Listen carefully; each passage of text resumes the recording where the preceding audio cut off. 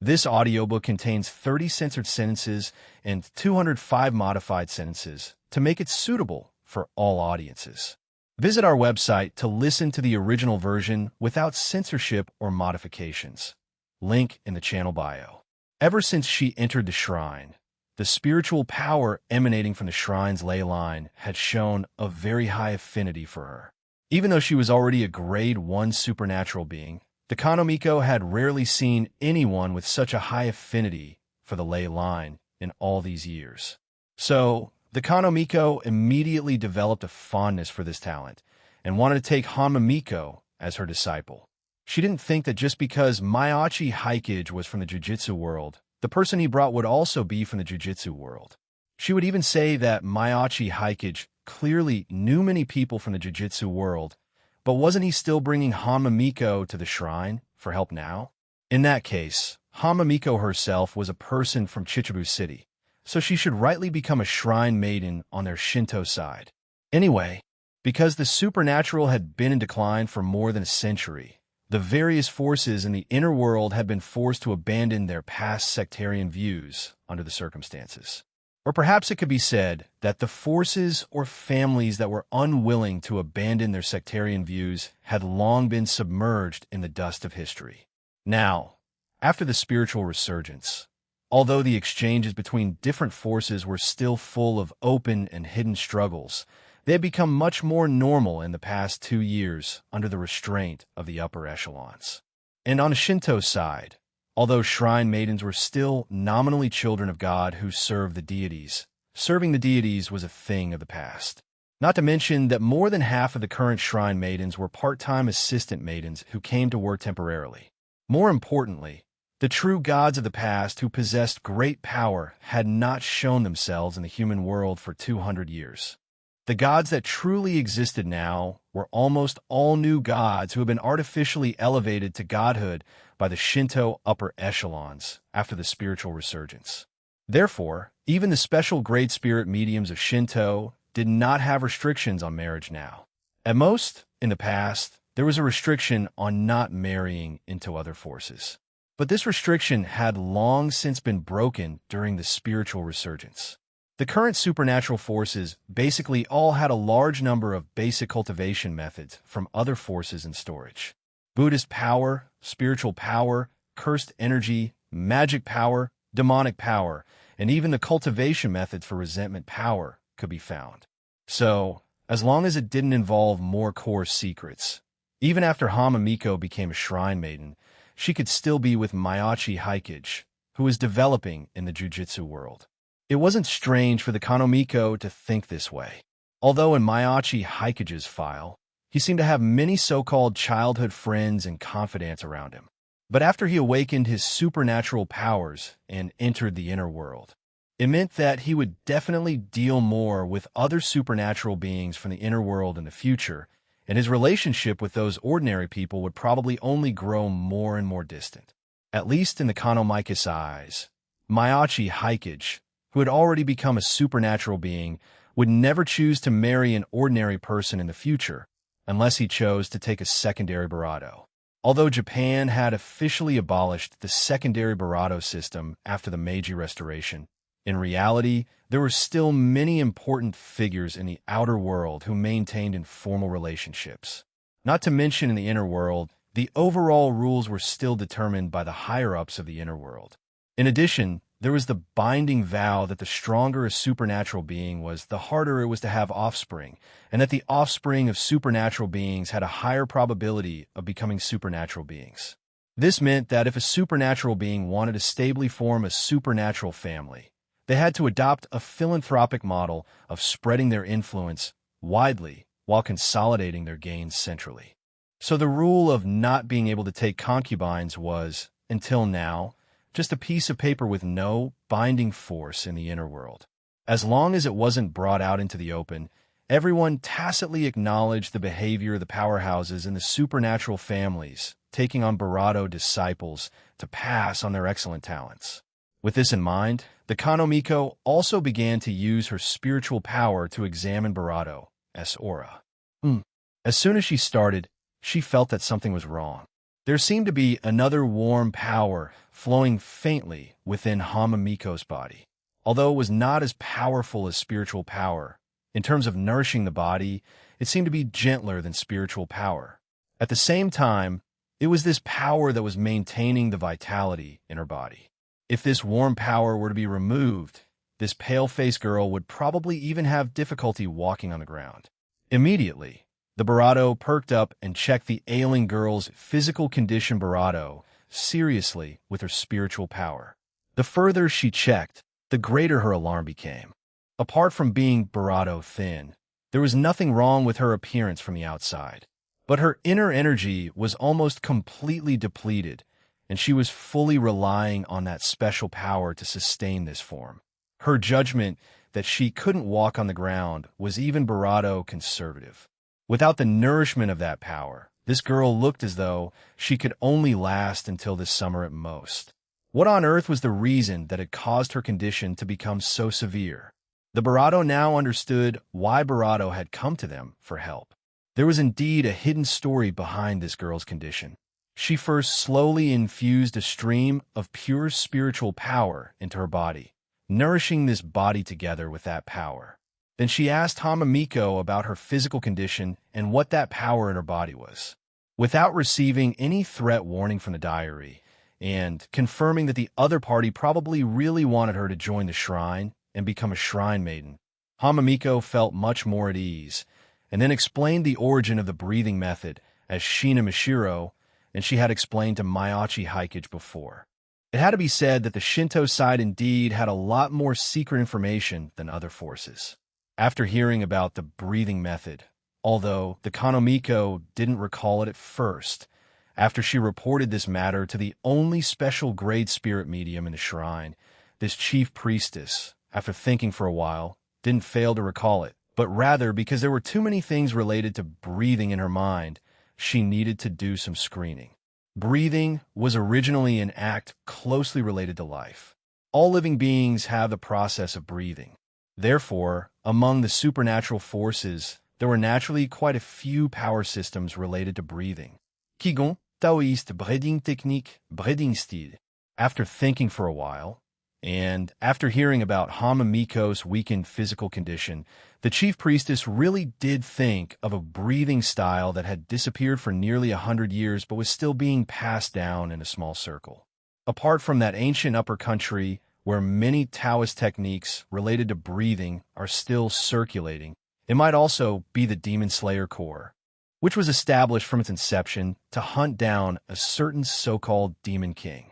That force had a very close cooperative relationship with a branch of Shintoism back then, and also left behind relatively complete written records. It can be considered one of the few supernatural forces that were still frequently active during the period of supernatural decline.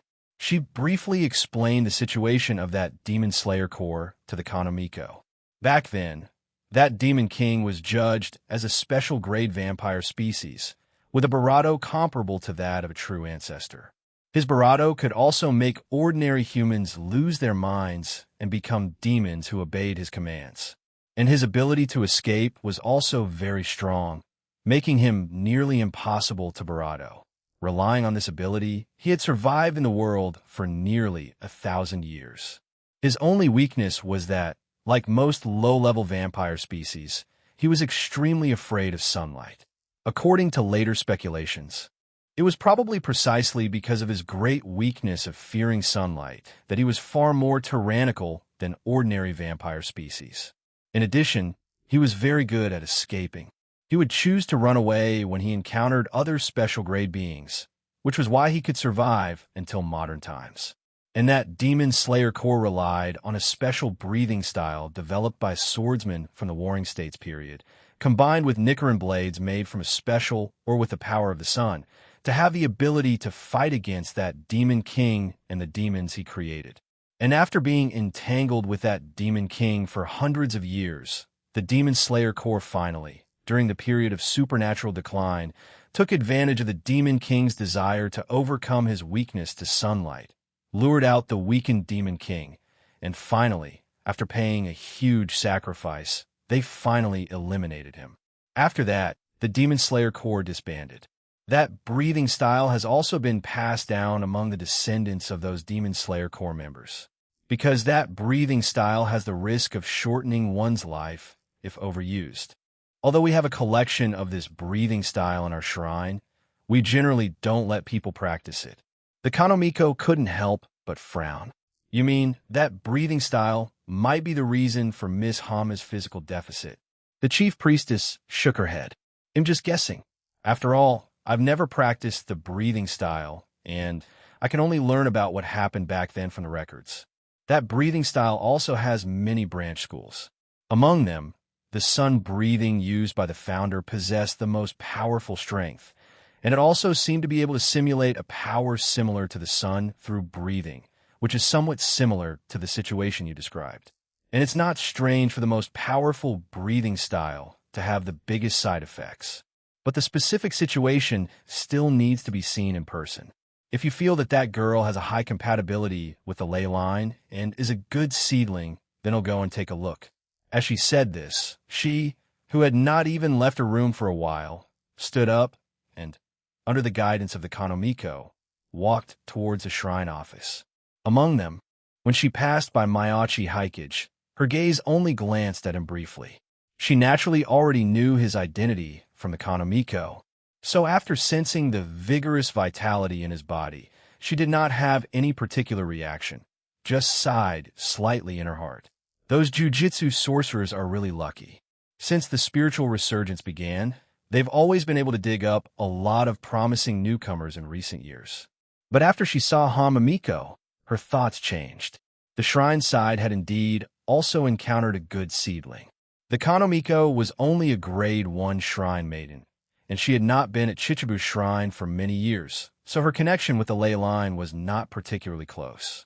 But she, who had been stationed at Chichibu's shrine for more than 10 years and was almost completely connected to the ley line, could see Hanma Miko's essence at a glance.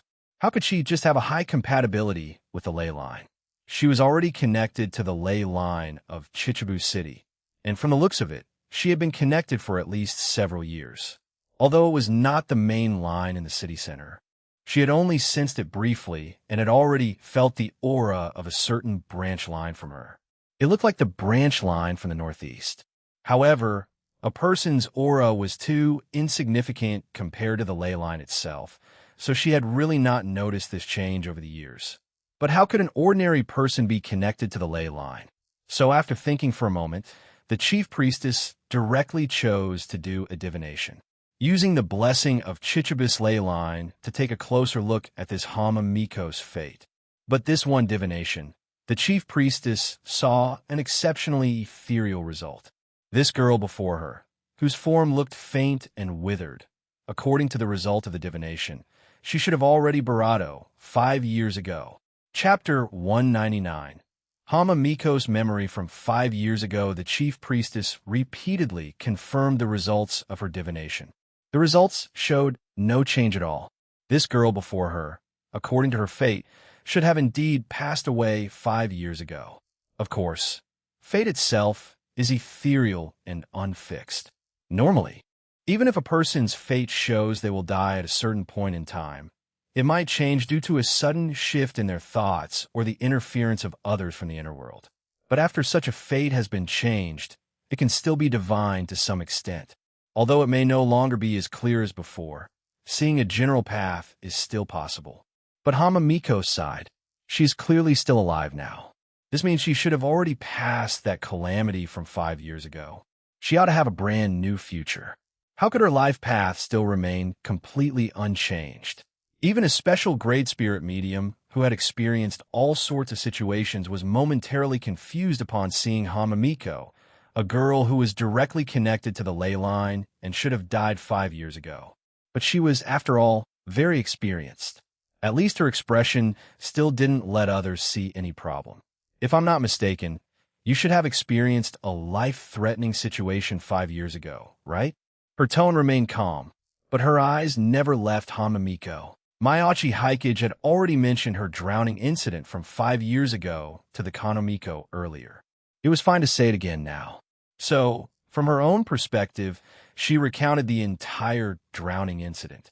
After finishing playing with her friends, she accidentally fell into the water on her way home alone and nearly died. Luckily, Mayachi Hikage arrived in time, bringing a group from Asagaoka to rescue her. They performed timely first aid and sent her to the hospital, allowing her to survive by a stroke of luck. Just as she finished recounting this past event, the chief priestess nodded and then said, "First, close your eyes and carefully recall the events of that time. Then explain everything in detail, bit by bit." Then, Hamamiko's side received a reminder from the diary. It was just a simple reminder, not a warning. Hamamiko subconsciously took out her diary, detecting an unknown force attempting to apply a slight mental suggestion to the host. Spend reading value to clear the suggestion effect. Seeing the diary's reminder, Hamamiko couldn't help but feel a little surprised. Is this shrine maiden in front of me using a mental suggestion on me right now? Is she worried I'm not telling the truth? Although the diary said slight, and there was no danger warning, it proved that the suggestion this shrine maiden was placing on her was likely not malicious. When another prompt appeared in the diary, offering a way to spend Barato reading value to analyze the impact of the mental suggestion, Barato did not hesitate and chose to redeem it. She wanted to know about my experience from 5 years ago as completely and accurately as possible, and wants to use mental suggestion to awaken those memories I can't recall clearly or perhaps have deliberately forgotten. After confirming the other's purpose, Hamamiko hesitated for a moment. To be honest, although it was indeed an unforgettable experience, she had originally thought she would never forget that day in her life. But as time went by, looking back on the drowning incident from 5 years ago, there were indeed many details she couldn't remember clearly. She couldn't even remember where on that mountain path she had fallen into the water, or where she had been rescued by Mayachi Hikage and the others. Since the diary had confirmed that this shrine maiden meant her no harm and really just wanted to get a clearer picture of her memories, Hamamiko chose not to clear the suggestion. Instead, Censuredo that passed from 5 years ago appeared before her eyes with extreme clarity, including the details she herself had subconsciously overlooked. It all started with the Super Peace Busters, formed by their group of childhood friends. First, a group of children who played well together secretly ignored their parents' warnings and ran into the mountains, about 20 or 30 minutes away from the city. They found an abandoned cabin there, spent over a month cleaning it up, and turned it into their 5-person secret base. Then they spent a long Censuredo until one day during the summer vacation 5 years ago, they already in the 6th grade, were playing in their secret base as usual. It was just that on that day, perhaps because of the hot weather, the topic of conversation suddenly shifted to the somewhat ambiguous subject of who they liked. And then that boy, the one who had started the Super Peace Busters, who still came to visit her occasionally, but had almost disappeared from her life, perhaps due to guilt. When asked by another girl if he liked her, Minma, he shamefully denied it all and ran away. Next, she wanted to chase after that boy, but was stopped by another boy who wanted to give her a pretty pink flower. In her haste, she refused him. Finally, in her rush to go down the mountain and return home, she slipped and fell into the water. This memory, which had been the fuzziest, became unprecedentedly clear under the chief priestess' spiritual power. Besides Mayachi Hikage and his group, the last boy from the Super Peace Busters also saw her fall in the water, but because he was too scared, he just screamed a few times and ran away. He probably went down the mountain to get help, right? Although she didn't see those 3 guilt-ridden boys until the next day at the hospital. Hamamiko thought this, but in her memory, her drowning self, before completely losing consciousness, finally saw the group of boys and girls who rescued her. First, a few girls were exclaiming from the side that someone had fallen into the water. Hamamiko had no impression of this before. She only learned about it from her parents' explanation after she was rescued. Now she saw it clearly. It was the 2 Kashiriya girls who should have been only 9 at the time, and Mayachi Hikage's older twin sister. Then, a 14-year-old boy whose current online persona was Asagaoka's #1 rural tyrant, wanted to jump directly into the water to save her. But as he was getting in the water, Mayachi Hikage, who was also only in his early teens at the time, handed him several swimming rings and pointed out that the river current was very strong and he needed to be careful. So Mayachi Hikage actually told that boy back then, "Your own life comes first, don't force it." Looking at the boy in her memory, who was a year younger than her, but whose tone was not a fake maturity at all, making a group of boys and girls, both younger and older than him, subconsciously follow his commands, Hamamiko couldn't help but sigh in her heart. But thankfully, she was rescued by that boy in the end. Of course, it was also with Mayachi Hikage's assistance and command. The boy found a spot in the water where the current was not as strong and was closer to the bank, and they were pulled up using a simple rope temporarily made from several people's clothes. As for what happened next, Hamamiko felt a little embarrassed. Mayachi Hikage first carefully checked her mouth and nose for any blockages, followed by artificial respiration and chest compressions. She could even notice in this memory Mayachi Hikari's gossipy gaze from the side. Even though she knew he was just performing first aid and had no intention of taking advantage of her. Without Mayachi Hikage's professional rescue, even if she had been pulled out, she might not have lasted until the ambulance arrived. And a little while after that, before the ambulance arrived, she, no longer in mortal danger, relaxed and fell completely unconscious. This part of the memory was a story that could not be observed even with spiritual power. But for the memories after that, it should be the same to just ask Mayachi Hikage directly, right? As Hamamiko completely and clearly re-experienced the events of that day, the chief priestess also obtained the information she wanted. The only place that could be considered suspicious seemed to be that cabin they had used as a secret base 5 years ago. The chief priestess did not comment on the events of that time.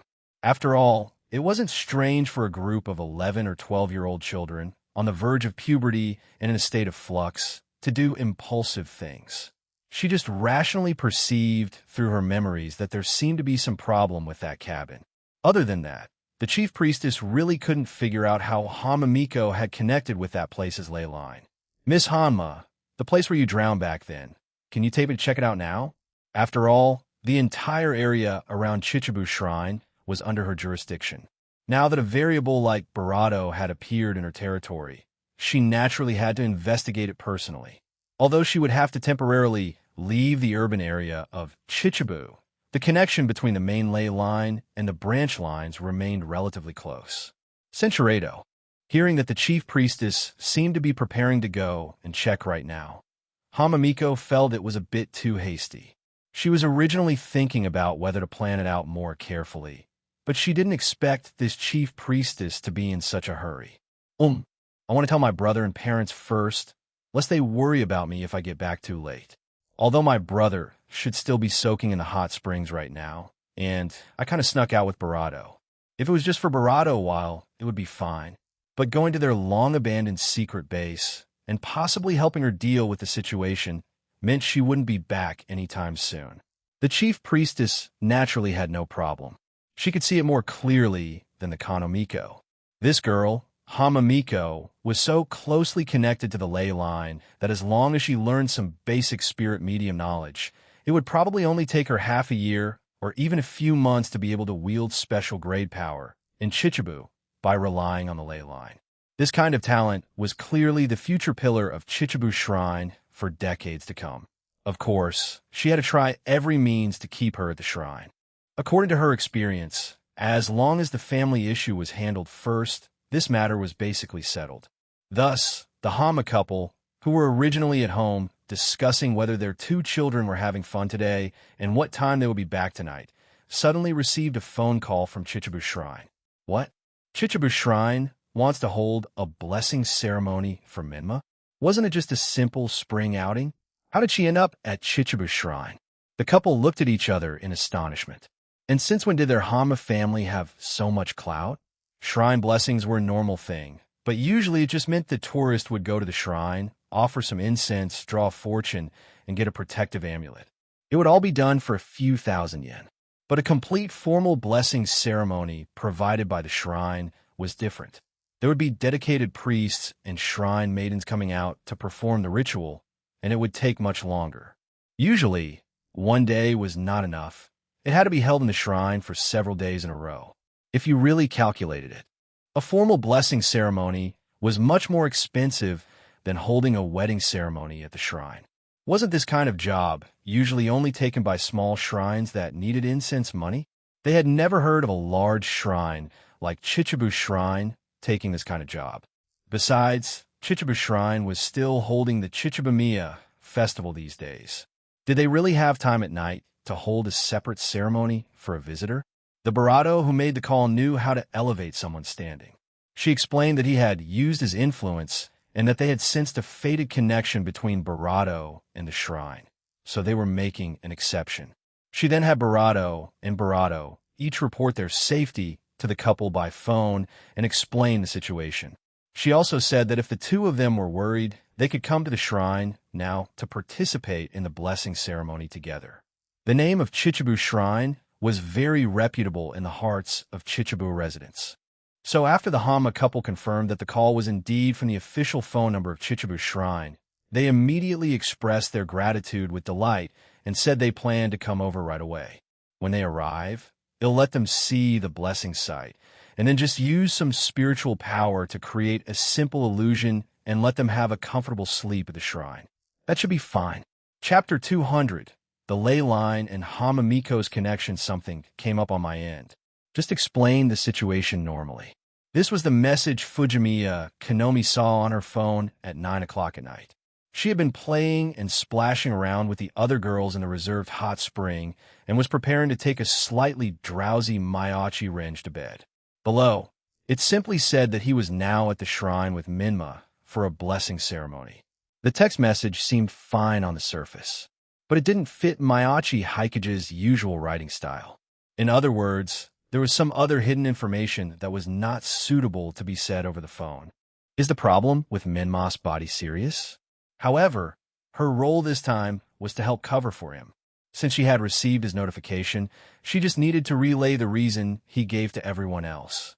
Haikage didn't go to the hot springs, but went to Chichibu Shrine with Minma. After spending a day with Miko, everyone had grown accustomed to calling her by the affectionate name Minma. But when she heard that Barato had gone to the shrine with Minma, Barato, who had been playfully pestering Renge, suddenly became Barato anxious. Her concern about being left out began to show. Today, she had already sensed that after Maiachi Haikage had spent a few days filming near the high school Fujimiya Konomi attended, the distance between the two of them seemed to have suddenly closed a lot. Actually, Maiachi Haikage and Fujimiya Konomi had always had good chemistry. It was just that she had always been in charge of Asagaoka Media's external publicity affairs, and in the beginning, she had no experience and always needed his guidance. And from the perspective of others in Asagaoka, including Koshiya Suguru, she and Maiachi Haikage had a bit of a bickering couple dynamic. In addition, both of them were very fond of Maiachi Renge, and the added topic of taking care of Renge together gave outsiders the impression that they were an old married couple. But only Barato herself knew that her status as the primary partner was due to Renge's bonus. In reality, Fujimiya Konomi, who had spent more time with Maiachi Haikage at the Asagaoka branch school, was the real boss behind the scenes. Because of Fujimiya Konomi's naturally gentle, water-like personality, she never took the initiative to fight for anything. Only Kageyama Kid, as a love rival, could see her intentions more clearly. However, because the two of them had also known each other since they were young and were best friends with a good relationship, they still maintained a basic tacit understanding when it came to the topic of Maiachi Haikage. That was friendly internal competition based on their own abilities, but a united front against outsiders. That was why she had asked Maiachi Haikage to go and check on Fujimiya Konomi when she heard that she hadn't been feeling well recently. But who would have thought that in just a few days, after filming a video outside, Fujimiya Konomi seemed to have taken another step closer to Maiachi Haikage. If it was just Fujimiya Konomi, she would have tolerated it. After all, she had heard that Maiachi Haikage had met several new pretty girls in Tokyo. No matter what, even if Asagaoka was indeed in the countryside, they couldn't just bow down to Tokyo high school girls so easily. But now, this outside neighbor from Chichibu City, Hamamiko, was also showing this intention. And Mayachi Hikage had even taken her to visit a shrine at night. Looking at Fujimiya Kanomi, it seems she had known about it all along. This made Kageyama Kid feel a bit backstabbed. Wait, did Mayachi Hikage send her an email? Thinking of this, she immediately put down the drowsy wrench and checked her phone. Seeing that her phone indeed had an email from Mayachi Hikage sent not long ago, Kageyama Kid finally nodded slightly. Although it had the feeling of acting first and reporting later, since both she and Fujimiya Kanomi had received the email, then it was fine. She secretly compared the email Mayachi Hikage had sent. She found that the tone on her side was much more casual, and the content of the explanation was also Barato detailed. In the email sent to her, Barato explained in detail that he had thought Barato might not feel comfortable joining the hot springs with everyone else, and considering that everyone else was in the hot springs, she might feel left out, so he had accompanied her to the nearby Chichibu shrine to pay respects. It turned out that he already knew the priest at the shrine. Then, after learning about Hamamiko's situation, the priest offered to hold a blessing ceremony for her. Now Mayachi Hikage had to stay at the shrine to help look after Hamamiko, who was in poor health and would only come back after her parents arrived. Looking at this detailed explanation, and glancing at Fujimiya Kanomi's side, which was just a short 3 or 4 sentences, it seemed that Mayachi Hikage still cared more about her feelings. Barato had even hidden the word count of her email, so Kanomi would not feel disappointed if she saw it. However, the faint smile on Kid's face made Fujimiya Kanomi inwardly criticize Barato as a scumbag. At the same time, a trace of worry also arose in Fujimiya Kanomi's heart. I hope nothing unexpected happens on Hikage's side tonight. Achoo! Unfortunately, the one who sneezed for being talked about was not Mayachi Hikage, but the rather frail Hamamiko. Although it was already May, it was still Barato cold walking along the mountain road at night. Barato, who could now Barato popsicles and wear short sleeves even in winter, naturally took off his jacket and offered it to Barato. She gave him a grateful look, then lowered her head slightly, looking at the newly updated diary in her hand. The update time for tomorrow's diary was no different from usual. As expected, Mayachi Hikage can't have any connection to the mysterious person. She had been with him all night. If he was the mysterious person, how would he have time to update the diary? Although Hamamiko herself had never really suspected Mayachi Hikage, and her attitude towards the mysterious person was not that persistent.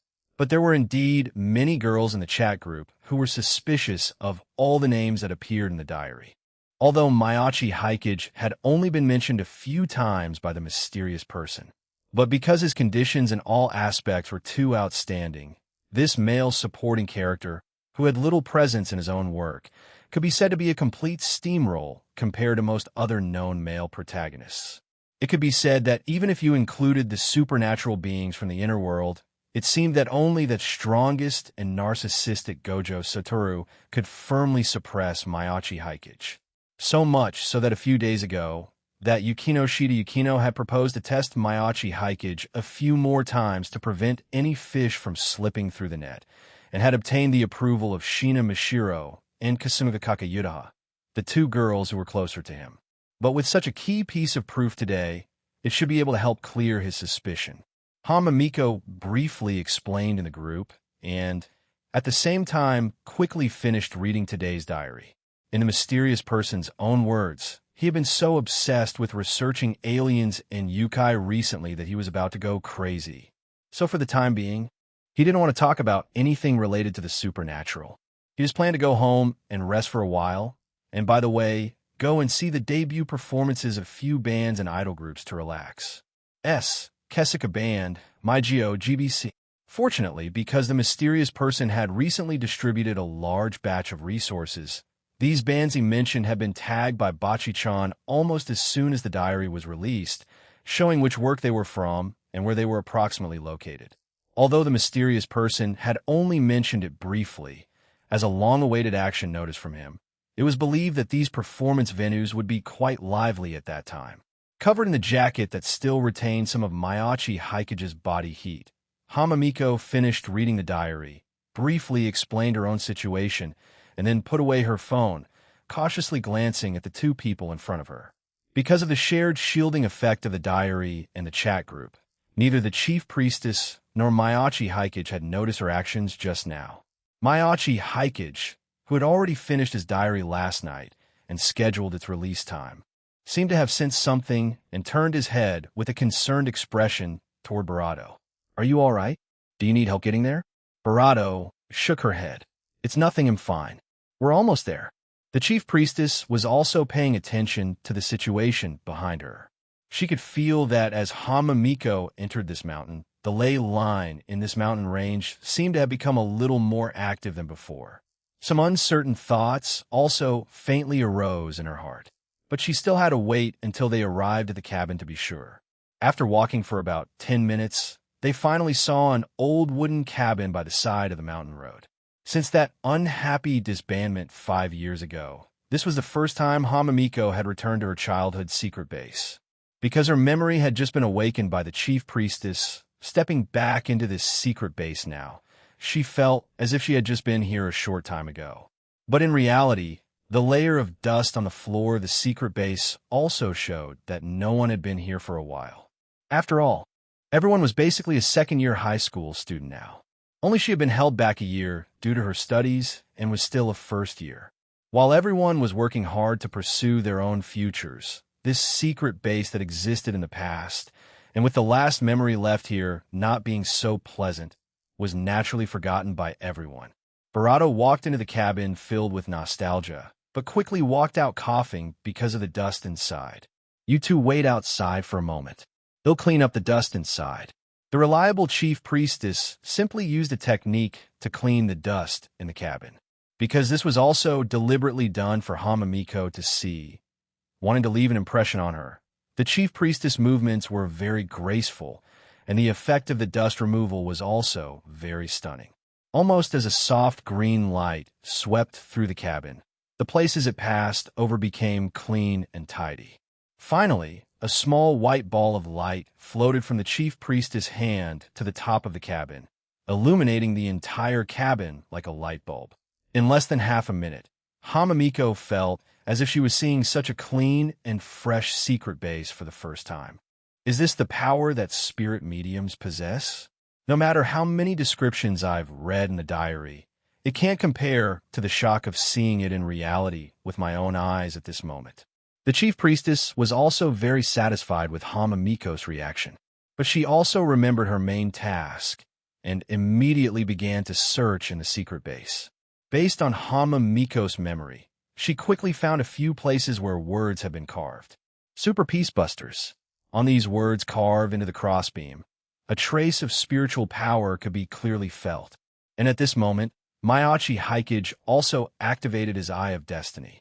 As expected, the thread connected to Hamamiko extended from this cabin, and when Hamamiko entered the cabin, what was connected to her was no longer a thread, but was almost in the form of a cocoon enveloping her entire body. Similarly, the speed at which that power was draining her energy had increased dramatically. However, what amazed Barato was that even though the cocoon was draining Barato's energy at an astonishing rate, the Eye of Destiny still could not detect any ominous or dangerous aura around her.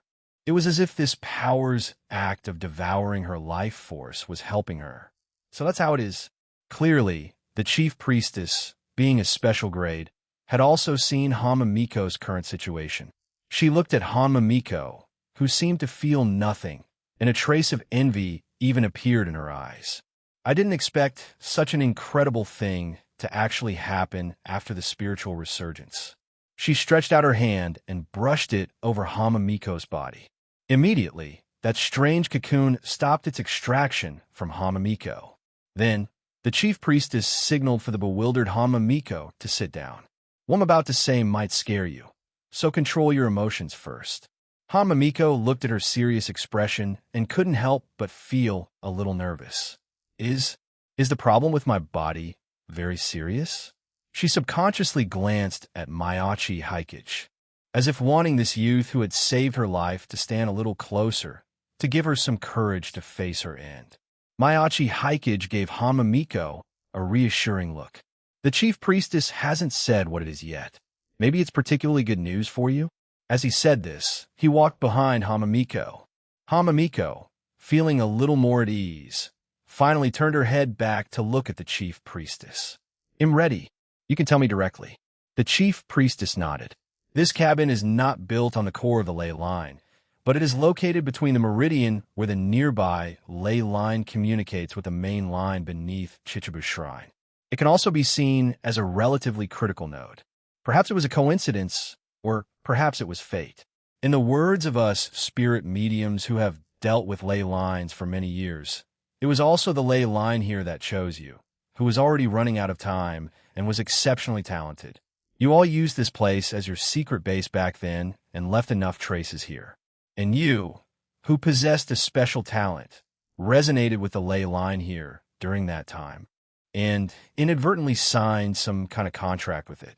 The chief priestess gestured toward a corner of the cabin where Barato had carved her own name. Although everyone had left their names here at that time, the only ones that had received a response from the ley line were Hamamiko's name and that Super Peacebuster's mark. And the reason why your body became weak after drowning is because your fate as a human should have indeed ended during that drowning incident 5 years ago. But this doesn't mean you died. If you had died at that time, your soul would have merged with the ley line here, becoming the mountain god of this place. And you might have even, in the future, relying on the power of the ley line, become the first awakened revered god in the Chichibu area after the spiritual resurgence. Chapter 201. Hamamiko's Day of Apotheosis Me. My original fate was to die 5 years ago, and then become a god? These words were indeed too much of a shock for Hamamiko. However, it wasn't as if she was completely unprepared for something like this. When she had just joined the chat group, watching everyone in the group talk about their respective stories, she had also wondered what her own original story might have been. After she mentioned that she had been saved by Mayachi Haikage once, the opinion that you're a female protagonist, how could you be done for there?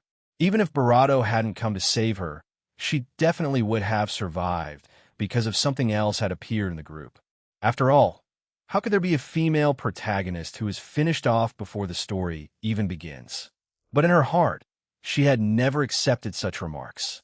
Especially with the help of the chief priestess, she had seen the situation of the day she fell into the water more clearly, and only then did she finally confirm.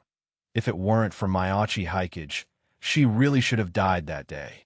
She thought this, and then couldn't help but move a little closer to Mayachi Haikage's position. Perhaps it was because she knew this in her heart that she trusted Mayachi Haikage so much, even though they had only met a few times. But now, after telling her this fact, the chief priestess gave her even more shocking news. If she had died at that time, she could have become a god? Was this kind of thing real? This was just too bizarre. Before Hamamiko could speak, Mayachi Haikage was the first to frown and ask the chief priestess, "Do you mean that I shouldn't have saved Mima back then?" The chief priestess naturally shook her head. Saving a life is better than building a 7-story pagoda. This is never wrong. Moreover, after becoming a god with a mortal soul, your soul might be influenced by divinity, causing you to gradually lose your human emotions. This kind of thing isn't necessarily good or bad. It's just that from what I've divined, drowning and then becoming the mountain god of this place was indeed her original fate. But fate has never been fixed. Even a Minamina Kanushi no Kami cannot absolutely control human destiny. She reassured Hanma Miko. So, although Miko, you were fated to die young because of Mayachi-kun's 2 appearances, your fate has turned onto another path. 2 appearances. One was 5 years ago, and one was today. This is also why Hanma Miko's fate still showed that she had drowned 5 years ago. If Mayachi Haikage hadn't brought you to our shrine tonight, perhaps in a few more months, your body would have completely lost its life force and finally returned to the fate of 5 years ago, letting you become the mountain god of this place after death.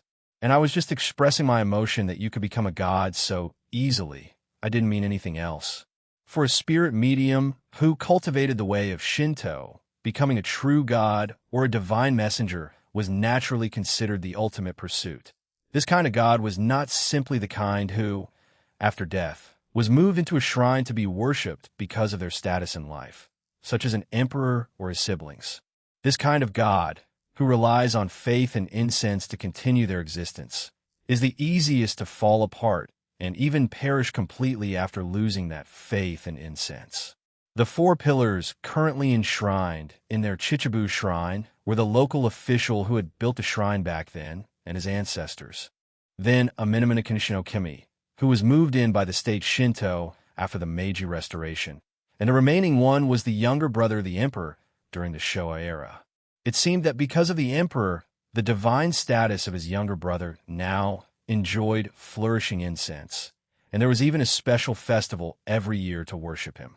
The incense he received was even more abundant than the other three gods who had a history of thousands of years.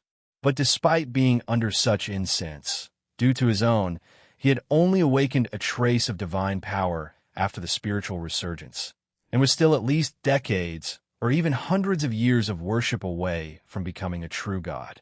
However, as long as his incense was interrupted for a year or two in the process, or even after becoming a god, if the incense was cut off, he would lose his divinity at light speed, and only in the future, when he was worshipped by people again, would he have a chance to regain it. In this regard, the shrine maidens and priests of Chichibu Shrine were well aware of this. They knew that elevating him to one of the four pillars was already a sign of the inner world's weakness towards the outer world during the supernatural decline, and they didn't think he had any chance of becoming a true god. In contrast, if one could first connect with a ley line to become a god, then even without incense, one could rely on the power of the ley line to maintain one's own existence for a long time. Even during the period of supernatural decline, these gods would still not dissipate by relying on the ley line. It was just that they also couldn't use too much power and often needed to hibernate. However, there were not many such gods in Japan, and they were almost all hidden gods who were unwilling to interact with humans, nor were they willing to go and live in Takamagura, the dwelling place of the gods. Even the Shinto upper echelons couldn't get the truth about the other gods' departure from the human world and the supernatural decline from the mouths of these scattered and reclusive gods. And as time went on, those gods either chose to leave the human world or completely hid themselves so that others could not find their traces. It wasn't until the recent spiritual resurgence that some people had rediscovered the traces of a few reclusive gods who hadn't found a way to leave the human world and had hidden themselves. But for Japan, which claimed to have 8 million gods back then, this could indeed only be considered a drop in the ocean. Why does it sound a bit like the yukai from Legends? Maiachi Haikage, who was standing to the side, couldn't help but feel a trace of doubt after hearing the chief priestess' explanation. But seeing the envious expression on the chief priestess' face as she looked at Barato's current situation, there seemed to be a difference between them. Most mountain spirits and wild monsters are indeed born from ley lines, but their birth is somewhat similar to that of cursed spirits, requiring human emotions or desires for a certain aspect to fully manifest. So, these yukai who appear because of desire could be considered the illegitimate children of the ley line and are not recognized by it. However, they do possess supernatural powers and can, like cursed spirits, become stronger because of human emotions and even leave their birthplace after growing up. Even during the period of supernatural decline, these yukai did not suddenly disappear from the human world like those gods, but hid in the human world. There were even some yukai who formed relationships with humans and had offspring. But the matter of half-demons has existed since 1,000 years ago. It's just that it has become relatively Barato common in modern times. Only a very small number of spirits with pure hearts can be chosen by the ley line and become the local gods. As she said this, she also looked at Hamamiko, who was sitting restlessly with emotion.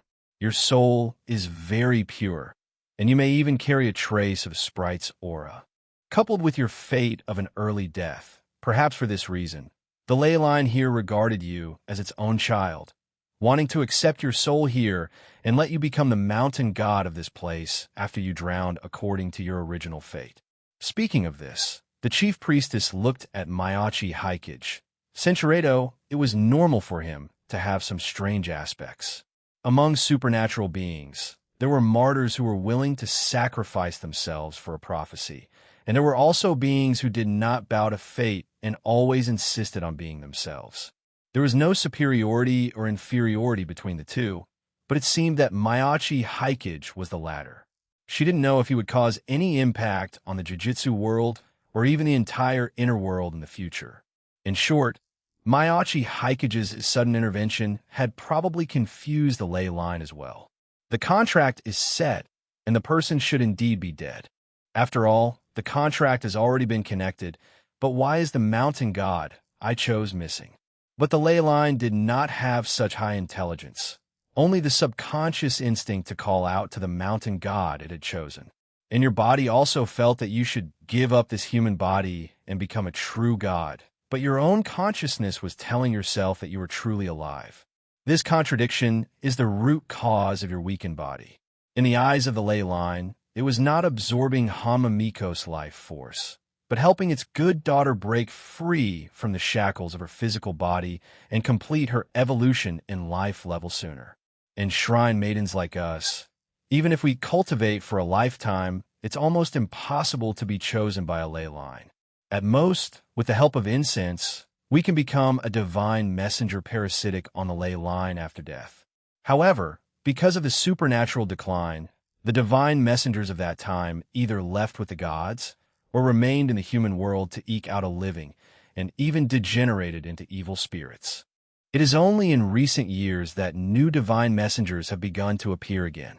Under such circumstances, Hamamiko, who had been chosen by the ley line to ascend to heaven in one step without any cultivation, was indeed worthy of her envy.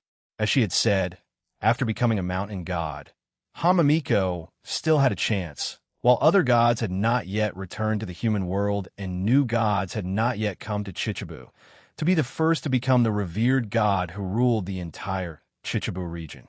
At that time, Chichibu Shrine could also get rid of the title of state Shinto, logically invite that revered god out of the shrine, and then give Hamamiko a divine name she likes, to be worshipped as one of the new four pillars. Although this kind of thing was not common now, in the inner world, especially in the human world before the gods had departed, it was very normal for a shrine to adjust the gods it worshiped due to conflicts or contests between them. However, she glanced at Hamamiko. Seeing her hesitant appearance, she knew that it was impossible for her to give up her human identity. Or rather, she had not fully believed what she had said, nor had she thought that she would have the chance to become a so-called god. A peaceful, pure-hearted, and frail girl who simply wanted a healthy form would find it very difficult to make the choice to give up her physical self and the human emotions she now possessed. Even she, a special grade spirit medium who had cultivated for decades, could abandon her physical body for the sake of becoming a god. But if it would really make her emotions and even her memories as a human disappear, then she would still hesitate. She could see this point. So before Hamamiko had clarified her attitude, she first said to her, "The contract between you and the ley line cannot be broken, because that contract has already become deeply rooted within your soul and the ley line of this place. If it is broken Barato, your current Barato will not be able to withstand the consequences, and it may also trigger a riot from the ley line. I don't think you want that to happen either. The best choice now is to continue to maintain the existence of the contract. Then I can find a way to communicate with the ley line and make it so that the contract will not affect your body again in the short term. It might even be possible to have the ley line feed back spiritual power to your body, allowing it to recover as soon as possible. As for the time, I'm not too sure at the moment. It still depends on how obsessed the ley line here is with you, but it should be able to buy you a few years. Of course, because we have to take the ley line's feelings into account, you probably won't be able to leave Chichibu City too far for a long time in the future. Otherwise, it might cause the connection between you and the ley line to break, which would also trigger a backlash in your body and a riot from the ley line." Hearing this, Miyachi Haikage couldn't help but scratch his head. Previously, Hamamiko had only come to Asagaoka, which was not too far from Chichibu, and Hamamiko, due to her health, had stayed in Chichibu City without going out, which was why she had been safe all this time. He had previously thought about taking Hamamiko to a farther place to try and break the thread on her and see what would happen. Fortunately, he hadn't had time to act yet, and had come to Chichibu Shrine to ask the professionals first. Otherwise, it would have really caused a big disaster. Then, the chief priestess also solemnly extended an invitation to Hamamiko. Although it may sound a bit forceful to say this at this time, we Shinto are indeed one of the supernatural forces with the deepest research into ley lines, and Chichibu Shrine is also one of the oldest shrines in Saitama Prefecture. So I hope you can join our shrine. I will take you as my disciple and teach you the secret methods to normally establish a connection with the ley line. After you learn these secret methods, you can also communicate with the ley line yourself and buy more time for yourself, until you are qualified to become a true god. She paused at this somewhat sensitive point and then added, of course, this does not require you to give up your body, but to ascend to godhood together with your body. Although there hasn't been an existence of ascending to godhood in the flesh in modern times for many years, the waves of the spiritual resurgence are now surging one after another. I think with your talent, you still have a good chance. Chapter 202. The vanished pair following the chief priestess explanation. Hamamiko, who now understood her physical condition, felt a reminder coming from her diary. It seemed to be reminding her that the commission to go to the drowning site and find out the truth about her body was now complete. Under the gaze of the two, Hamamiko did not answer, but first took out her diary to check it. Sure enough, according to the diary's notation, she had already completed the previous commission, receiving a considerable reading value reward, and a follow-up commission task also appeared. To be precise, it was a commission that she could freely choose. The first option was to abandon her body and become the mountain god of this place in the normal way. Although she would be subject to certain restrictions, she only needed to consume reading value to retain all her emotions and memories under the influence of divinity. And she could also gradually grow into a more powerful god by continuously completing subsequent commissions. In the diary's notation, this was an A-rank commission. Besides a large number of points, she could also get an extra lottery chance. And after this choice, there was another line of notation in the diary, stating that due to her personal reasons, the actual difficulty of choosing this path would be greatly reduced. This basically confirmed what the chief priestess had said. As long as she died, she could immediately become the mountain god of this place, and then step by step, she could become the revered god of the entire Chichibu region. However, the diary also noted that after becoming a god in this way, although she could obtain power above special grade in a short time, her upper limit would only be at the level of a regional great god. Even with the diary's help, it would be difficult to develop further. As for the latter, it was what the chief priestess had just said: continue to cultivate the physical body, with body and spirit advancing together, and finally achieve apotheosis in the flesh. Doing so would allow her to retain her complete self and not be subject to any restrictions.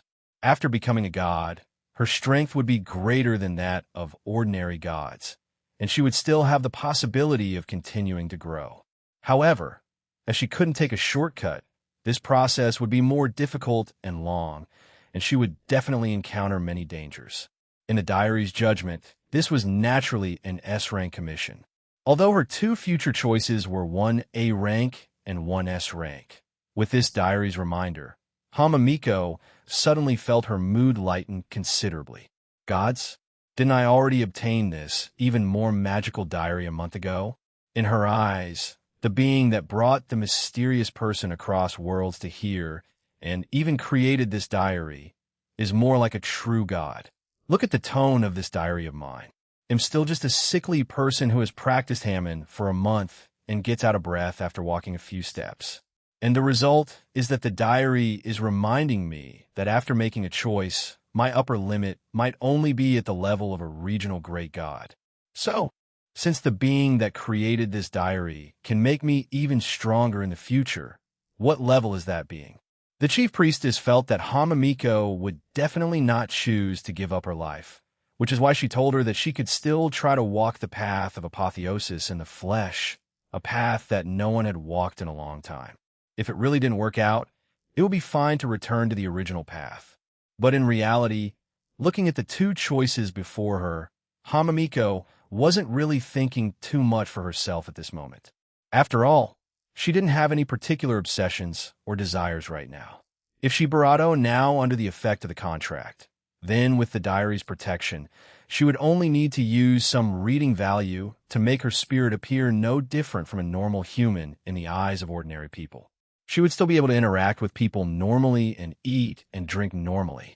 What I'm thinking now is I can cultivate my body first. If the girls in the group or Mayachi Hikage encounter any trouble that's hard to deal with, I can then give up my physical body to obtain greater power. As for whether to join the shrine, on this point, Hamamiko had already made a choice when she was chatting with Mayachi Hikage on the way here. The chief priestess and the Kanomiko were both very good people, and she herself had no resistance to joining the shrine. After joining the shrine, she could also use her relationship with these two shrine maidens to help everyone in the group and Mayachi Hikage. Therefore, after looking back at Mayachi Hikage, Hamamiko stated with a firm expression that she was willing to join the shrine and called the chief priestess sensei. Hearing Hamamiko's answer, a smile also appeared on the chief priestess' face. Accepting a girl who would most likely become a god in the future as a disciple. Although it was only the first half of the year, her annual report would definitely shock a bunch of her colleagues. And her future path to becoming a divine messenger had also become much smoother. Watching the chief priestess, who was already starting to choose a suitable date for the apprenticeship ceremony, Mayachi Hikage also felt that this matter had been resolved a bit too easily and simply.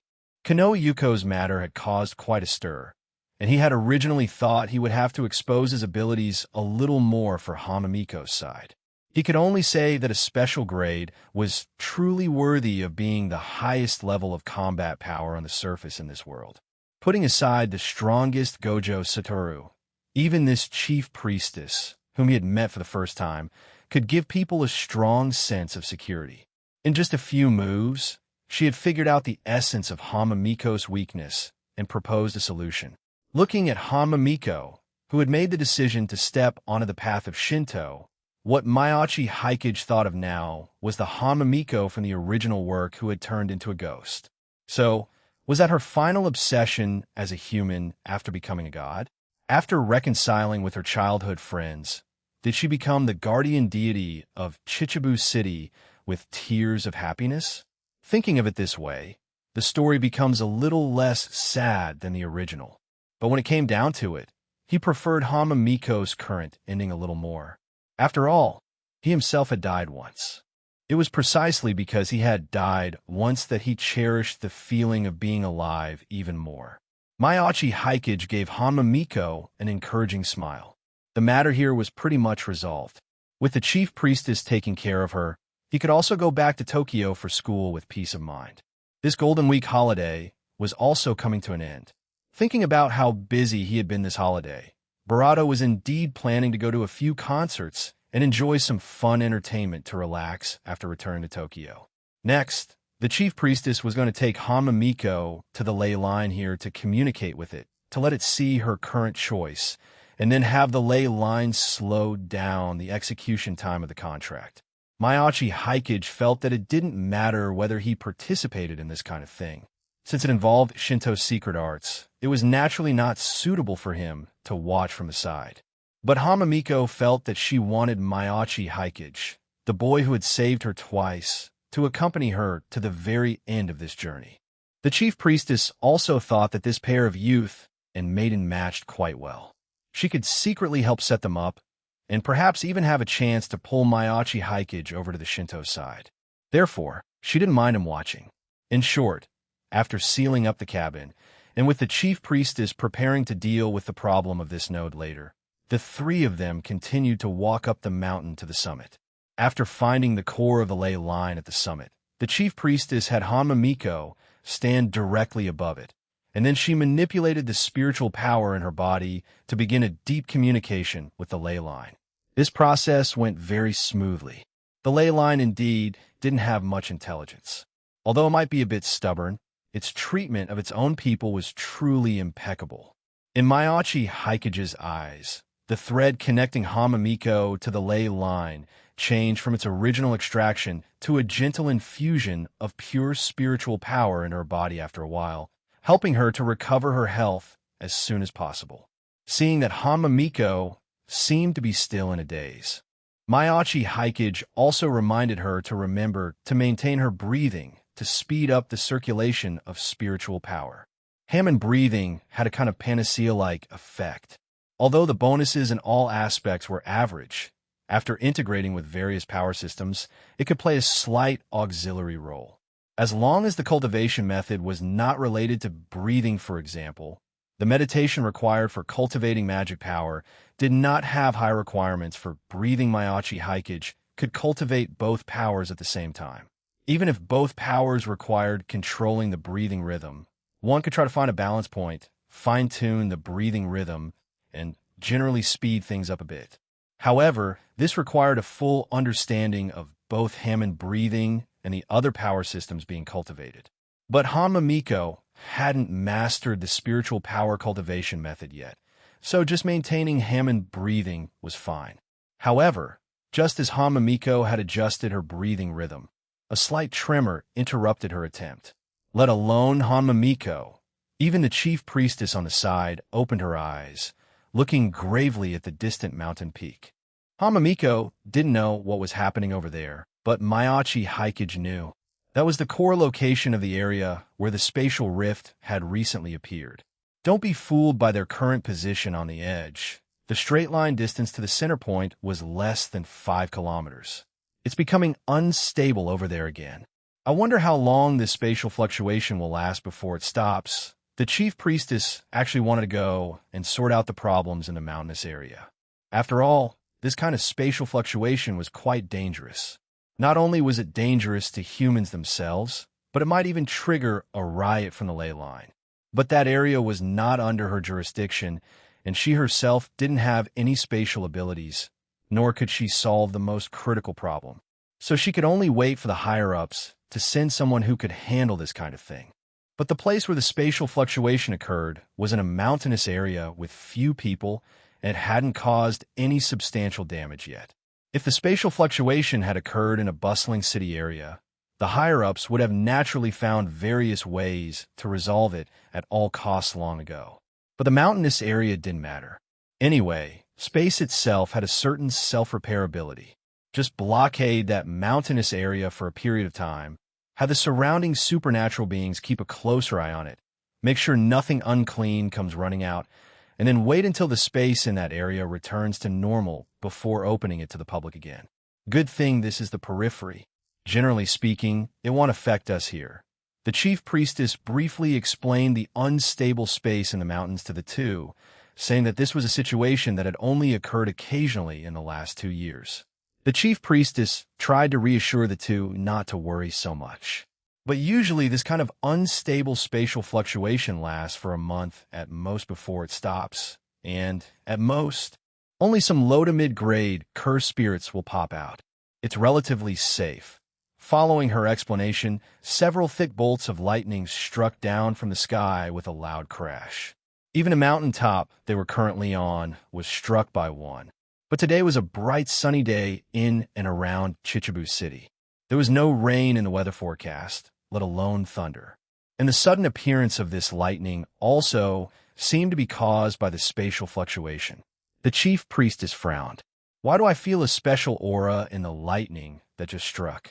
That was definitely not some ordinary, naturally formed lightning. On the contrary, it was like the supernatural power released by a supernatural being when fighting an enemy. But among the supernatural beings currently living and active in and around Chichibu City and Asaigauka, there was no one who specialized in lightning techniques.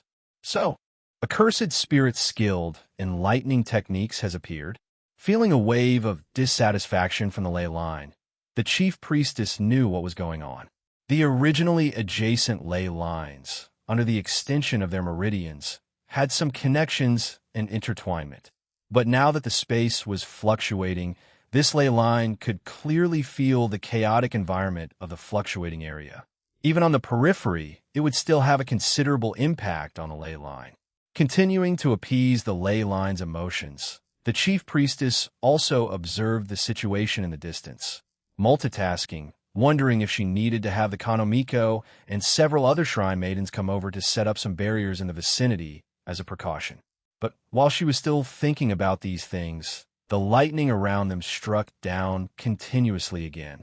Even more intense roaring sounds came from the core area. It was unknown if these roars would spread to Asagauka and Chichibus urban area and start some new urban legends. And then Mayachi Hikage could clearly feel an even stronger tremor coming from the ground beneath his feet again. No, this is already an earthquake. He looked at the chief priestess. It seemed today's ritual had to be interrupted. It seems this is as far as we can go. The chief priestess said to Barado. Ley lines are like this. Although it promised not to impose the contract on you for the time being, it still feels unhappy. And with the spatial disturbance around, encountering too many unpleasant things at once, it will use this way to vent its dissatisfaction. But after grasping their temperament, dealing with ley lines is very simple. And you were originally the mountain god it chose, so you have a great advantage in this regard. With just a little practice, you should be able to make it listen to you, just like now. Following the chief priestess' use of a secret art to appease the ley line. Just as her words fell, she immediately felt an even more violent spatial distortion erupt from the central region. Not just the central location. Even their current position on the edge was enveloped by this fluctuation. When the chief priestess came back to her senses, she was stunned to find that Hama Miko and Mayachi Hikage had disappeared from before her eyes. Where are they? Could they have been teleported away by the spatial fluctuation just now? Just as this thought arose in her mind, a sense of unease welled up. Oh no, the ley line that was just appeased in the very next moment, sensing the sudden disappearance of the contractor it had chosen. The ley line beneath her feet went completely berserk. Along with the suddenly erupting spatial fluctuation, the two forces merged into one. A tremor far more intense than before not only swept through the entire mountain range, but also quickly spread towards the surrounding urban areas. Chapter 203. Crossing to another world and an unknown god on Mayachi Hikage's side, he only felt a white light appear before his eyes. He only had time to grab Hamamiko, who was closer to him. Then, in the next moment, along with a dizzying feeling of the world turning upside down, he could clearly feel that he and Hamamiko, whom he was holding on to, seemed to have been thrown to another place. Fortunately, Mayachi Hikage had kept his destiny ability active the entire time, using it to observe Hamamiko's physical condition and that unstable space in the distance. Therefore, he had already sensed it when the spatial fluctuation first appeared, so he was somewhat prepared. It was just that the speed at which this fluctuation spread was too fast this time. From the core position in the center to their current location, it had only taken less than 2 seconds, a speed much faster than the speed of sound. Even if Mayachi Hikage had the Cardmaster's teleportation, he wouldn't have been able to teleport with someone in such a short time. More importantly, he strongly suspected that this spatial fluctuation was aimed at him, because he had already done a divination for himself this morning when he went out. Although it was just a simple premonition, he had also relied on this premonition to think of taking Hamamiko to Chichibu's shrine to find the shrine maidens there for help. And he also had a premonition that today's events would not be resolved so easily. However, after seeing the chief priestess find Hamamiko's illness in just a few moves and even propose a solution, Mayachi Hikage had thought that his premonition was wrong. As a result, he had overlooked this spatial fluctuation, which had been mentioned by several people one after another since he returned to Asagauka, and which he had even personally confirmed. After all, it had appeared almost half a month ago, and the inner world side had also come here to confirm the situation. When Mayachi Hikage observed it himself, he also felt that the situation inside was not that bad, and was even developing in a stable direction. Who would have thought that tonight, when he brought Hamamiko to the summit of this mountain, the spatial fluctuation over there would erupt so unexpectedly? So this damn spatial fluctuation wasn't aimed at me. Was it? Mayachi Hikage complained, seriously suspecting that if he hadn't come here, that area probably wouldn't have caused such a big commotion tonight. If it weren't for the fact that Hamamiko was right beside him, and he had no intention of dropping his cover in front of her for the time being, he would have wanted to take out his diary and interrogate it to see if it was the one that had caused him to be affected by this spatial fluctuation. But I should first figure out the current situation, Mayachi Hikage thought, and then looked at Hamamiko beside him. Her current condition was much worse than his. Her face looked pale, but from the way she was still clutching the diary tightly in her other hand, she should have stabilized her Boda's condition with the help of the diary. Mima, are you okay? Mayachi Hikage only glanced at the diary in Hamamiko's hand for a split second. This action was naturally not noticed by Hamamiko, who was still confused about the situation. She looked pale as she nodded lightly at Mayachi Hikage. What's going on? I seem to be able to feel the connection between me and the ley line just now, and I could even feel it pouring spiritual power into my body. Now I can't feel anything at all. If it weren't for the diary automatically deducting reading value to help her offset the damage from the contract's backlash, she probably wouldn't even be able to stand up right now. Mayachi Hikage looked around. Although they were still in the mountains and forests, the surrounding environment looked extremely unfamiliar. It was clear that they had been teleported to an unknown area by the spatial fluctuation just now. It seems we were affected by the spatial fluctuation just now. We might not even be in Saitama Prefecture anymore, he said, and then took out his mobile phone. As expected, the phone had no signal. In other words, in the best-case scenario, we've been transported to an uninhabited area with no signal. Best-case scenario? Hearing this, Hamamiko's hands, which were clutching Mayachi Hikage and the diary, couldn't help but grip even tighter. I heard before that many ferocious beasts have suddenly appeared in the mountains between Chichibu and Asagaoka. But where did those ferocious beasts come from? The first jujitsu sorcerer I came into contact with, that the space in the mountains here was unstable. At first, his side probably thought that a sealed great Yukai had broken the seal and escaped.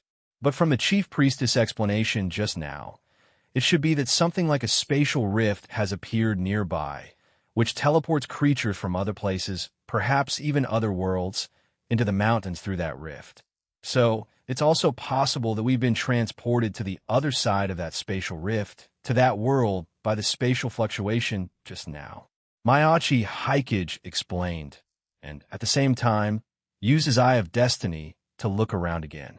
Indeed, after the teleportation just now, the thread on Hamamiko's body had now been broken. He could even see the rupture at the break, which looked as if it had been forcibly cut. If it weren't for the diary, Hamamiko would probably have become a balloon that was constantly leaking air, with her life force endlessly flowing out.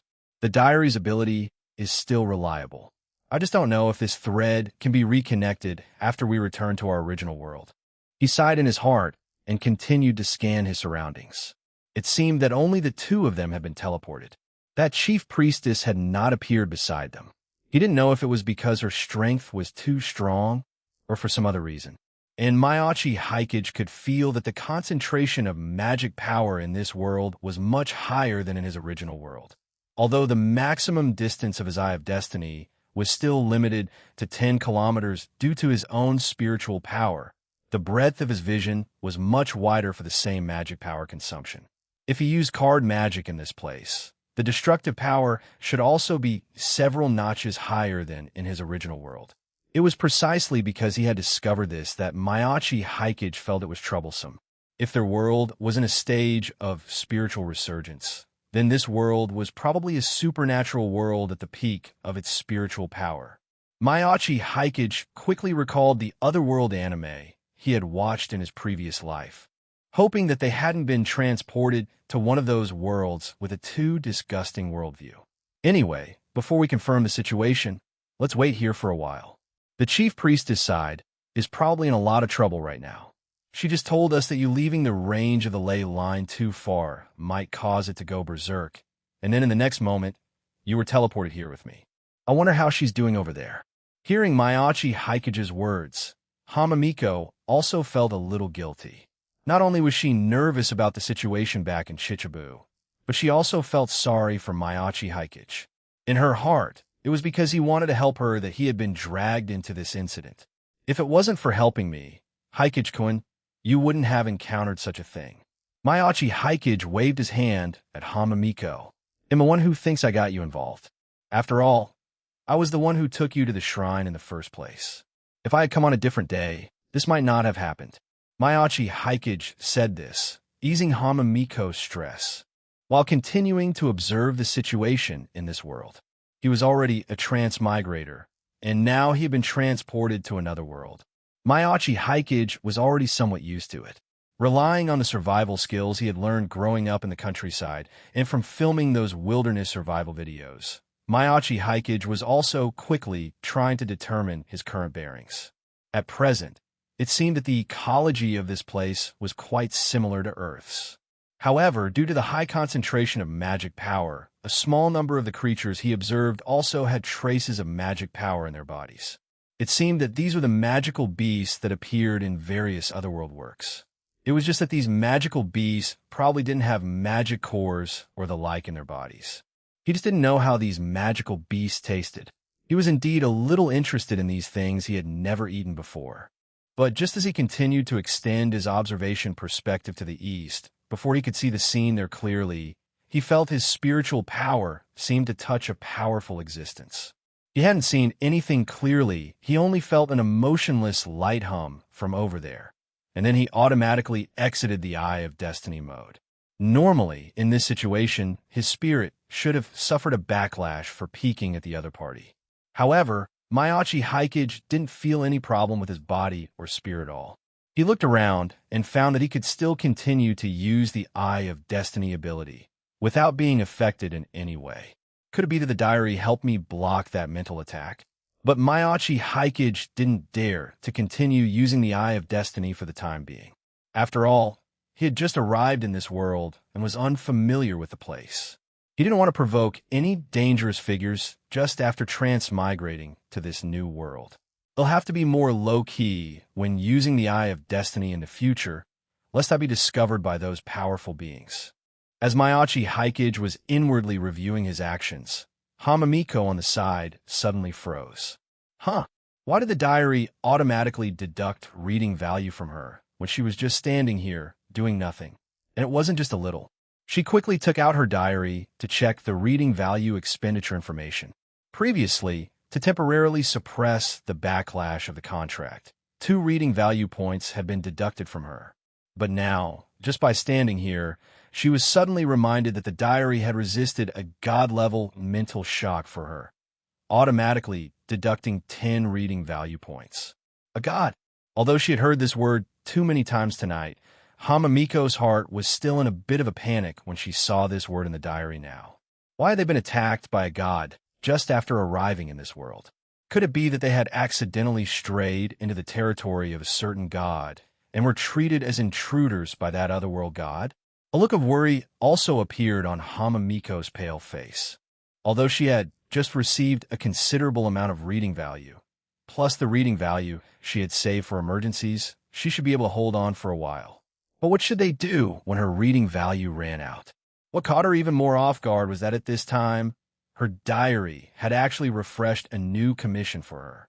Go to the core area of the spatial rift to investigate and unlock the next stage of the commission. A timed commission chain. The overall commission was A rank. A single commission would be rewarded with reading value, and if the entire series of commissions was completed, she would be rewarded with 1 lottery chance. And there was a note at the bottom. You can return to your original world after completing the mission. Seeing this commission, Hamamiko's eyes couldn't help but widen. So, to return to their original world, they had to complete this series of commissions. But she clearly saw that the time limit for the mission was only 120 minutes. If they couldn't complete this commission chain within 2 hours, would they not be able to return to their original world? Thinking of this, Hamamiko's palms couldn't help but ooze some sweat. Maiachi Haikage had just said to wait here for the rescue from the chief priestess, which sounded very reasonable. So how should she persuade him to leave here with her now? She didn't even know that while she was engrossed in reading the diary, just now, Maiachi Haikage had once again used the previous method secretly splitting off a sliver of Yellow Temperance's body, and it peeked at the new content that had appeared in her diary from above her head. The first thing Mayachi Haikage noticed was the description of the god-level mental shock. So, was it Miko's diary that took the initiative to stand up and resist this mental shock? Mayachi Haikage, who had inadvertently freeloaded, didn't show the slightest blush. I freeloaded 10 reading value points from her today. We'll just pay her back later, right? Just this one commission chain. The reward for completing it exceeds 10 reading value points. He was especially concerned about why the diary would suddenly issue this commission and why there was no danger warning, only a 2-hour time limit. Barato was still an ordinary person for now. At most, he had super grade 1 strength, plus a Shadow Yuko who was also super grade 1. Adding them up, they were still not enough for a special grade to fight. Now, they had even provoked a god. How could there be no danger? Mayachi Haikage's eyebrows twitched. Does it mean that if we go over to investigate directly, we won't be attacked by that unknown god? Or is it that the god-level power is watered down? Chapter 204. The Dying Dragon. Since the diary hadn't given any danger warnings, Mayachi Haikage felt there were many things worth delving into.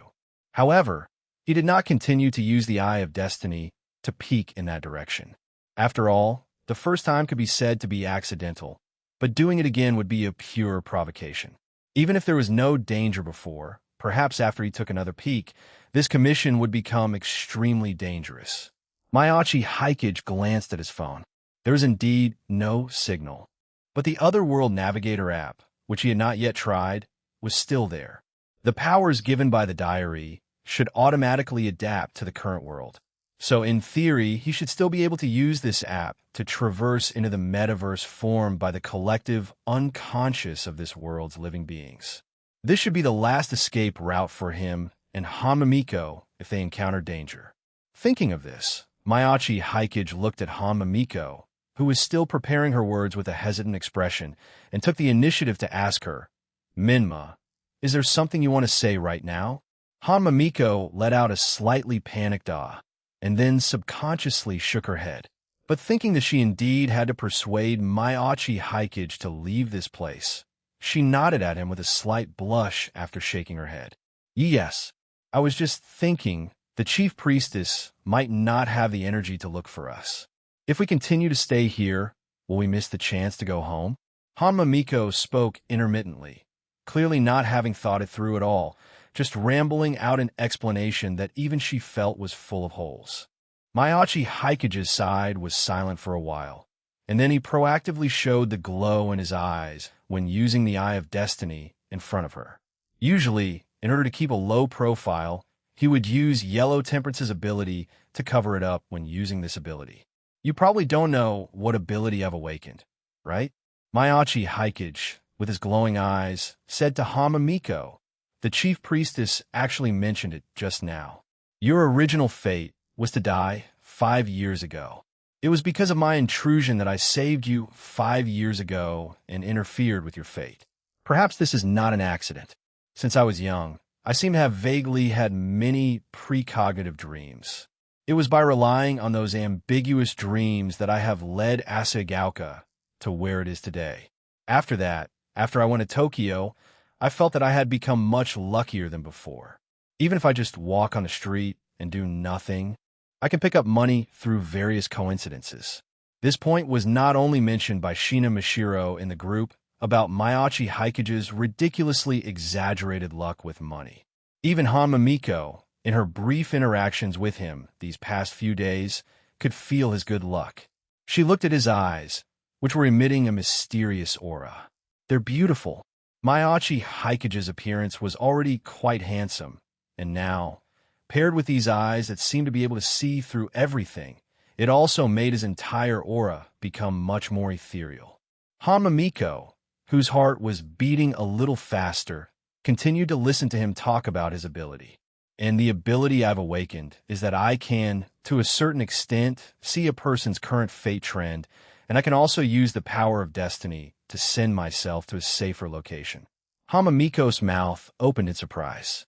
This is the supernatural power Mayachi Haikage obtained after awakening? How amazing!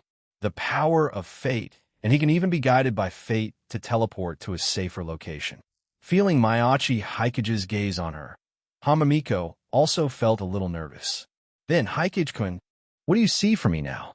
I can see that your life force is much less than that of an ordinary person, which should be the side effect of having your life force drawn by the ley line all these years. I can also vaguely see that a certain connection between you and the ley line has been forcibly severed, but for some reason, there seems to be some special power maintaining your bota's current condition. Hamamiko was shocked. She knew that it must be the power of the diary protecting her. If the diary hadn't intervened, she would probably have fainted due to the loss of her life force by now. It seemed that although matters related to the diary would be shielded, the power the diary used to protect her could still be noticed by others. Fortunately, Maiachi Hikage didn't mention that power much, but instead turned to her current fortune. And your current fortune is a touch of golden light amidst the grayness. Although there is danger, this is also your opportunity. As he said this, Maiachi Hikage turned off the special effect on his eyes. At the same time, he secretly forced out a trace of sweat with Hammond, indicating that he had consumed a lot of energy using this power just now. Perhaps it's your special constitution that caused us to be transported here. Maiachi Hikage nodded at Hamamiko and extended his hand to her again. Although fortune is not set in stone, if you feel that we should leave here now, then you can guide our way forward. I will do my best to help you avoid the dangers along the way. Maiachi Hikage's tone was very sincere, and looking at him holding out his hand to her. In this strange world, Hamamiko, who had occasionally read stories of princesses and knights while lying in her hospital bed, almost saw him as a knight from a legend. Gently holding Maiachi Hikage's hand, telling herself not to overthink, Hamamiko then, under the guidance of the Diary's Commission, turned to the east. Before coming to this world, this direction was the core direction of the spatial fluctuation. Now, having come to this world, the way to leave was also in that same location. The 2-hour time limit given by the Diary was actually quite tight, although their current location was only about 5 kilometers in a straight line from that core area. But in reality, because they were in a mountainous area, they would have to walk at least 10 kilometers to reach that place, and they would have to cross 1 or 2 mountains in the process. A normal person can only walk about 5 or 6 kilometers on flat ground. In the mountains, it would be very difficult to cross or bypass 2 mountains to reach the destination within 2 hours, even at a jog. Hamamiko knew very well that if she had been transported here alone, given her current condition, there was no way she could have reached the location marked in the commission within 2 hours. But with Maiachi Hikage here, his teleportation ability could directly cross the distance between mountains.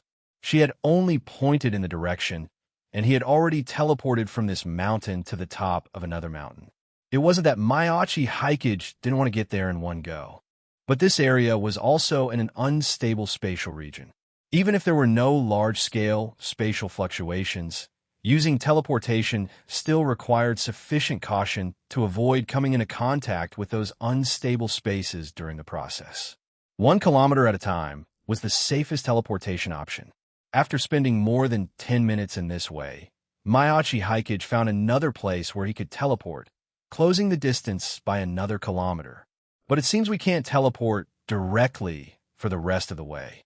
The 2-kilometer area around the core of the unstable space was still frequently producing micro-spatial fluctuations. He had been looking from the mountaintop for 4 or 5 minutes, but still couldn't find a safe route. Fortunately, the final core area was less than 3 kilometers away, and time was not so tight. Maintain your breathing rhythm, Maiachi Hikage said, guiding Hamamiko's Hammond breathing as they hurried along, adjusting her breathing rhythm. As long as she could maintain the breathing rhythm, she could use the generated Hammond to convert it into stamina. Originally, Maiachi Hikage had planned to carry her on his back for the last stretch when she could no longer maintain her breathing rhythm. But Hamamiko was also willing to spend what it took. While he was guiding her in the front, she was using reading value to add points to her Hammond breathing in the back, allowing herself to get used to the new breathing rhythm in the fastest time possible. 1 point of reading value was equivalent to a normal person's week of practice, but this was a fixed value based on the effect of a normal person with average talent and comprehension practicing Hammond breathing for a week. And the girls who could get the diaries were basically the protagonists of their respective works, and all had some talent. Their talent and comprehension were basically all above average. Like Sheena Mashiro, who had very good talent herself, so she spent a week plus 2 or 3 reading value points as a final push to adjust her breathing rhythm without much difficulty. But if you just used reading value to brute force it, Hamamiko had thrown in more than 10 reading value points in half an hour to forcibly complete the adjustment of her breathing rhythm. But after completing the adjustment, the effect was still very obvious. The breathing method was more suitable for her current physical condition, and she could also produce more Hammond. Coupled with the amount of Hammond brought by the 10-plus reading value points themselves, Hamamiko felt that she hadn't felt her body this light in many years. With more than half an hour left on the 2-hour time limit, they finally entered the core area of this unstable space. After entering this area, Miyachi Hikage and Hamamiko both frowned almost simultaneously. There seemed to be a smell of blood in the air, but they couldn't tell what creature's blood it was. Hamamiko still couldn't help but feel a wave of nausea. It was Miyachi Hikage who quickly taught her how to temporarily block her sense of smell with Hammond, so they could continue to move forward. As they advanced, Miyachi Hikage was also thinking in his heart. He had been hit by the backlash of that god-level power when he was peeking with the Eye of Destiny earlier. Could it be that this smell of blood was coming from that god? An injured god? Miyachi Hikage continued to recall the pile of otherworld works he had watched, and then pulled Hamamiko to continue walking forward. It didn't take much time. Following the increasingly strong smell of blood, after 4 or 5 minutes, and after bypassing a patch of mountain forest, a huge creature they had never truly seen before appeared before their eyes. Hamamiko almost couldn't help but cry out in surprise. A dragon. This is a dragon, right? Before their eyes was a green dragon curled up on the ground, its body at least over 10 meters long at a glance. No, because it was curled up, if it fully extended its body, it would probably be 20 or 30 meters long. Even though it was the first time she had seen one, Hamamiko could still recognize it. After all, its appearance was almost no different from the dragons fabricated in Western myths and legends. And this green dragon was now lying on the ground, its body only rising and falling faintly. Looking at the dragon's current condition, Hamamiko's face couldn't help but show a look of emotion.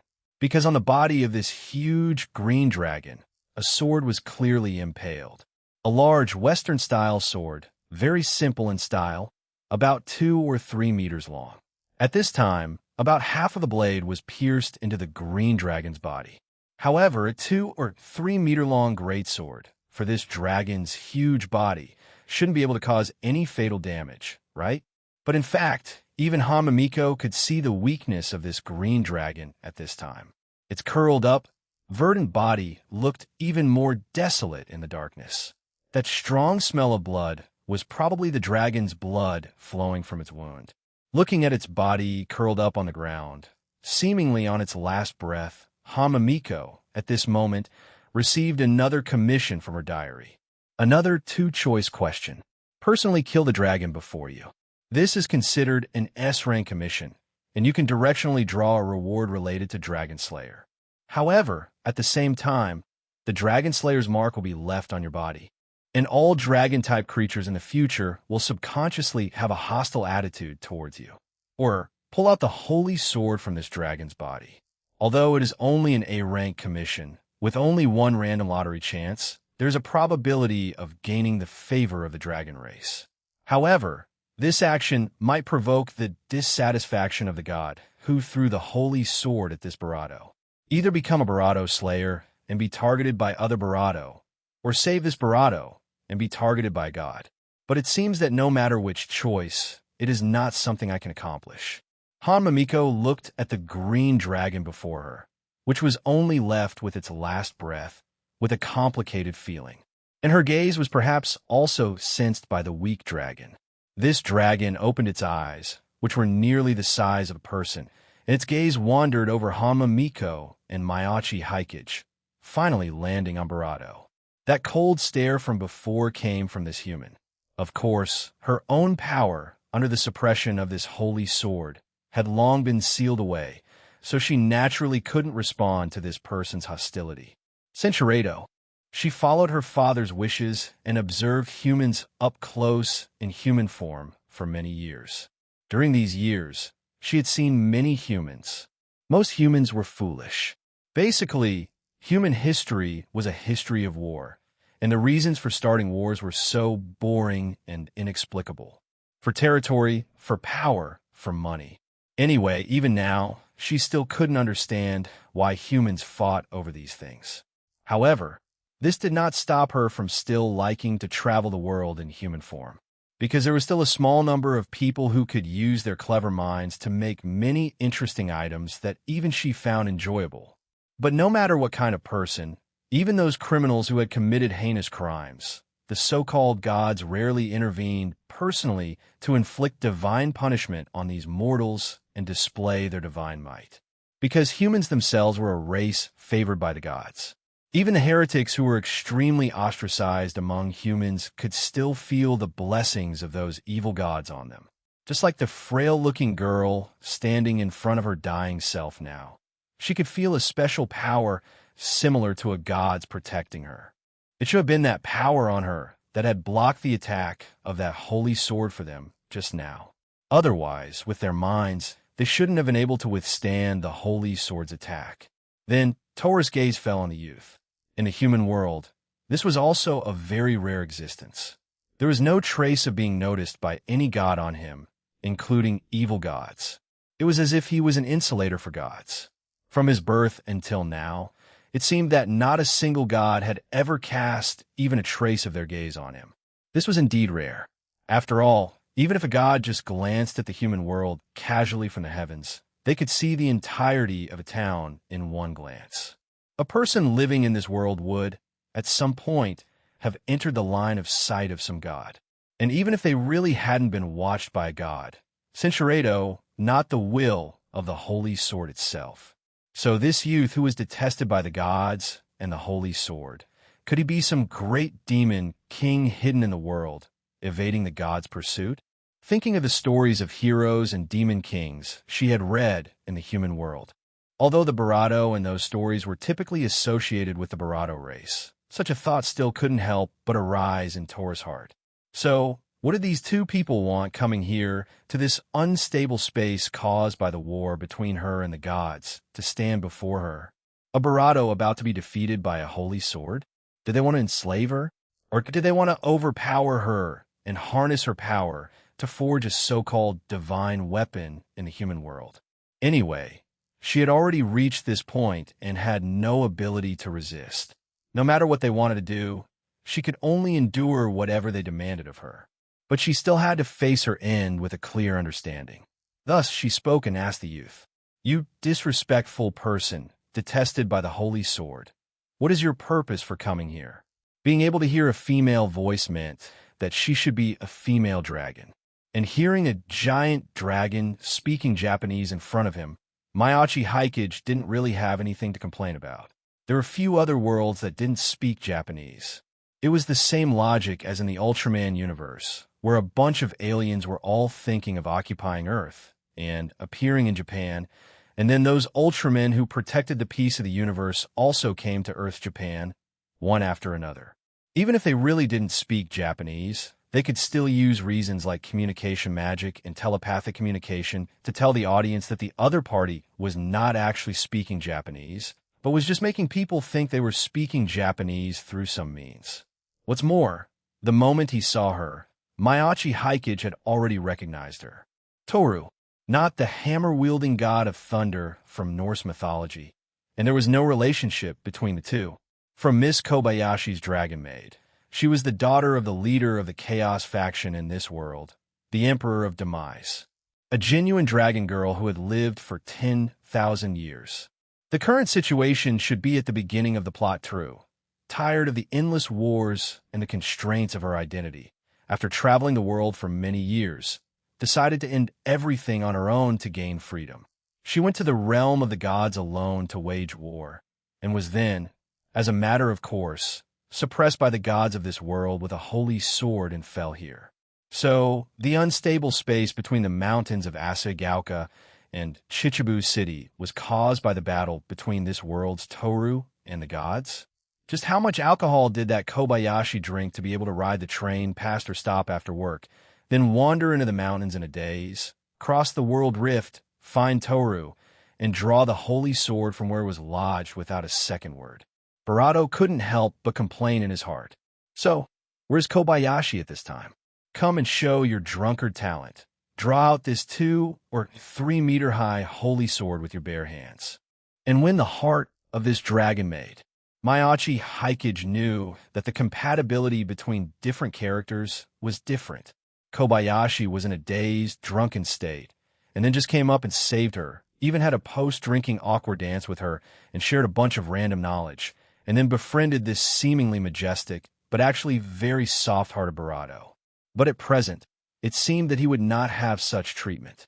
His scouting attempt just now appeared to have been countered by that holy sword, but Barato should have also noticed it. Now in her heart, he had already been labeled as a disrespectful person. Approaching her now would probably just make her think he had ulterior motives. However, this was also in line with his thoughts.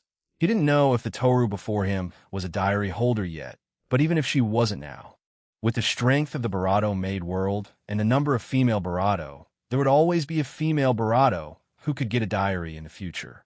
And raising a Barato at home was too conspicuous, especially since she would most likely attract that young Barato, Kanna, over. 2 Barato with the true power of gods, and they might even lead more dragons to cross over to his world in the future.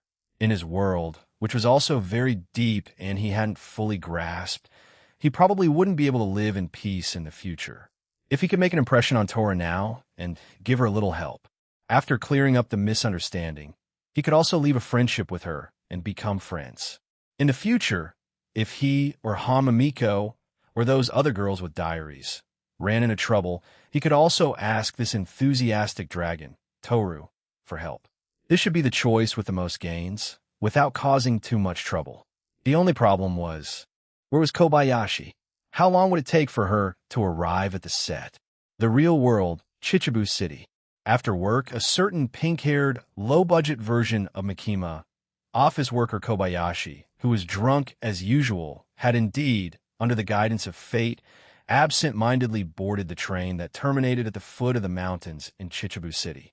But because of the appearance of Maiachi Hikage, this man who was rewriting others' fates everywhere, just one stop before the train reached its terminus, due to Hamamiko's disappearance, and the ley line no longer being able to sense the aura of the mountain god it had chosen, coupled with the impact of the spatial fluctuation, the ley line had also violently rioted at that moment. Therefore, the train that had encountered this sudden earthquake had stopped at the station before the terminus. And similarly, because of the commotion caused by this earthquake, the drunken Kobayashi was also led by the staff, in a daze, to leave the train and go to a safer place to take shelter. At this moment, the muddle-headed Kobayashi did not know that the moment she got off the train early, her fate had been changed by another person she had never met, returning to Maiachi Hikage's side. Still unaware that the Kobayashi of his world would no longer come here because of him, he responded to Tora's inquiry. We are not from this world. We were transported here by a spatial fluctuation, and we only came here to find our way home. My name is Maiachi Hikage, and this is my friend, Hamamiko. As he said this, a blue light once again shone in his eyes, but he was no longer looking at Toru and that holy sword that disliked him. This is my supernatural ability. It allows me to see some situations in the distance. I only used this power when I first arrived in this world to confirm my safety. If my observation just now made you unhappy, I can apologize for my rudeness. Facts had proven that although Barato had never thought of trying to win Barato over, the two of them did not seem to get along very well. After he explained, Barato sighed. Forget it. We can take your word for it for now. She turned her barato head slightly and signaled for them to walk to the right. There's a spatial rift over there. If you're willing to believe me, then go over there. It should be able to take you back to your original world. After saying this, Toru once again entered her original EMO state and began to continue reviewing her short and boring dragon life. Mayachi Hikage naturally believed Toru's words. There was no need for her to lie to him. It was just that not only had he not yet waited for Kobayashi to appear to check in at this classic scene, but he also felt that it was too heartless to just leave like this. More importantly, Hamamiko had no intention of leaving at all. Looking at the dying green dragon before her, who was acting as if she didn't care at all, Hamamiko was still clutching her diary, thinking about what she should do. Originally, when she had called Mayachi Hikage a disrespectful person as soon as she opened her mouth, she had been barato angry and suspected that she was the one who had attacked her earlier, causing her to lose 10 reading value points. However, after hearing that she had explained his reason was because he had intruded on her privacy, and after he had also taken the initiative to apologize, and she had even pointed out the way to leave for them, Hamamiko felt that dragons, who were mostly in the role of villains in legends and myths, after truly meeting one, seemed to be not as evil as she had imagined. She gave Mayachi Hikage a please give me a little more time look, and he also nodded at her lightly. Only then did she carefully take a few more steps forward, and after confirming that the diary had not issued a danger warning, did she timidly ask, excuse me, Miss Dragon, is this sword on your body really not a problem? I see that you also look very weak. Toru, who had been interrupted from a reminiscence, opened her eyes again. Even if she was extremely weak, her dragon eyes still looked very oppressive in front of ordinary people. How could Hamamiko have ever seen such a scene? She was naturally a little intimidated. However, as Mayachi Hikage stood behind her and patted her on the back, as if telling her not to be nervous, seeing that Hamamiko was not scared away by her, Toru then briefly explained her current situation. I just lost a war against the gods. It's not a big deal. You guys should leave here quickly.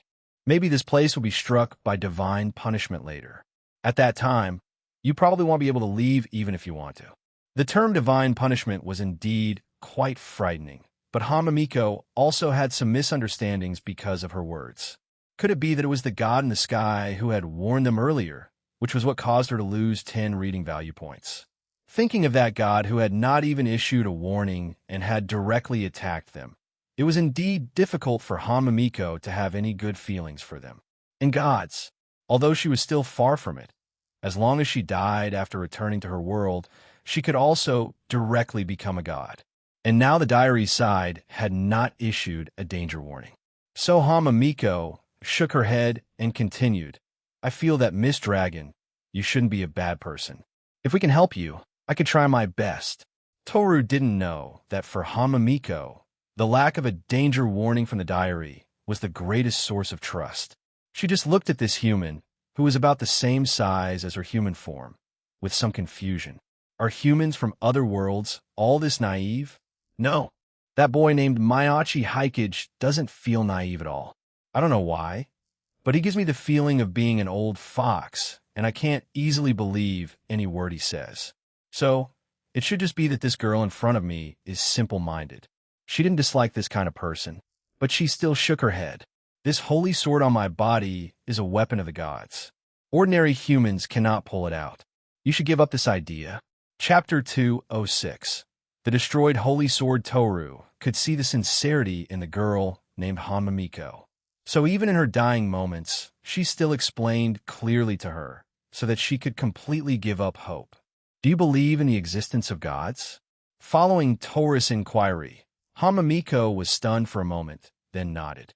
Whether it was the era before the supernatural decline or the information she had personally heard from the chief priestess tonight, it all indicated that the world they were in had true gods. She herself even had the opportunity to become a so-called god. In this world, needless to say, according to what this female dragon herself said, she had ended up in such a state precisely because of a war with the gods. Moreover, the diary in Hamamiko's hand was, in the mysterious person's words, a treasure given to them by a higher-level god. She no longer doubted the fact that gods truly existed. To a certain extent, both the mysterious person who had sent the diary to her and Mayachi Hikage, who was beside her and had saved her twice, could be considered gods who had changed her life. And after Hamamiko nodded with a sincere expression, Toru showed as it should be look. Yes, how could a human like you, who is so favored by the gods, not believe in them? So you can't do it. This sword is a holy sword sent down by the gods. As long as someone has faith in the gods in their heart, they cannot pull out this holy sword. Even just trying will cause irreparable damage to your bodies. Toru did not place her hopes on Mayachi Hikage, and did not even spare him another glance. It seemed that Mayachi Hikage, this existence disliked by the gods, did have a chance to pull out the holy sword. But the holy sword had just actively launched an attack on this youth. This represented the holy sword's disgust for him. If she did nothing, she could still pass away peacefully.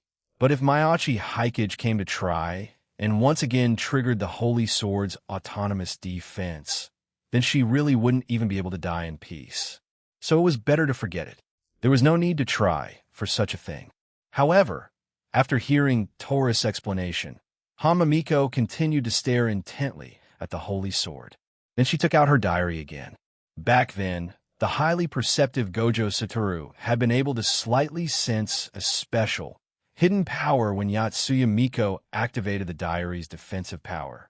And on Toru's side, when Hamamiko took out her diary, she could also feel an extremely subtle power originating from some unknown god that was protecting her. Toru tried to see the essence of that god, but couldn't see it clearly at all. To be precise, she couldn't even see a shadow. She could only vaguely feel that such a force did exist.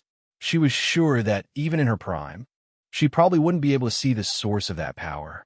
Is this a powerful god from another world?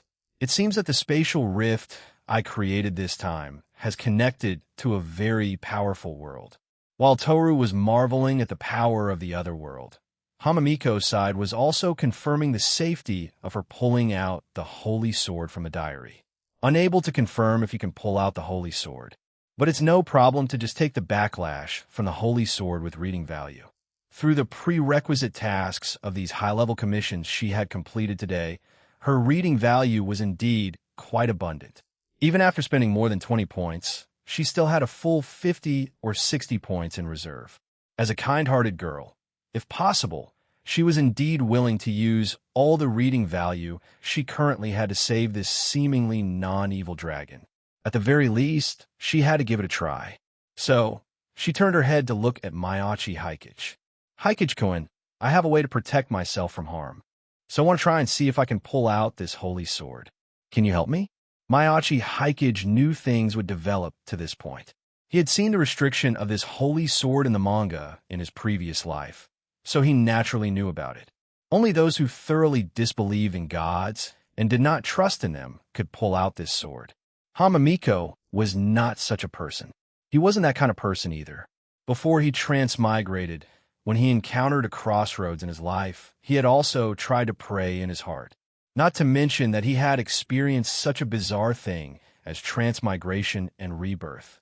Perhaps the other party was an existence from a higher dimension. But for him, those higher dimensional beings were several levels higher than these ordinary gods. Ordinary gods were really not worthy of that being's status. Mayachi Hikage knew that apart from the precognitive memories from his previous life, his mind in this life was just a bit better, and he was a bit more scheming. In essence, he was still an ordinary person. So he didn't think he could be like Kobayashi in the original work, who, in a drunken state, genuinely disbelieved in gods and Barato this sword in the stone without any trouble. However, the fated Kobayashi had not yet arrived here. Faced with Barato's wish to try, Barato couldn't give a reason to refuse. Then let's give it a try. With the power of the diary, there won't be too much danger anyway, and I can also take the opportunity to earn some more favorability from Toru. Thinking of this, his eyes flickered with light again and landed on Hamamiko. This kind of game between gods was already involved. The Eye of Destiny was actually useless. but it could make Hamamiko feel more at ease. If you really want to save her, I will help you. But I'm afraid it won't be easy. You have to be prepared for failure. Hamamiko nodded firmly. I know. I won't force it. And hearing the conversation between Miyachi Hikage and Hamamiko, a trace of doubt flashed in Toru's eyes. The relationship between the two people in front of me should be that of lovers among humans, right? But does Miyachi Hikage really trust his girlfriend that much? She still wanted to continue persuading the girl to give up this idea. But Miyachi Hikage's gaze turned to Toru again. My friend here, she is acting on her own accord. After knowing the possible consequences of doing this, she still wants to try to pull out this holy sword. So I hope you can cooperate. As a dragon who had roamed the human world for many years in her long life, Toru, who had a unique sense for people's hearts, could still feel a scheming taste from the words spoken by the youth before her. But at the same time, it was precisely because of this scheming taste that Toru also truly confirmed that these two people were indeed trying to pull out the holy sword on her body to save her. And under the protection of that otherworld god, they were really confident that they would not be harmed by the backlash of the holy sword. Looking at the couple before her, the girl had the protection of a god from another world, but the boy had no trace of a god on him. Toru did not remain silent for long, then nodded at Miyachi Hikage. To be honest, she really didn't want to die just like this. It was just that she didn't have the ability to change her fate and had advised the two to leave out of despair. But if there was a real chance, even if this chance was less than 10% in her eyes. No, 10% was too high. Maybe only a 1% possibility. But even with only this 1% possibility, for her, it was worth trying one last time. Even if she really suffered the backlash of the holy sword, it would just be a more tragic death. You two are really the strangest humans I've met in all my years, Toru sighed with emotion. Since you insist, then come on. I'm ready. Barato shifted her stance with effort, allowing Barato to climb up Barato easily and extract the holy sword that was suppressing her power. Barato, aided by Barato, steadied her Barato breathing, took a deep breath, and then carefully mounted the Barato. The dragon's back was very hard, so she didn't have to worry about not being able to stand firm. It was just that looking at the ancient holy sword in front of her, which was even taller than her, she didn't know how to exert force to pull it out. You're not from this world. Centuredo continued to serve as the instructor, and Hamamiko also completely followed his instructions. And for this, she even spent an extra point of reading value, actively letting her mind enter a state of emptiness, abandoning all distracting thoughts for the next minute. Hammond was attached to her hands with maximum efficiency. Then she reached out and pressed on both sides of the holy sword's blade, and with a clear mind, she pulled upwards with force. For a moment, both Miyachi Hikage and Toru below truly believed that Hamamiko had succeeded. Because at that moment, Centuredo, but there was still no distracting thought in her mind. She tried to continue to draw the holy sword from within herself all at once. Another inch, an inch, an inch. Watching as Barato of the ancient blade emerged, Barato felt that her efforts were paying off. Centuredo, even if she used all her Hammond power, the amount of output was still just a small trickle. Just a little more effort is needed. Hamamiko thought in her heart. But standing behind her, Miyachi Hikage, with his eye of destiny open, could see it more clearly. It seemed that Hamamiko was only a few inches away from pulling out the holy sword. But just like that famous paradox of the unreachable tortoise, the closer the pulled-out blade got to the tip, the greater the force was needed. This was a divine power on the holy sword at work. So, it seemed that the rules of this world were, after all, effective against Hamamiko, this visitor from another world. So, the holy sword would resist being pulled out by her, and would also attract this sky full of thunder as divine punishment. Perhaps these two different worlds originally abided by the same set of rules. Even at this time, under the attack of the thunder, Miyachi Hikage's mind was still able to think quickly, and then he also made a move forward. He didn't know how much longer Hamamiko could hold on. Perhaps her reading value could let her hold on for a few more minutes. If it was really necessary, Maiachi Hikage could also open the small loan function for her, help her temporarily upgrade, and let her feel the power she would possess after becoming a god in advance. But it hadn't reached that point yet. The remaining matter should be left to that fated sword puller to solve. Of course, this fated person was definitely not him. A person as impure as him, at this moment, was also thinking of showing that they had tried their best while ensuring his own and Hamamiko's safety. He would just use that metal-silver overdrive, which specializes in conducting through metal, as the finishing move. Along with a silver electric arc that was different from ordinary breathing, Maiachi Hikage said, "It'll help you," and at the same time, place his hand on that holy sword.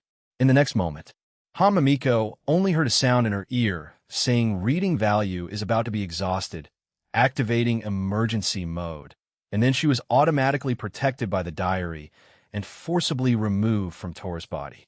She stared wide-eyed at the youth in front of her, who looked as if he was about to be completely engulfed by the thunder in the next moment. And then she saw that holy sword from the gods, right before her eyes, break inch by inch from the position where Maiachi Hikage had touched it, and the original skyful of thunder, following an incomparably loud dragon's roar, was blocked by the dragon, who had broken free from the god's suppression with a flap of its wings.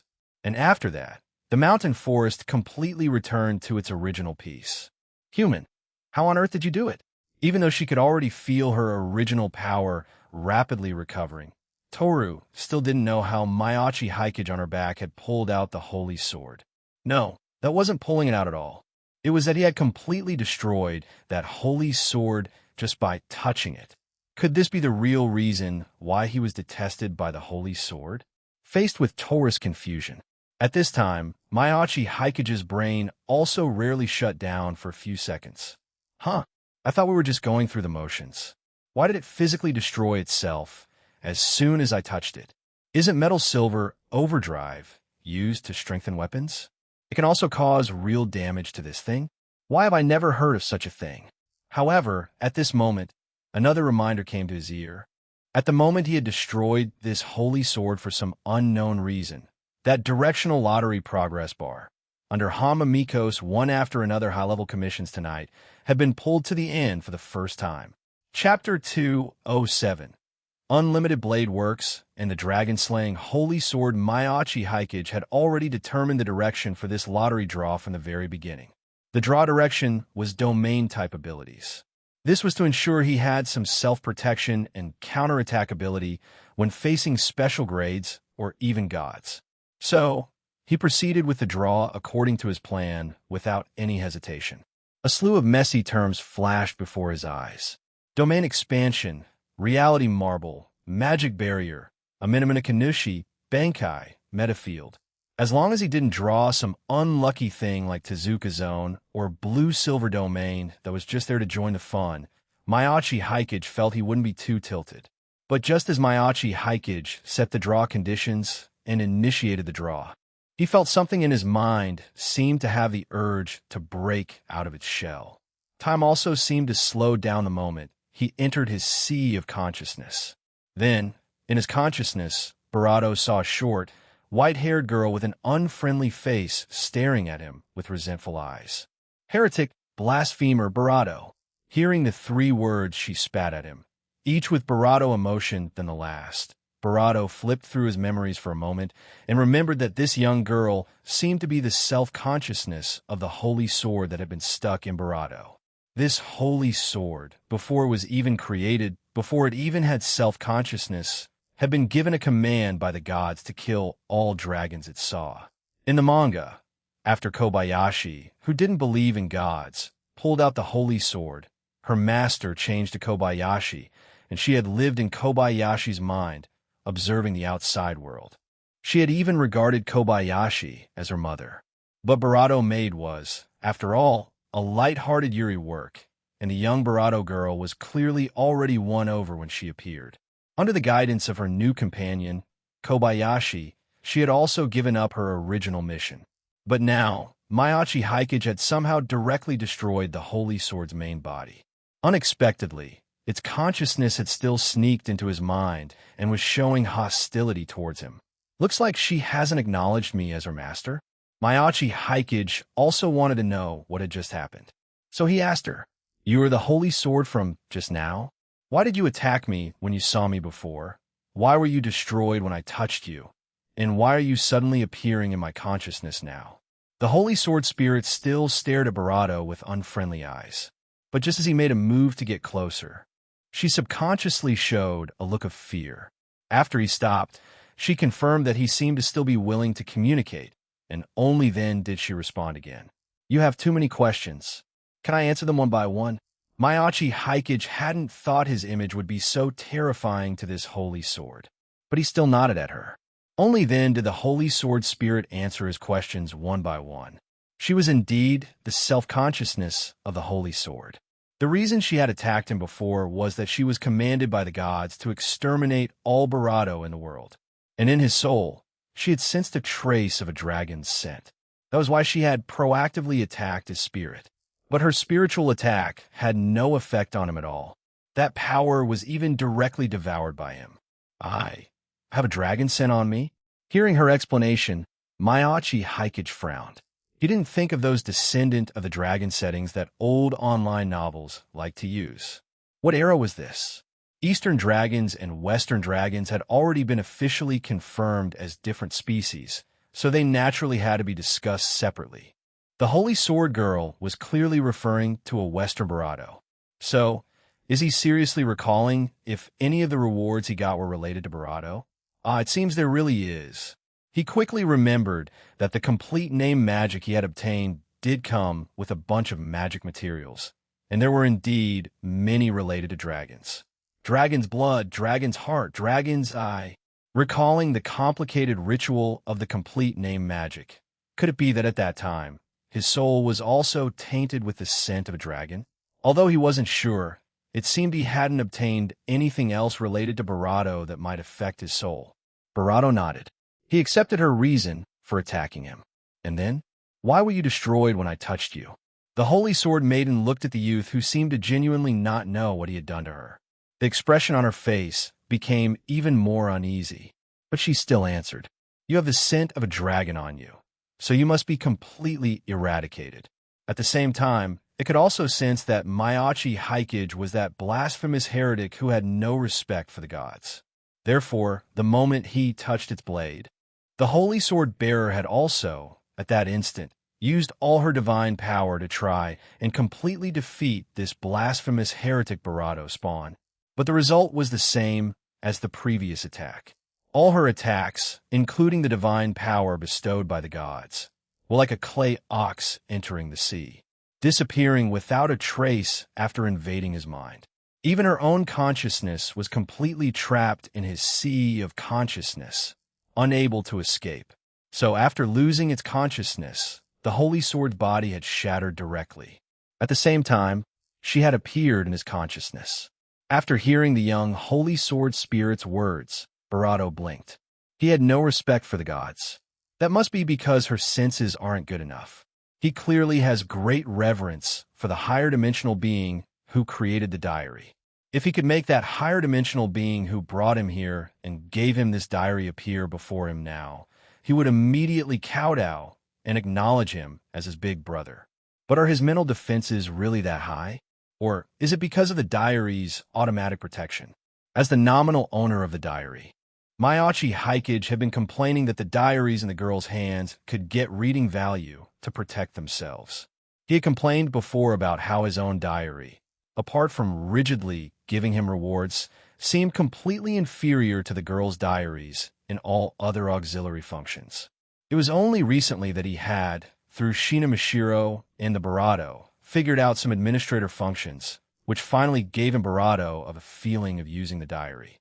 But now, looking at this Holy Sword Girl's attitude, Barato couldn't help but have an illusion. Could it be that, after he got the diary, he had actually become invincible? Mayachi Haikage shook his head violently.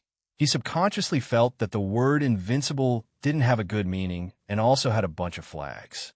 He could ensure that he won't be mentally affected by the outside world. He could just laugh secretly in his blanket when he gets home tonight. He shouldn't think about experimenting with his life again. Looking at the timid, holy sword girl before him, Barato didn't know what to do with her for a moment. Anyway, it seems she can't stir up any trouble. Let's just let her live here for now. But just at this moment, as he was about to comfort the Holy Sword girl, a whole new bunch of knowledge and power surged into his mind. This made him remember that he was still in the middle of a lottery draw outside. After quickly accepting the ability he had obtained, Barato's gaze towards the Holy Sword girl couldn't help but become subtle. Diary, you did this on purpose, didn't you? Because a Holy Sword's consciousness appeared in my head. You gave me unlimited blade works. I strongly suspect this draw was rigged. Of course, although he didn't get Otsutsuki Kagai's Minamina Kanushi or Nexus Metafield, Maiachi Hikage was still very satisfied with unlimited blade works. After all, who didn't have a childhood dream of myriad swords return as one? Unlimited blade works, as the most famous reality marble in the Fate verse, is a mental world independent of reality, turning the space around him into a space that gathers all the elements of swords in this world.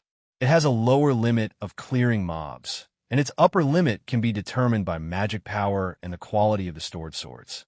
Although the unlimited blade works he had just obtained was still empty inside, basically filled with some ordinary swords and blades, just having this genuine dragon-slaying holy sword here was enough to serve as a world-suppressing treasure for a long time to come. And as a byproduct of unlimited blade works, he had also mastered that projection magic at this time, which allows him to copy whatever he sees. As his sea of consciousness was also changing due to the appearance of unlimited blade works, Maiachi Hikage suddenly opened his eyes, his consciousness returning to reality. At this moment, only a few seconds had actually passed in reality. Hearing Taurus and Hamamiko's inquiries again, Maiachi Hikage slightly raised his hand. When he used projection magic, he didn't need to apply a mental suggestion to concentrate. This meant he could omit the trace on chant, because the Holy Sword Spirit was in his sea of consciousness.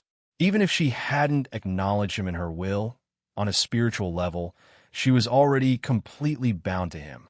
So even if it was a divine construct made by a god with this relationship, Maiachi Hikage still projected it again without any obstruction, watching as the Holy Sword, adapted to his hand shape, condensed in his hand with a cool particle effect. Although its size had changed, Toru, who had almost died because of it, still recognized its aura at a glance. She subconsciously trembled, almost shaking Maiachi Hikage right off her back. It was only because Maiachi Hikage had jumped off her one step ahead that he avoided falling. Human? No, Maiachi Hikage. This was the first time Toru had formally used Maiachi Hikage's name to address him, and she asked him again, "Who on earth are you?" "Probably just a passing-by ally of justice," Maiachi Hikage replied, while clearly feeling a strong resentment from the holy sword in his hand, which was unwilling but could do nothing but obey his command. "All right, just stop struggling. After we get out, they'll find a way to give you some permission to breathe, let you see what my world is like." After comforting the young Holy Sword spirit for a while, Barato finally retracted the holy sword he had projected. After doing this, Barato the back of his head. Anyway, although I don't know what's going on, I really do seem to be regarded by the holy sword as a blasphemer with no respect for the gods, which is why as soon as I touched the holy sword, it was suppressed by me instead. Actually, I still have something to say in my defense against the holy sword's accusation. After all, I've always respected others' beliefs, and when I go to the shrine to worship during the New Year every year, I have also seriously prayed to the gods to bless me with great wealth. But before Maiachi Hikage could finish his words, he felt a small body hug him. "I'm sorry. If I had been stronger, Hikage-kun wouldn't have had to take such a risk." Hamamiko apologized to him with teary eyes. She hadn't expected that her large amount of reading value would only last for less than a minute, when she was forcibly transferred away by the diary. Leaving Maiachi Hikage alone on the dragon's back to endure the thunder, she had felt an indescribable sense of guilt in her heart. After all, she was the one who said she wanted to leave, and she was the one who wanted to help Toru. If something really happened to Maiachi Hikage because he trusted her, she would never forgive herself for the rest of her life. Fortunately, Maiachi Hikage had really destroyed the holy sword and saved Toru in time. And Toru had also blocked those lightning bolts from Maiachi Hikage before they hit him. Feeling the girl hugging him and her choked-up voice, Maiachi Hikage chuckled and patted her on the back, telling her not to be like this. Unlike Hamamiko, who was scared to death, he had actually been very steady the whole time. When Hamamiko was repelled, the defense around them had not completely dissipated.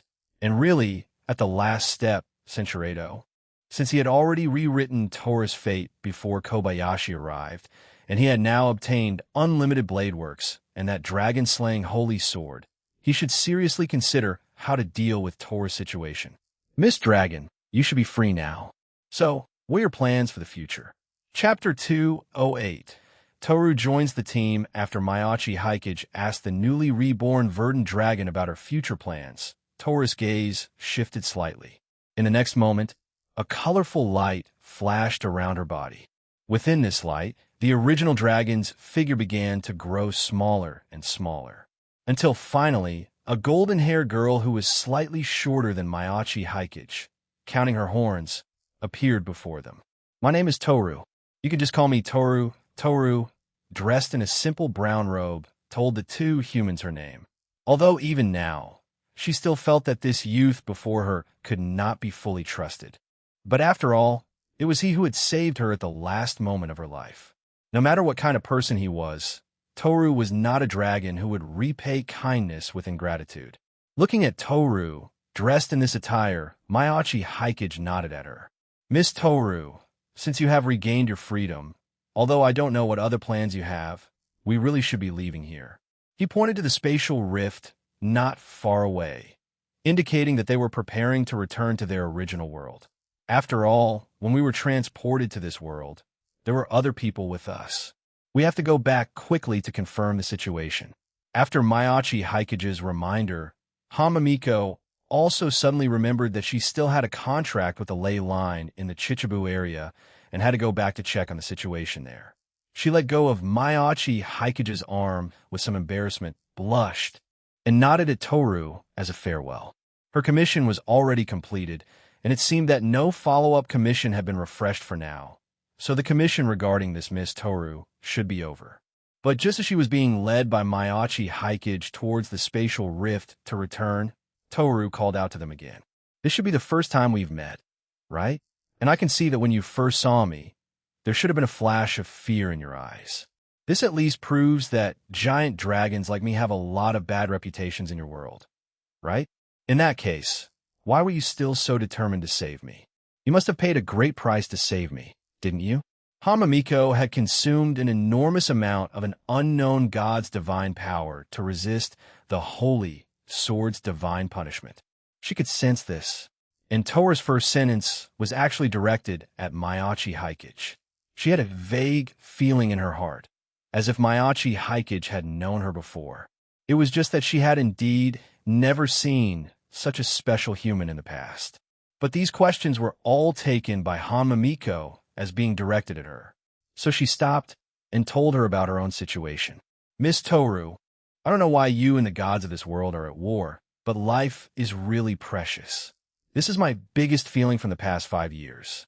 Actually, I almost drowned 5 years ago, and for the past 5 years, my health has not been very good.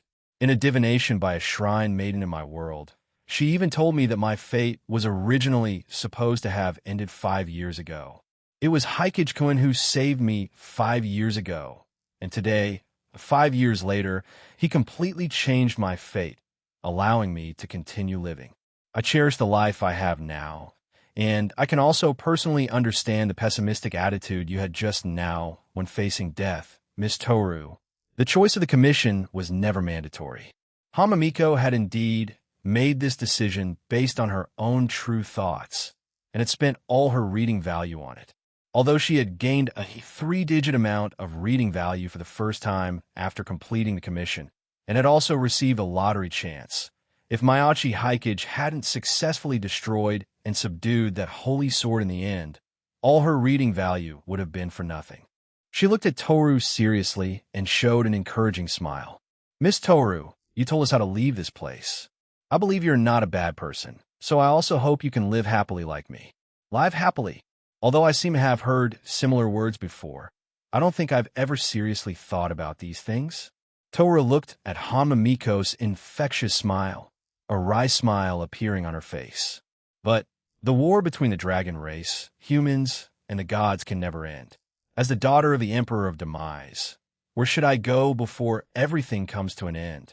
She told Maiachi Hikage and Hamamiko her story, wandering the human world, watching the never-ending wars, and growing tired of such a life. Recklessly waging war against the gods, and then suffering a humiliating and crushing defeat. Now, it seemed that there was no place for her, neither in the human world nor on the Barato race's side. Live happily. It sounds simple, but where could she do that?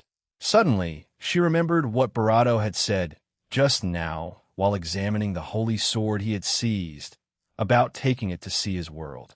She had lived in this world for tens of thousands of years, although she had briefly traveled to other worlds for some reasons in between. But the situations in those worlds were mostly the same as this one, with almost no difference. But now it seemed that some changes had occurred.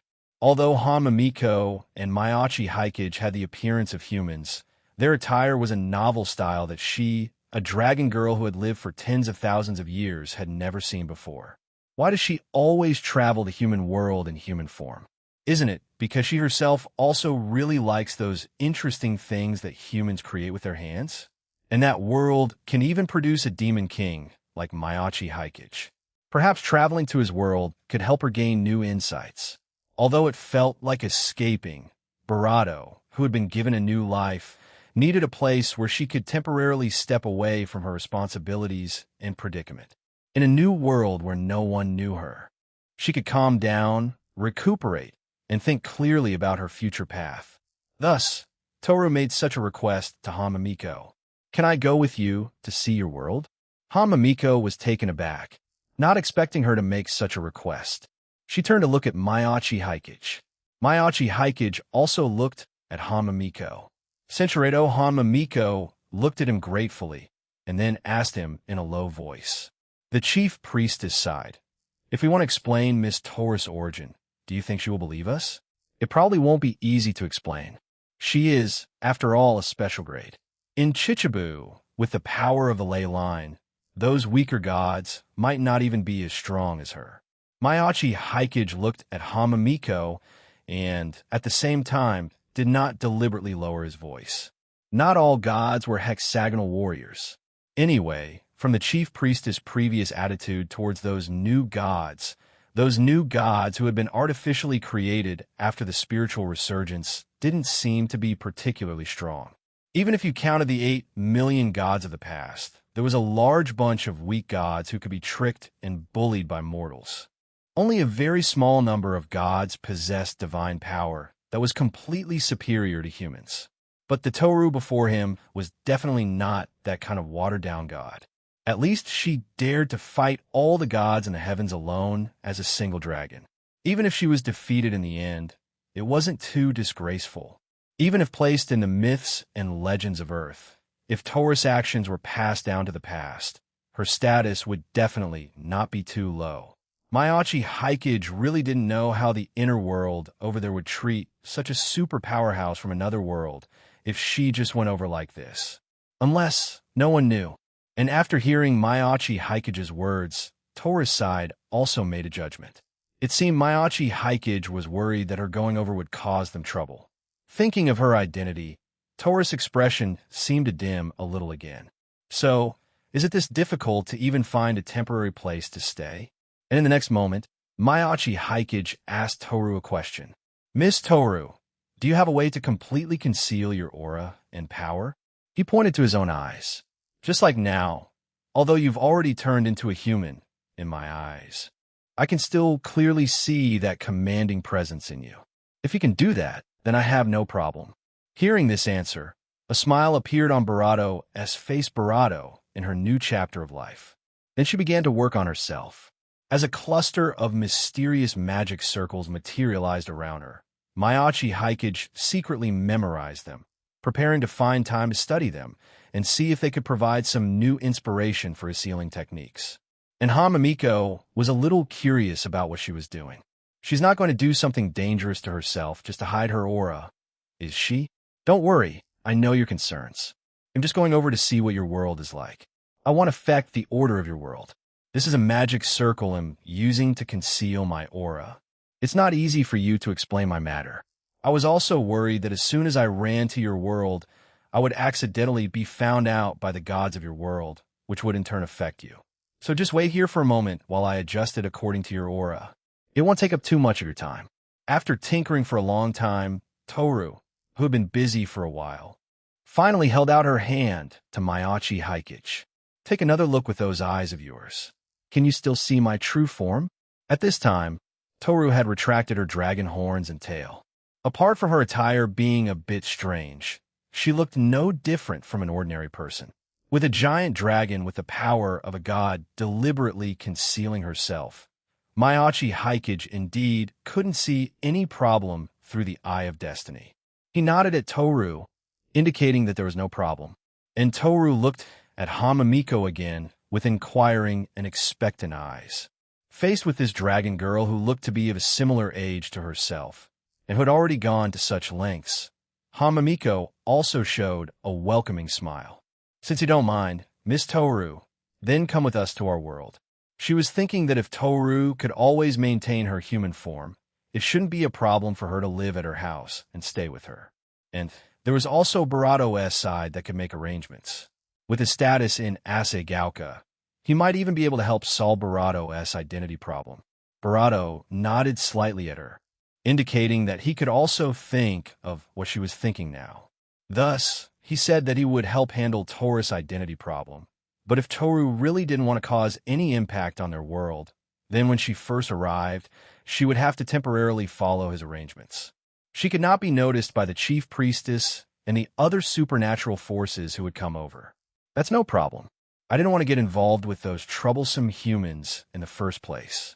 Toru nodded, indicating that she could temporarily follow Mayachi Hikage's command, but only for the period just after they arrived.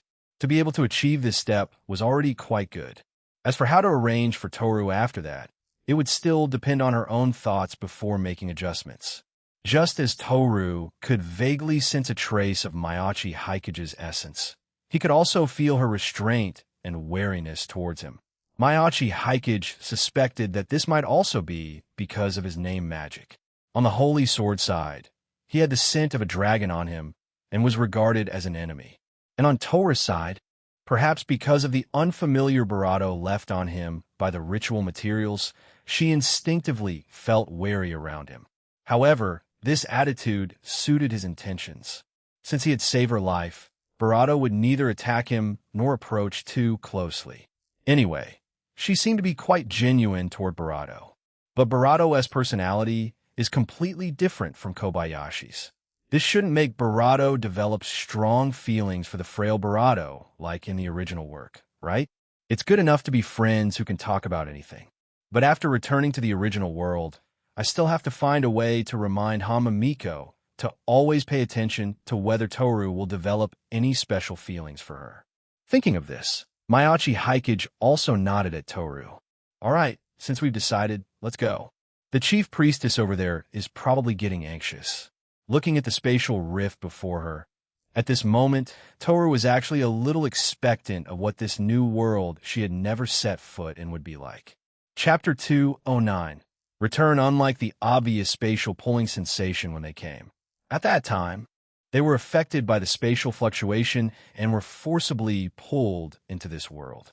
But now, they were mentally prepared and returned to their original world through the obvious spatial rift in front of them. When crossing the worlds, there was almost no sensation in between. It was just that at the moment of crossing, it felt as if they had passed through a thin film like a bubble. After crossing the world, Mayachi Hikage, who felt nothing wrong except for the level of magic power activity, looked around. The Eye of Destiny quickly confirmed that this was indeed their original world, and his gaze also observed several supernatural beings with extraordinary power nearby. They should be the people sent by Chichibu's shrine to search for their whereabouts.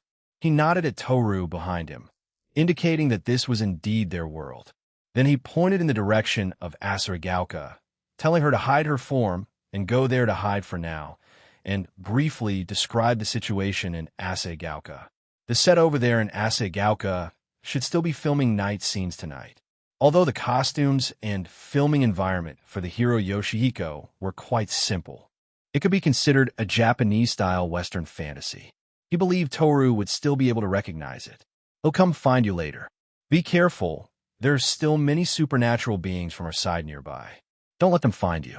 Cinchureto, I've memorized your sense too. They'll only come out when you two are near me.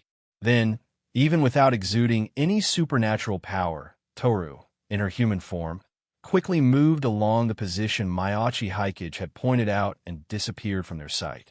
And Maiachi Hikage also quickly coordinated his story with Hamamiko before anyone came looking for them. Don't mention Toru or the Holy Sword. It's best not to say anything related to the other world at all. Just say that we wandered around over there for a long time before we found this spatial rift and ran back. If they ask about the scene over there, you can answer truthfully. If you really don't know what to say, just find a way to feint and leave the rest to me. Looking at the faint spatial rift behind her, Hamamiko nodded seriously. And it was at this time that the small spatial fluctuation caused by the two of them returning from the other world finally attracted the attention of the surrounding supernatural beings. A few minutes later, Maiachi Hikage saw the familiar figure of the Kanamiko. Before they could say anything, she showed a look of relief and then reached out to Hanmamiko with an urgent expression. It's not safe here. They'll ask you about things later.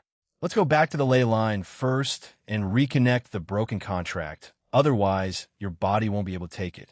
Hearing her words, Hamamiko was also a little nervous about the current situation in Chichibu and nodded quickly. Then the Kanamiko directly picked up Hamamiko and a princess carry amidst her gasp, and then quickly said to Maiachi Hikage, "You wait here first. Someone will come to take you away soon.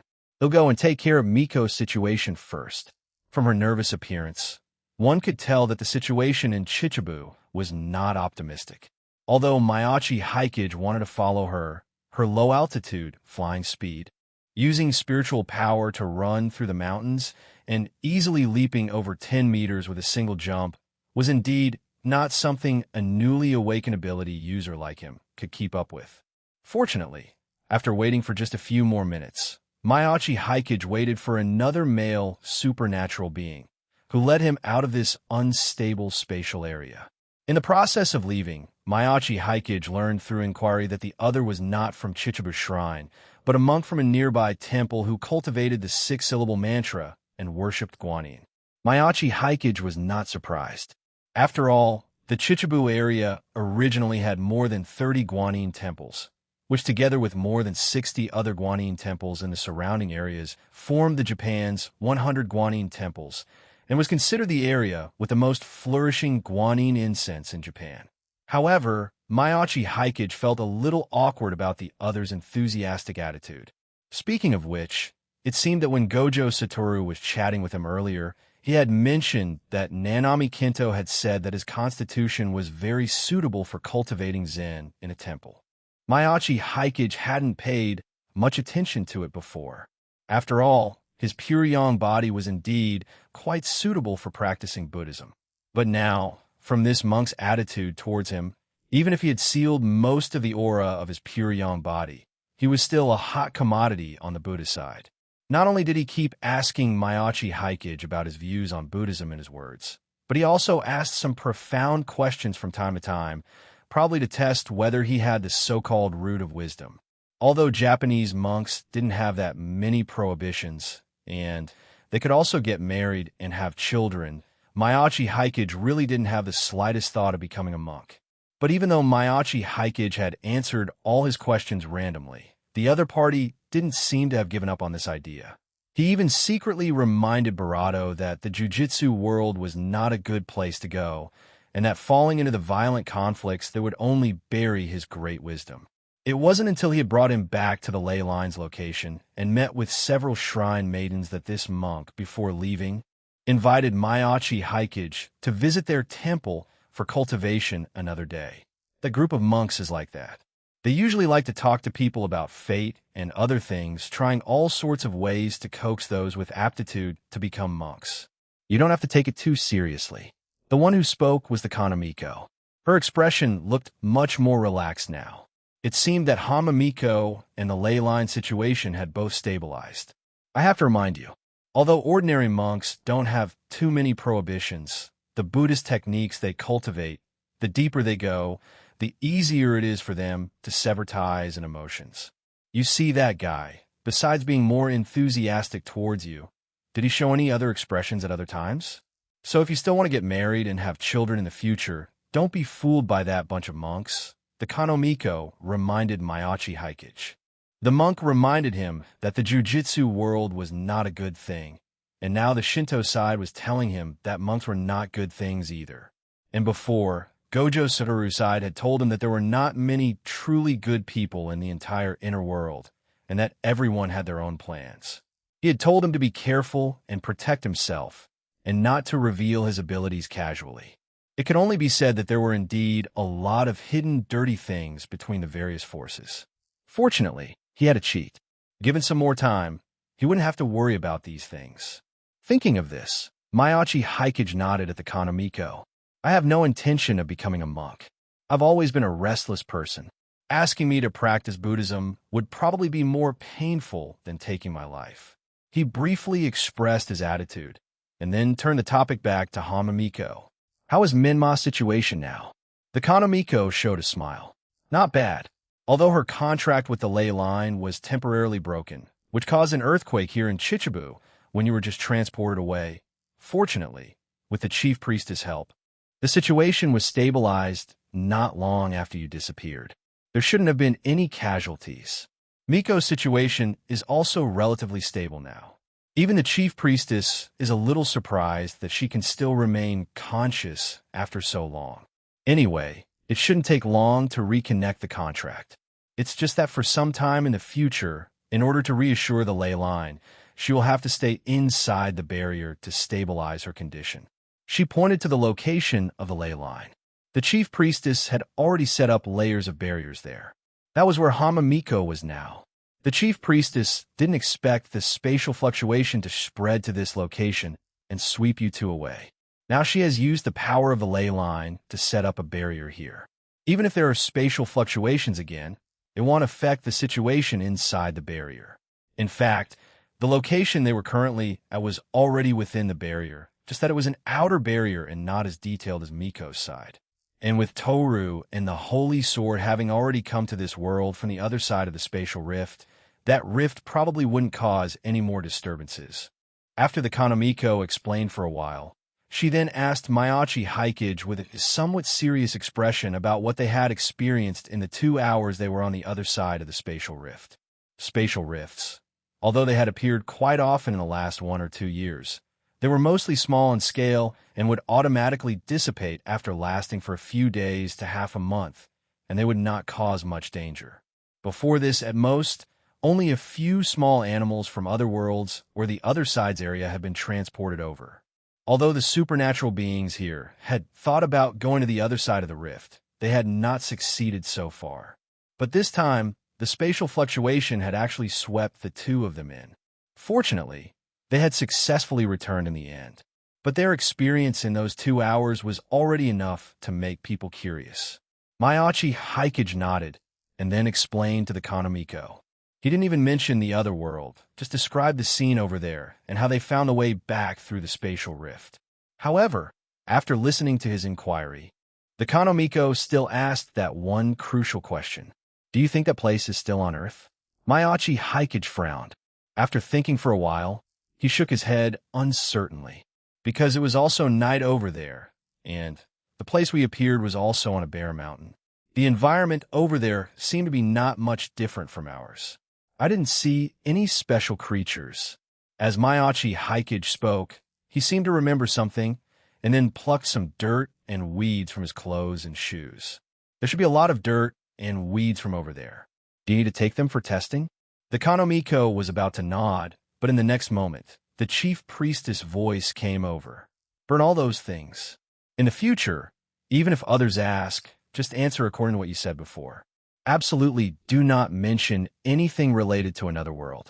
The chief priestess said this, and then came over and took the dirt and weeds from Maiachi Haikage's hand.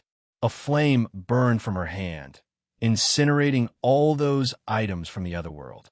Hearing the chief priestess' words, the Kanomiko was originally a little puzzled, but in the next moment, the chief priestess gave an explanation. It will take some time for the connection between Miko and the ley line to recover. And now, the Association of Shinto Shrines main office has already sent people over to check on the situation here. If they find a reason, Miko will definitely be taken away by them in the name of an investigation. The chief priestess' tone was very calm. If Miko is taken away by them, she will definitely not come back. Our Chichibu Shrine will probably have to wait another 10 years for a new god. So, we can't give the association's main office a reason to take Miko away now. At least we have to stall until after she has reconnected with the ley line. As she explained, the chief priestess looked at Maiachi Haikage, her expression softening a little, and she explained in more detail, "I'm not trying to restrict Miko's freedom. On the contrary, this is for her future freedom. Although the Association of Shinto Shrines main office is the core of Shinto, the rules are more stringent. I cultivated there for a few years and know the situation inside. That place is not suitable for Miko's current physical condition. As her teacher, I will not harm her. I have already told Miko these things. Moreover, if we don't explain it this way, you will definitely have a lot of trouble on your side." Great. Another special grade shrine maiden from a state shrine is implying to me that the higher-ups of her faction are not clean. I'm already feeling the trouble now. Maiachi Haikage really missed the time when he was a nobody. But since it had already happened, he was naturally prepared to hear what this chief priestess had in mind. "I understand. If anyone asks, I will explain according to your wishes." He paused and continued to ask her, "But that spatial rift, if someone goes over to investigate, they should be able to find out the situation on the other side soon, right? Is our explanation really useful?" The chief priestess nodded and showed a gratified smile. "I knew I wasn't wrong about you. You don't have to worry about the spatial rift. After you came back from there, I felt that the space in that unstable area was already recovering quickly. Perhaps by the time the people from the association's main office arrive, that spatial rift will have already restored itself. The most important thing is those higher-ups cherish their lives more than you think. Without full confidence, they won't easily take this risk. After we clean up all the marks and traces on you and Miko later, you can go back and rest. If anything comes up, I will notify you in advance." Chapter 210. The girls waiting for gossip online. Among the girls who had diaries, quite a few of them, after reading the unexciting diary entry from the mysterious person tonight and taking note of the names of those few bands, simply glanced at the group chat and went on to deal with their own affairs. After all, they weren't in bands, nor were they in Tokyo. Participating in these topics would make them seem silly. But for those girls who were keen on chatting in the group, tonight they were solidly on the front line of eating melons. Just when everyone thought this was just another day where the mysterious person had no new material and was just padding the diary, that frail girl of the group, Hamamiko, explained her current situation in the group. That Barato, who was closely connected with multiple girls in the group, had awakened his supernatural powers while filming a horror video, and had even gotten in touch with a Shinto Barato. Now, they were following a special grade Miko from Chichibu Shrine to the place where she had drowned back then to solve her physical problems. This breaking news was much more explosive than discussing which band's title track was better in the group. Immediately, no one was talking to Bachi-chan about bands anymore. Everyone started to care about Hamamiko and that Maiachi Haikage. Under the continuous S of a certain Amaru, who loved to watch the drama unfold, Shina Mishiro, who usually didn't say much in the group, sent a message according to the script Maiachi Haikage had given her in advance. "Maiachi Haikage told me that night, but I didn't ask much." Then she went silent again and didn't say any more. Looking at Shina Mishiro's matter-of-fact appearance, Amaru also muttered to herself that it was boring. She had originally thought that Maiachi Haikage would hide this matter, and maybe it could even create a Shuraba, chaotic love triangle situation for her to enjoy.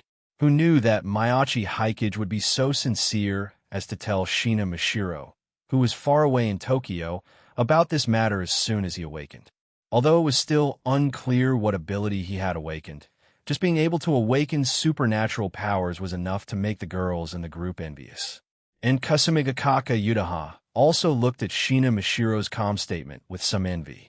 Although she did still often consult Mayachi Hikage for various matters these days, and he could always give good solutions. But after all, unlike Hamamiko and Shina Mashiro, she had not yet had a showdown with him about her identity as a breathing-style successor, so their relationship was naturally not as close as theirs. Thinking about how Mayachi Hikage first helped Shina Mashiro adjust her breathing rhythm, and now, just after awakening his supernatural powers and coming into contact with the Shinto side, he had proactively used his own connections to help Barato. Barato could really be considered a good man of loyalty and righteousness. Thinking that he might transfer to a specialized school, just like Yatsuya Miko and Shinomiya Kagaya. Soon after returning to Tokyo, Kasumigakaka Yudaha felt that she still had to seize the last chance to further consolidate their relationship based on her status as a senpai and a breathing-style successor. In this way, even if Mayachi Hikage left, she would still have a reason to continue using him to complete her daily tasks in the future. As she was planning in her mind how to let Mayachi Hikage coincidentally see her activating her breathing method after Golden Week ended, Kasumigakaka Yudaha fell into deep thought. And the group, naturally, because of Hamamiko's explanation, sparked a discussion among the girls about supernatural awakening and her physical condition. But because Hamamiko didn't say anything after that, after chatting for more than 20 minutes, everyone who was still waiting for a follow-up gradually began to disperse, until the news of a 5.8 magnitude earthquake suddenly came from Chichibu City. Although earthquakes were not exactly news, a 5.8 magnitude had reached the level of a moderate to strong earthquake and already had a certain destructive power. But after everyone Hamamiko to ask if she was in any danger, and she still didn't say anything, everyone became a little anxious. Afterwards, Shinomiya Kagaya used her family's abilities and found that the epicenter of this earthquake seemed to be in the mountain that Hamamiko had mentioned and its surroundings. Everyone in the group couldn't help but become even Barato worried. Although they knew that she had a special grade protecting her, the fact that she still hadn't replied in the group was still concerning. And later, Shinomiya Kagaya even made a special call to inquire, but the answer she got was that the user was out of the service area. At this point, the former Chinibyo girl, who had now evolved into a high-level gamer girl streamer with some fame on the internet, Gokururi, once again posted her speculation in the group.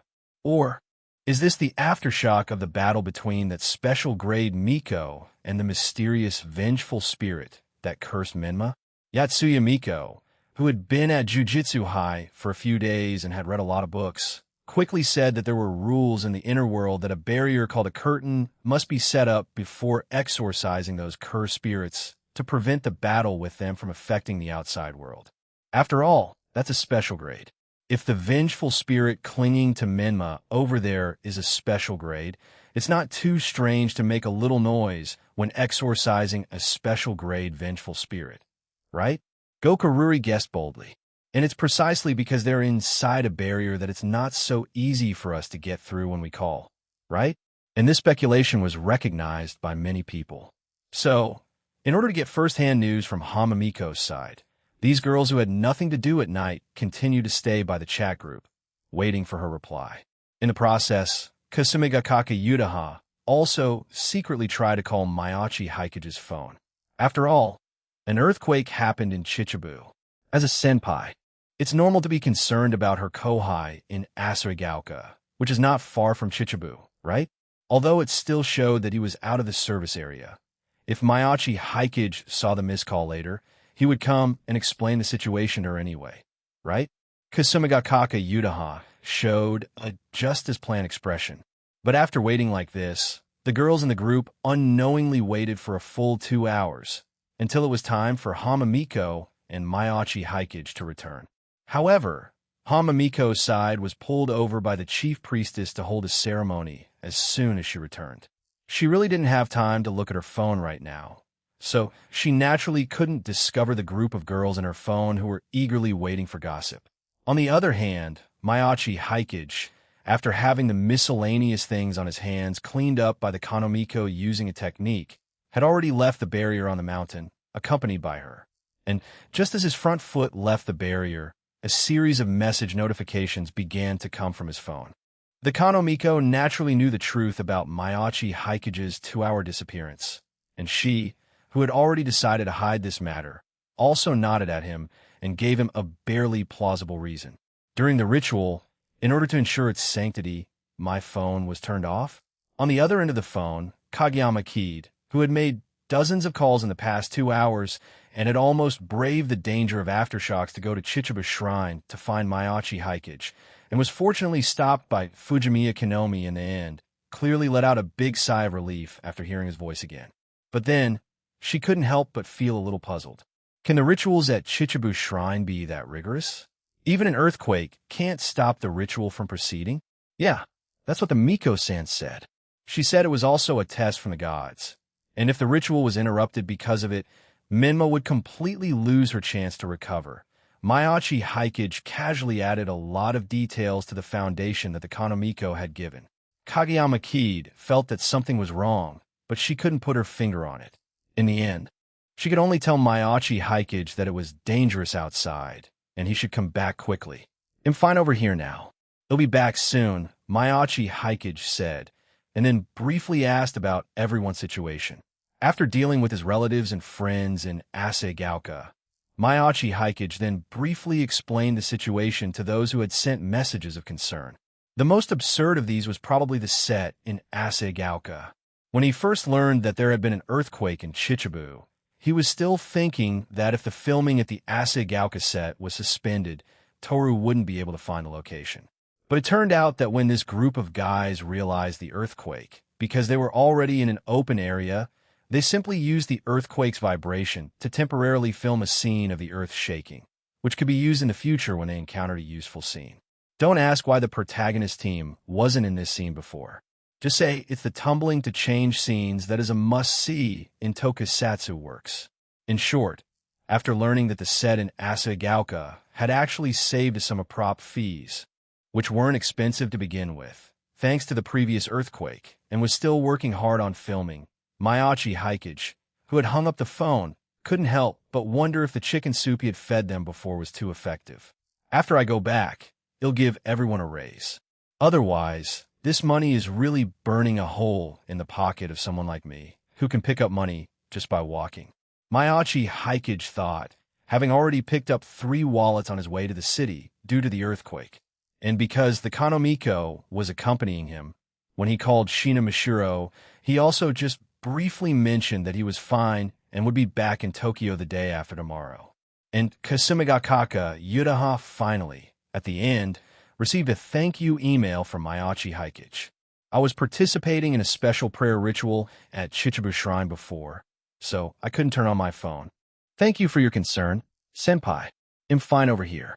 I'll bring you some local specialties from Asegaoka and Chichibu when I get back to Tokyo in a few days.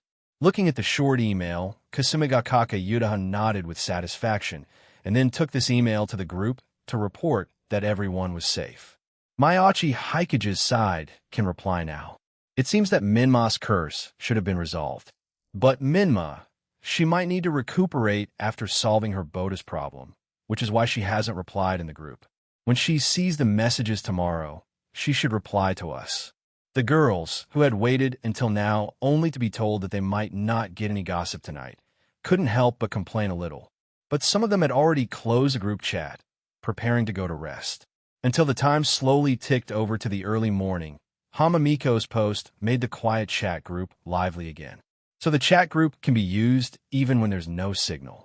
If only I had noticed it when I was in the other world. Anyway, thank you all for your concern. I'm fine, and the problem with my body has been resolved. After I'm normally connected with the ley line here, in Chichibu, I won't have to worry about my body having problems again. Hamamiko had only thought of reporting her situation to her family after her own situation had stabilized, and the chief priestess and the others also seemed to have relaxed a lot and were resting on the side, and she couldn't sleep because of the infusion of spiritual power. The result was that she found that her phone still couldn't get any signal in the barrier. On the entire phone, probably only the 999 messages in the chat group could connect her to the outside world. And then she took one look and found that most of these chat records were actually related to her and Mayachi Hikage. Only then did she quickly send a message, thanking everyone in the group for their concern. And with the message she sent, in the early morning, the only few night owls in the group also popped up: UMR, Kasumi Yutako, Kuroneko. Originally, when she was staying up late, playing games, and saw this special concern message in the group, Amaru still felt that this was her reward for staying up late. But when she took a closer look, a puzzled expression immediately appeared on her face. Otherworld? Leyline? It's only been a few hours. How does it feel like so much has happened to her? However, looking at it, the only ones still staying up late in the group seemed to be the 3 or 4 of them, the kings of staying up late. So Amaru took the initiative to ask her about the details of what happened tonight. Hamamiko was very assured of everyone in the chat group. After all, with the protection of the diary, it was impossible for everyone to harm each other. Not only direct harm, but indirect harm would also trigger a danger warning to stop them. After that, Hamamiko began to explain her physical condition, starting from how she had inadvertently signed a contract with the local ley line when she was a child, and then talking about how she was affected by the nearby spatial fluctuations and took a brief trip to another world. Then, with the help of Mayachi Hikage, she helped a dying dragon, and finally brought that dragon, who had lost her place in the other world, back to the current world. As for Hikage-kun's awakened ability, although I do know about it now, I feel that it's not good to reveal his privacy, so I won't say for now. I can only say that without his help, I'm afraid I wouldn't have been able to come back from that world, nor could I have saved Miss Toru. Also, please continue to keep the matter about the other world and Miss Toru a secret. I feel that Miss Toru's personality is quite good. She also promised not to cause any impact on our world when she came over. If there's a chance in the future, I'll introduce you all to Miss Toru. Chapter 211, A Chaotic World Originally. Before Hamamiko appeared, everyone thought they were going to hear about what exactly had cursed her body. Then, at Mayachi Hikage's request, the special grade Miko from Chichibu Shrine would come out of seclusion and fight a special grade curse hidden in the mountains that cursed others' lives for 300 rounds, finally solving the curse that harmed the human world and allowing Hamamiko's body to return to normal. But now, looking at Hamamiko's words in the group, the few people who hadn't slept yet were even less sleepy. They carefully read the message sent by Hamamiko. It turned out there had never been a curse. Instead, Hamamiko's fate was originally to die 5 years ago and then become the local mountain god under a contract with the ley line. It was just because Mayachi Hikage changed her fate that a series of subsequent events occurred. Now, Hamamiko had been taken as a disciple by the special grade Miko of Chichibu Shrine, and her future could be said to be bright. So, a god might pop up in our chat group soon? Amaru held her phone, looking at Barado's explanation in disbelief. Everyone in the group was still diligently practicing the Barado breathing method given by the mysterious person. Although Yatsuya Miko had recently enrolled in Jujutsu High and gotten everyone a lot of introductory cultivation methods. But unlike Hammond breathing, which had almost no threshold, these supernatural powers like spiritual power, cursed energy, and magic power depended on talent. Those without talent in this area could not even get started, even with help from the available training. Who would have thought that Barado, originally one of the smallest members of the group, would turn the tables in the blink of an eye? Not only had her physical limitation been resolved, but because of the contract with the ley line, she not only found a special grade Miko as a teacher, but would also have the cultivation resources of an entire region at her disposal in the future. At this rate, maybe in a year or two, Hamamiko would really be able to become a god. Even if this god still had regional restrictions, they had the diary. Using reading value to temporarily get rid of these restrictions would not be a problem. Just these things were enough to make people envious. But this was just the beginning. Next, Hamamiko's trip to another world was even more astonishing. Because of the mysterious person, this guy who self-exploded as a transmigrator at the start, everyone in the group had long accepted the existence of the multiverse and parallel worlds by default. As an ACG enthusiast, Omaru certainly knew that there were more and more works about other worlds in recent years.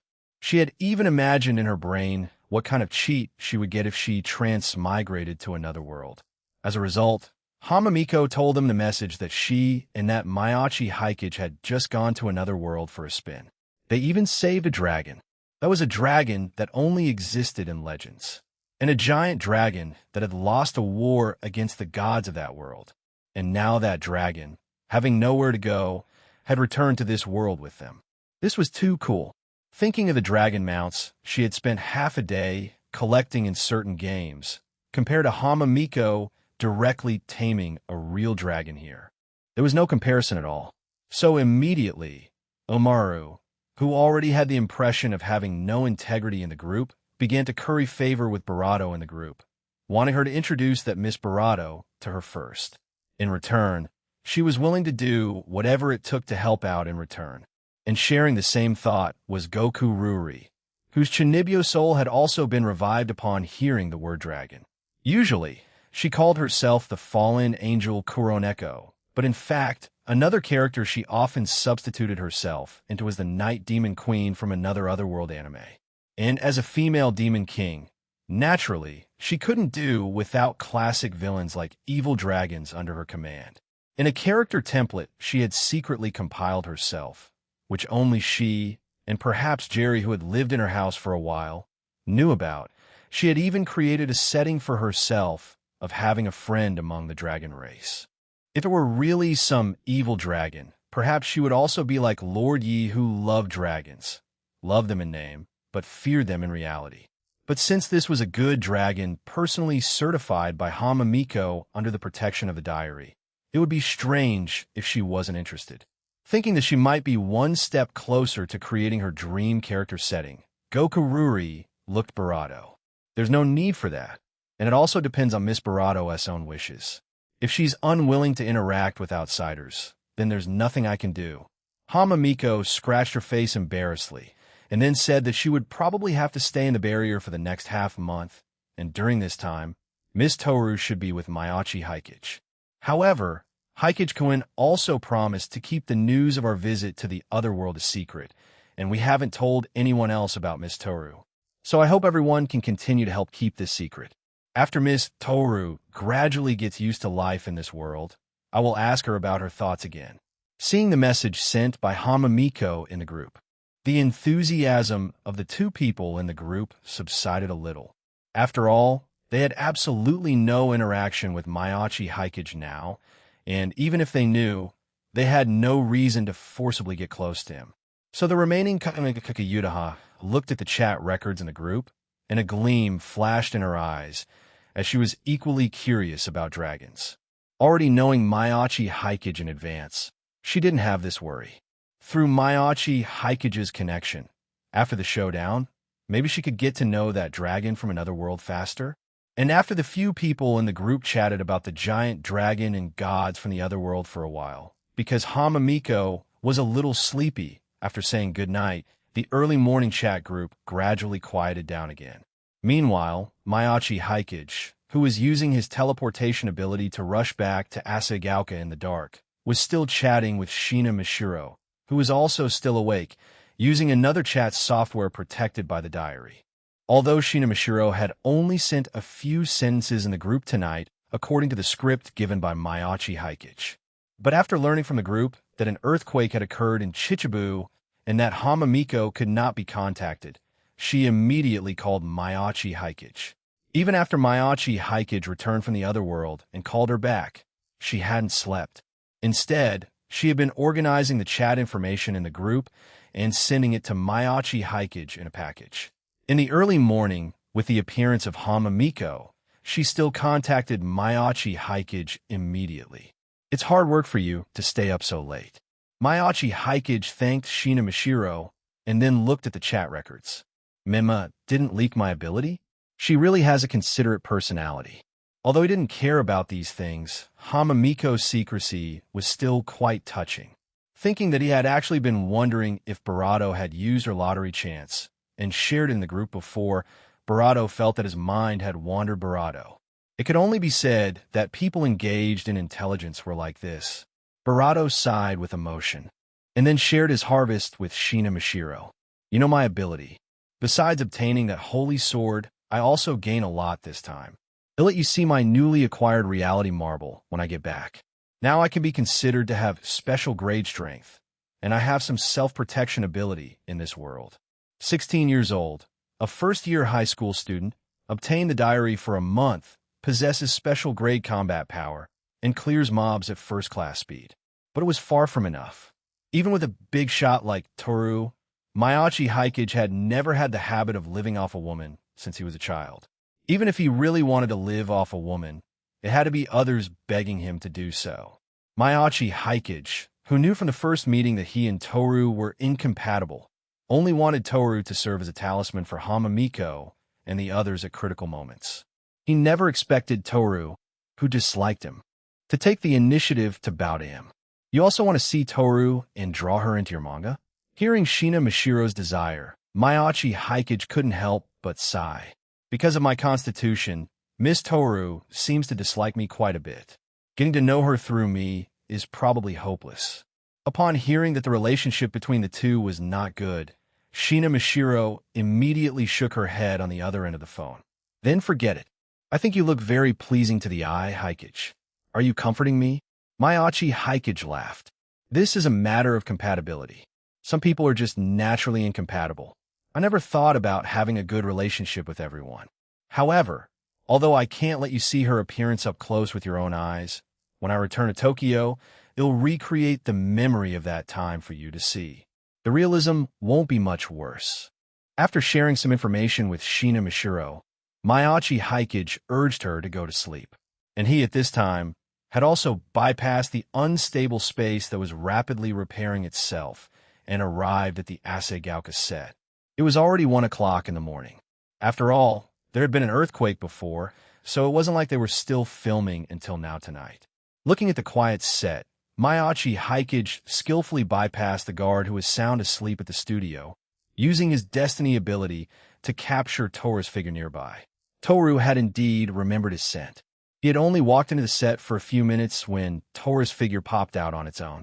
Seeing Toru looking a little interested in the photography equipment in the studio as she walked over, Mayachi Hikage knew that she must have noticed the filming site here before and was probably wondering what use these strange things had.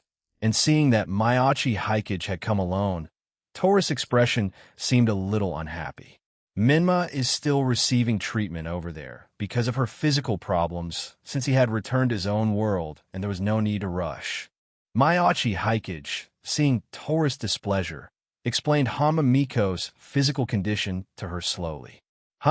Your world is really strange. You actually have to use this method to appease a mere ley line? Toru snorted lightly, indicating that she didn't know how many ley lines she had destroyed in battles over the years. Facing ley lines, dragons had always used means of conquest.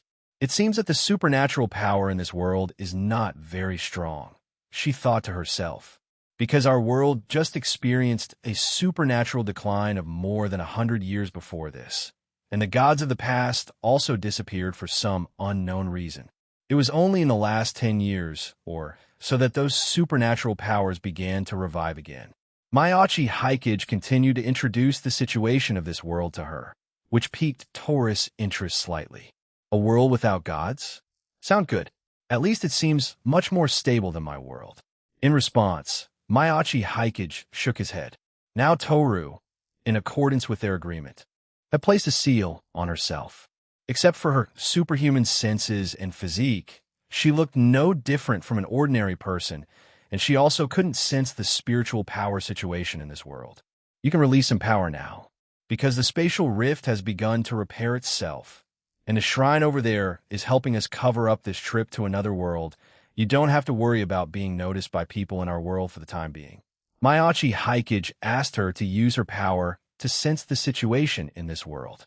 It just seemed that Toru still didn't trust his words, worried that using her power would cause some trouble. Mayachi Hikage could only sigh at her.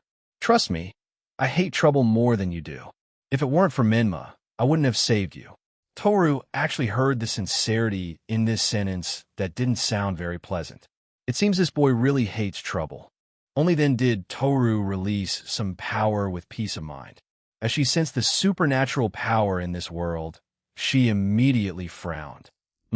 Why is the mana in your world so chaotic? A wisp here, a strip there, completely different in nature. Although the concentration is indeed much lower than in our world, it's quite active. But with such messy mana, how do people in your world use it? In response, Mayachi Hikage spread his hands. "Congratulations. After becoming homeless, you chose to come to our world, which is probably the most chaotic world in the current universe, to relax. In our world, I already know of more than 10 supernatural forces with different supernatural power systems. I estimate that there are at least 100 kinds of scattered supernatural power systems in our world." Chapter 2:12. A world without gods is not so perfect either. Jujitsu sorcerers, mages exorcists, breathing style swordsmen. Various kinds of powers appeared in this world. Although these powers could loosely be collectively referred to as mana and existed in the air for people to use at any time, their components were actually even more complex and chaotic than the gaseous components in the air. And there would even be other changes depending on the region. Different supernatural powers had their own focuses, and the cultivation methods were also strange and varied. Some powers could be interchanged or connected, but that was basically only after different forces had merged with each other for hundreds or even thousands of years. For example, the cursed energy used by jujitsu sorcerers could be converted into majestic life force through the reverse curse technique, and could also be converted into spiritual power through some special techniques. Similarly, exorcists could use the conventional techniques of jujitsu sorcerers with almost no hindrance after some relatively simple technique conversion. These were all told to him by the chief priestess tonight when she hinted that he could jump ship at any time. He just didn't know what the difference would be if top-tier techniques like domain expansion were used by different forces with different powers. But this was the result of mutual infiltration and fusion over many years. As long as the regions were further apart, it would be very troublesome. For example, there were very few supernatural systems in East Asia that could connect with those in Western Europe or South Africa. The niche mages in Japan had only increased slightly in the last few centuries, and their special magical foundation system had not yet fully integrated into the inner world of Japan.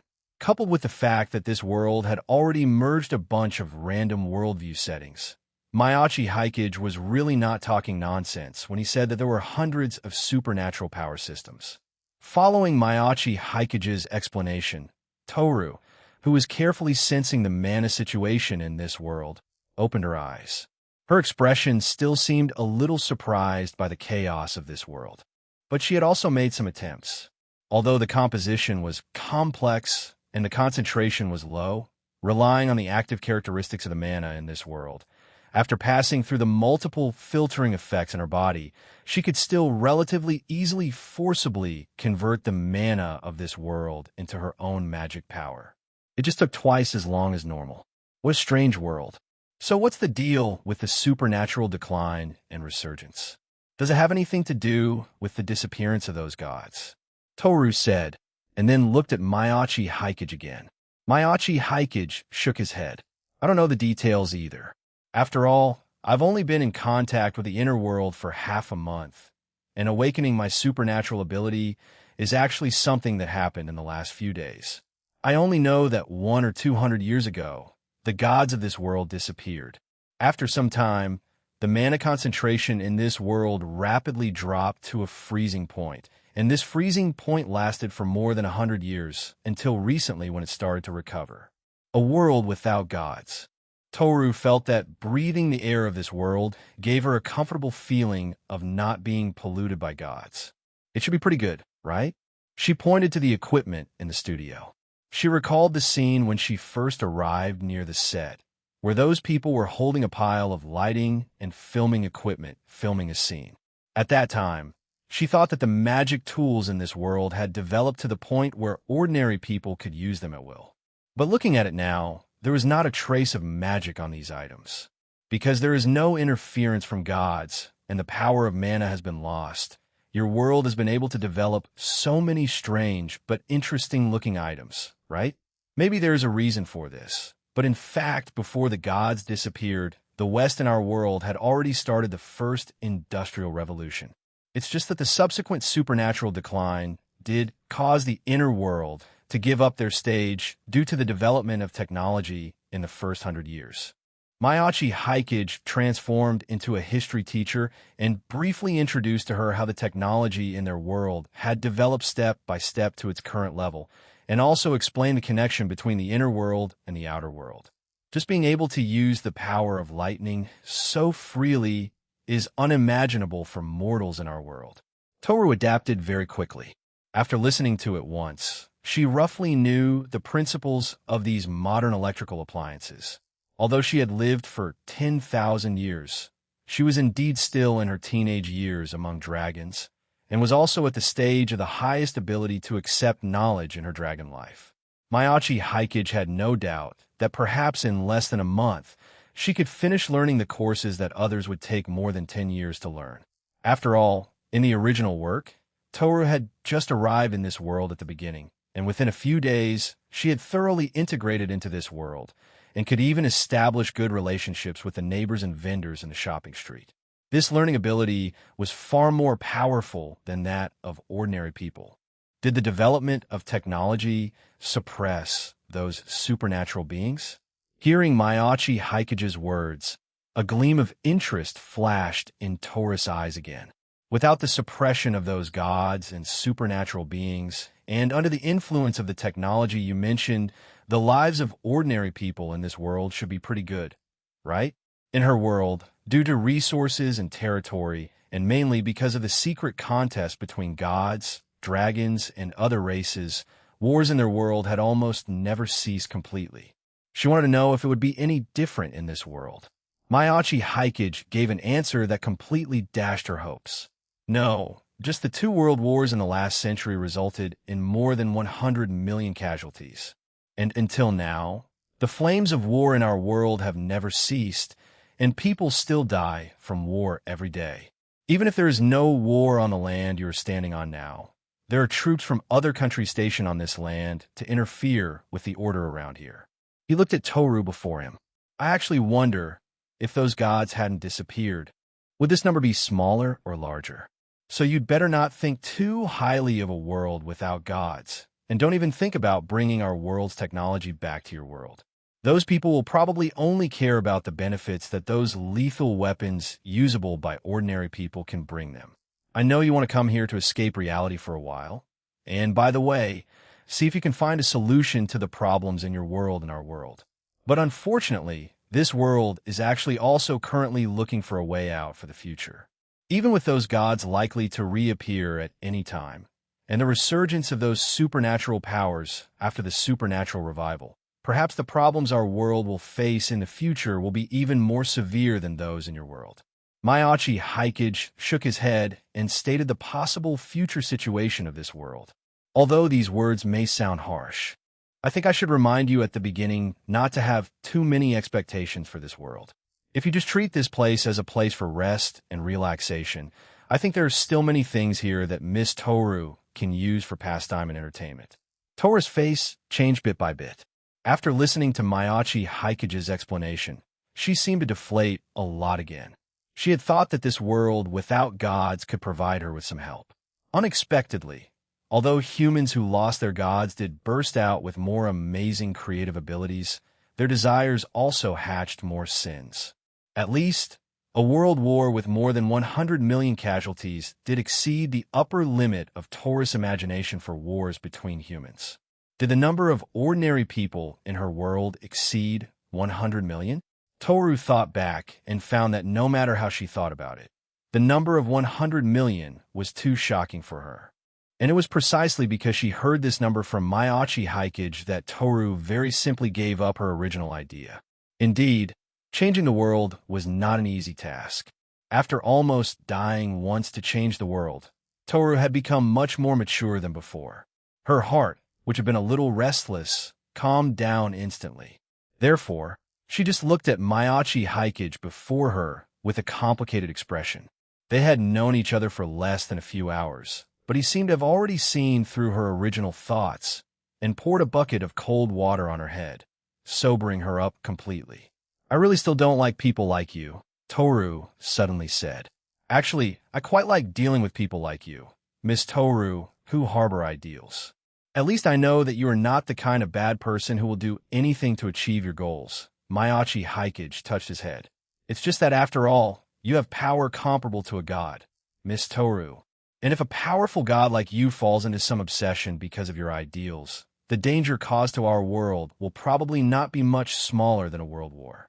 In the original story, Toru temporarily put aside her original obsession because of Kobayashi's appearance, and instead wanted to stick with Kobayashi for a lifetime. But now, Hamamiko, who had the opportunity to serve as Toru's anchor in the future, could not appear for the time being. To avoid Toru making any moves during this period, what Mayachi Hikage could do was to present the ugly and unpleasant side of this world to Toru at the very beginning. "No matter what, I won't cause so many casualties, and I promised you that I wouldn't affect your world." Toru waved her hand somewhat dispiritedly. "Anyway, I know all the things you said. So how do you plan to arrange for me now? I also promised Minma that I would show you our world properly. Just now I talked about the not-so-glamorous side of our world.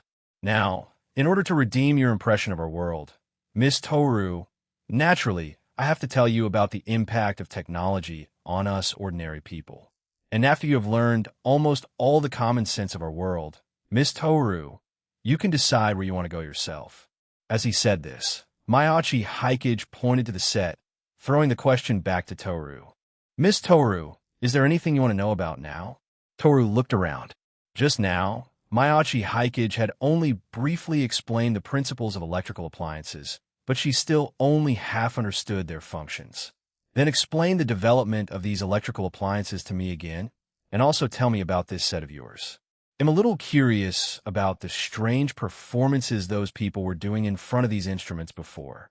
Seeing that Toru had temporarily put down her obsession, Mayachi Hikage nodded, then picked up the camera next to him and introduced the development direction of the internet celebrity industry in Asagaoka Village to Toru. He took out his phone and simply showed her a few videos, letting her know the concepts of the internet and video in this world. "Under my leadership, our village now relies on these acted-out videos. After being spread on the internet, we earn revenue through views and advertising for others." These things were enough to attract Toru's attention. After all, among Toru's dragon compatriots, there was a guy who originally had a great prejudice against humans, but after coming into contact with online games, instantly became an internet-addicted otaku dragon. As long as the Toru before him didn't completely turn into a useless dragon addicted to the internet like a certain fallen angel whose halo had turned black.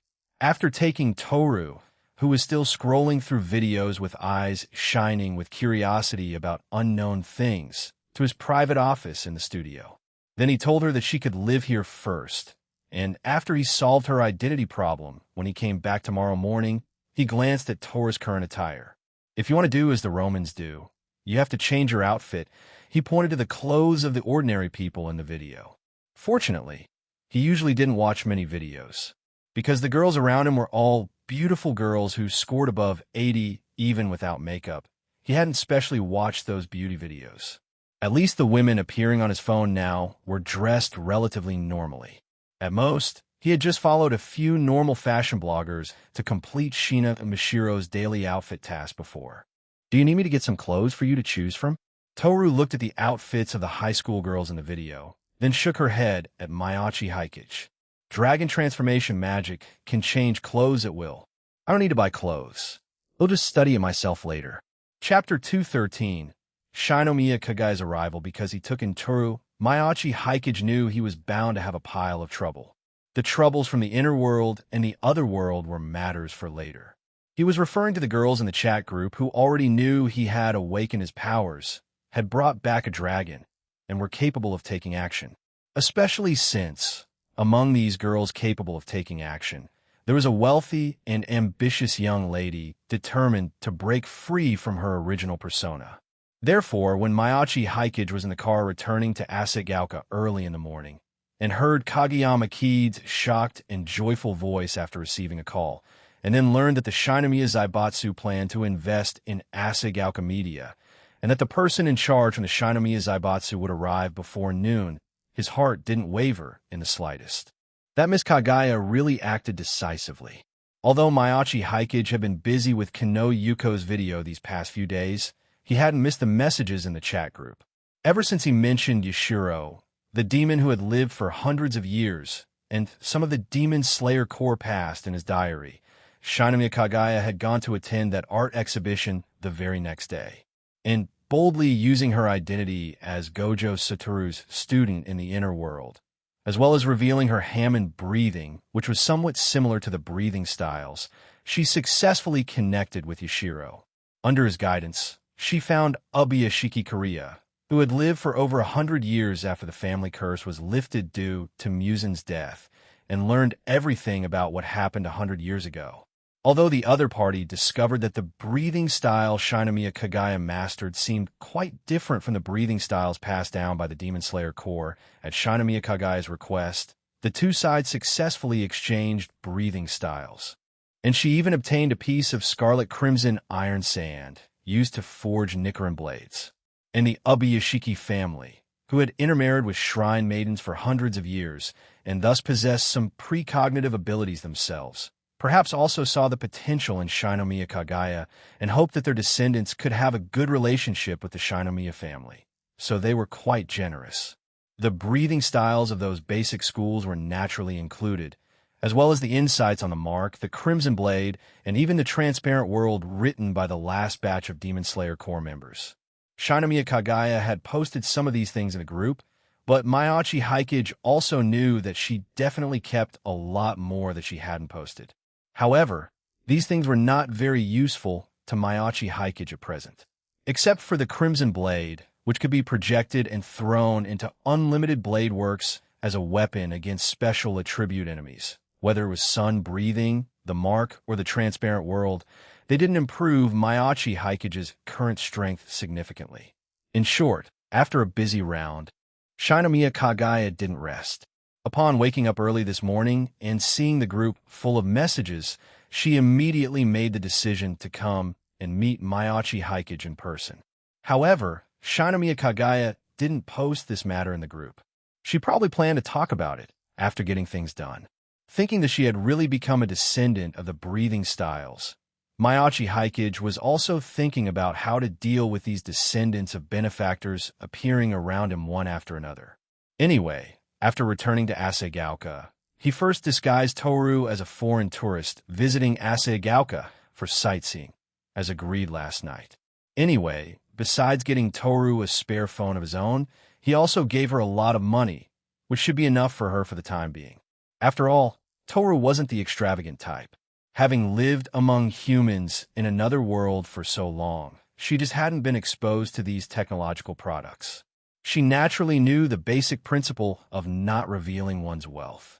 On the other hand, Kageyama Kiid, who started nervously preparing for the reception ceremony as soon as she returned to Asagaoka, instinctively felt that something was wrong. Did this Miss Toru, who came to visit Asagaoka, really take the train here alone so early in the morning? There was an earthquake in Asagaoka and Chichibu last night. Is she really not afraid at all? And her Japanese is so fluent, without any accent. It feels like she has lived in Japan for many years. However, seeing that she was indeed quite generous with her spending and just quietly stayed by the set watching them film the movie, Kageyama Kiid's attitude towards this foreign friend who came for the fame was still very friendly, and she specially assigned a staff member to follow her and meet some of her needs. Only Fujimiya Kinomi showed a cautious expression looking at the beautiful blonde girl. Is this the dragon girl from another world that Hikage mentioned to me last night?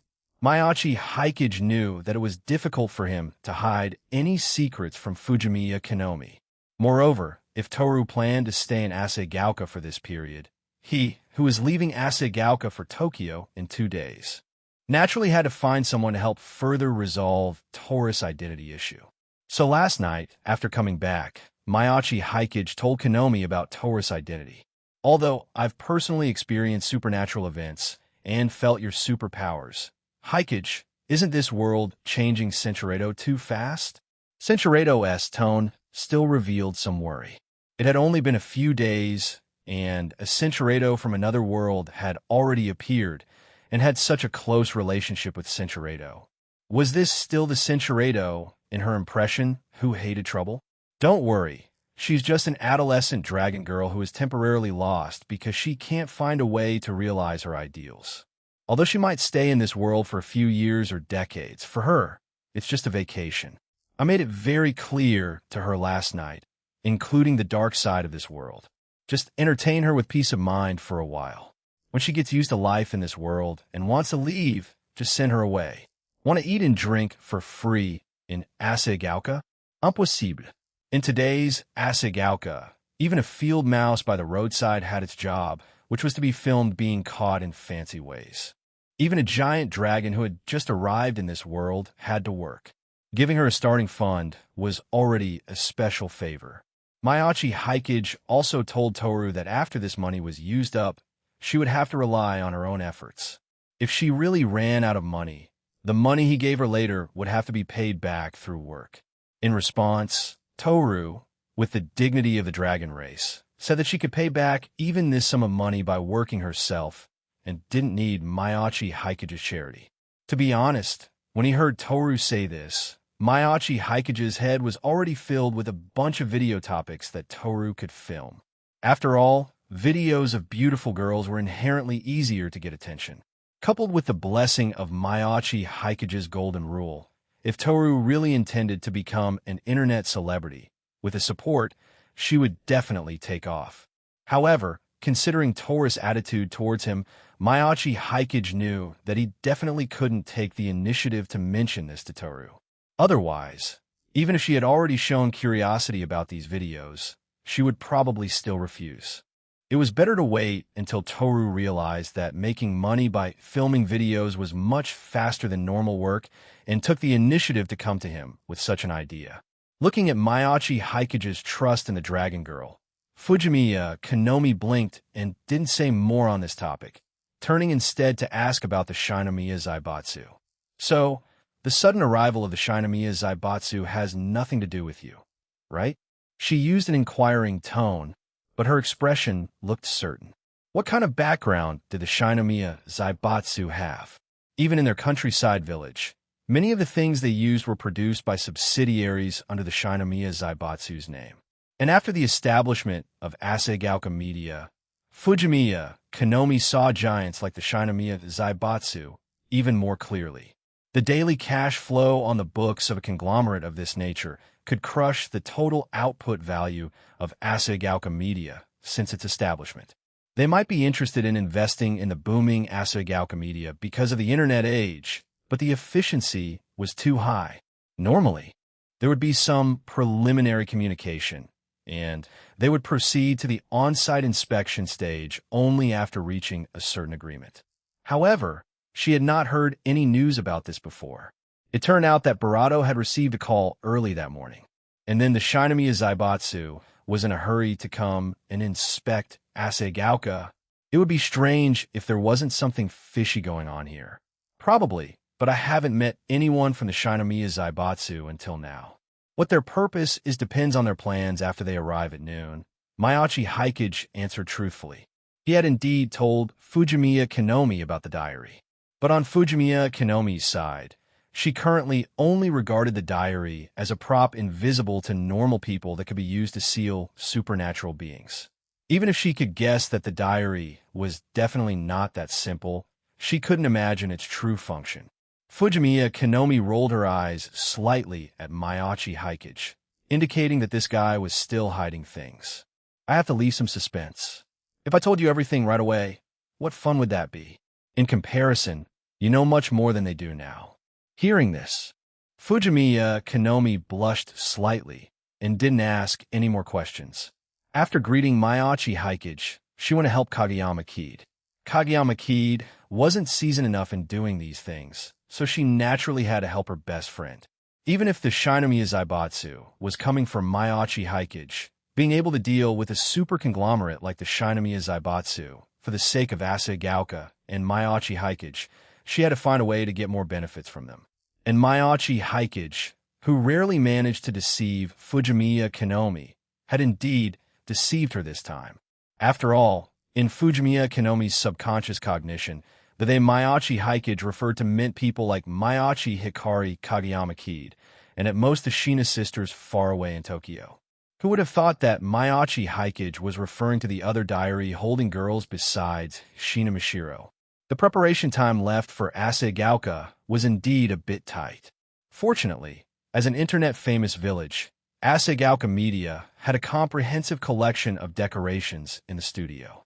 Before Shinomiya Kagaya arrived, they managed to put together a passable welcome ceremony.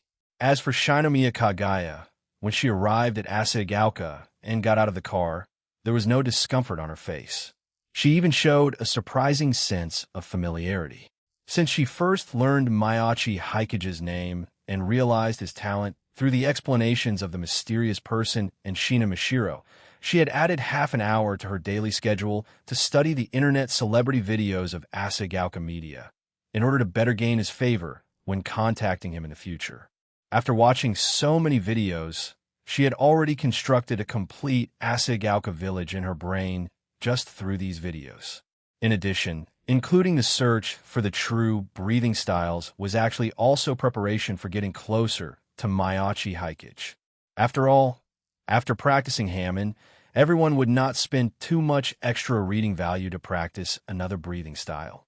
At most, they would follow the mysterious person's words, learn from each other's strengths, and extract the essence of the two breathing styles to create a breathing style more suitable for themselves.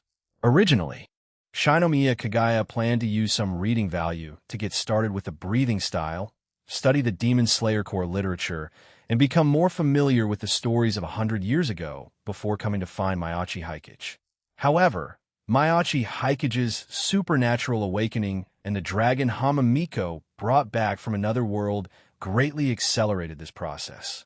The previous Maiachi Haikage was just the ceiling for ordinary people. Relying on his extraordinary creativity, he could speed up her cultivation and make her walk easier on this path. At that time, Shinomiya Kagaya wanted to overcome Barato gradually, challenging both his physical abilities and mental resolve. But now, after his supernatural awakening, Shinomiya Kagaya had changed her mind. What she was considering now was to establish a connection with him before other forces gained his favor. During these few days of Golden Week, besides running around, she also spent a lot of time at Jujutsu High. She also heard from that show-off teacher, Gojo Satoru, amidst his usual complaints, about how he was called by the principal to work overtime in Saitama Prefecture to solve trouble the other night. He also mentioned meeting a young man who had just completed his supernatural awakening and whose aptitude might not be worse than mine, and said that he might come to visit Jujutsu High after the holiday and might choose to enroll. This was the first time Shinomiya Kagaya had heard the phrase aptitude not inferior to mine from Gojo Satoru. Although she seemed to have seen complaints in this regard in the diary before that required talent. Being praised by Gojo Satoru was already proof of his talent. Previously, Shinomiya Kagaya wondered if this potential student might be the protagonist of Jujutsu Kaisen mentioned by the mysterious person. But judging from the chat content last night, the person Gojo Satoru met at that time should be Maiachi Haikage, who had completed his supernatural awakening. In other words, the power Maiachi Haikage awakened was recognized by Gojo Satoru, including in the chat group. Although a certain famous author, Kasumi Yutako, expressed a very restrained attitude in the group. Her act of proactively sending a message to Maiachi Haikage last night already showed that she would definitely take further measures after Maiachi Haikage returned to Tokyo. So, she was now preparing to meet Maiachi Haikage in advance here in Asagaoka with the dual identities of classmate at Jujutsu High and successor of the breathing styles. Chapter 214. Shinomiya Kagaya Nice to meet you, although Asagaoka's welcome ceremony for the Shinomiya Zaibatsu's arrival was somewhat rushed, their efforts were still apparent. Basically, all the notable people in Asagaoka had come to participate in the welcome ceremony, and the film crew had even paused their shooting to welcome them. And among the group of people from the Shinomiya Zaibatsu who came with Shinomiya Kagaya to Asagaoka, quite a few had naturally seen Asagaoka's internet celebrity videos. However, these subordinates found that their young lady seemed to know Asagaoka even better than they did. Not only could she casually name the classic videos of Asagaoka, but even for the internet celebrity villagers filming videos in Asagaoka, even those with little presence, as long as their names were mentioned in the videos, Shinomiya Kagaya could immediately call out their names. Truly worthy of being the eldest daughter of the Shinomiya family. Even for such an insignificant investment project, she could put in so much effort to prepare.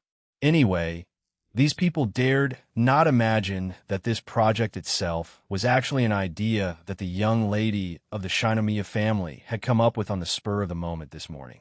Remembering people's names was not a big deal for Shinomiya Kagaya. Before enrolling in Shuchiin, she had already memorized the names and identities of all the students in the school. At that time, she hadn't obtained the diary yet and relied entirely on her own ability.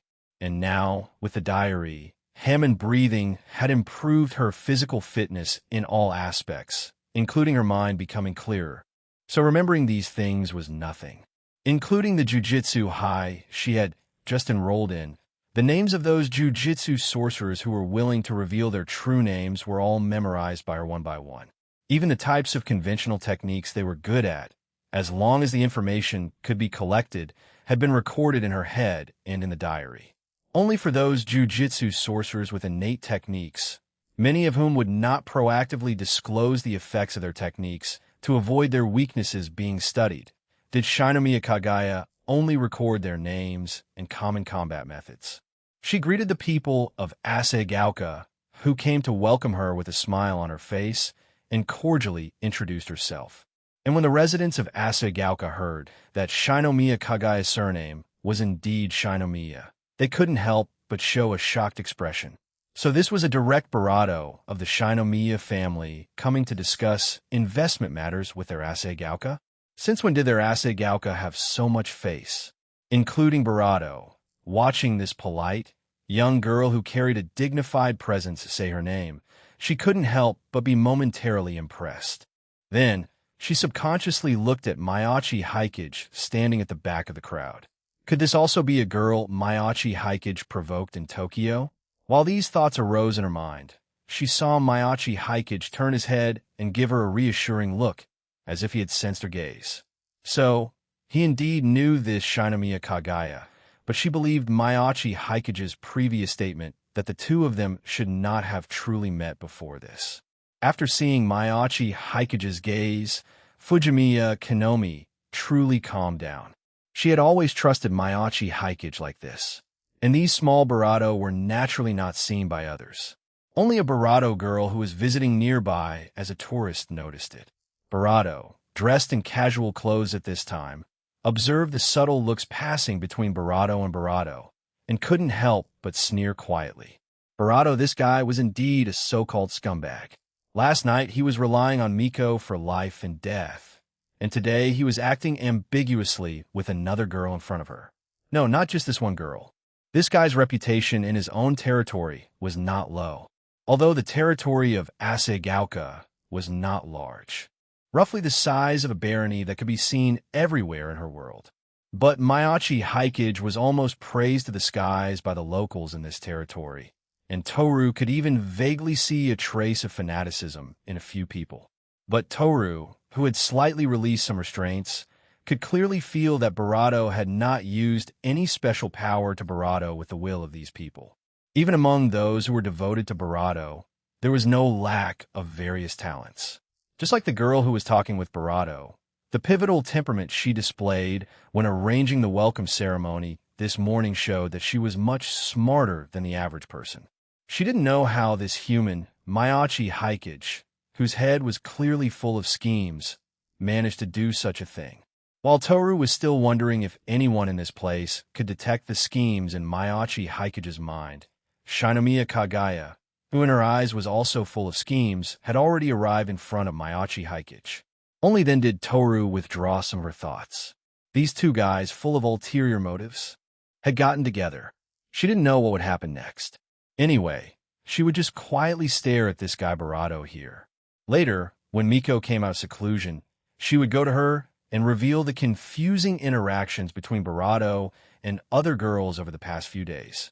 Thinking this, Toru saw Shinomiya Kagaya extend both hands towards Mayachi Haikage, who was standing behind the crowd, with a gaze that seemed to carry light. Mayachi Haikage-kun, am very glad to meet you here. Shinomiya Kagaya did not hesitate to use her talent, being able to show that pitiable expression whenever she wanted. According to the original work, in the face of this expression and voice calculated to the extreme, it was said that even gods would be moved. The description of Shinomiya Kagaya's appearance in the first chapter of Kaguya-sama, Love is War, flashed through Mayachi Haikage's mind, and his evaluation was, meh. After all, he was indeed a bit too familiar with Shinomiya Kagaya. Not only had he seen her Bakuguya form, which was even more innocent than this appearance, but he had also witnessed the socially dead scene of her hugging Fujiwara Chika and crying for Chika Mama. Therefore, Mayachi Haikage's heart didn't waver at all at this moment, and he even wanted to laugh a little. Ahem, gotta hold it in. Mayachi Haikage nodded slightly, and also flawlessly extended his hand to lightly shake hers. Welcome, Miss Shinomiya Kagaya. He completely ignored the suffix kun that Shinomiya Kagaya had just used, which was enough to shock the surrounding Asarigauka people. He just calmly shook her hand lightly and then retracted it. A genius who can maintain rational thinking in most situations, except when it comes to his sister. This was the information about Mayachi Haikage that Shinomiya Kagaya had collected and organized. She remembered that the photo of Mayachi Haikage in the file showed this seemingly friendly, but actually emotionless smile. When Mayachi Haikage was at school, facing his classmates, his reaction was probably similar. But this was not the real Mayachi Haikage. Although Mayachi Haikage almost never appeared in front of the camera, he did provide his voice for some videos, and in the behind-the-scenes footage of some sets, one could also hear Mayachi Haikage transforming into a tyrant on the set, scolding actors. From the tone and reaction he showed in the videos, she could feel that this boy also had normal joys and sorrows in his daily life, but his truest side would only be shown in front of the people he truly cared about. Perhaps Shina Mashiro had successfully entered Mayachi Haikage's life by striking first. On Barato's side, after their journey to the other world last night, where the two shared an important secret together, perhaps their friendship could grow stronger from here. With time, she hopes to get closer to this brilliant boy, build trust with him, and find ways to work together. For this reason, she also restrained her gaze towards the blonde girl standing outside the crowd as a spectator tourist. Although Hamamiko had not posted photos or images of Toru, she had mentioned in the group that a giant dragon had turned into a blonde girl and was currently staying with Mayachi Haikage to deal with identity issues. There was only one blonde girl at the scene, so she was most likely the incarnation of the giant dragon from the other world. To be honest, Shinomiya Kagaya really wanted to show that she also knew about Toru's identity, and then handle those identity documents for Toru herself. As a daughter of the Shinomiya family, it would be more foolproof for her to handle such things. A few days ago, that Mayano Shiho successfully escaped under the guidance of a mysterious person. Although she assisted Mayano Shiho in hiding and modified a new identity for her, the one Mayano Shiho wanted to thank the most was still the mysterious person who had also saved her sister. This time, encountering Toru from another world, with Mayachi Haikage and Hamamiko already being Toru saviors, she couldn't find a chance to join in the excitement. Because the connection between the diaries could not be leaked, even if she could pretend to be Hamamiko's online friend. She couldn't explain how she knew about Toru when Hamamiko was currently still in the barrier, unable to contact the outside world, and had also agreed to hide the matter of the other world. Even whenever she had the thought of intercepting the diary's danger warning would appear, not only reminding her that doing so might bring danger to herself, but also indicating that doing so violated the rule that diary holders could not harm each other. So, the idea of a showdown with Miss Toru was not feasible. At most, she could try to contact her in advance. However, Shinomiya Kagaya didn't know that in front of Toru, a dragon girl who had lived for 10,000 years, the twists and turns in her heart had long been perceived by Toru. Maiachi Hikage was her savior after all. No matter how much she disliked him, Toru would not repay kindness with ingratitude. If Maiachi Hikage encountered any danger, she would definitely take action to repay that kindness, although this kindness might not be fully repayable. But if Shinomiya Kagaya, a stranger with many thoughts, wanted to approach her, she would not show her a good face. After the welcome, it was naturally lunchtime. Although the lunch prepared by Asagaoka was not luxurious, it certainly wasn't bad. Anyway, even Shinomiya Kagaya didn't show any special expression, but quietly enjoyed the lunch, so the others from the Shinomiya Zaibatsu naturally couldn't have any opinions. Among them, the person whose attitude changed the fastest was probably Toru. As a tourist, she also ate a staff meal with the staff of the studio under Maiachi Hikage's arrangement. Sure enough, that guy Maiachi Hikage didn't lie to her. Due to the development of technology, although the food culture in this world lacked the special flavors of those magical ingredients, it was far ahead of their world in terms of cooking techniques and ingredients. Although Toru herself didn't care about these desires of the tongue, who want to eat black bread every day if they could eat well. In addition, the dragon's appetite was quite large to begin with. Even if Toru didn't really let go of her appetite, she easily ate 7 or 8 times the amount of food of an ordinary person. Hearing about this, Maiachi Hikage also silently drew another circle on the 2 options of Big Eater and Lonely Gourmet in the list of videos Toru could film. However, compared to Toru's affairs, the people of Asagaoka now wanted to find out more inside information from Maiachi Hikage. After all, that young lady of the Shinomiya family called Maiachi Hikage Maiachi-kun, and Maiachi Hikage still looked calm, as if he wasn't surprised at all. Could it be that when he was in Tokyo, his boss had already secretly begun a relationship with the daughter of such a Barato tycoon? Itakaiji continued to be sincerely impressed by his boss' charm. I haven't met Miss Shinomiya Kagaya, but I have indeed heard about her from a friend of mine. Perhaps she also heard my name from that friend of mine.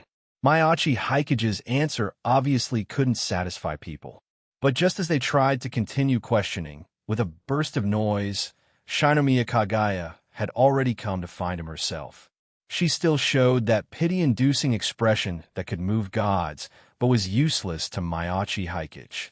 "Excuse me, Senchuredo," but seeing the bodyguards in sunglasses and black suits beside Shinomiya Kagaya, they didn't have the slightest desire to gossip.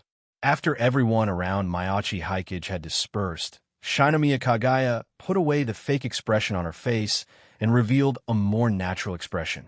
"Let me introduce myself again. I am Shinomiya Kagaya, a first-year student at Tokyo Jiu-Jitsu High and also a friend Shina Mashiro met online. Nice to meet you. Having heard so much about you, I finally get to meet you in person." Chapter 215. 2 actors Maiachi Hikage proactively revealed to the people around him that he had heard about Shinomiya Kagaya from Shina Mashiro. And when Shinomiya Kagaya chatted with him alone, she also proactively revealed the news that she knew Shina Mashiro. 2 smart people playing mind games, sometimes talking in circles. Barato preferred direct communication with Shinomiya Kagaya, while Shinomiya Kagaya felt that being straightforward was the best way to earn his trust. So after mentioning Shina Mashiro's name, the relationship between the 2 seemed to have really gotten much closer. "I've heard that Mashiro met a lot of people online and talked about you guys, but I really didn't expect that the young lady of the Shinomiya family would also become friends with others online." Maiachi Hikage said this, and Shinomiya Kagaya covered her mouth lightly. "The girls I met online are not completely ordinary girls either." Shinomiya Kagaya slightly used the power of Hammond breathing. Although she couldn't compare to Shina Mashiro, it did seem that she was much more talented than Hamamiko. After sensing it for a while, Mayachi Haikage frowned slightly and asked Shinomiya Kagaya, "So the breathing method Mashiro practices was spread by you, Miss Shinomiya?" "Not at all. I also received this power thanks to someone else's grace. To be precise, the reason Mashiro and I met online was also because we both mastered this wonderful breathing method. We gathered together just to figure out who gave us this breathing method. With your eyesight, you can also see that although the progress of Hammond and me, Mashiro, and Minma is not consistent. We basically started practicing at the same time, right?" Shinomiya Kagaya mentioned Minma's name again, indicating that Barato was also someone she knew. "Minma, so she also knows you guys? Speaking of which, I've known her longer than I've known Mashiro, but you should know about her health issues best. And Minma herself doesn't like to talk in our group, so she might not have mentioned these things to you yet." Shinomiya Kagaya observed the diary's reaction. Very safe. Not a single danger warning. It was easy to communicate with such tight-lipped and grateful people. Just like Fujiwara Chika, as long as she could gain the other's trust, she didn't have to worry about the other doing anything detrimental to her. After obtaining the diary, she had tested many people with this method. Her brothers, her father, including Hayasaka AI, who grew up with her, and even other girls holding diaries, would trigger danger warnings when she mentioned some sensitive matters. It was just that Hayasaka AI triggered the least, and those were warnings that would appear regarding the mysterious person and the diary's punishment. There were hardly any warnings regarding things related to herself. Apart from Mayachi Haikage, whom she met today, perhaps only Fujiwara Chika, her childhood friend, had never triggered a danger warning. "Actually, I came here because I couldn't contact Minma due to the earthquake in Chichibu last night. After learning from my sources that she went missing with you for 2 hours last night, I came to you to meet you, wanted to figure out what happened to Minma and her current physical condition." Shinomiya Kagaya acted very well, seeming completely unaware of Hanma Miko's current situation, and a trace of worry could even be heard in her tone. This acting skill was almost catching up to his. Mayachi Haikage sized up Shinomiya Kagaya for a while, and then nodded. "Since you know Minma, and the Hammond in your body does seem like it would take about a year of practice to reach this level. He'll believe what you say for now. He'll confirm it with Minma later." Then, Mayachi Haikage briefly explained Hanma Miko's physical problems and the situation at the shrine. Naturally, he still omitted the matter of the other world, and even left out Hanma Miko's connection with the ley line, only saying that Hanma Miko was found to have very good talent and was now favored by the special grade Miko of Chichibu Shrine, who wanted to take her as a disciple and solve her physical problems at Chichibu Shrine first. Shinomiya Kagaya was not surprised by Mayachi Haikage's omission and concealment. Miko had explained the potential consequences of revealing the truth. Mayachi Haikage wouldn't leak such a thing just because of her, someone he had just met. She just carefully observed Mayachi Haikage, wanted to judge if he would show any habitual micro-movements when lying. So Minma had such a fortuitous encounter. No wonder I couldn't find out the truth, no matter how I used the channels of the Shinomiya Zaibatsu. So, it's related to a special grade supernatural being. Two people who knew the truth were acting against each other here, but in the end, Shinomiya Kagaya was still more immature. Facing Mayachi Haikage, who knew the whole truth and also knew how much truth she knew, Shinomiya Kagaya, looking at the subtle flaws Mayachi Haikage deliberately revealed, also memorized those flaws bit by bit in her heart, as Mayachi Haikage expected, preparing to test them repeatedly in the future. Anyway, after confirming Hanma Miko's current safety, the topic naturally circled back to the breathing method by Shinomiya Kagaya, who seemed to have taken the initiative. Originally, I didn't know about those things from 100 years ago either. It wasn't until Mashiro sent me the picture you sent her that I learned about the existence of the Demon Slayer Corps. And through some documents from back then, I found a descendants of the Demon Slayer Corps, Shinomiya Kagaya said, and then took out the records of the Demon Slayer Corps she had prepared and organized from her side and handed them to Mayachi Haikage. Mayachi Haikage took these documents with a solemn face and began to examine them. He flipped through these materials very quickly, and Shinomiya Kagaya waited patiently by the side. That's right. 100 years ago, an elder of the Maiachi family was saved by a member of the Demon Slayer Corps. Originally, the Maiachi family wanted to repay this kindness later, but since then, that elder never heard anything about the Demon Slayer Corps again. So, shortly after that, did the Demon Slayer Corps completely disband? Maiachi Haikage sighed with emotion. When I saw Mishiro using the breathing method, I thought I could finally find the swordsman who saved the Maiachi family and the entire Asagauka through her. Now that the Demon Slayer Corps has disbanded, I don't know if there's still a chance. Hearing the regret in Maiachi Haikage's tone, Shinomiya Kagaya raised an eyebrow, feeling that her chance had come. So she said softly to Maiachi Haikage, although after killing the Demon King Muzan and all the evil demons born from him died, the Demon Slayer Corps disbanded, and the breathing styles gradually disappeared into history with the decline of the supernatural. Perhaps only a few families still passed down the breathing styles within their families. But if you want to know, I can help you find the identity of the swordsman who came to Asagauka back then through my channels. Maybe some of these mission records can still be found. Hearing this, Maiachi Haikage also showed a trace of surprise at the right time, and then expressed his gratitude to Shinomiya Kagaya for the first time. No need to thank me. I also want to borrow your ability to help me investigate the mysterious person who is secretly spreading the breathing method. When mentioning the mysterious person, although she used Japanese instead of the English who, Shinomiya Kagaya's tone still became slightly heavier. She looked at Maiachi Haikage. You have already contacted people from the inner world, so you should know about the spiritual resurgence. Maiachi Haikage nodded. I think it might be because of the spiritual resurgence that the mysterious person discovered something, which is why he secretly spread these breathing methods again. Shinomiya Kagaya found an explanation for the origin of the breathing methods.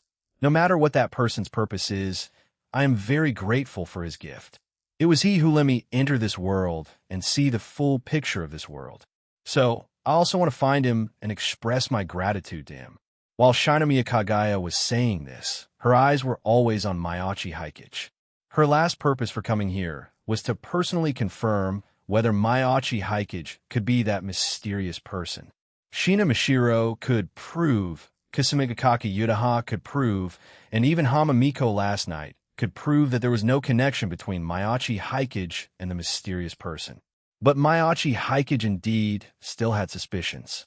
In the background investigation, there was also the fact that he was proficient in 5 languages, among which Japanese, English, and Chinese had reached the level of a native speaker. At the same time, he had a fairly deep understanding of the Middle Kingdom next door, and his usual dining preferences were half Chinese and half Japanese. These were actually fine and couldn't be used as evidence that he was the mysterious person.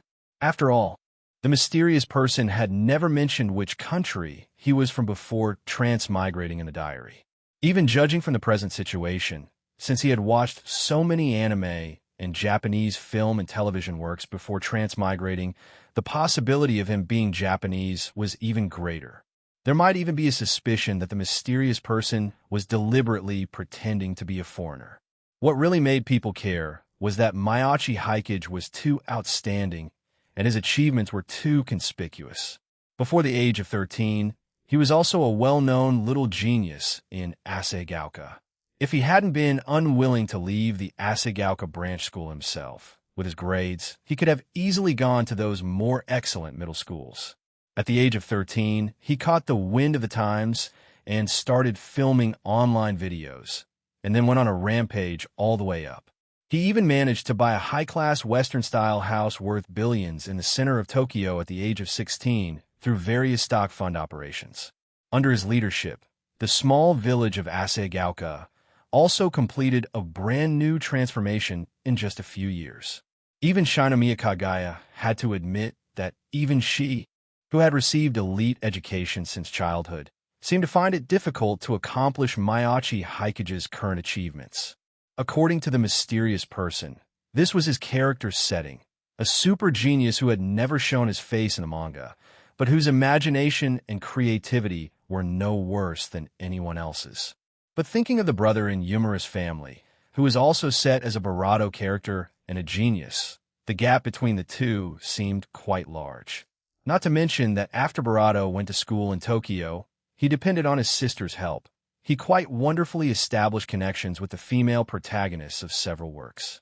Then, after obtaining the breathing method from Shina Mishiro, he awakened his supernatural ability in such a short time.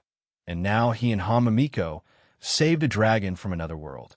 Although it hadn't been confirmed yet, Shinomiya Kagaya felt that maybe this dragon was the female protagonist of another otherworld work.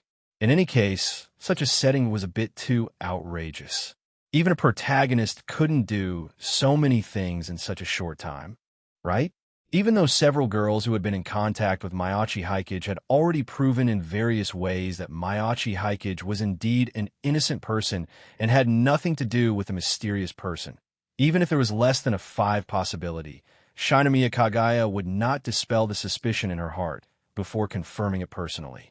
Her personal visit this time was not only to become friends with Mayachi Hikage, but also to see for herself. After revealing a trace of news about the mysterious person and her attitude towards him, she carefully watched every change in Mayachi Hikage's expression. But if she could see any problems, yellow temperance wouldn't be considered the stand best at disguise. The flawless Mayachi Hikage showed a contemplative look. Could it be that a new demon king has appeared in the world, or has the spiritual resurgence brought some other crisis, necessitating the redistribution of the breathing styles? Mayachi Hikage analyzed. Who knows? So I chose to enter the inner world and use the power of the Shinomiya family to gain a foothold there, find out all the truth, and see if I can find out more news about that person in the inner world. Shinomiya Kagaya's gaze never left Mayachi Hikage, and a look of envy appeared in her eyes. It's just that I didn't expect that you, who learned the breathing method from Mishiro, would successfully awaken to the supernatural and enter that world in such a short time. My current teacher is Gojo Satoru, a special grade jujitsu sorcerer at Tokyo Jujitsu High. You should have met a few days ago, right? I also heard about you from him. Mayachi Hikage nodded in agreement. A few days ago, when I was filming a video of the past, I was attacked by a vengeful spirit. Although I had the help of the Miko Hiragi Inori from Shinto, it almost caused heavy losses.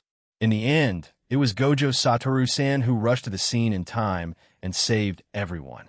And I also completed my supernatural awakening that night. Chapter 216. The much sought-after Barato once again revealed his current signature ability, that distinctive gaze. With this, many things could be easily explained away, because when he used this ability, anyone looking directly at him could sense a trace of mystery in his expression. Even Shinomiya Kagaya, who had already entered the inner world, couldn't help but feel that she was being seen through by him in front of these eyes. But at the same time, Shinomiya Kagaya couldn't help but sigh in her heart that Mayachi Hikage's eyes were truly beautiful. After seeing Hoshino Ace eyes with stars twinkling in them, she had thought that no one's eyes could be more beautiful than hers.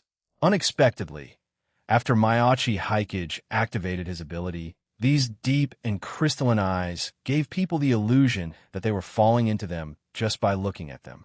She wondered what the eyes of Gojo Satoru-sensei, who wore an eye mask all day to look cool, looked like under the mask. She heard from a second-year senpai that Gojo Satoru had inherited the 6 eyes of the Gojo family and would also have some changes when activating his technique.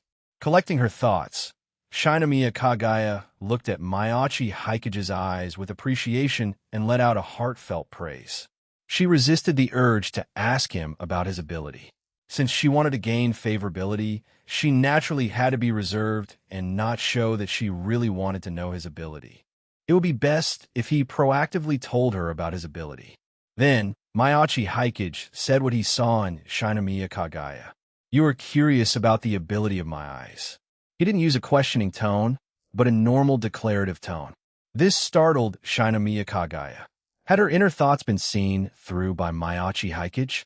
Mayachi Hikage smiled, and the light in his eyes slowly faded. This is my ability. Shinomiya Kagaya stared at Mayachi Hikage. What did he mean by that? Was that sentence just now the manifestation of his ability? She didn't want to know what the ability of Maiachi Haikage's eyes was, but she just suppressed the urge to ask. Could it be that his eyes could see her true inner thoughts?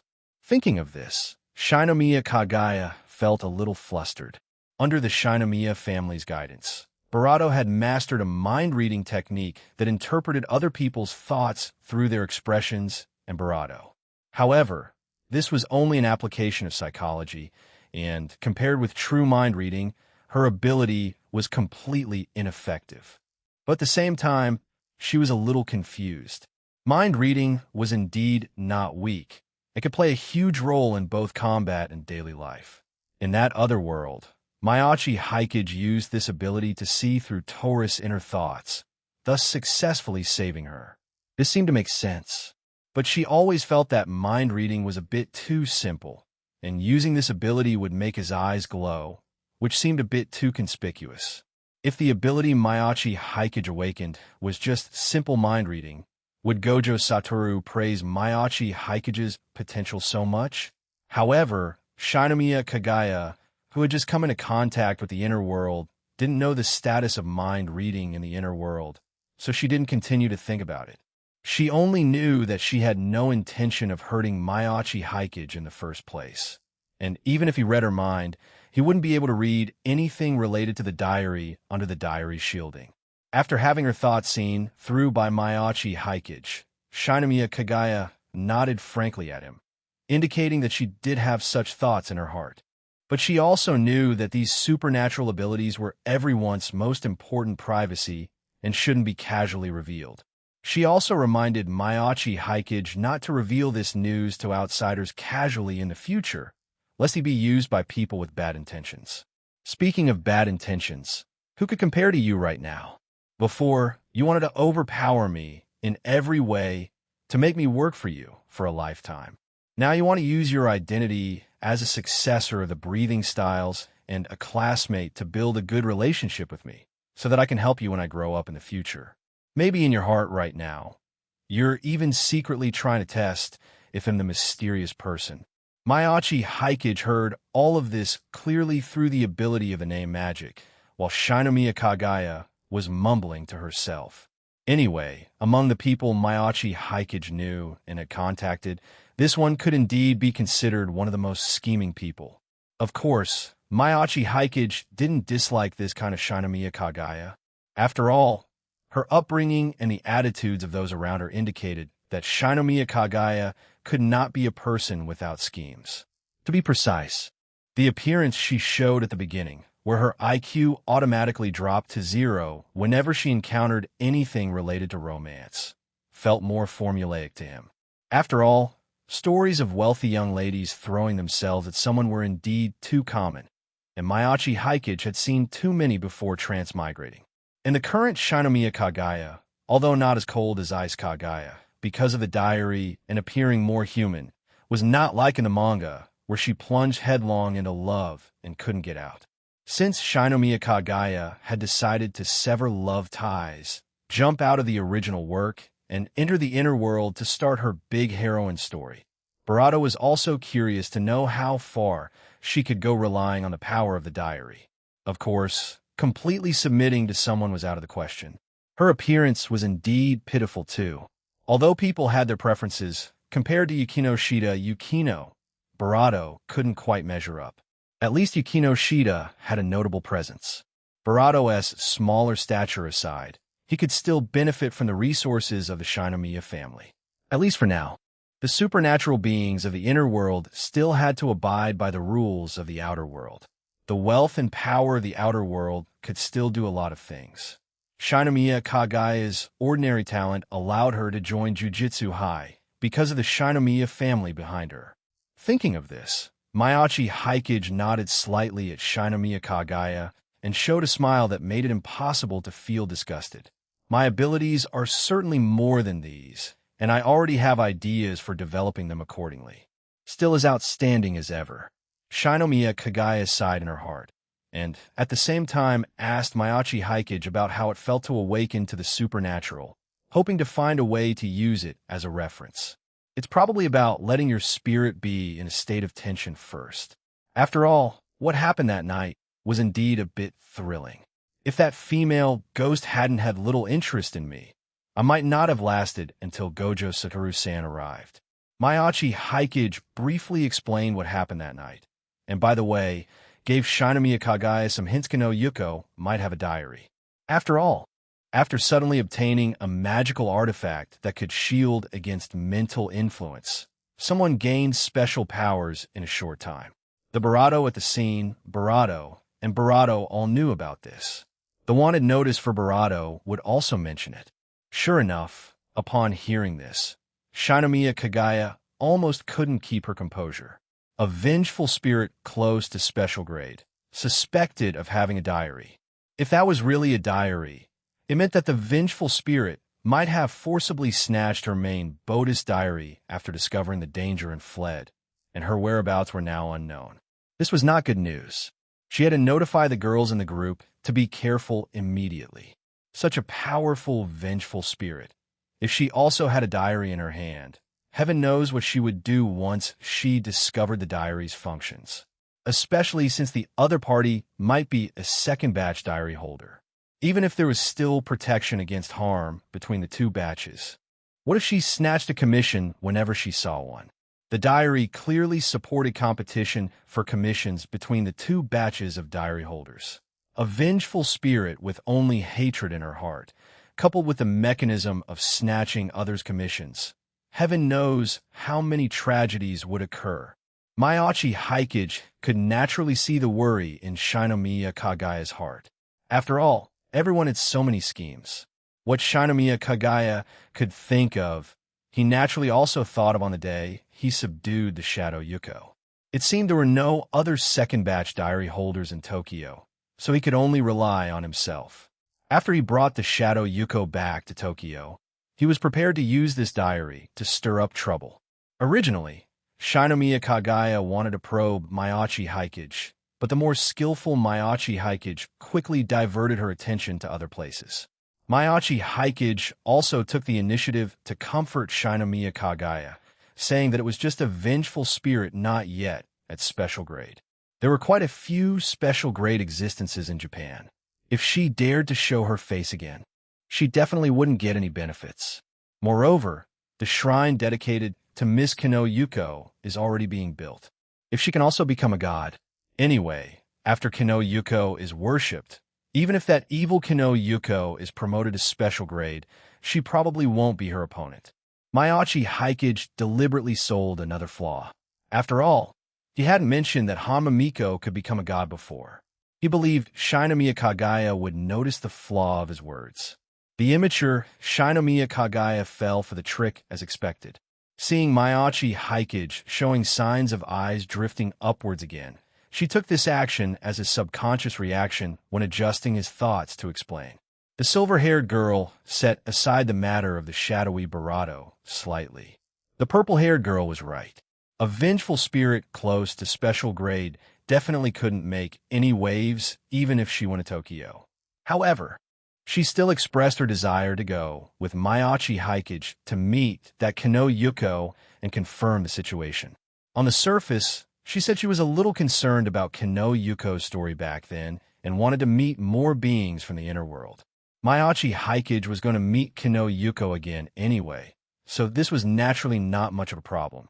After chatting for a while, Barato seemed to want to return to Barato, with Barato immediately after meeting Barato, so they could help with the enrollment procedures. Didn't Gojo Satoru-san tell you? Mayachi Haikage said somewhat puzzledly. Gojo Satoru-san had already invited me before, but actually am still thinking about understanding the situation of the inner world first before making a decision. Mayachi Haikage rubbed his head, appearing very honest. Although Nanami-san is very good to me and has helped me a lot, Nanami-san has also talked to me a lot about his dissatisfaction with that job, so I don't have plans to enroll in Jujutsu High for the time being. At least he'll make a decision after I know more about the situation. Mayachi Haikage then mentioned the invitations from Chichibu Shrine and the Guanyin Temple. Leaving aside the Guanyin Temple for now, the conditions offered by Chichibu Shrine might treat him as the next priest of Chichibu's shrine to cultivate. In comparison, Jujutsu High was just an ordinary enrollment. Apart from having the strongest Gojo Satoru as a teacher, there didn't seem to be any other special treatment. This made Shinomiya Kagaya suddenly realize that Maiachi Hikage was different from her. The Shinomiya family had no status in the inner world. It was only by relying on huge resources that Jujutsu High opened its doors to her. But Maiachi Hikage was a supernatural being who had already awakened supernatural powers. Even without looking at what ability Maiachi Hikage had awakened, his own talent and character, as well as the bond between him and Hamamiko, were enough for the supernatural forces around the Chichibu area to extend olive branches to him. Shinto, Buddhism, Jujutsu High. The three forces that Maiachi Hikage had dealt with and received invitations from so far could be considered the most powerful local supernatural forces in Japan. No wonder Maiachi Hikage's address for Gojo Satoru still had a sense of unfamiliarity. In this case, Maiachi Hikage indeed didn't need to rush to make a decision. He could completely maintain good relationships with all three forces at the same time and then wait for the right price. Shinomiya Kagaya's mind turned, and she had already thought of many ways to help Maiachi Hikage maximize his benefits. She had her background in reality and was also a student at Jujutsu High, while Chichibu Shrine had Hamamiko. With just a little maneuvering, she could indeed let Maiachi Hikage gain more benefits. As long as she could make Maiachi Hikage notice this in the process, the connection between them would be established. I understand. With your talent, you indeed can't make a decision so quickly. Shinomiya Kagaya nodded in agreement with Maiachi Hikage.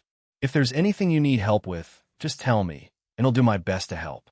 Although my strength is not high now, I can still put in a few good words for you at Jujutsu High.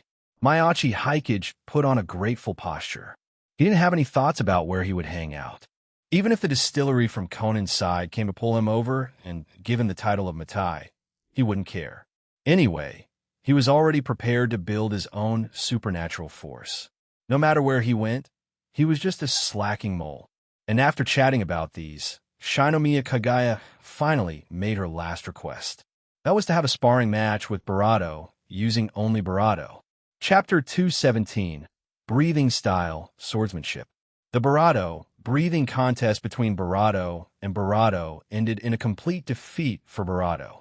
Even though Barado had trained in Barado for Barado that year, while Maiachi Hikage only used an insignificant sliver of Hammond from his body.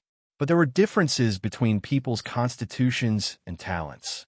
Just like Jonathan Joestar, who had just been exposed to Hammond breathing for less than a month, could already use various Hammond techniques to fight head-on against zombies, and Dio, who had become a vampire.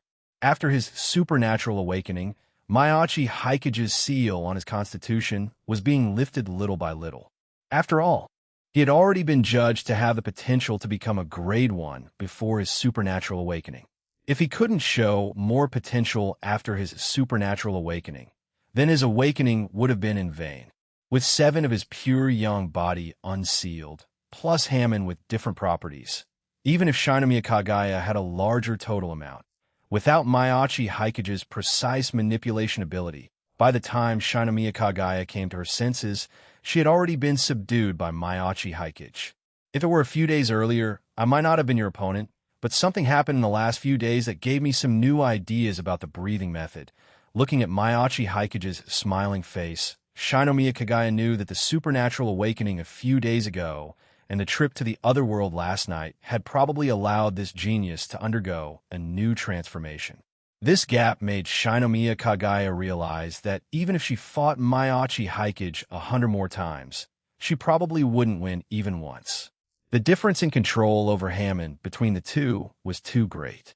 She was still here practicing according to the breathing method given by the mysterious person in a formulaic way, while Maiachi Hikage had spent a few days adjusting his breathing rhythm and started researching derivative uses of Hammond breathing. And these derivative uses were all researched in a short time with Shina Mashiro.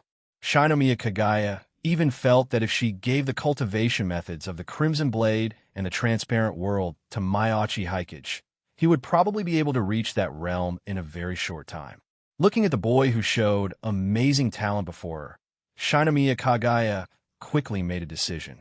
So, in the afternoon, Mayachi Hikage obtained the swordsmanship accompanying other breathing styles that Shinomiya Kagaya hadn't even posted in the group, as well as relevant information about the Crimson Blade and the Transparent World. As for the specific breathing styles and the mark, Shinomiya Kagaya naturally didn't give them. After all, although there were many common points between the breathing styles and Hammond breathing, a careful comparison would reveal too many differences. Shinomiya Kagaya, feeling it was hard to explain, simply didn't give the content of the breathing styles, only saying that these were sword techniques passed down from generation to generation by the Demon Slayer Corps, but how to coordinate them with the breathing rhythm depended on personal understanding. In short, she let Mayachi Hikage, this genius, figure out how to match Hammond breathing with these sword techniques himself. If he figured it out, she could also learn more attack methods from him. Even if he could not Barado it out, he would simply be temporarily abandoning the plan to Barado the breathing styles with Barado breathing. As for the mark, it goes without saying. Both the mysterious person and the old head of the Ubuyashiki family had directly stated that activating the mark would constantly drain one's vitality. Except for the creator of the breathing styles, Tsujikuni Yorichi, no breathing style swordsman who activated the mark lived past 25. If she gave this thing out, it would look like she wanted Mayachi Hikage to die early. She couldn't bear to let a genius like Mayachi Hikage die just like that.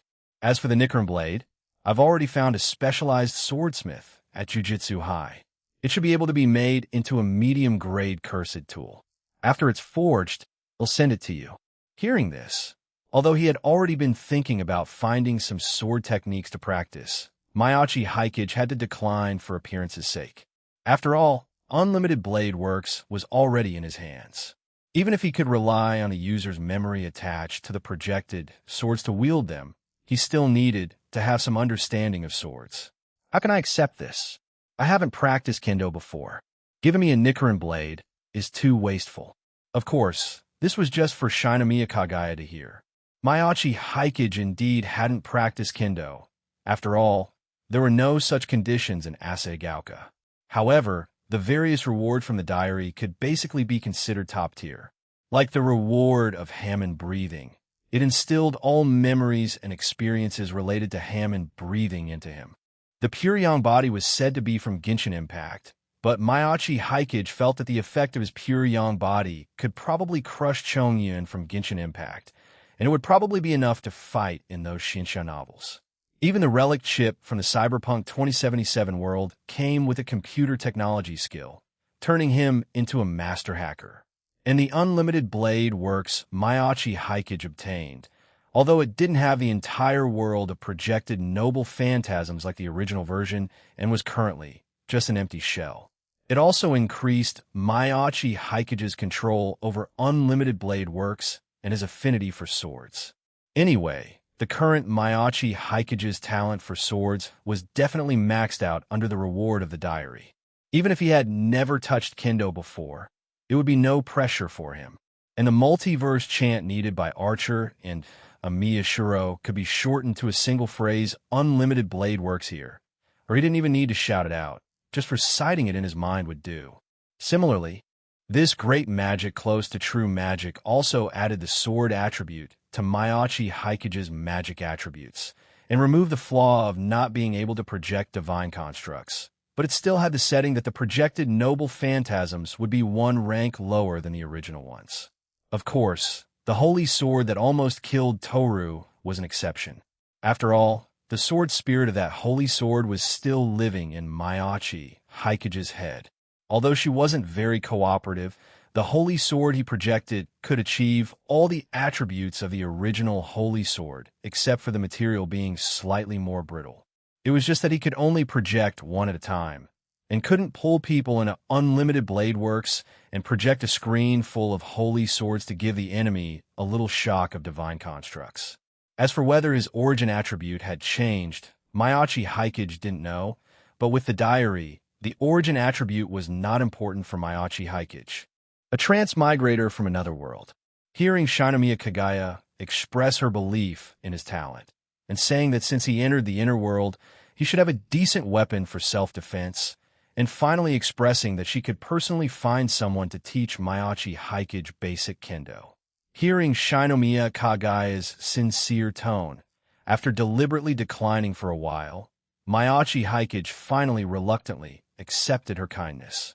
He knew that besides trying to win him over, Shinomiya Kagaya probably wanted to test his talent again to see if he was really that much of a genius who could show talent in any aspect. So to prove himself, Miyachi Haikage really studied the breathing styles given by Shinomiya Kagaya, and then pondered on the spot for a while.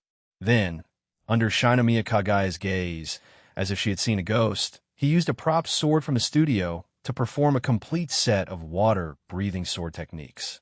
It was a bit rusty, but the spirituality when swinging the sword almost blinded Shinomiya Kagaya's eyes. Although she had practiced kendo by relying on reading value, she still had basic discernment. You should know that the sword techniques of the breathing styles were designed to be used with their respective breathing styles to maximize their effect. If one just practiced the sword techniques without the power and speed provided by the breathing style, the entire set of sword techniques would actually be very demanding on the barato. Just like the evil warding sword art, without the ghostly speed it provides after activation, it would be just a third-rate sword technique no matter who used it. Although water breathing was the sword technique with the lowest entry difficulty among all breathing styles, it also emphasized overall flexibility and continuous slashes like flowing water, which required a high level of endurance. But Miyachi Haikage's first performance of the sword technique, apart from being rusty, was quite complete overall. Even after using the entire set of sword techniques in conjunction with Hammond breathing, apart from slightly panting, he didn't look tired at all. Even his eyes were still so bright. And after finishing the first practice, he had already begun to ponder the problems in the sword technique just now. You really haven't been exposed to kendo before? Shinomiya Kagaya had been hit a bit too many times today. If I really have to say, probably only swinging a wooden stick around blindly as a sword when I was a child. It's just that I have a good memory and my body coordination and flexibility are okay. With the breathing method, I can barely copy the sword technique. Miyachi Haikage answered with a smile, and even specially performed his still somewhat clumsy sheathing of the sword. Even though he was unusually familiar with swords, and the feeling of holding a sword in his hand was like it was an extension of his body, without specialized learning, almost every movement would reveal several problems to an expert. I feel that this set of sword techniques and the breathing method currently used seem to have some significant differences. If I rely solely on the existing breathing method, although under the condition of meeting the physical fitness standards, I can indeed fully exert the power of the sword technique. I feel that it still cannot reach the limit of the breathing method. If the original breathing styles and their accompanying sword techniques were developed from Sujikuni Eureka's generation and passed down from generation to generation, with a compatibility of at least 90, then the compatibility between Hammond breathing and these sword techniques might just pass. After all, Hammond breathing focused on being comprehensive. When Hammond breathing improved, it improved the physique as a whole. Even if there was a bias, the degree of bias was not much. But the bias of the breathing styles was much greater. Thunder breathing and wind breathing both required speed. Stone breathing and flame breathing both required strength and were slightly worse in other aspects. The main point was that no matter who it was, there could be a breathing style suitable for them, and, if not, they could improve it themselves. This led to the situation where when Hammond breathing could meet the minimum usage requirements of a certain attribute of the breathing sword technique, the other physical enhancements brought by Hammond breathing itself still had a lot of surplus, unable to exert the maximum output of Hammond breathing. Of course, Miyachi Haikage found a way to solve the problem after just studying for a while. That was sun breathing. Sun breathing and its accompanying sword techniques should be the hexagonal breathing style closest to Hammond breathing. Practicing it would not require too much adjustment to Hammond breathing. Of course, sun breathing and its accompanying sword techniques were also in Shinomiya Kagaya's collection. It should be that before the Demon Slayer Corps disbanded, Tanjiro resubmitted this breathing style, which had been lost within the Demon Slayer Corps for hundreds of years due to Musen's targeting to the Demon Slayer Corps. However, because the requirements for sun breathing were high, and apart from Tsujikuni Yorichi, the Chosen One, the Demon Slayer Corps had not produced any other special grade supernatural beings for so many years. Difficult to get started with, and difficult to produce a special grade supernatural system, it naturally couldn't be considered a top-tier system. In comparison, it was really not as good as the new Shadow style, which was simple to get started with. With just a small binding vow and burning a few years of life, one could develop a simple domain within a few years and exchange a few moves with a grade 1 or even a special grade. So apart from Tsujikuni Yorichi and Tanjiro's family, no one else has been able to master this sword technique for so many years. But this was not a big problem for him. Looking at Maiachi Hikage, who had begun to sink into thought, seemingly thinking about how to adjust his breathing rhythm, Shinomiya Kagaya was also filled with emotion.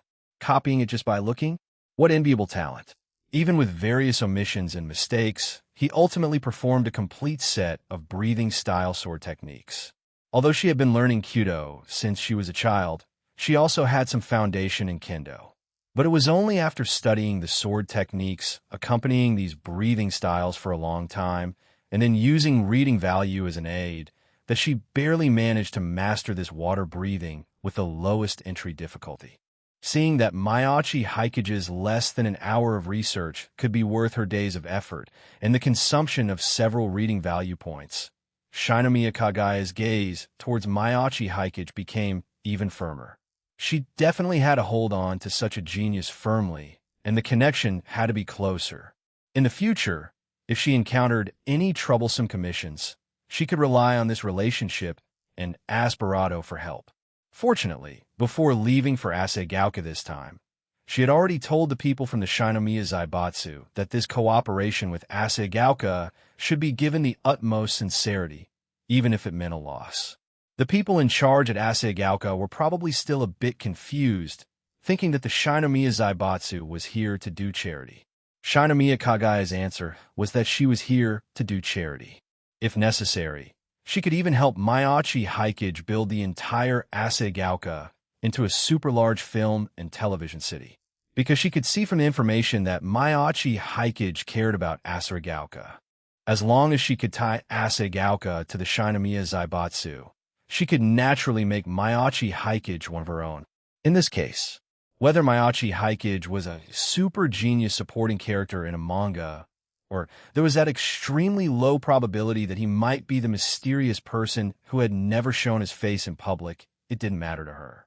What she cared about was whether she could rely on Maiachi Hikage's power to let the Shinomiya family firmly establish a foothold in the inner world. Even a strange thought arose in her heart at this moment. If Maiachi Hikage really had that infinitesimal possibility of being the mysterious person, this seemed to be a good thing. Chapter 218. It would be good if Maiachi Hikage were the mysterious person was indeed mysterious. So far, the only breakthrough the girls in the group had found was Jerry, who came from another world. He was a reward obtained by the mysterious person, and also in existence the mysterious person took the initiative to send out to interact with them. If nothing unexpected happened, at the beginning of the Golden Week holiday, it was Jerry alone who brought that pile of manga and novels and distributed them to them in one night. But Jerry was just a normal-sized mouse after all. Even if they found a way to search surveillance cameras, he could easily bypass them and use the pipes under Tokyo to move and traverse. Normal investigation methods could not possibly find the mysterious person's hiding spot, and the mysterious person had indeed not harmed them in the diary so far. He just simply wrote a diary, and they could get reading value as a reward after reading it. It was just that the commission function of the diary would cause some embarrassing failure penalties after a commission failed or was snatched away.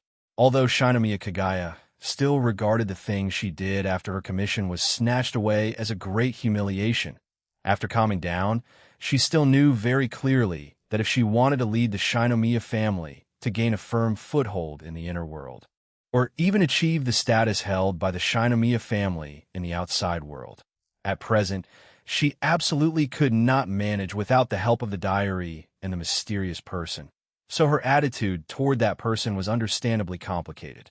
Maintaining the current state of reading his diary and bragging every day to get rewards, and then using these rewards to improve her strength and complete those commissions to get more rewards, becoming stronger little by little. This was indeed quite good. But the curiosity about the unknown in her heart still made her dwell on the true identity of the mysterious person, making her want to meet him. Even though she hadn't thought about what to do after knowing the mysterious person's identity. Even Kasumikaka Yutaha, who shouted the loudest in the group and insisted on finding out the true identity of the mysterious person, probably hadn't thought about how to teach him a lesson after finding him. After all, the mysterious person could get a lottery reward opportunity every day after writing a diary entry. So far, he had drawn at least 30 or 40 times. Except for that pile of manga and novels, no one knew what other abilities he had drawn. But with those rewards accumulated, heaven knows how many trump cards he has now. Now that her strength was barely at grade 4, even if she found the true identity of the mysterious person, what could she do? She even felt that even if Kasumi Gakaki Yutaha really found out the identity of the mysterious person in the future and ran over angrily to ask for an explanation, she would probably end up being easily defeated by him. After thinking about it, she found that her best choice was actually to pretend she didn't know anything, that only she knew the identity of the mysterious person, and use this to secretly make a deal with the mysterious person who didn't want to reveal his identity. Only in this situation might the mysterious person who liked to hide behind the scenes offer more benefits to trade for her secrecy. This idea had existed in Shinomiya Kagaya's mind for some time. Perhaps someone else in the group had the same idea. Although her grades were steadily in the top 20 among all high school students in Japan, she never thought she was the only smart person in the group. Yukino Shida Yukino, who usually didn't talk much in the group, although still a bit naive, actually wanted to find some so-called genuine thing in this era, and even created a service club. But she was indeed a very smart woman, and that Hinami Aoi, first in the school, top 100 in the country, with national-level skills in many sports, and also ranked second in the country, already first with the boost of ham and breathing, in the popular competitive game she played. Even that Doma Omaru, who caused a commotion in the group every day and feared the world would not be in chaos, was herself a genius, beautiful girl with excellent grades, and her mind would certainly not be bad when she got serious. And assuming that others might think the same way, and would deliberately hide this identity to get more benefits, even if they knew the identity of the mysterious person. This was the main reason why Shinomiya Kagaya still had 5 suspicion of Maiachi Hikage in her heart. Look at the 3 women with diaries who had interacted with Maiachi Hikage. Shina Mishiro, a world-class painter, a genius of ham and breathing. With the help of Maiachi Hikage, she also completed many additional low-difficulty commissions and could be considered the strongest person in terms of apparent strength among the girls in the group. Hamamiko, frail and sickly for the past few years, bedridden all year round. As a result, just a few days after Maiachi Hikage came back for the holidays, not only was the cause of her illness solved, but she also completed several high-difficulty commissions and was taken as a disciple by the special grade Miko of Chichibu Shrine. She was currently the person with the greatest future potential among the girls in the group. As for Kasumigakake Yuda, well, because of Kasumigakake Yuda has gnashing of teeth towards the mysterious person in the group, it lowered Shinomiya Kagaya's suspicion of Maiachi Hikage by at least 10. Even if Maiachi Hikage was really the mysterious person, Kasumigakake Yuda definitely hadn't suspected Maiachi Hikage at all. Otherwise, that abundant emotion didn't look like it could be acted out. In short, considering only the performance of Shina Mishiro and Hamamiko before and after meeting Maiachi Hikage, it could increase the suspicion that Barato was the mysterious person. And both of them seemed to have quiet and unassuming personalities, which made them blend in Barato easily with their surroundings. So it couldn't be ruled out that their speeches in the group were controlled by the mysterious person. But this was also very simple to verify. She just needed to find these two girls behind Mayachi Haikage's back and ask them a few questions in person. After all, the mysterious person couldn't stay by these two girls' sides all the time. She didn't believe that these two simple-minded girls wouldn't reveal any flaws under her questioning in person. Only then could she completely confirm whether Mayachi Haikage was the mysterious person. At that time, maybe she could ask the mysterious person to help her complete a few high-difficulty commissions too. Thinking about it this way, if Mayachi Haikage really was the mysterious person, it would actually be quite good. Thinking about these things in her heart, she also carefully observed the reaction on Mayachi Haikage's face. His face remained unchanged, just seriously looking at those breathing sword techniques, seemingly revealing no flaws. So, was it that his ability close to mind reading was not used? Or because the diary's shielding effect prevented him from reading these thoughts? Or was he the mysterious person who could remain calm even after knowing her inner thoughts? Shinomiya Kagaya was having a tense psychological game in her own mind with Mayachi Haikage, who had done nothing and didn't have mind-reading abilities. Mayachi Haikage, sitting opposite her, was still considering whether he should show off his talent with sun breathing in front of her later. He had just looked at the sword techniques of sun breathing. Although they were much more complex than water breathing, sun breathing was the sword technique most compatible with his pure yang body, and Mayachi Haikage was confident in performing it completely. However, if he performed too excellently, a person with a twisted personality like Shinomiya Kagaya wouldn't inexplicably conquer herself in her own mind, right? After all, even if she had bypassed the original story and headed towards a new future, the funny and love-brained her still existed in her heart, only suppressed deeper. So in order to avoid being too stunning and making her unable to let go of him for the rest of her life, had better restrain himself a little. Therefore, Mayachi Haikage coughed lightly, and then told Shinomiya Kagaya his thoughts on the breathing sword techniques and Hammond breathing. Hearing that Mayachi Haikage felt that the compatibility between Hammond breathing and sun breathing was the highest, Shinomiya Kagaya, who had been fiercely engaging in inner drama, was stunned for a moment. It seemed that Cinchuredo was really studying the breathing sword techniques just now and didn't use the mind-reading ability on her. She quickly retracted her increasingly divergent thoughts and listened seriously to his explanation. I carefully read through all these sword techniques, and then roughly simulated the swinging of these sword techniques in my brain.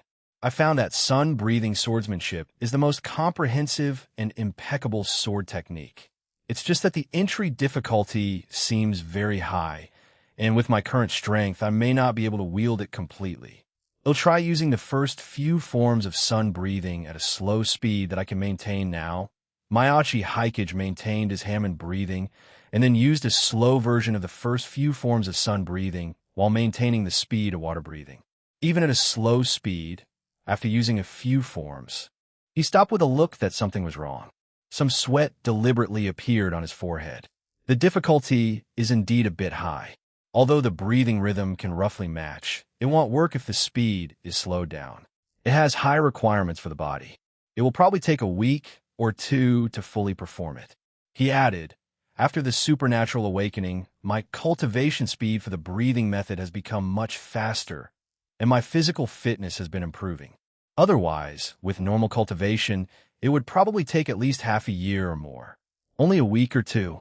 Even so, it's amazing enough. After all, she had invested nearly 10 reading value points in the breathing sword techniques and had only barely mastered water breathing, still far from the threshold of sun breathing. Supernatural awakening. I wonder when I can take this step. Shinomiya Kagaya, who was still a mortal relying purely on breathing methods and money to step into that world, sighed with emotion. Shinomiya Kagaya shook her head, dispelling the slight jealousy arising in her heart. With the diary, supernatural awakening was only a matter of time for her. Now, it was better to continue consolidating her relationship with Mayachi Haikage. Chapter 219. Night Talk with Toru. Thanks to Shinomiya Kagaya, the Shinomiya Zaibatsu's investment plan in Asig Alchemedia was finalized without much effort. However, a contract naturally couldn't be signed in a day. The Shinomiya Zaibatsu wasn't here for charity, and they would send more professional people to conduct specific calculations later. It was just that Shinomiya Kagaya chose to stay in Asagaoka temporarily to build a good relationship with Mayachi Hikage and, by the way, let him guide her in the breathing method.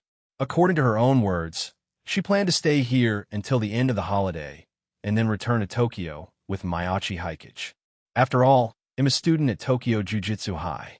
Even if you don't plan to join other factions for the time being, Hikage-kun, I should at least take you to Jiu-Jitsu High to familiarize yourself with the place. And regarding this Shinomiya Kagaya, who in just one day had logically switched from calling him by his surname to his given name and clearly showed affection for Mayachi Hikage. The girls in the village couldn't help but feel an overwhelmingly powerful hostility. Beautiful, scheming, the daughter of the Shinomiya Zaibatsu, and having a crush on Mayachi Hikage. With these four tags together, Kageyama Kid already felt immense pressure, let alone the fact that this woman had monopolized Mayachi Hikage from this afternoon until the evening. Although they didn't know what exactly they were talking about. Looking from afar, they could tell that they were chatting quite happily. On Fujimiya Kinomi's side, although she had noted internally that Barato might one day end up as Barato as classmate at Barato, which sounded even closer to home, she held no hostility toward Barato herself. After all, almost immediately after chatting with Shinomiya Kagaya and having dinner, Mayachi Hikage told her almost everything he had discussed with Shinomiya Kagaya. She knew very well that unless it was a childhood friend like her who grew up with Mayachi Hikage and understood each other perfectly, Mayachi Hikage probably wouldn't like dealing with people who had too many thoughts. For someone like Shinomiya Kagaya to completely enter Mayachi Hikage's heart, she would have to reveal her most vulnerable side in front of him to have a chance. Anyway, Fujimiya Kinomi felt that a young lady like Shinomiya Kagaya, who built walls around her heart one after another, wouldn't go to such lengths for Mayachi Hikage. In comparison, Fujimiya Kinomi felt that Kageyama Kid was still too tsundere and too insecure. She was already 20 years old. Why was she still the same as in middle school? Because of Mayachi Renge, Mayachi Hikage and Kageyama Kid were considered by many in the village to be an old married couple experiencing the taste of raising a daughter before reaching the age of marriage. Even she felt a little jealous during that time. Thinking of this, a smile appeared on Fujimiya Kinomi's face. Although Kageyama Kid had indeed been ahead in the past few years, looking at it now, although the other party had taken a shortcut relying on Renge, she had ultimately overtaken her. After all, Kageyama Kid would still worry about Mayachi Hikage being snatched away. Unlike her, who never considered that Mayachi Hikage would not want her, and had long set her sights on who would take the position of the main wife. The only ones who could truly be called formidable rivals now were probably the Shina sisters in Tokyo. Hamamiko and Chichibu was still a bit lacking. Senshirado Mayachi Hikari had bragged Barato than once about the friend she met in Tokyo during the holidays. The Shina sisters. The older sister was a genius painter, beautiful and talented, and it was said that she fell in love with Barato at first sight. The younger sister was also an intellectual and gentle, beautiful girl who was good at studying and housework. And according to Mayachi Hikage's explanation, that older sister could also be considered someone who had come into contact with the inner world. Instead of considering Shinomiya Kagaya's threat, Senshirado. She had heard that doing that too early might affect subsequent development.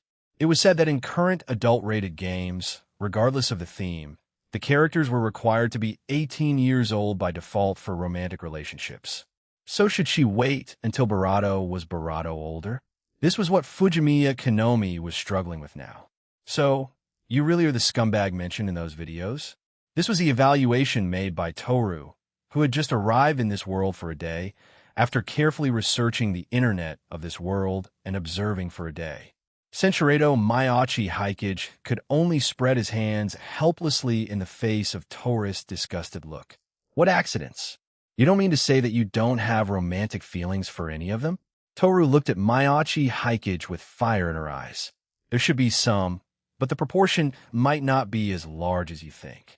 Mayachi Haikage answered. He was in his 20s when he transmigrated in his previous life, and 16 in this life. Even if his young body made his mentality much younger, Cinchuredo. His initial good impression came naturally from his understanding in his previous life, followed by the emotions gradually generated after getting along with them. It was just that the girls around him were either so familiar that the feelings had begun to evolve into something deeper, or they had only known each other for a month, while the favorability they felt instinctively was already much higher. Barato's own favorability toward them and her understanding of them had not yet reached that same level. These things were naturally difficult to say out loud. But facing this dragon girl from another world who was incompatible with him, and whom he knew from the beginning was not a target for conquest, Mayachi Haikage could reveal more of his own thoughts. After all, apart from being prone to becoming love-brained, Toru was indeed quite reliable in other aspects. Since the other person would never develop romantic feelings for him, he could use her as a partner and supporter. It was necessary to be honest with his partner and supporter. This could also be seen as Barato's natural favorable opinion of Barato, even if she disliked him. It hadn't affected his evaluation of her yet. It was already midnight, but neither of them felt sleepy. After dealing with Shinomiya Kagaya's 10,000 Ys, Mayachi Haikage got Toru a few bottles of sake and some snacks. This alcohol couldn't affect their physiques, and Barato never paid much attention to strict social rules. Starting with Barato, whom Barato cared about the most. The chance encounter at the age of 10, the reunion now. To be honest, he and Barato had only met 3 or 4 times in so many years. The longest time they spent together was yesterday's play date and the night's journey to the other world. Just a few meetings, and you trust Menma so much? Toru looked at Mayachi Haikage suspiciously. In her eyes, she couldn't tell at all that Mayachi Haikage and Hamamiko hadn't been in contact for long, because Menma has that kind of personality. After all, it was Menma who sensed something from the beginning and suggested that we go to the center of that area. Since I chose to believe her at the beginning, I naturally have to believe her to the end. Mayachi Haikage looked at Toru. Menma tried so hard to save you. Miss Toru, could I, a man, choose to back down there? But to be honest, I just planned to go over and try. If it didn't work, I planned to withdraw. I just didn't expect my faith in gods to be so weak, which allowed me to save you, Miss Toru. Toru took a sip of sake. Relying on her comprehension, she could already skillfully use chopsticks to pick up peanuts. That's true. Although I don't like you, you did show some responsibility at that time. Without you, I should indeed be dead by now. Then what kind of like do you have for Menma? Mayachi Haikage thought for a while. The truth was that 70% was due to the lingering regrets from his previous life, and the remaining part was probably the pity he felt for her after getting to know Hamamiko in this life. About half is an emotion similar to pity, and the rest is mostly my own obsession. As for romantic feelings, maybe there were some. Even Barato, who had his own fashion preferences, had to admit that he had some attachment to these characters from his previous life because he considered himself the protagonist. Barato gently clinked glasses with Barato. After all, I saved her back then. Looking at her grateful appearance, how could I bear to watch her be lost before my eyes? But now that she has solved her physical problems and might become the guardian deity of the entire Chichibu region in the future, I think she shouldn't need my help anymore. So if nothing unexpected happens, the relationship between Menma and me should remain at this level. Human emotions are really complicated, but it must be because of your complicated emotions that you can change the world into what it is now. Toru drank a toast for Hamamiko. Cinchuredo, after Hamamiko officially became the successor of that shrine, those feelings of inferiority and longing in her heart should gradually fade away. She would just go and meet her then. Now let's continue listening to Mayachi Haikage talk about those girls while drinking. Although he still hid some things in his words, compared to the various schemes he had when contacting that girl during the day, this was already the most sincere Mayachi Haikage had been in front of her. And Toru, a dragon girl who had lived for tens of thousands of years without ever falling in love, was indeed quite interested in these topics. Barato spoke about all the girls around him. Barato with whom he shared a mutual understanding. Barato, whom he knew through his sister, the Kashiriya sisters, whom he regarded as younger sisters, and Barato, whom he met for the first time and who saw through his disguise at a glance. The considerate angel next door, Shina Mahu, Kisakakayuda, who asked him for help all day, and Kato Megumi, who had little presence in the eyes of others but was his sister's best friend at school. Hearing this, at least from Maiachi Haikage's side, he didn't seem to have any major problems. They were either childhood friends he had known for more than 10 years and grew up with, or girls he met because of his sister after going to the big city. It seemed that Maiachi Haikage really hadn't taken the initiative to flirt with anyone. It seemed that this guy really wasn't that keen on romance, but instead focused on his career. For a male of this age, this guy was indeed a bit too mature. Even if Maiachi Haikage was hiding something, she was sure that the unmasked light in his eyes when he talked about the empire he had built over the past few years was absolutely real. After all, this was indeed the proudest achievement in this life for Maiachi Haikage, who had accomplished nothing in his previous life. So, did those chaotic thoughts of his arise from a Barato to improve his hometown? As Barato shifted the conversation from girls to his career, Barato opened another bottle of sake and reflected silently. From that perspective, she realized she had been Barato too harsh on the young man.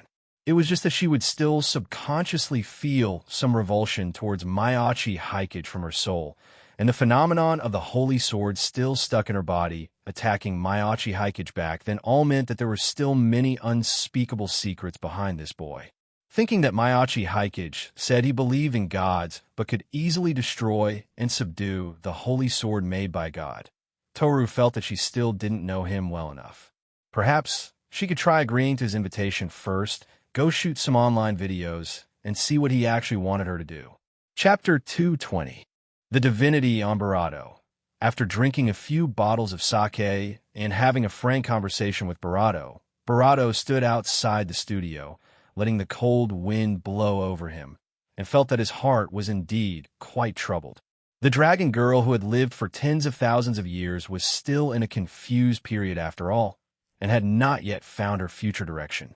She didn't even know how to escape. But Maiachi Haikage could see that her first impression of Asegauka in this world should be quite good. Confessing his relationship with women, which Toru cared about the most, letting her know that his feelings for Menma were not those of a couple, and then slightly washing away his scumbag label, logically switching from talking about women to his career, and changing Toru's impression of him from a scumbag to a career-oriented person was already enough.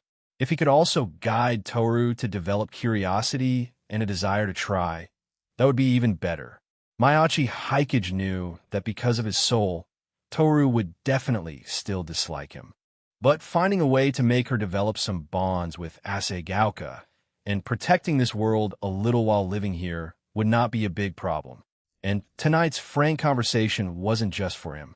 Later in the conversation, he also got a lot of information from Toru and understood her current mindset better. In Toru's world, other worlds existed, and there was also magic specifically used to travel between worlds.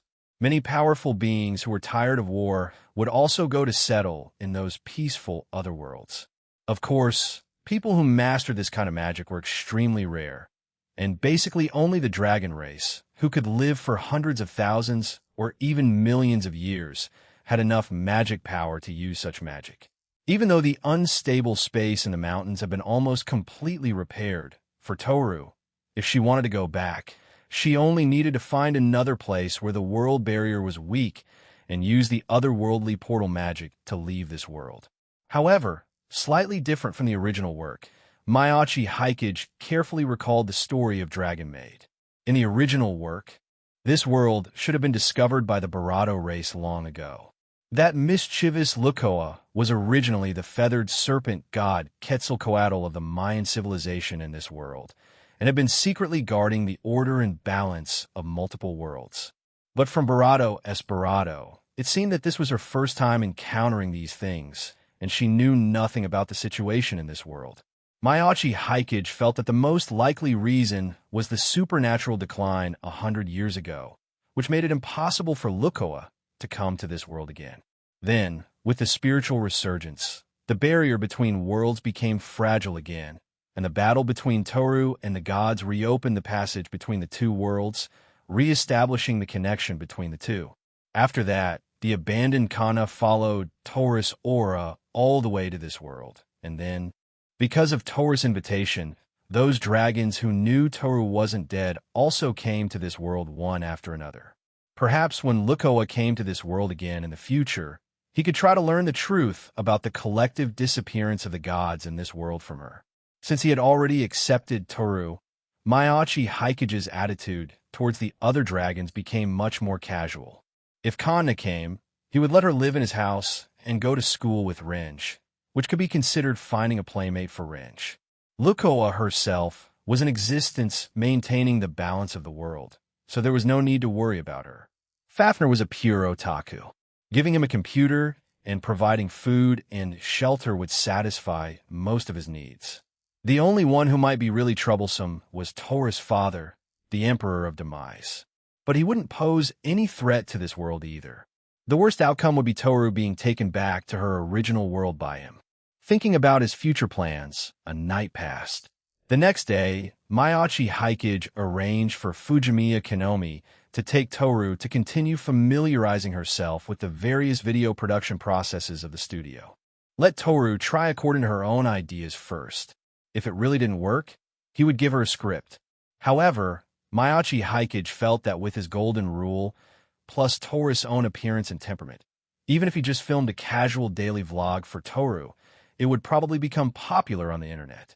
Finding something for Toru to pass the time, Maiachi Haikage continued to pull strings with Shinomiya Kagaya on another battlefield. Shinomiya Kagaya's personality caused her to subconsciously add some probing even if she wanted to treat people sincerely.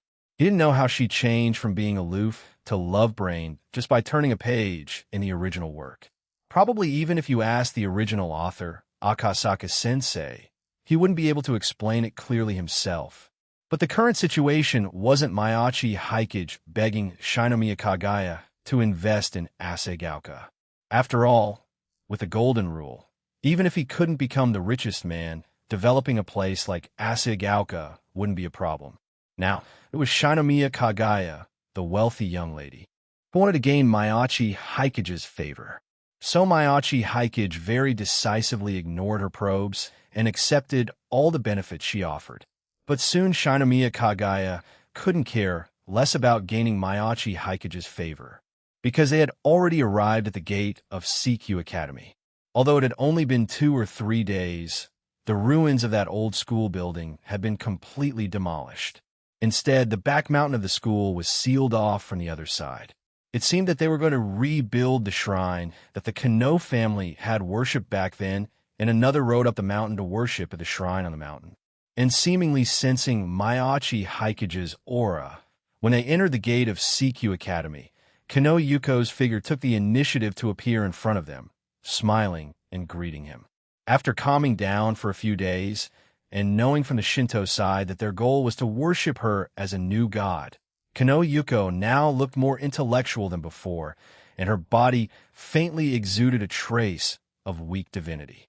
Of course, Barato didn't sense this divinity himself. It was a reminder from the Holy Sword spirit in his head. Regarding this Holy Sword consciousness that had settled in his mind and was already his possession, unable to resist him at all, Barato had indeed fulfilled his promise. Even when writing in the diary, he didn't avoid her, letting her see all the truth. Seeming to have accepted the outcome that her fate was closely linked to Maiachi Haikage and could not be separated, after knowing that Maiachi Haikage was a transmigrator from another world and feeling that the power of that mysterious diary was too amazing. Although she had not completely changed her mindset, she also began to try to have some positive communication with Barato and use his eyes to observe this chaotic world. Silently thanking the Holy Sword spirit in his mind, Barato looked at Barato, who had undergone quite a few changes before him. He wondered how much she would change from now after becoming a true god. However, compared to the ending in the original work where she let go of all hatred for love and became the male protagonist's guardian spirit, entangled with him for a lifetime, This ending of becoming a god worshipped by people shouldn't be bad for Kano Yuko. Chapter 221. Taurus Identity this time, bringing Shinomiya Kagaya here. One reason was to see the answer Kano Yuko gave, and the other was to introduce Kano Yuko, a former diary holder, to Shinomiya Kagaya. Kano Yuko was still nominally a diary holder, but as long as she hadn't completely severed ties with the Shadow Yuko, the ownership of the diary could bounce back and forth between the two ghosts. Maiachi Haikage wanted to see what sparks would fly between Shinomiya Kagaya and Kano Yuko in such a situation. He introduced Shinomiya Kagaya's identity to Kano Yuko, and then asked for Kano Yuko's opinion on the video. After pondering for a few days, and with Kano Kiri's request, Kano Yuko naturally chose to let all the truths be revealed. This was fair to everyone. She just didn't know if Kano Yukuriko, who was still lying unconscious in the hospital, could wake up again after this and confess her past sins to everyone. However, even if she really did so, it probably wouldn't make the Shadow Yuko dissipate. After all, besides wanting to take revenge on Kano Yukuriko and her descendants, the Shadow Yuko's resentment in the past half-century was also to make Kano Yuko, the main body, feel her own pain. Even if Kano Yukuriko admitted her mistake, Kano Yuko was about to become a god. If the Shadow Yuko knew about this, it would probably only generate more resentment. Because the protagonist of this meeting was not him, when Kano Yuko shifted the topic to him and asked about the situation in Chichibu City a few days ago, Maiachi Haikage used the excuse that he had signed a confidentiality agreement for those things and left the stage to Shinomiya Kagaya and Kano Yuko. After hearing the introduction about Shinomiya Kagaya, Kano Yuko didn't have much interest. After all, the Shinomiya family was still a nobody in her era. In her era, the most famous conglomerate in Japan should have been the Karasuma Group.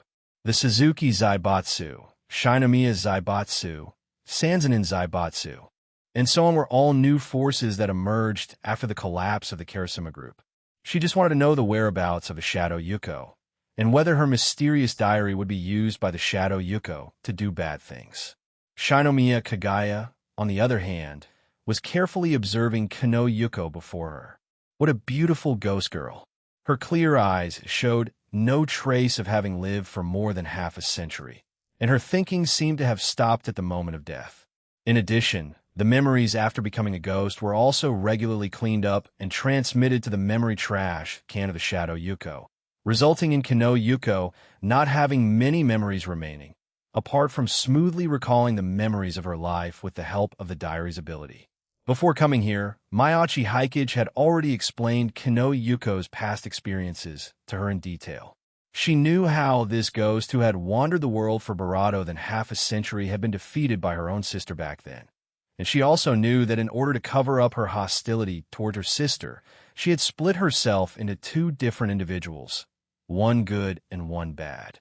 What she suspected was that this guy had initially been protected by the diary, resisting the Dark Barato-S attack, and then in the subsequent confrontation, lost the ownership of the diary, resulting in the diary being snatched by the Dark Barato. She was here to confirm this matter. It could be said that after Kano Yuko appeared in front of her, she had already taken out her own diary, wanting to check if the other party had any reaction. However, it seemed that the mysterious person did not deceive them on this point. Different batches of diary holders would also be shielded from each other. Neither Maiachi Haikage nor Kano Yuko reacted to the small black notebook in her hand, and there was absolutely no feedback regarding the words she said related to the diary.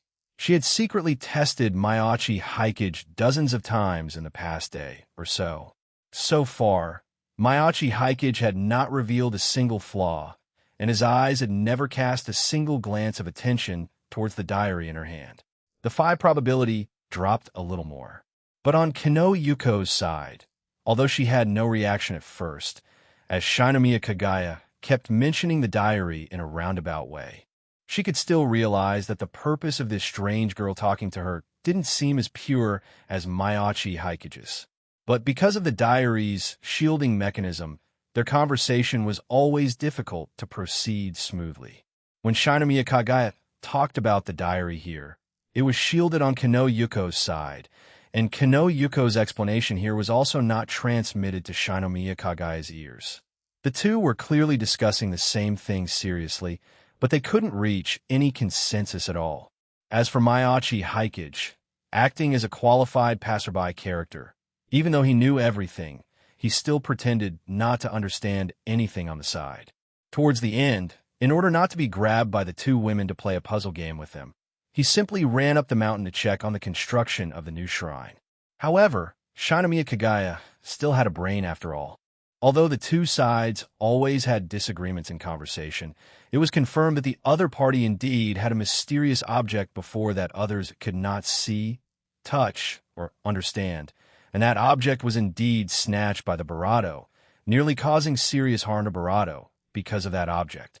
And the other party's inconsistent tone made it clear that there was definitely something wrong with the other party. Otherwise, communication wouldn't be so difficult.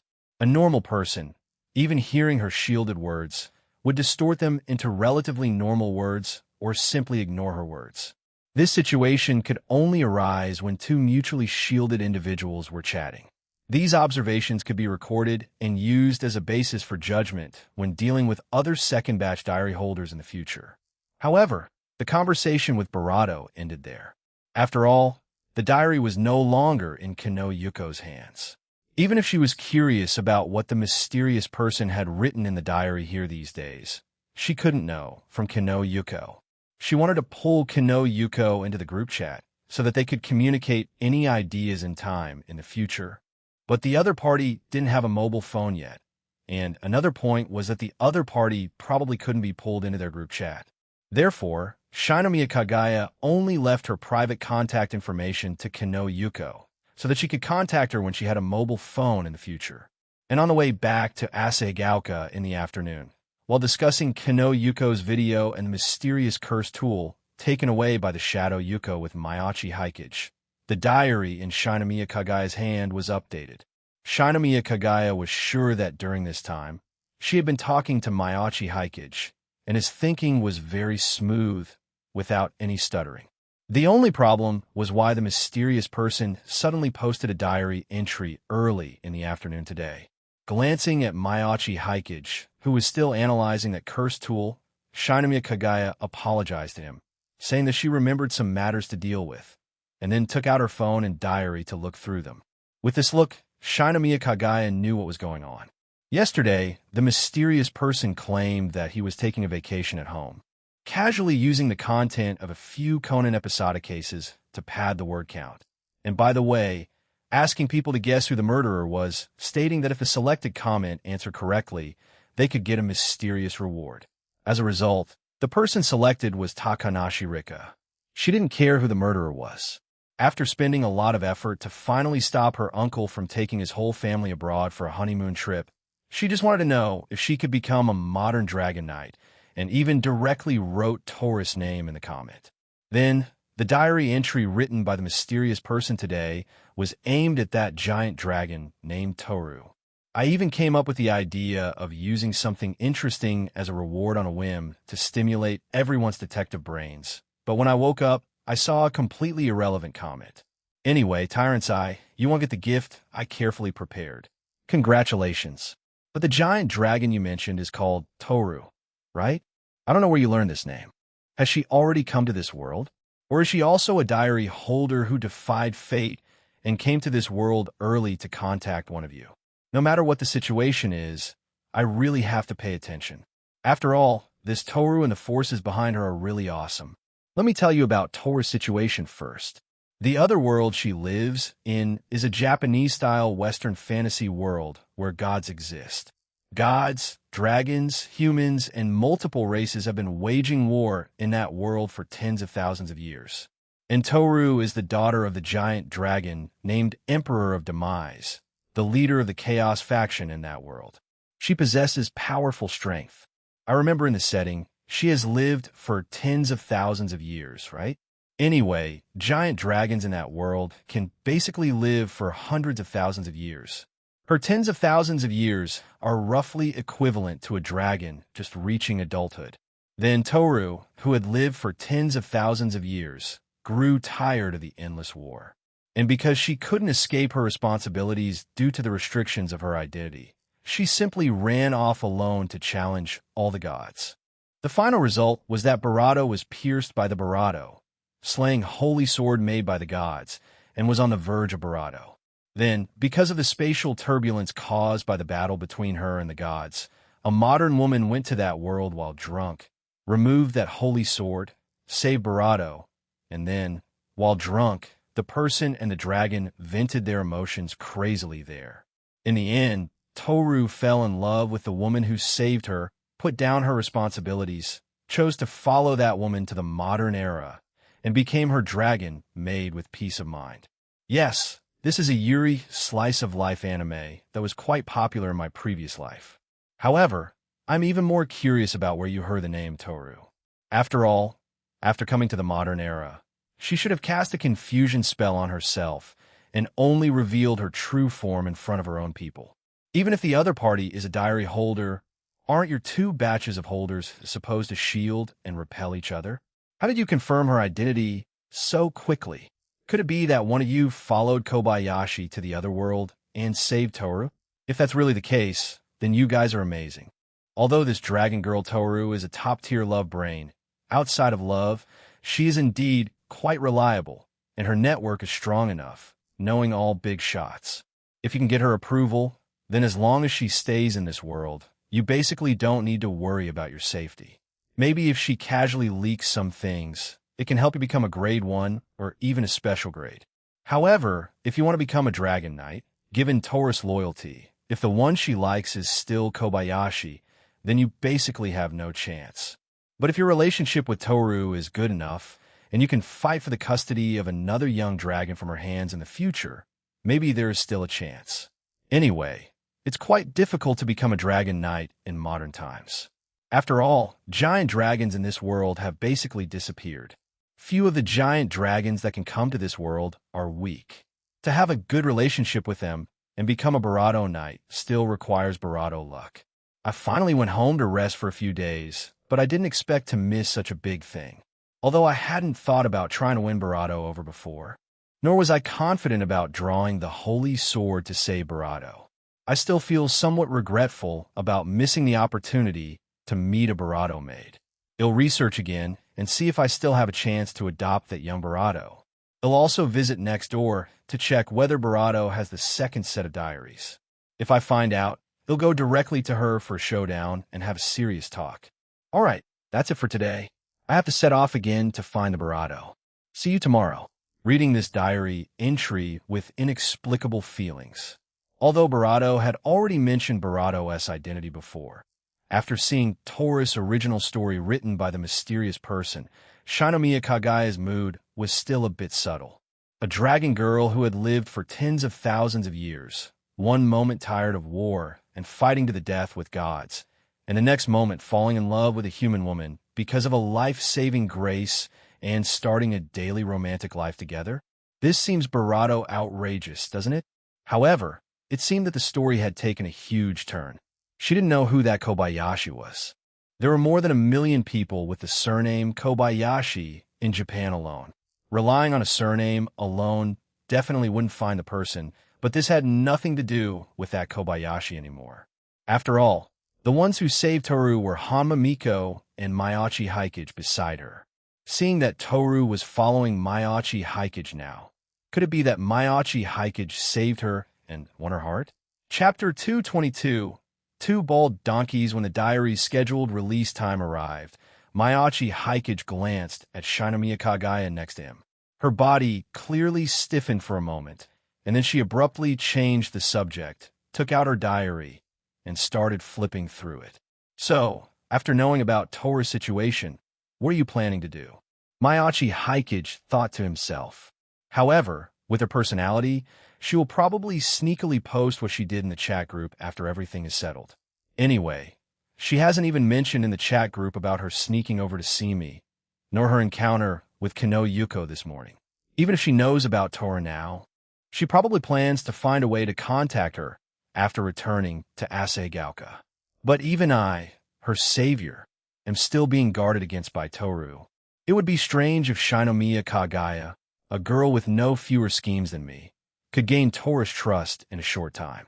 On Shinomiya Kagaya's side, she closed the diary and took a deep breath, first lowering the possibility of Mayachi Hikage being the mysterious person a bit more. Then her heartbeat accelerated slightly. Although everyone in the group had been discussing Toru for a day or two, and Hamamiko had not hidden these things, she had already had some expectations about Tora's strength and background. It was just that from the diary's description, Tora's background seemed to involve even more, and it seemed that more giant dragons would cross the barrier of the world to come to their world in the future. The mysterious person even directly mentioned a young dragon that seemed easier to get close to, as long as she could find a way to have a little relationship with these giant dragons. Even if it was just a nodding acquaintance, it would probably bring her immeasurable help. Tora's strength and background were beyond her imagination.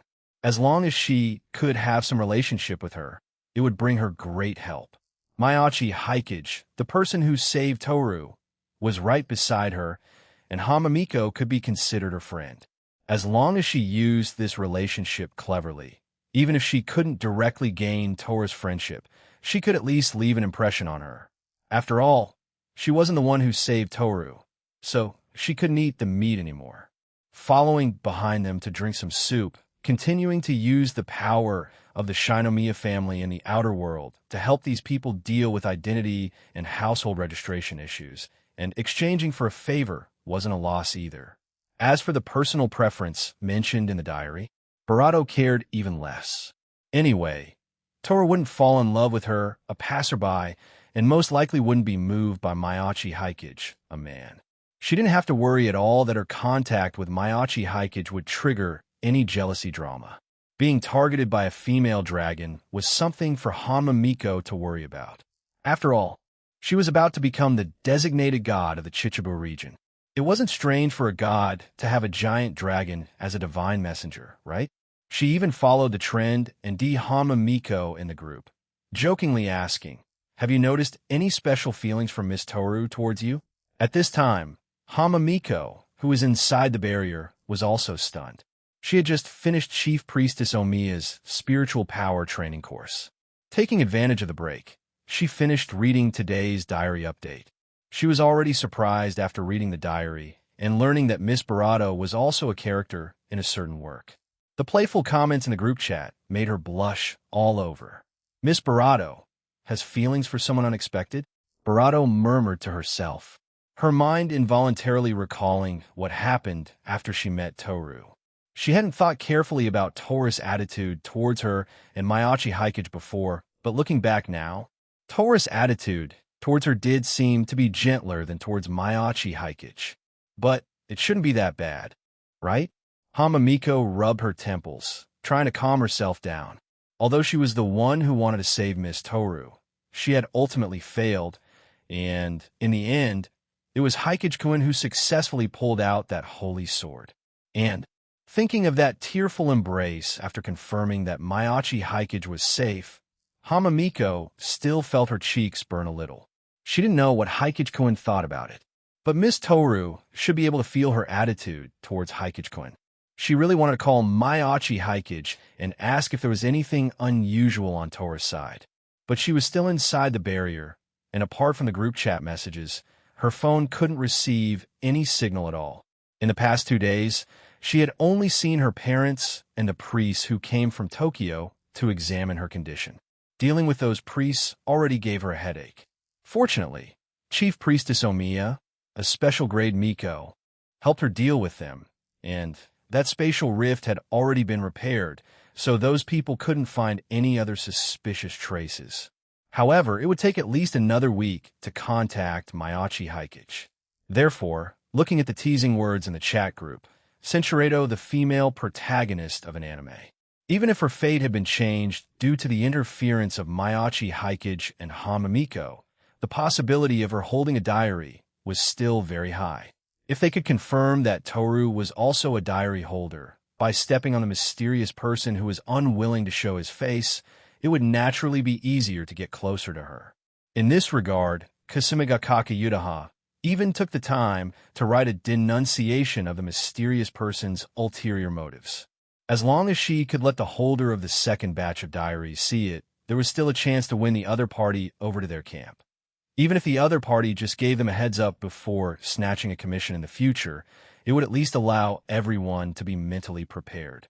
Shinomiya Kagaya looked at the group chat and quickly decided on her plan after returning to Asaegaoka. First, she would use the diary to test Toru and see if her reaction was similar to Kano Yuko's.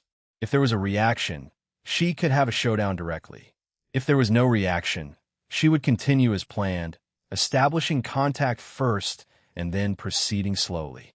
But what caught Shinomiya Kagaya and even Maiachi Hikage off guard was that when they returned to Asaegaoka and, under Shinomiya Kagaya's somewhat deliberate request, went to the studio to look for Toru first, the first people they saw were two monks wearing kasaya and holding prayer beads. Maiachi Hikage first recognized one of the monks as the one who had taken him away that day. The other one looked to be around 40 or 50 years old, holding prayer beads in one hand and a vajra in the other. He seemed to be higher in status and strength than the former, probably a high-ranking figure in Buddhism. But what made Maiachi Hikage even more speechless was that these two monks should have come for his pure yang body and so-called past life wisdom. But after arriving in Asaegaoka and not finding him, they somehow found Kashiya Suguru. Now it seemed they were talking about Buddhism with Kashiya Suguru, as if they wanted to barato Kashiya Suguru into their Buddhist sect as well. Seeing this scene, Barato couldn't stand it. It was one thing for these monks to have their eyes on him, but they actually wanted to recruit him because of his talents. Still, even Barato himself had to admit that Kashiya Suguru was better suited to practicing Buddhism than he was in terms of character and concentration. But Kashiya Suguru's Rural Inventor account now had nearly 10 million followers across the internet, and the commercial fee for a random promotion started at several million yen. He was one of the undisputed pillars of Asaegaoka media today. After connecting with Professor Agasa, the current Kashiya Suguru also faintly showed a trend of enlightenment. The technical content of the things he tinkered with was getting higher and higher. If this continued, he might really have a chance to handcraft an Iron Man suit in a few years. Most importantly, letting Kashiya Suguru practice Buddhism was not as good as waiting for more dragons to come to this world in the future and finding a way to let Fafnir, that otaku dragon, teach Kashiya Suguru something. So Maiachi Hikage immediately called out Kashiya Suguru's name, telling him not to be distracted by these monks. Kashiya Suguru at the entrance of the studio had naturally noticed the Shinomiya family's luxury car long ago, and was not surprised at all that Maiachi Hikage returned in the car with the daughter of the Shinomiya family. He adjusted his glasses, nodded friendly to the two monks, and then silently walked to Maiachi Hikage's side to show his loyalty. Seeing that their path of persuasion was blocked, the two monks were not angry, but looked at Maiachi Hikage with a smile. First, the monk who had helped Maiachi Hikage greeted him and introduced the identities of the two. The monk who took Maiachi Hikage away had the Dharma named Myosho Seishin. According to himself, he was a supernatural being close to Grade 1. The other one was the Sojo, high priest Kangchi Enjo, who commanded the area of the 34 canon temples of Chichibu, and was also a senior grade 1 supernatural being. In the Japanese monk official system, Sojo was a rank second only to Daisojo.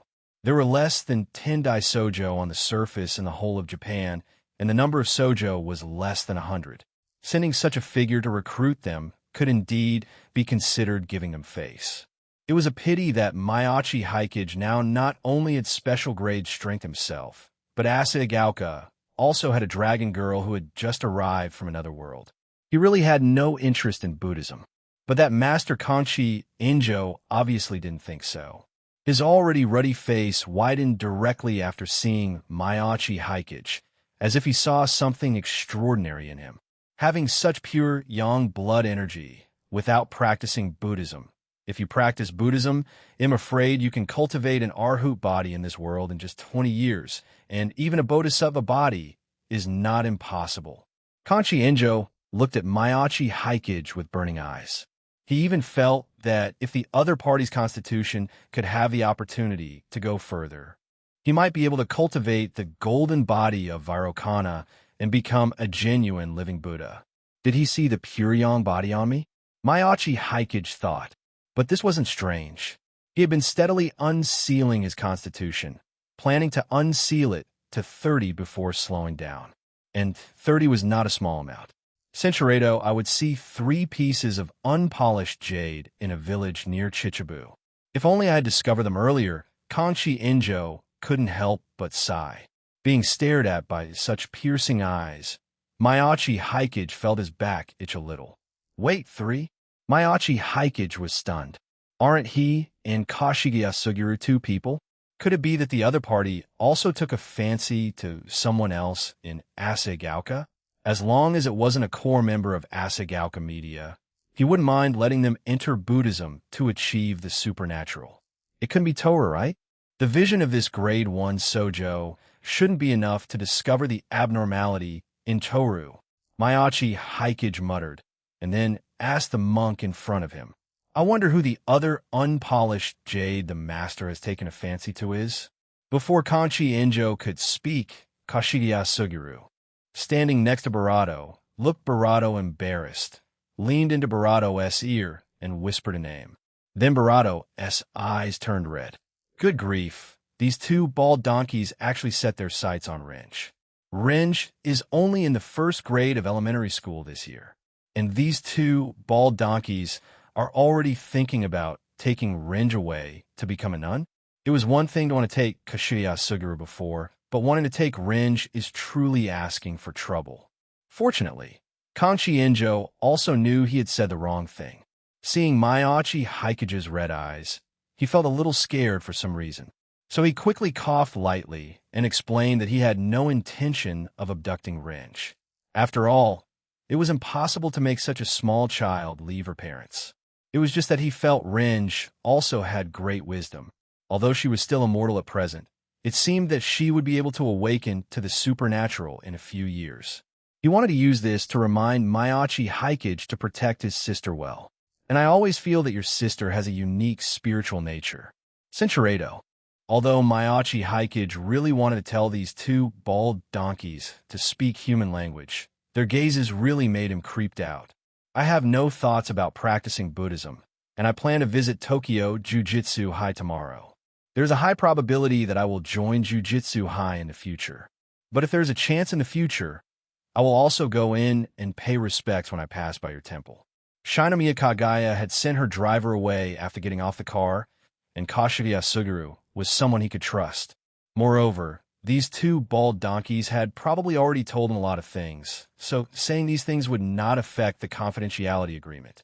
It was originally just some polite words, but these words made the 2 bald donkeys look at each other.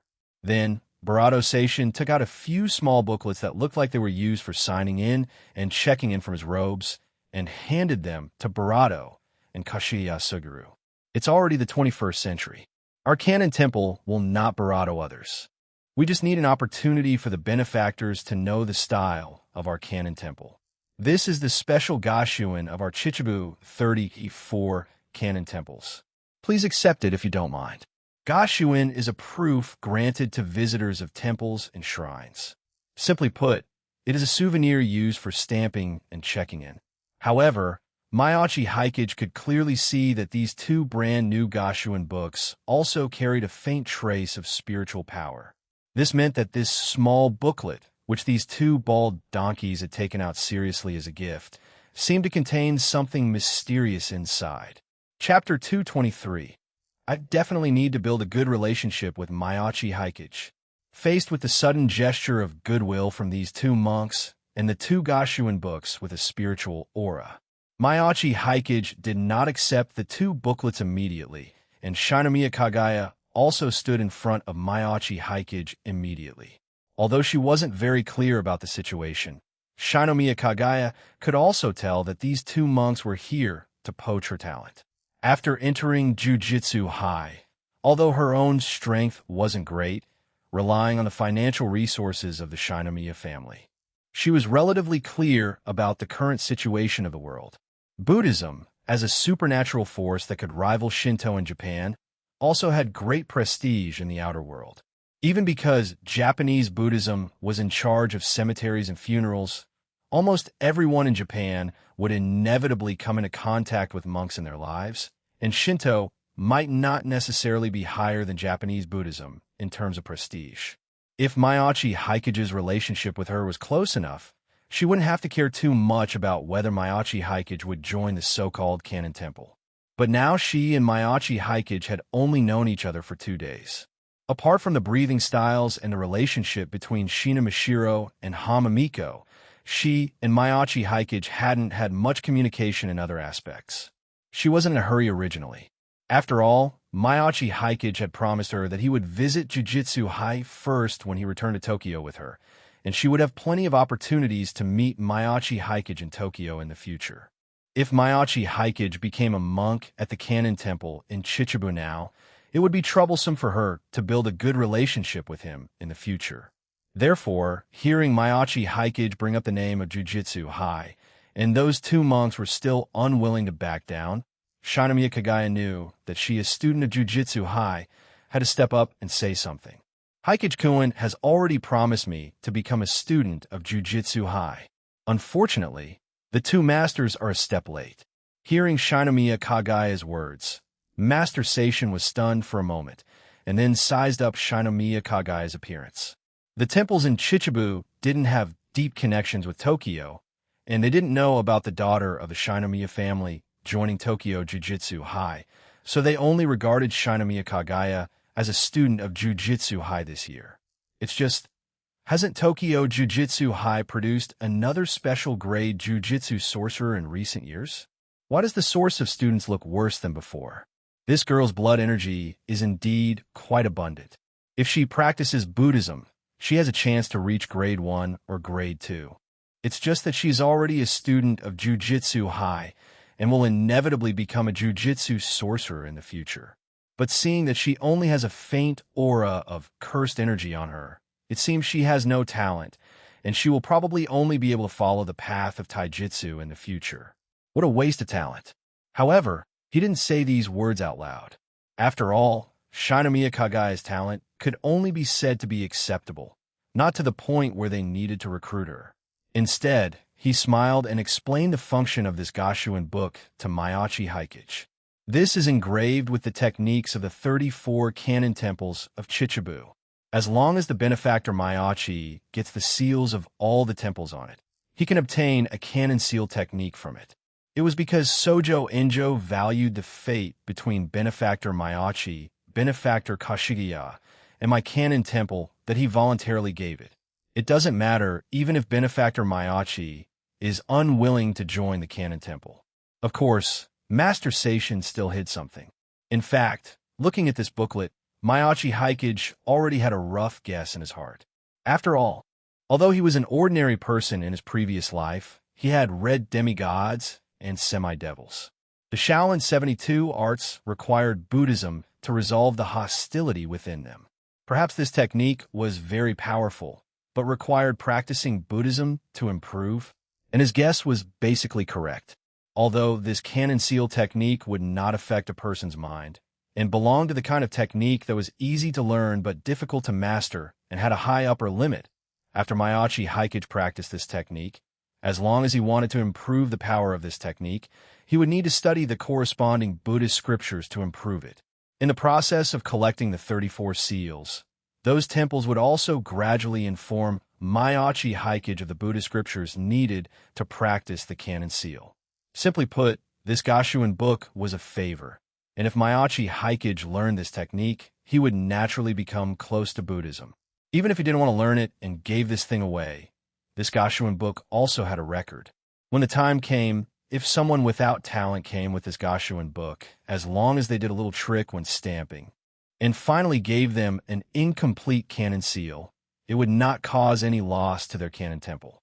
After handing the two Gashuin books to Miyachi Haikuji and Kashigiya Suguru, Master Seishin also smiled and told Miyachi Haikuji that after Miyachi Renji turned 10, if she had not yet awakened to the supernatural, he could really take her to experience the empowerment ceremony of the Kannon temple. Then the two monks left Asagaoka without any hesitation. If Mayachi Haikage hadn't been stared at by that middle-aged monk until his back went numb, he would really believe that these two monks were so free and easy. Looking at the Gashuin book with a spiritual aura in his hand, Mayachi Haikage activated the Eye of Destiny in front of Shinomiya Kagaya and Kashigeya Suguru. Looking at the thread faintly connecting this Gashuin book to Chichibu, Mayachi Haikage thought for a while and then withdrew his gaze. Put this thing away. If you want to go, you can try it during the summer vacation. As long as you pay attention, there shouldn't be too many problems, he said to Kashigeya Suguru. The Canon Temple just wanted him to go there to get stamps and check in anyway. Just by visiting 34 temples, one could get an admission ticket to step into the supernatural. For an ordinary person, this was indeed the biggest opportunity in this life. Kashigeya Suguru's personality was very mature, even more disciplined than him. After confirming that there was indeed no power on this Gashuin book that would affect others' minds, he didn't have to worry about Kashigeya Suguru choosing to become a monk. The biggest possibility was that after obtaining the Canon Seal technique, Kashigeya Suguru would try to reverse engineer the root of that technique. Even if that technique really needed Buddhism to resolve hostility or something, Kashigeya Suguru could deal with these things rationally. Don't be fooled by Mayachi Haikage describing himself as an imaginative genius and Kashigeya Suguru as a genius with maxed-out practical ability in the diary. But in fact, his practical ability was not bad, and Kashigeya Suguru also had a rich imagination. It was just that Mayachi Haikage was more extroverted and Kashigeya Suguru was more introverted. Kashigeya Suguru adjusted his glasses, then carefully put away the Gashuin book. In comparison, Mayachi Haikage's handling method was much simpler. He directly handed the Gashuin book to Shinomiya Kagaya. "Thank you, Miss Kagaya, for covering for me just now. And the things from yesterday also provided me with a lot of help. I'm not interested in that Canon Seal. I'll give this Gashuin book to you as a gift, borrowing flowers to offer to the Buddha. I think this should be of some use to you." Shinomiya Kagaya looked at Mayachi Haikage in surprise. Canon's fame in Japan was not small. A technique directly named Canon Seal could not be some cheap goods no matter how you thought about it. This was obviously the sincerity shown by the Canon Temple to win over Mayachi Haikage. Even if she could feel that there was a lot of water in this sincerity, Sincerado, studying my own ability already takes a lot of time, and the moves I got yesterday also need time to study. Before I figure out my own ability, I have no idea of trying more things. Looking at Mayachi Haikage's beautiful eyes whose light was gradually fading, Shinomiya Kagaya's heart fluttered slightly. Did he see through my thoughts again? No, his eyes were already glowing when he was looking at the two Gashuin books earlier. But what was he looking at with those eyes at that time? Shinomiya Kagaya still didn't know exactly what ability Mayachi Haikage's eyes had, but it seemed that his ability was even more complex than she had imagined. Not only on people, but it seemed to work on these objects as well. Is this why he was evaluated by Gojo Satoru-sensei as a genius comparable to him? To be honest, it's really enviable. After all, the way those two monks looked at her was completely different from the way they looked at Mayachi Haikage. These thoughts quickly turned in Shinomiya Kagaya's mind, but her body had already taken the Gashuin book from Mayachi Haikage faster than her brain could process, and she expressed her gratitude to him. After all, she was currently in a honeymoon period with these supernatural powers. Any supernatural power placed in front of her was an object she wanted to figure out. This Canon Seal technique might also change her awkward situation in Jujutsu High. Now, don't be fooled by the fact that there were currently only 3 students in this year's Jujutsu High, counting her and Yatsuya Miko. But she was currently at the bottom of this class in all aspects. In terms of blood energy, she was slightly better than Yatsuya Miko, and similar in terms of spiritual power, but in terms of cursed energy, Yatsuya Miko inexplicably showed quite good talent. Even without an innate technique, the cursed energy in Yatsuya Miko's body had reached the standard of a grade 4 Jujutsu sorcerer, and it was still in a period of rapid growth. And Yatsuya Miko had an extra pair of eyes that could clearly see all strange things compared to her. Currently, Jujutsu Hai hadn't even figured out if Yatsuya Mika's eyes had any other abilities. How could the naturally competitive Shinomiya Kagaya tolerate being at the bottom after coming to a new environment? But talent was indeed hard to say. If Shinomiya Kagaya wanted to surpass others, she would inevitably have to put in more effort. Therefore, the power of the cannon seal was exactly what she needed now, and she naturally would not miss it. Only after realizing what it meant did she blush slightly and thank Barato again. At the same time, she felt Barato. She was glad to have formed a friendship with someone as talented as Barato, even though they had known each other for only 2 days. Just because of her training technique, he turned around and gave her these things. If the relationship could grow further, how would he treat her? She felt guilty about doing this behind the backs of Barato and Barato, the two girls who had already formed close bonds with Barato. Shinomiya Kagaya couldn't help but feel a subtle sense of immorality.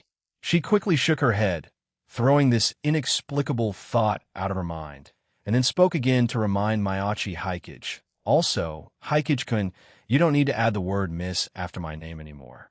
Just call me Kagaya.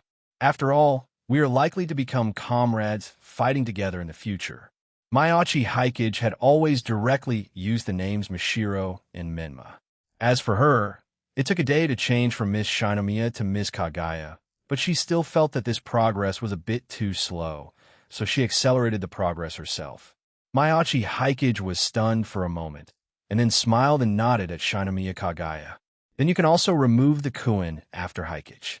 Very good. After addressing each other by given names, the relationship between me and Mayachi Haikage should have reached the passing line of 60 points, right?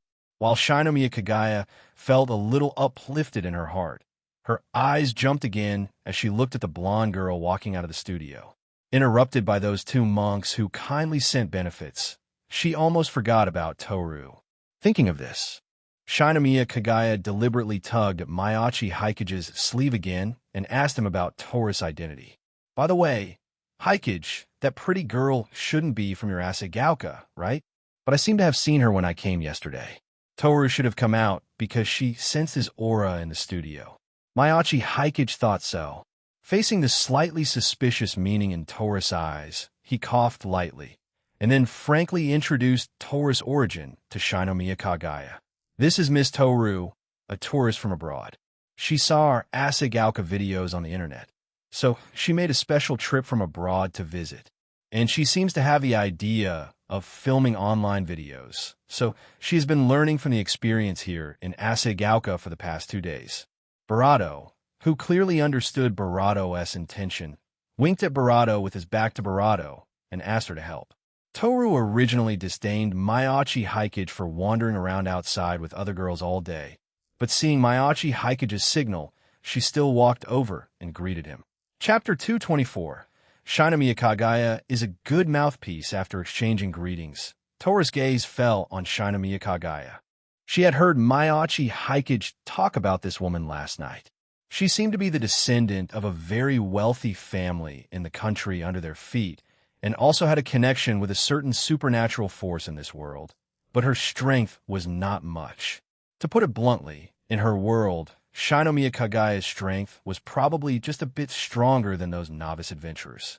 An experienced adventurer would be stronger than Shinomiya Kagaya.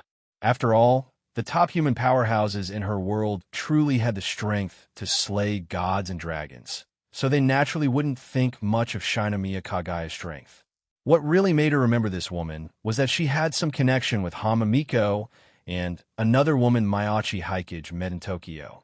It seemed that they were all practicing the same special breathing method, including Mayachi Haikage, who was also practicing this breathing method.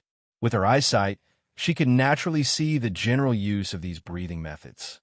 If the concentration of spiritual power in this world could continue to increase, maintaining the practice of this breathing method could greatly improve a person's vitality and physical fitness. The special power born from breathing could also be attached to other items to produce different effects. Although she didn't have much contact, she could also see that this should be a cultivation method with no threshold. Hamamiko, with that kind of body, could practice it, and this delicate girl like a princess before her was also practicing it. And judging from the intensity displayed by Mayachi Hikage, this thing still had a certain upper limit. Although it was only for a moment, when Mayachi Hikage drew the sword, a powerful life force was indeed transmitted in her body through the holy sword at that moment. At that time, Toru was actually a little surprised. After all, humans shouldn't have such a powerful life force. In her world, even the brave who slayed dragons, as long as they were human, had to follow the laws of nature. No matter how powerful a human was, their lifespan was no more than 100 years. But the vitality in Mayachi Hikage's body was so vigorous that she almost mistook this human for a long-lived species like her. It was just that although that breathing method had no threshold, it still depended on individual talent. The strength of Hamamiko and this Shinomiya Kagaya before her was far worse than Mayachi Hikage's. However, Hamamiko had been taken as a disciple by a special grade supernatural being in this world, so she probably didn't need to worry too much about her. Anyway, in a few days, after the problem with her body was solved, she would be able to see her. If what she practiced was too low-end, she could also find a way to go back to the other world and get some good things from her world for Miko to try. As for the Shinomiya Kagaya before her, she just glanced at her and didn't take her heart. Apart from Mayachi Hikage and Hamamiko, the two humans who saved her, she didn't have much affection for the humans in this world yet. Filming videos was just to learn more about this world, and to understand what Barato, whose eyes were full of light when talking about these things, was thinking. Today, she stayed in the studio all day with Barato South 2, close Barato, and Barato, and had a rough understanding of the entire video production process. Barato said that she was somewhat interested in making videos and filming television series. Since learning transformation magic, she had been spending time in the human world, although she had no interest in humans. Her biggest hobby had always been those new gadgets created by humans using their hands. So now that she had no other obsessions after coming to this world, following Mayachi Hikage to experience this new thing, and by the way, earning some money for her expenses in this world, was no problem. Although the sum of money Mayachi Hikage lent her, according to her understanding of this world, was enough for her to live in this world for several months, there were still many things she wanted to buy online that required money. It was still very important to start making money in this world as soon as possible. After all, no matter what, she had promised Mayachi Hikage before coming to this world that she would not expose her strength in this world at will and bring trouble to Mayachi Hikage and Hamamiko. As a dragon who kept her promises and also understood humans well enough, she had long decided to make money in this world using ordinary human methods. So, after sensing Mayachi Hikage's aura, she ran out to ask him what kind of video he wanted her to film. And on Shinomiya Kagaya's side, seeing Toru's gaze just casually scan over her and then retract to focus on Mayachi Hikage, Shinomiya Kagaya still felt a little regretful in her heart. Sure enough, she didn't have that much charm to make the other party develop a good impression of her at first sight. However, she could also take this opportunity to secretly size up this dragon girl from another world. She looked to be about 20 years old. Needless to say about her exquisite appearance, everyone was a major character in their respective works, and there were few who weren't good-looking. Even if she was dressed very casually, she was still very beautiful. Just like Mayachi Hikage's sisters and the two girls in Asagao Media, who obviously had feelings for Mayachi Hikage. Even without makeup, they were all above the standard of beautiful girls. However, unlike the mysterious person's description in the diary, Toru looked quite normal. Completely different from the Barato girl in the diary, who was immediately devoted to her savior after being rescued. When facing Barato, her savior, although she wasn't very enthusiastic looking at them, they should be considered friends. Did the female protagonist's personality also change after Barato and the others altered the plot? She wondered how she would react when facing Miko. Barato became slightly suspicious of Barato, especially because of what the girls in their chat group had learned from the diary. Had indeed changed a lot in personality compared to themselves in their respective stories over the past month. She could no longer become that love-brained girl. And Yatsuya Miko was no longer the girl who trembled at the sight of ghosts. Even Takanashi Rika and Goku Ruri, the two Chinibyo girls, had become much more normal. Kasumigakaki Yudaha had even turned into a grumpy sister, inciting emotions in the group every day. If a giant dragon like Toru obtained a diary, her personality might indeed change in a short time. So she decisively took out the diary and tested Toru's reaction on the side. But Toru had no reaction at all. Her perception ability was actually not very strong, not to mention that she had sealed her ability.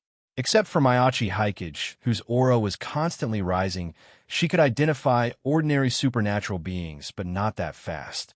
Now she only sensed a special power from Hanma Miko in her dragon form. Besides that, only Gojo Satoru, who possessed the 6 eyes and was particularly sensitive to spiritual power fluctuations, could detect those subtle power fluctuations. But that was limited to the diary copies held by those girls, and they couldn't detect the existence of the diary, only sensing some movement when the diary exerted its power. Miyachi Haikage's diary, apart from that unknown mental protection, basically only had some movement when distributing rewards. Under multiple disguises, even Gojo Satoru and Toru couldn't completely see through his disguise. Moreover, Miyachi Haikage was now a supernatural being. Even if some abnormal ability fluctuations were detected, he could just blame it on his supernatural ability. Seeing Toru's complete lack of reaction to her taking out the diary, Shinomiya Kagaya stepped forward again. Haikage, are you looking for suitable video material for Miss Toru? Miyachi Haikage nodded. I have a lot of ideas at the moment, but they may not be able to fully bring out Miss Toru's advantages, so I still need to think about what kind of persona to create for Miss Toru. He briefly told Shinomiya Kagaya about his current ideas. Given Toru's conditions, if she were to become a beauty blogger or a cosplayer who sold her looks, it would indeed be easy to make money. But even if she didn't care, Miyachi Haikage wouldn't go so far as to make her do these things. Toru herself had no interest in games, and the kind of travel blogger who slept in the open wasn't suitable either. All in all, the female Big Eater market was more suitable for Toru. Although Big Eaters in Japan were almost becoming mass-produced assembly line products, Toru had an advantage. Other female competitive Ibarato RS had to struggle through various difficult methods. But for Barato, whose true form was a Barato, if she wanted to Barato freely, one person's food intake could match dozens of adult men. And Barato fast and elegantly. This point alone could surpass those peers. However, the persona of a big eater still needed to be considered, such as what to eat, how to eat, and where to eat. These were all questions. Shinomiya Kagaya hadn't been exposed to these things, but she was a little interested listening to Miyachi Haikage's explanation. Having a girl transform from a giant dragon disguise herself as a big eater, Miyachi Haikage really knew how to cheat. But thinking about what the mysterious person wrote in the diary, that Toru would choose to become the female protagonist dragon made after coming to this world. Her gaze fell on Toru, and she tentatively said, I think Miss Toru might suit a maid outfit very well. Have you ever tried it, Miss Toru? Miyachi Haikage nodded, as if he didn't know anything. It should indeed suit her very well. We could try in the future.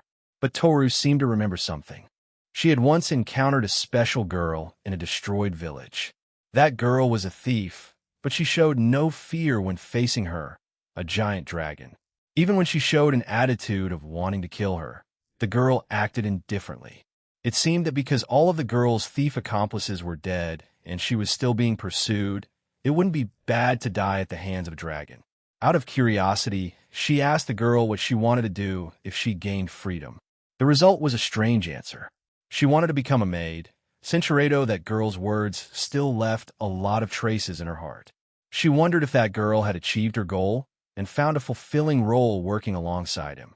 Barato thought so, but just glanced at Barato in front of her. Asking her to take on such a role with that man was out of the question. She had no romantic feelings for this man at all, and had never imagined herself falling in love with him. Even though Barato had explained the identities of the women around him and shown a career ambition worthy of Barato's attention. Thinking about it carefully today, Mayachi Hikage was indeed still a scumbag who didn't know how to reject women. It was better for her and Mayachi Hikage to maintain this normal relationship that was neither close nor distant. Forget about the maid outfit. I won't wear those clothes to please the audience. Just film normally. Influenced by that girl. Although Toru cared a little about the identity of a maid, she would only wear a maid outfit for the person she loved. Anyway, that person couldn't be Mayachi Hikage. As for Hamamiko, Toru thought for a while. It seemed she didn't have that kind of feeling for her either. It was more pity and gratitude. She could still distinguish these emotions. Although Mayachi Hikage felt a little regretful that he couldn't see Toru's classic maid look, he wasn't surprised. The reason she became a maid was partly because Kobayashi appreciated the idea of having a maid, and partly because the thief girl she met in the other world wanted to become a maid. The latter was just a trigger, leaving the idea of becoming the maid of a loved one in Barato's mind. The former was the main reason, and Shinomiya Kagaya was also distinguishing Toru's reaction. Her reaction to the maid outfit wasn't big. Was it because she didn't have a diary? Or did the mysterious person not mention Toru in the second batch? She continued to offer suggestions to Mayachi Hikage. If you really want to film food videos, Hikage, whether for filming or collecting ingredients, taking Miss Toru to Tokyo would be a better choice, right? Although there were many crops in Asaigauka, someone was already making countryside food videos in Asaigauka. Letting Toru stay here would just be internal competition. Mayachi Hikage, who had already planned to bring Barato to Tokyo, also nodded. Very good. Barato was indeed a good spokesperson for him. Whether it was the special uniform or going to Tokyo, these were words he wanted to say, but didn't because he knew Barato disliked him. His large Western-style house in Baika Town had only been inhabited by him so far, apart from Hikari and Mishiro's rooms, and Jerry, who was about to go undercover among the Yukai. Usually only a cleaning company would come to clean his house once a week. Letting Toru move in was naturally no problem. Chapter 225. My sister Range has the potential of an Empress. Shinomiya Kagaya's words indeed said a lot for Mayachi Hikage that he couldn't say himself, but the decision was still up to Toru. Toru's gaze wandered between Shinomiya Kagaya and Mayachi Hikage as if sizing them up. She always felt that the attitude of this man and woman towards her was a bit subtle. She had an inexplicable feeling that Mayachi Hikage deliberately let this scheming woman say these things, and then chimed in. However, through the videos on her phone, she already knew that Tokyo was the most prosperous city in this country, with a permanent population of over 10 million. Wanted to learn more about this world and Mayachi Hikage. She had intended to go to Tokyo to have a good look. Anyway, she was a dragon. As long as there was still spiritual power in this world, even if it was very muddy, it was enough for her to appear in any corner of this world within 2 hours. And from Chichibu to Tokyo, it wouldn't take her 10 minutes to fly back and forth, so even if she wanted to find Hamamiko in the future, it wouldn't take much time. So after hearing Mayachi Hikage's words, she nodded, indicating that as long as she could make money as soon as possible, it didn't matter where she lived. And upon hearing that Toru was going to Tokyo, a moved expression immediately appeared on Shinomiya Kagaya's face, saying that she could have the Shinomiya family's driver take Toru to Tokyo. They naturally didn't travel with only one car this time. When they returned to Tokyo tomorrow, she was going to take Mayachi Hikage to Jujutsu High, and with Toru's identity kept secret between the two of them, it was naturally not appropriate for her to ride in the same car as them. And even though she knew that Toru would most likely live in Mayachi Hikage's Western-style house, she still had to fight for it a little. After all, Baika Town was not a good place. Maybe Toru would dislike the environment there after arriving, and Mayachi Hikage had only awakened to the supernatural in the last few days and didn't know the situation in Baika Town before. After knowing the situation there, maybe he wouldn't want to live there either. At that time, she could naturally use the Shinomiya family's money power to help Mayachi Hikage change to a living environment closer to hers, making it easier for her to gain favorability from both of them. It was just that her overly deliberate reaction made Toru subconsciously want to stay away. This woman wants something from me. Did Miyachi Hikage tell this scheming woman about me? This was the first thing that came to Toru's mind. She looked at Miyachi Hikage with inquiring eyes, while Miyachi Hikage calmly faced Toru's gaze. He just wrote a diary entry. But who knew that these entries would be accidentally seen by others? Toru didn't know Miyachi Hikage that well after all. Even though she knew Miyachi Hikage was hiding something from her, since she didn't have mind-reading skills, she didn't know exactly what Shinomiya Kagaya knew. But ignoring Shinomiya Kagaya's goodwill was no problem. So in the following time, while Miyachi Hikage went to explain the situation of the inner world to Kashiya Suguru, Shinomiya Kagaya's goodwill towards Toru seemed to fall on deaf ears. Shinomiya Kagaya only felt that her various flattering methods, as the young lady of the Shinomiya family, had no effect on this dragon girl, and instead seemed to make her attitude even worse. It seems I was too hasty, Shinomiya Kagaya sighed in her heart, knowing that without any special circumstances, it would be difficult to quickly gain the favor of an existence comparable to a god. But at least she had successfully left an impression on Toru. Later, when Hamamiko came out of seclusion, she would go and brush up her presence again. Somehow, she should be able to gain some favorability from Toru. Moreover, from her probing, it seemed that this Miss Toru was not a diary holder. She seemed completely unaware of her probes. Very good. This way, there was even less need to worry about Toru snatching their commissions after arriving in Tokyo. And on Miyachi Hikage's side, the communication between him and Kashiya Suguru seemed much more tacit.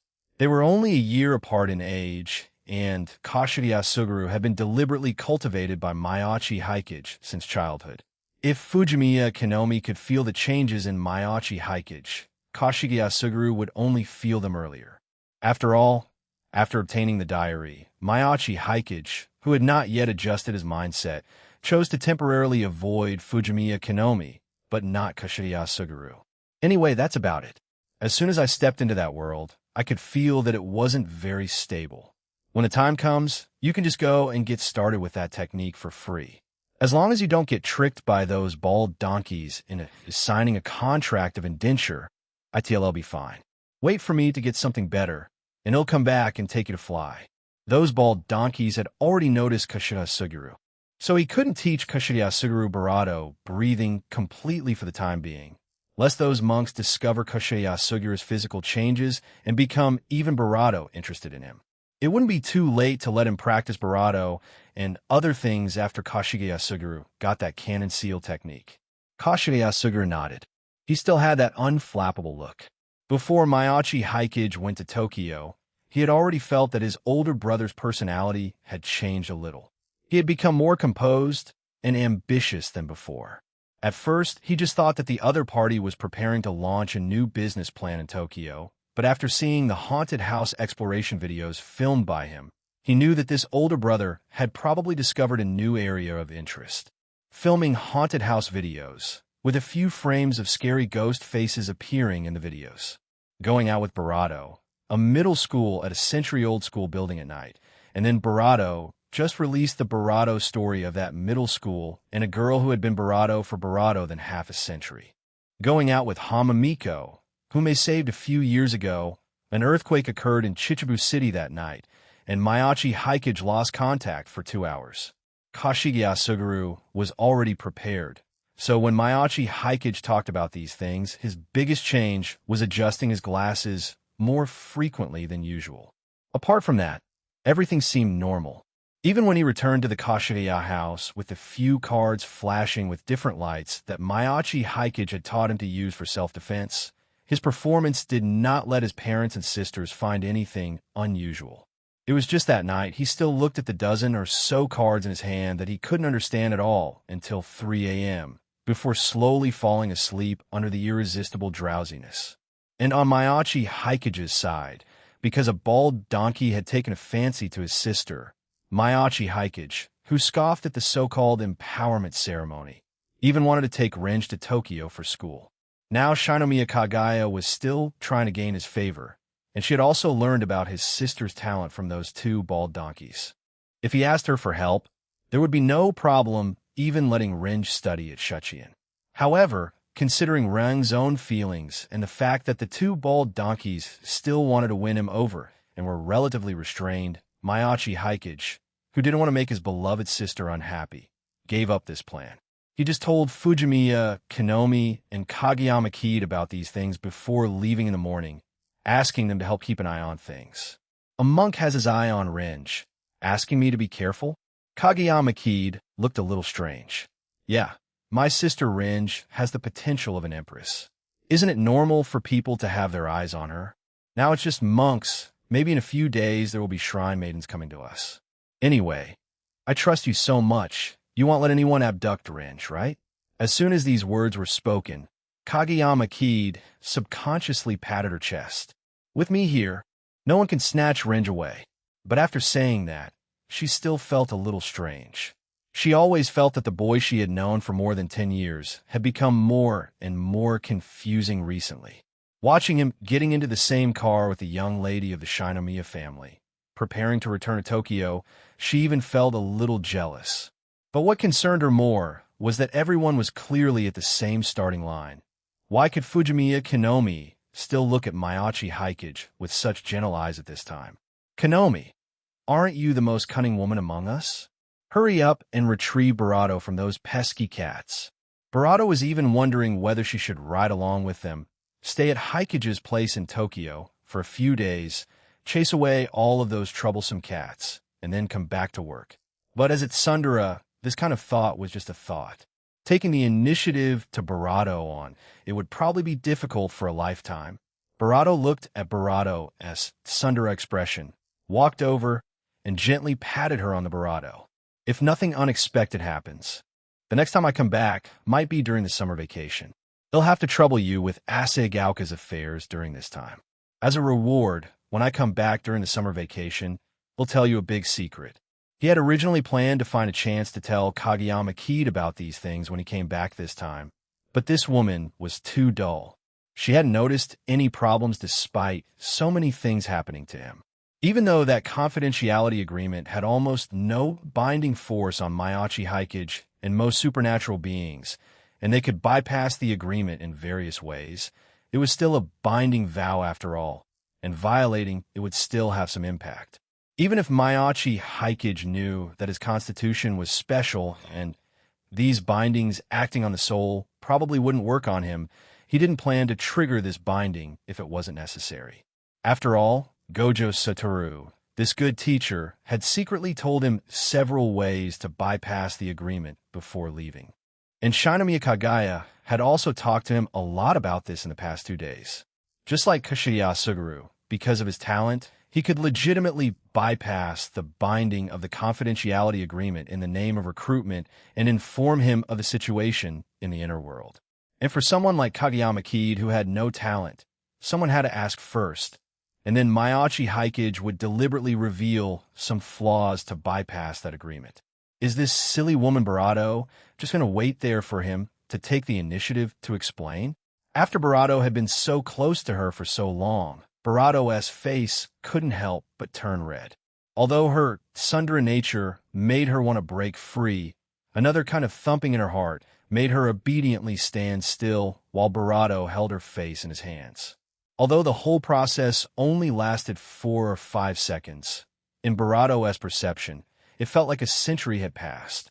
When Barato let go, she gave him a fierce look that said, "Just you wait," and fled. Although in the eyes of outsiders, this look had a bit of an affectionate meaning. Then Maiachi Hikage continued to say to Fujimiya Kinomi on the other side in a very scumbag manner, "Take care of Kidmore over there. Contact me if anything happens." Fujimiya Kinomi just smiled and took a few steps closer, then stretched out her head as a signal, as if indicating that she was okay with the treatment just now. Maiachi Hikage naturally couldn't let her have her way. He just reached out and patted her head, then withdrew his hand. Looking at Fujimiya Kinomi's slightly dissatisfied expression, Barato waved his hand, indicating that she could go back. Let's continue discussing the rest later when things have settled. Didn't you see that the way Barato looked at him had become strange?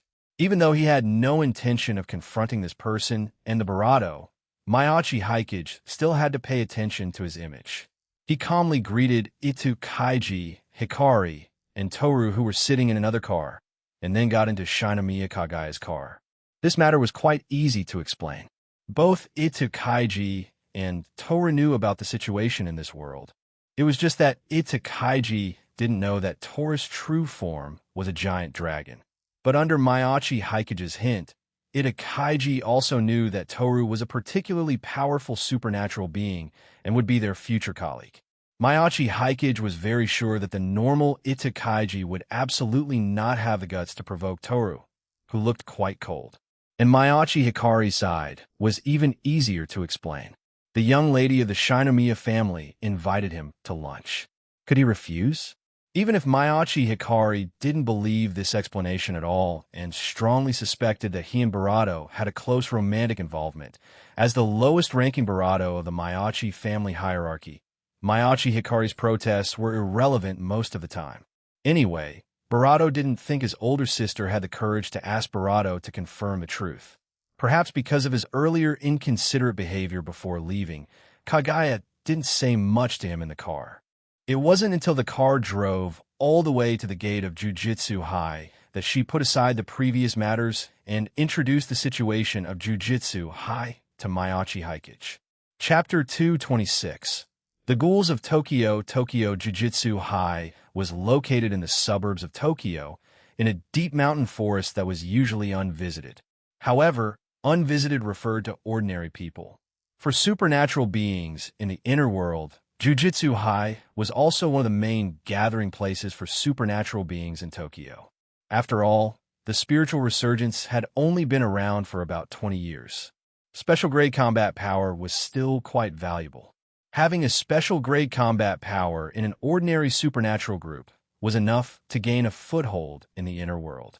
Although there were only 3 special grades publicly known in the Jujutsu world, there were still a few Jujutsu sorcerers whose combat power was at the special grade level but had not been awarded the title of special grade by the Jujutsu higher-ups.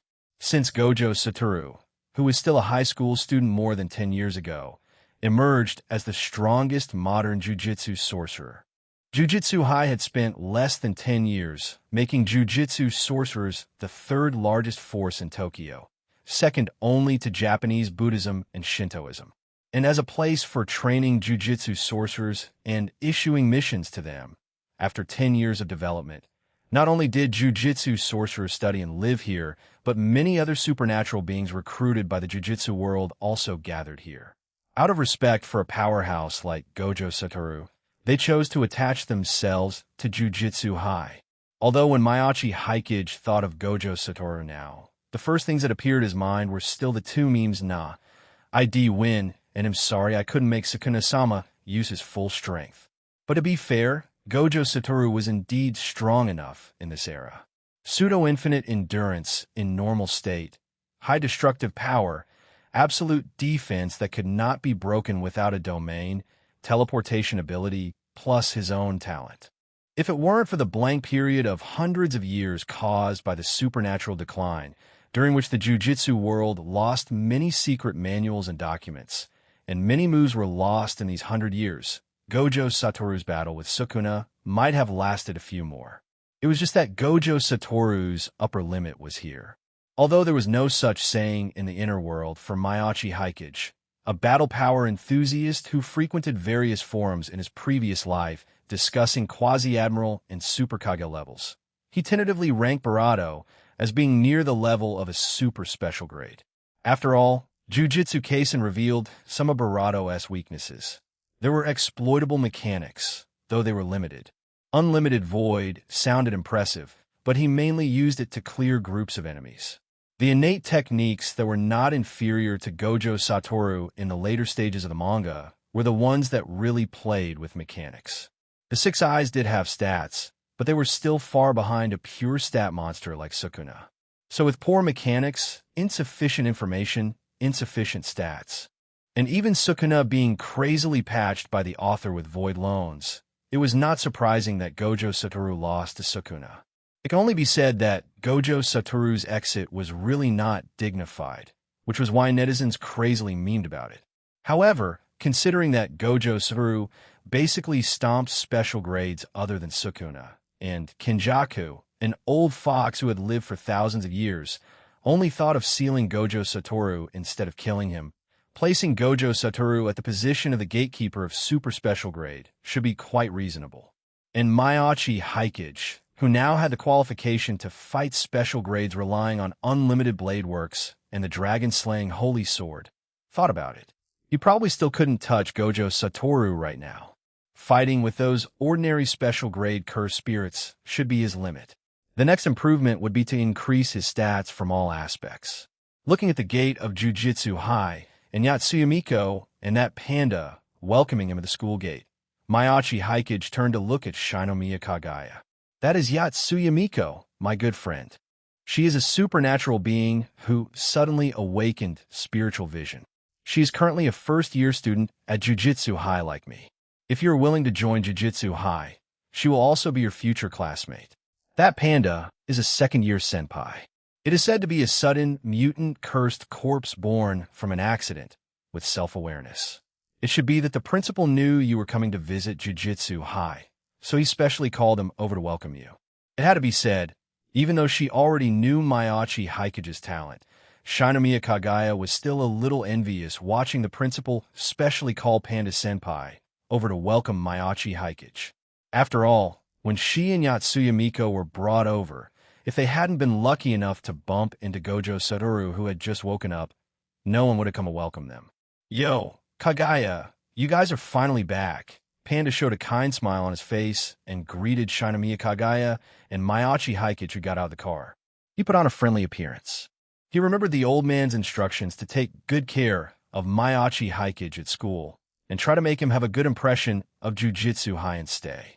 This kind of thing shouldn't have been left to him, but recently a bunch of messy guys calling themselves ghouls had inexplicably appeared in Tokyo and caused quite a stir. Now the entire inner world of Tokyo was fully searching for these man-eating evil spirits that had suddenly appeared and figuring out how they suddenly appeared in Tokyo, including the old principal who was also dealing with the ghouls outside the school. This could be considered the #1 major event in Tokyo at present. Therefore, most of the teachers and supernatural beings at Jujutsu High were currently not in the school, and the most reliable candidates among the students in school were actually only the newcomer Yatsuya Miko and him, the Cursed Corpse Panda. Regarding these matters, Panda also briefly explained the emptiness within the college while taking Maiachi Haikage around Jujutsu High. Ghouls. Hearing the panda's complaints, a ripple appeared in Maiachi Haikage's eyes. Of course, he knew the origin of ghouls. But listening to Panda, those ghouls seemed to have appeared suddenly in Tokyo, and no trace of them before their appearance could be found by any means.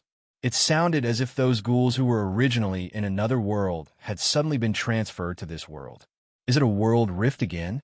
It might be different from the situation on Tora's side. After all, the unstable spatial area in the mountains of Asaigauka was very obvious. Anyone with a little perception ability could detect the spatial fluctuations in that area. But if unstable spatial fluctuations appeared in a big city like Tokyo, they would probably be discovered and sealed immediately.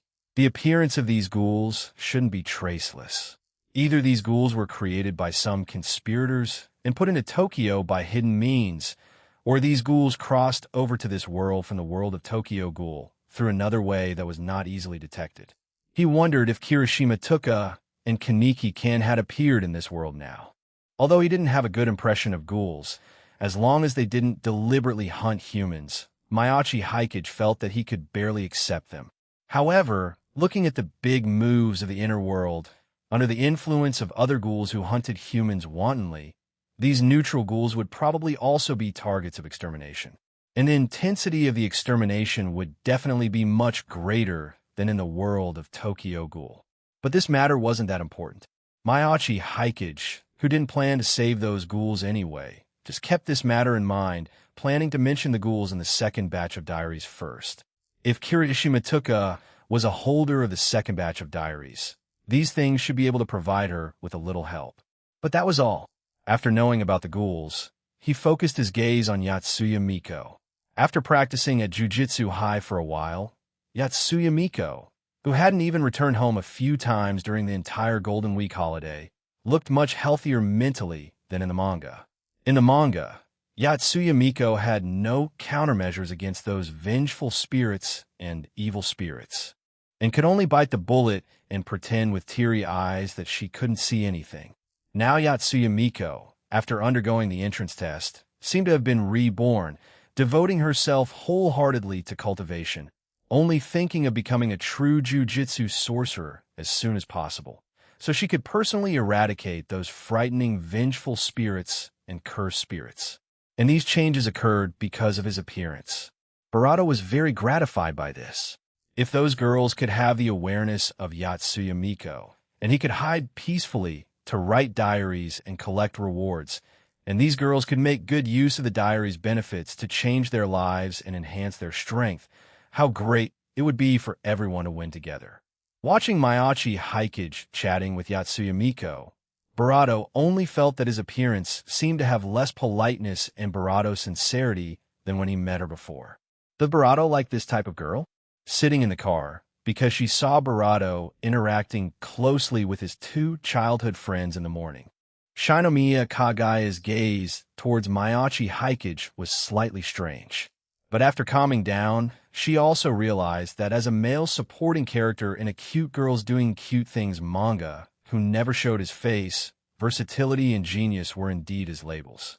But that was just a cute girls manga after all. Barato, who had been exposed to a lot of knowledge by the 2D girls in the chat group these days, knew that cute girls manga featured main characters who were all female, but without obvious Barato plots, and those girls who appeared sometimes had close friendships and special bonds.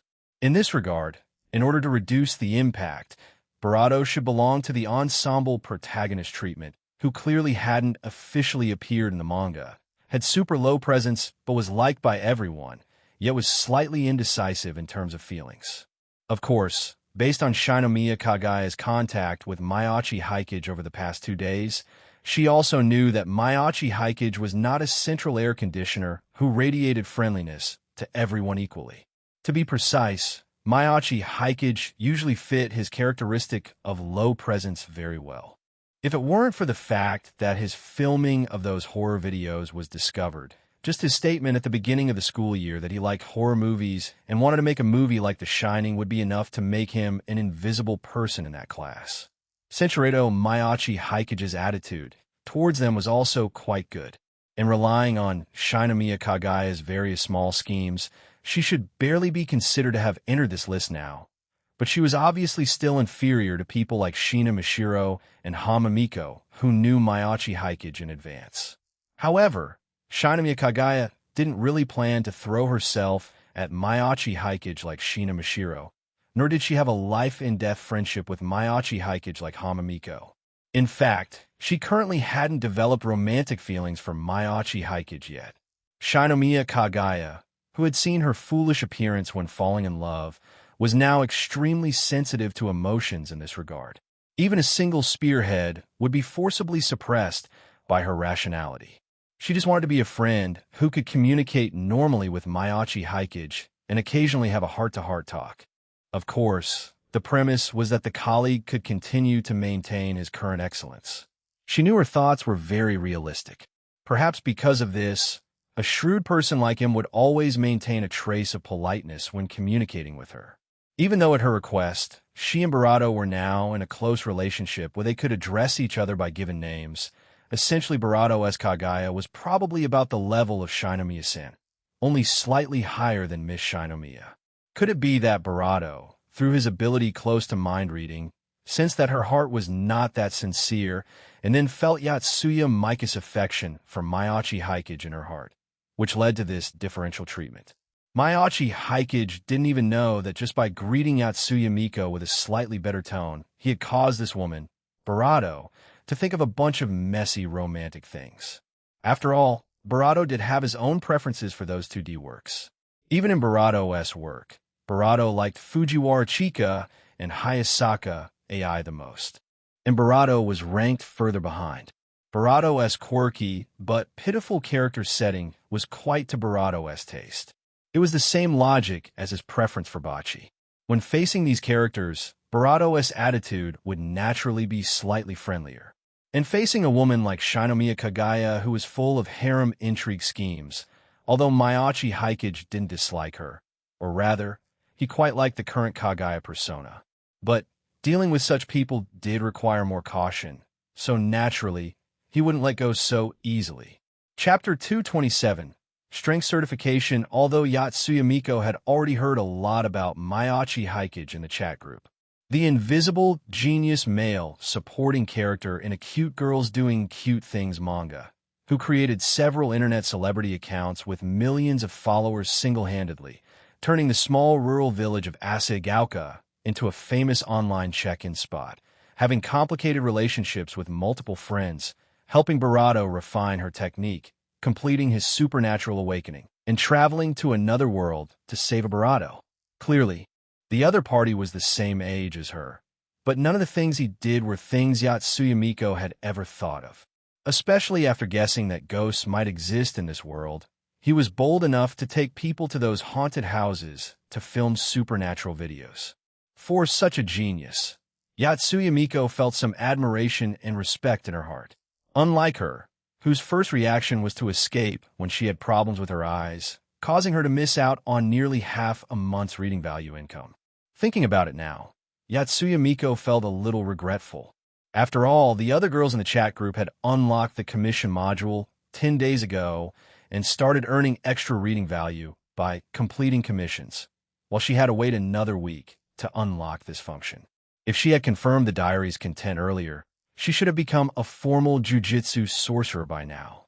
However, it was precisely because she was already a big step behind the other girls at the starting point that, after luckily joining jujitsu, relying on the eyes she once despised and even feared, she was the most diligent cultivator in the school. She just wanted to become a jujitsu sorcerer as soon as possible, possess the ability to protect herself, and then figure out what was wrong with her eyes little by little. Then, when she woke up this morning, she saw Shinomiya Kagaya, who had left Tokyo a few days ago to find that Yashiro Yamamoto followed the clues all the way to the former Demon Slayer Corps headquarters and should have been studying breathing there these days, suddenly announced in the group that she had gone to meet Toru and Mayachi Hikage. Then the group chat suddenly became lively early in the morning. After all, everyone knew that Mayachi Hikage was a hot commodity now, and they were also aware of the relationship between Shina Mashiro, Hamamiko, and Mayachi Hikage, including Kasumi Kyutaha. Those in the group who were interested in Mayachi Hikage thought they could get to know him through their relationship with Shina Mashiro and Hamamiko. As for Toru, everyone remained calm, knowing that they would need to know Mayachi Hikage first before making long-term plans to get to know this dragon girl. Who knew that Shinomiya Kagaya would be so unethical, sneaking off to meet Mayachi Hikage in secret? Shinomiya Kagaya was originally quite frank, facing everyone's inquiries. She said with a clear conscience that the Shinomiya Zaibatsu had discovered the potential of online videos in the future and wanted to get in touch with related industries. She just happened to find that there was an idea within the conglomerate to invest in Asagaoka Media, so she contacted Barato to discuss breathing techniques. When the seemingly innocent Barato accidentally shared the screenshot in the group chat, the discussion became even livelier. The screenshot showed Mayachi Hikage thanking Shina Mashiro for the scrolls Shinomiya Kagaya brought him and the Nichiren blade she was going to gift him. He was currently studying the principles of sun breathing and the transparent world, and he would repay and thank Shinomiya Kagaya after he fully mastered sun breathing. This was nothing originally, but Shinomiya Kagaya had mentioned in the chat group before that the transparent world she obtained was only an incomplete fragment, and she would post it to the group after she studied it for a while. As for the Nichiren blade, because of the materials, she couldn't produce more for the time being, so everyone didn't care much. Then, seeing that Shinomiya Kagaya took all these to build a good relationship with Mayachi Hikage, the girls in the group immediately sensed that Shinomiya Kagaya's attitude towards Mayachi Hikage didn't seem as innocent as she claimed. However, since this was her private matter, Kasumi Kakayutaha only cursed her as a thieving cat in her heart, and still maintained her usual speech in the group, even explaining a few words for Shinomiya Kagaya. But if someone could run into Kasumigakaka Yudaha's room now, they would see Kasumigakaka Yudaha gnashing her teeth, facing her phone screen. As the initiator of all this, Shina Mishiro continued to maintain her usual silly and sweet persona. She answered truthfully whatever others asked, continuing to solidify her image as a scheming, free little white flower. She just posted the picture Maiachi Hikage sent her to the group according to his request. What bad intentions could she have? Being stabbed in the back, so suddenly was the reason why Shinomiya Kagaya had been silent all morning. But depressed as she was, Shinomiya Kagaya still thought very clearly. She immediately praised Maiachi Hikage's kendo talent, mastering water breathing in 10 minutes the first time he held a sword, and understanding the principles of sun breathing in an hour. After discovering Maiachi Hikage's talent, she decided to gift the Nichiren Blade and the Transparent World Scrolls to Maiachi Hikage together, so that Maiachi Hikage, who mastered these things, could guide everyone in the group in the future. Finally reconsolidating her position in the group, and after the liveliness in the group subsided, Shinomiya Kagaya immediately sent a private message to Yatsuya Miko, asking her to come and welcome Maiachi Hikage later, to improve her favorability and leave an impression on Barato first. Barato's idea was simple. Apart from Barato and Barato, who were clearly closer to Barato, most of the girls in the group had not had much contact with her inner world. Her biggest ally now was actually Yatsuya Miko, who entered Jujutsu High with her.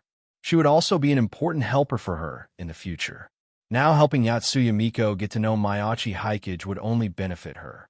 Yatsuya Miko didn't think much of it either. After all, this was a connection Shinomiya Kagaya pulled for her. It would be enough to meet a genius like Maiachi Hikage and exchange contact information. She thought she would go back to continue her cultivation after getting to know him. But after meeting and taking him around Jujutsu High, she found that the situation seemed a bit wrong. Shinomiya Kagaya had actually come to Jujutsu High quite often during this period. Usually, she was busy with the early election at Shuchian during the day and took time to come to Jujutsu High for remedial classes at night and on weekends. But after all, Shinomiya Kagaya wasn't like her, who had completely transferred to Jujutsu High and solve her daily needs here. Her familiarity with Jujutsu High was indeed higher than Shinomiya Kagaya's. Originally, Panda Senpai was supposed to introduce these things, but who knew that Maiachi Hikage suddenly asked her about her feelings about Jujutsu High as a new student. Panda, a cursed corpse who had grown up in Jujutsu High since gaining consciousness, naturally had nothing to say. So under Maiachi Hikage's subtle guidance, Yatsuya Miko, who had been cultivating hard recently and hadn't found anyone to vent her inner emotions to for a long time, unknowingly poured out her true thoughts during this period in front of Maiachi Hikage. It wasn't until Shinomiya Kagaya's face behind them became more and more subtle, and they were eating in the cafeteria of Barato at noon, that Barato suddenly realized that she seemed to be too engrossed in chatting with Barato and had ignored the fact that Barato hadn't spoken for a while. Barato wasn't the type to play mind games after all. After realizing that her overly familiar behavior toward Barato during their first meeting had caused an awkward moment, she immediately felt embarrassed.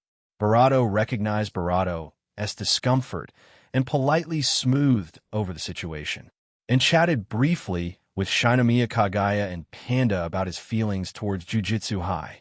Hearing that Maiachi Hikage felt the atmosphere at Jujutsu High was good, and even if he didn't join Jujutsu High, he wanted to come here to take some missions in the future, Shinomiya Kagaya, although caring a little about being given the cold shoulder all morning, was mostly happy in her heart. Maiachi Hikage probably just wanted to know the real situation of Jujutsu High, so he kept talking to Yatsuya Miko, who knew Jujutsu High better about these things. After all, she had talked a lot about Jujutsu High with Maiachi Hikage these past few days. It was nothing to care about if he wanted to confirm with others. It could only be said that Yatsuya Miko was still young after all, and didn't know the problem of talking deeply with shallow acquaintances. After chatting a few words with Maiachi Hikage, she poured her heart out to him, and Maiachi Hikage probably responded with a sincere attitude because of her sincere attitude. Shinomiya Kagaya knew that it was probably difficult for her to communicate with others with such a sincere attitude. So after hearing Maiachi Haikage's thoughts, she quickly suppressed the little strange emotion in her heart. She had intended for Maiachi Haikage and Yatsuya Miko to become friends. Now that the two were getting familiar, she should be happy. However, Shinomiya Kagaya vaguely felt that something seemed wrong. After simply eating in the cafeteria of Jujutsu High, Panda, knowing Maiachi Haikage's attitude, quickly pulled him to get an entry pass. The old man had told it when contacting it to find a way to keep Maiachi Haikage. If he wanted to enroll, just pass him directly. Although he didn't plan to enroll now, getting an entry pass meant that as long as he came to Jujutsu High often to take missions in the future, over time he would also be considered one of their own at Jujutsu High. After privately running to the principal's office and stamping the pass for Maiachi Haikage with the school seal, it briefly told Maiachi Haikage some relevant matters. Although in the jujitsu world, the certification of a jujitsu sorcerer's grade was completely decided by the jujitsu higher-ups. Without their consent, even if you had the strength of a special grade sorcerer, you couldn't get the certification of a high-grade sorcerer. Of course, generally speaking, if one didn't court death too much, the jujitsu higher-ups wouldn't block these things. If one could repel or kill a cursed spirit of a certain grade alone, the jujitsu higher-ups would arrange the corresponding certification after a little pulling. Maiachi Haikage had no combat record now, so naturally, he had no certification. In other words, even if he wanted to take exorcism missions at Jujutsu High now, he could only take those lowly patrol missions.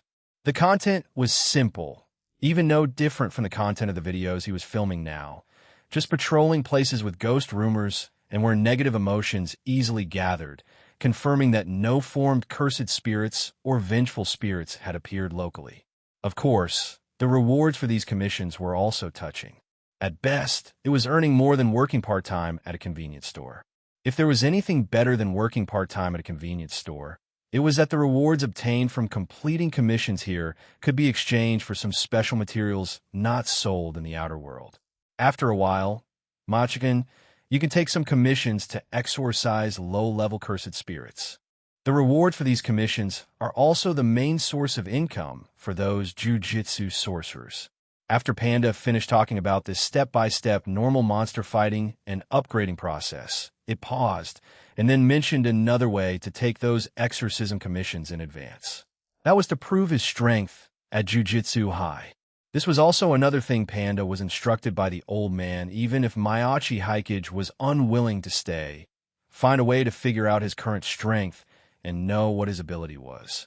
Although Gojo Satoru had told Yagami Azamichi about Maiachi Haikage's awakened ability being related to fate after returning, just fate was a bit too confusing. And whose fate ability awakens by taking people to teleport? In short, test this boy praised by Gojo Satoru a little to see what he's got. So Maiachi-kun, do you want to come and test your strength in actual combat? We can start testing from the level of a grade 4 sorcerer. Panda politely pointed to Zenin Maki, who had offended the Zenin family and was suppressed by the Jujutsu higher-ups as a grade 4 sorcerer. As soon as this sentence came out, Shinomiya Kagaya and Yatsuya Mika's faces immediately became subtle. Zenin Maki was indeed nominally a grade 4 sorcerer, but how could she really be a grade 4 sorcerer? In fact, she could easily exorcise grade 2 cursed spirits relying solely on taijutsu, and had the strength of a semi-grade 1. Let alone among students, even in the entire jujitsu world, she was considered an excellent jujitsu sorcerer. Letting Maiachi Haikage, who had just awakened not long ago, fight her, wasn't it a bit too bullying? But before Yatsuya Miko could express her concern, Maiachi Haikage nodded first. Having used the characteristics of the pure yang body to bully those grade 2 and 3 vengeful spirits these days, he indeed wanted to see what level he could reach when facing normal supernatural beings using only card magic and his own body under normal circumstances. Chapter 228.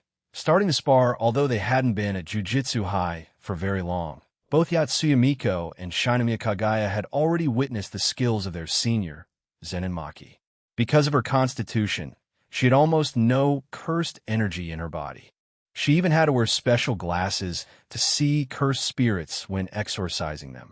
And her way of exorcising cursed spirits also required the use of cursed tools that were imbued with cursed energy. However, the scarcity of innate cursed energy also gave her a physique that exceeded ordinary people. She was the jujitsu sorcerer with the strongest physical fitness in Jujitsu High, and also the training maniac in the eyes of all new students at Jujitsu High. Basically, any new student who enrolled, as long as they showed curiosity about taijutsu and cursed tools, would be dragged by her for a spar and training. It was fine if they beat Zenin Maki with jujitsu. She would only train harder herself. But if they could fight back and forth with Zenin Maki in taijutsu and cursed tool sparring, they would be completely targeted by her and pestered to spar all day long. As for not being able to beat Zenin Maki, out of care for her classmates, she would also use rigorous means to formulate a training plan for them so that they could grow up as soon as possible. Barato and Barato had already experienced such treatment from Zenin Maki. After all, they were just ordinary people before. Although a year of Hammon intensity enhanced their physique, it was at most the strength of a grade 4 supernatural being, and they couldn't last long against Zenin Maki. Since Zenin Maki easily dealt with the two girls without using much strength, Yatsuya Miko and Shinomiya Kagaya were also forced by her to arrange a training plan that suited their current strength. Even Shinomiya Kagaya, facing Zenin Maki, who was fully charged in terms of cultivation and genuinely thinking for her, could only train according to her requirements. It was just that looking at Zenin Maki training alone on the playground, Shinomiya Kagaya felt a little embarrassed to face this senior. After all, she hadn't been completely following her training plan while she was outside these days. If the senior noticed it, she would probably be dragged by her to make up for the training volume she missed these days. But watching Mayachi Haikage seriously choosing the weapon to spar with Zenin Maki later, Shinomiya Kagaya still couldn't help but lean over to remind him not to underestimate Zenin Maki. Although she was indeed a grade 4 sorcerer, her true strength was almost approaching that of a grade 1 sorcerer. It was because she knew how to hold back and liked to spar with different people without seriously injuring them that Panda pulled her over to test Mayachi Haikage's strength. In response, Mayachi Haikage smiled at Shinomiya Kagaya. I've also been studying the sword techniques you gave me these past few days, Kagaya. Although I haven't fully mastered the sword techniques of sun breathing, I've looked through the sword techniques of other schools. I haven't sparred with anyone before, so this is a good opportunity to gain some actual combat experience. This senior from Jujitsu High seems to be very good at these things. He glanced at Zenin Maki in the distance, who was holding a Naginata and doing a simple warm-up, and then chose Itachi. This was a low-grade curse tool. Apart from being hard, its own value wasn't high. It had always been used as a training sword for Zenin Maki to practice swordsmanship. Holding the hilt, weak magic power and the rhythm of silver Hammond quickly extended from his hand to the blade of this Tachi. Then, a familiar feeling surged into Mayachi Haikage's heart. As everyone knows, the most buggy thing about projection magic is that when projecting, it automatically attaches the usage experience and physical quality of the weapon's previous user.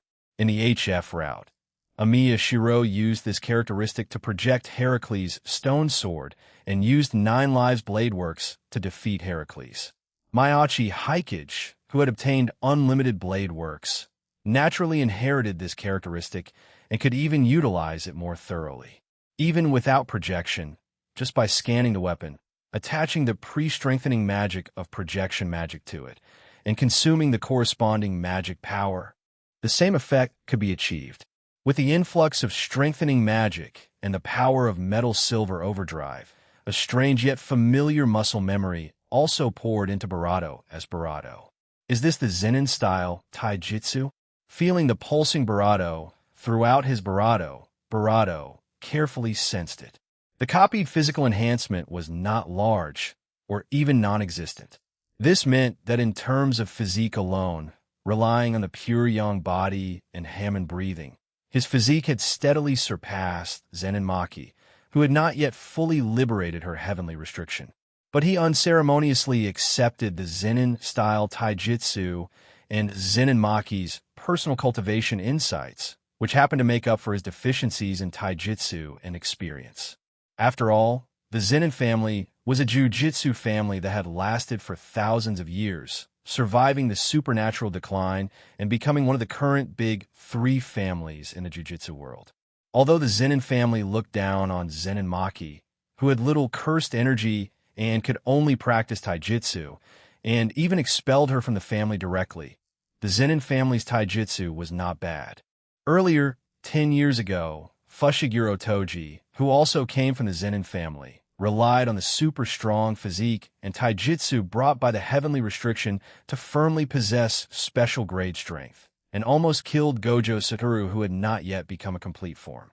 Although these copied skills and muscle memories would quickly dissipate after canceling the strengthening magic, as long as he projected these weapons again, he could practice repeatedly to truly add these muscle memories to his body in the future.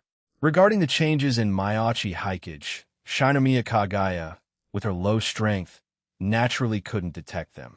In fact, Panda, as a cursed corpse, and Zenin Maki, who originally had little cursed energy, couldn't feel the changes in Maiachi Haikage at this time either. But Yatsuya Miko, who possessed spiritual vision, could clearly feel the changes in Maiachi Haikage's body. It was a very strange feeling. Maiachi Haikage looked unchanged, but when he held the sword hilt, his whole aura inexplicably underwent some new changes, as if something had entered his body through that tachi. Is this Maiachi Haikage's ability? Shinomiya Kagaya also didn't expose Maiachi Haikage's ability in the chat group after all. She was also guessing. Not to mention that Shina Mishiro and Hama Miko, who knew Maiachi Haikage's ability, were keeping a secret for him. She didn't want to talk nonsense when she wasn't clear about the specific situation. If she was wrong, it would greatly affect her reputation in the group. But this spar could be recorded using the diary, and then forwarded to the group for the girls to discuss. There should be no problem with that. After all, she had just asked Maiachi Haikage, and he was willing to have this spar filmed. So she was now recording with the diary while simultaneously filming with her phone. Zenin Maki was carefully sizing up this junior who was not yet her junior. Another person valued by Gojo Sensei. Although facts had proven that people valued by Gojo Sensei indeed had some skills, Okatsu Yuta became a special grade Jiu-Jitsu sorcerer for the second time, with talent second only to Gojo Satoru. Fushiguro Megumi, who just enrolled this year, also had the strength of a grade 2 Jiu-Jitsu sorcerer. His innate technique was the 10 Shadows technique passed down from generation to generation in the Zenin family, which was also a technique not inferior to the Gojo family's Limitless Curse technique. It could be said that he had unlimited potential and would probably become a grade 1 Jiu-Jitsu sorcerer within a year. What was special about this young man in front of her, who had just completed his supernatural awakening not long ago? For some reason, watching him hold the sword hilt, she inexplicably felt a sense of familiarity. But she quickly put these doubts aside. No matter what, fight first. After the fight, she would know how good this unenrolled junior was. She picked up her commonly used Naginata and waited for Maiachi Haikage to stand in front of her. You like using swords? Later I can teach you some simple tachi moves. Although they can't compare to the new Shadow style, they should be enough for you to practice for a while. But what about the ability you awakened? Being so praised by Gojo Sensei, your ability should be more than this, right? Or do you think you can defeat me, a grade 4 sorcerer with just a sword? Zenin Maki was 170 centimeters tall, which was relatively tall among Japanese women. Coupled with her sharp eyes, she was indeed very oppressive. However, her opponent was taller than her. He was already over 175 centimeters tall, and after gaining the pure yang body and Hammond breathing this month, he had shot up a lot. Now, he was approaching 180 centimeters. If he continued like this, he might hope to catch up with the classic 195 centimeters height of the Joestar family members. But Maiachi Haikage himself didn't want to become a muscular hunk like the first 3 generations of Joestars. If anything, The body type of Higashikata Jasuk in the middle and late stages of Part 4 and Jotaro Kujo in white clothes could be considered Maiachi Haikage's ideal type. I've recently learned some new sword techniques, and I might not be very proficient yet, so please bear with me, senpai. He explained, while adjusting his breathing and making the starting stance of water breathing. As for my ability, I'm already using it now. As his words fell, Maiachi Haikage's eyes began to emit light, and everything around him became exceptionally clear in his eyes. After all, the card master's ultimate skill was to reveal the vision of all enemies on the map. In reality, with the assistance of magic power and spiritual power, it could also improve vision and observation ability to a certain extent and become more sensitive to the movement of spiritual power. For now, it could be considered a mini version of the six eyes. Looking at these eyes that seemed to see through people, Zenin Maki muttered to herself, "Eyes similar to Gojo-sensei's?" It was just that compared to Gojo Satoru's deep eyes, these eyes seemed to be more dazzling. Since they were eyes, they should have the function of enhancing vision. She just didn't know what other abilities these eyes had besides that. As a junior, you attack first. Let me see what's special about the sword technique you practice. Maiachi Haikage nodded. Then it was water breathing third form, flowing dance followed by fourth form, striking tide. This was a relatively gentle offensive method in water breathing. First, approach the enemy with the third form, and then use the fourth form to turn the sword body into a tide to launch continuous attacks on the enemy. After all, he had just mastered water breathing for a few days, so let's use this move to greet the other party first. Watching the blade wielded by Maiachi Haikage, a trace of surprise appeared on Zenin Maki's face. If nothing else, the physical fitness he displayed now had already surpassed half of the people in Jujutsu High. Did these eyes also strengthen his physical fitness? And this sword technique, although it looked very gentle, she could still sense the fierce hostility hidden behind his sword technique. Every strike was aimed at her bravado. What normal technique would target her so aggressively from the start? But now was not the time to think about it. Zenin Maki saw the rustiness in Maiachi Haikage's sword technique. She just wanted to use her best Naginata to break Maiachi Haikage's sword technique in the most violent way. She lifted the Naginata and concentrated fully. But in Yatsuya Mika's eyes, she saw waves of continuous currents like ukiyo-e emerging from the sword in Maiachi Haikage's hand. So beautiful, what a powerful sword technique. Looking at the waves set off in Maiachi Haikage's hand, Yatsuya Miko couldn't help but exclaim, "Beautiful?" Shinomiya Kagaya was stunned for a moment. Water breathing was indeed beautiful, but Shinomiya Kagaya didn't see anything special about the striking tide used by Maiachi Haikage. Could this already be described as beautiful? Yatsuya Miko nodded and pointed out the surging waves in every strike Maiachi Haikage made. Layer upon layer of waves. In that Inca-like style, it seemed that only the word pleasing to the eye could describe it. While waves? Shinomiya Kagaya's eyes widened. She looked seriously at the two people clashing blades on the playground. Maiachi Haikage was indeed using water breathing now, and his proficiency was visibly much higher than when he first encountered it the day before yesterday. But where did the waves come from? At most, she could only feel that Maiachi Haikage's strikes seemed to stir up a burst of sword chi. According to the cultivation method of water breathing, this was a phenomenon that would only appear after water breathing was cultivated successfully. Shinomiya Kagaya was no longer surprised that Maiachi Haikage could master the tricks of water breathing so quickly. Having seen him use water breathing completely the first time he encountered the breathing method, and even perform a few moves of the most difficult sun breathing decently, it should be normal for him to be able to swing sword chi so quickly. But she couldn't see the waves Yatsuya Miko mentioned at all. However, she soon realized that this was probably something that only Yatsuya Mika's eyes could see, which ordinary people couldn't. Chapter 229. Strength in normal state. Yatsuya Miko only realized that Shinomiya Kagaya couldn't see the special effects she saw in her eyes from her description. She reached out and touched her eyes. Is this also the effect brought by these eyes of mine? Is it because Maiachi Haikage is using water breathing that I can see the waves stirred up by his blade? Yatsuya Miko had never seen such things happen to anyone else before, so she couldn't help but look at Panda Senpai beside her, wondering if he could see the same scene as she did. Although Panda had been focusing on the two people fighting in the center of the playground, he still knew something about his junior who had special eyes. She suddenly awakened a super high-level spiritual vision, and it didn't affect her body at all. The nature of vengeful spirits meant that only those with stronger power could see more powerful vengeful spirits.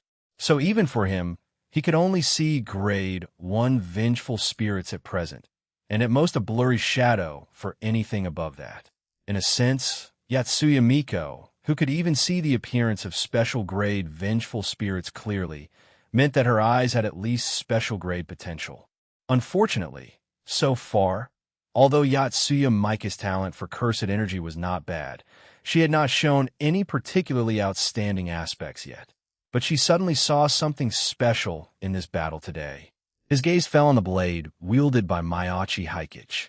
So those waves of sword chi appear as waves in Yatsuya-san's eyes? Thinking of this, although he couldn't see the scene in Yatsuya Miko's eyes, looking at Maiachi Haikage's continuous offensive like a flowing river, it seemed that there really was a feeling of undulating waves. It was just that he didn't know how to explain it. So he could only tell Yatsuya Miko to remember all this, and she could ask Maiachi Haikage about these special sword techniques later. Hearing this, Shinomiya Kagaya's eyebrows twitched slightly, but in the end, she said nothing. After all, she also planned to ask Maiachi Haikage later. And in the center of the playground, facing a taijutsu expert like Zenin Maki, Maiachi Haikage, who was sparring with someone for the first time, indeed felt a sense of enjoyment.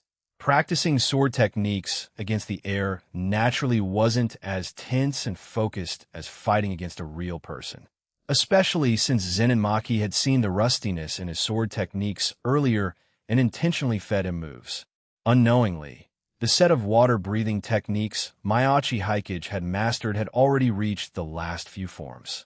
Looking at Zenin Maki, who was still handling it with ease, Maiachi Haikage also prepared to increase the intensity a little.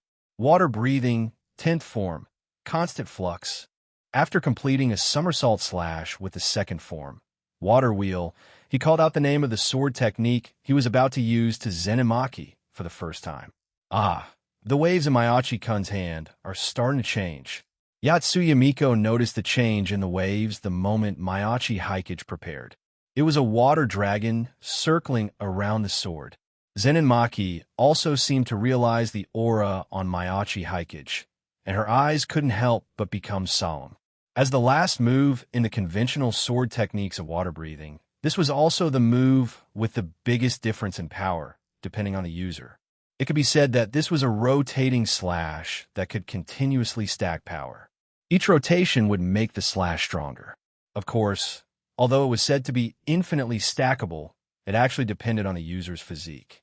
If the physique was not good, naturally, it wouldn't be able to exert much power, and might not even be as good as the previous forms of water breathing that were used as separate slashes and forward strikes. But with the blessing of strengthening magic and Barato breathing, Barato still had solid stats, and the power of this move in his hands would naturally not be bad.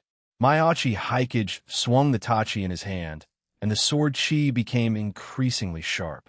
Zenin Maki also felt a trace of pressure, although she just wanted to see the quality of her junior, so she deliberately let him take the initiative to attack while she passively parried. But was this junior really a supernatural being who had just completed his awakening a few days ago?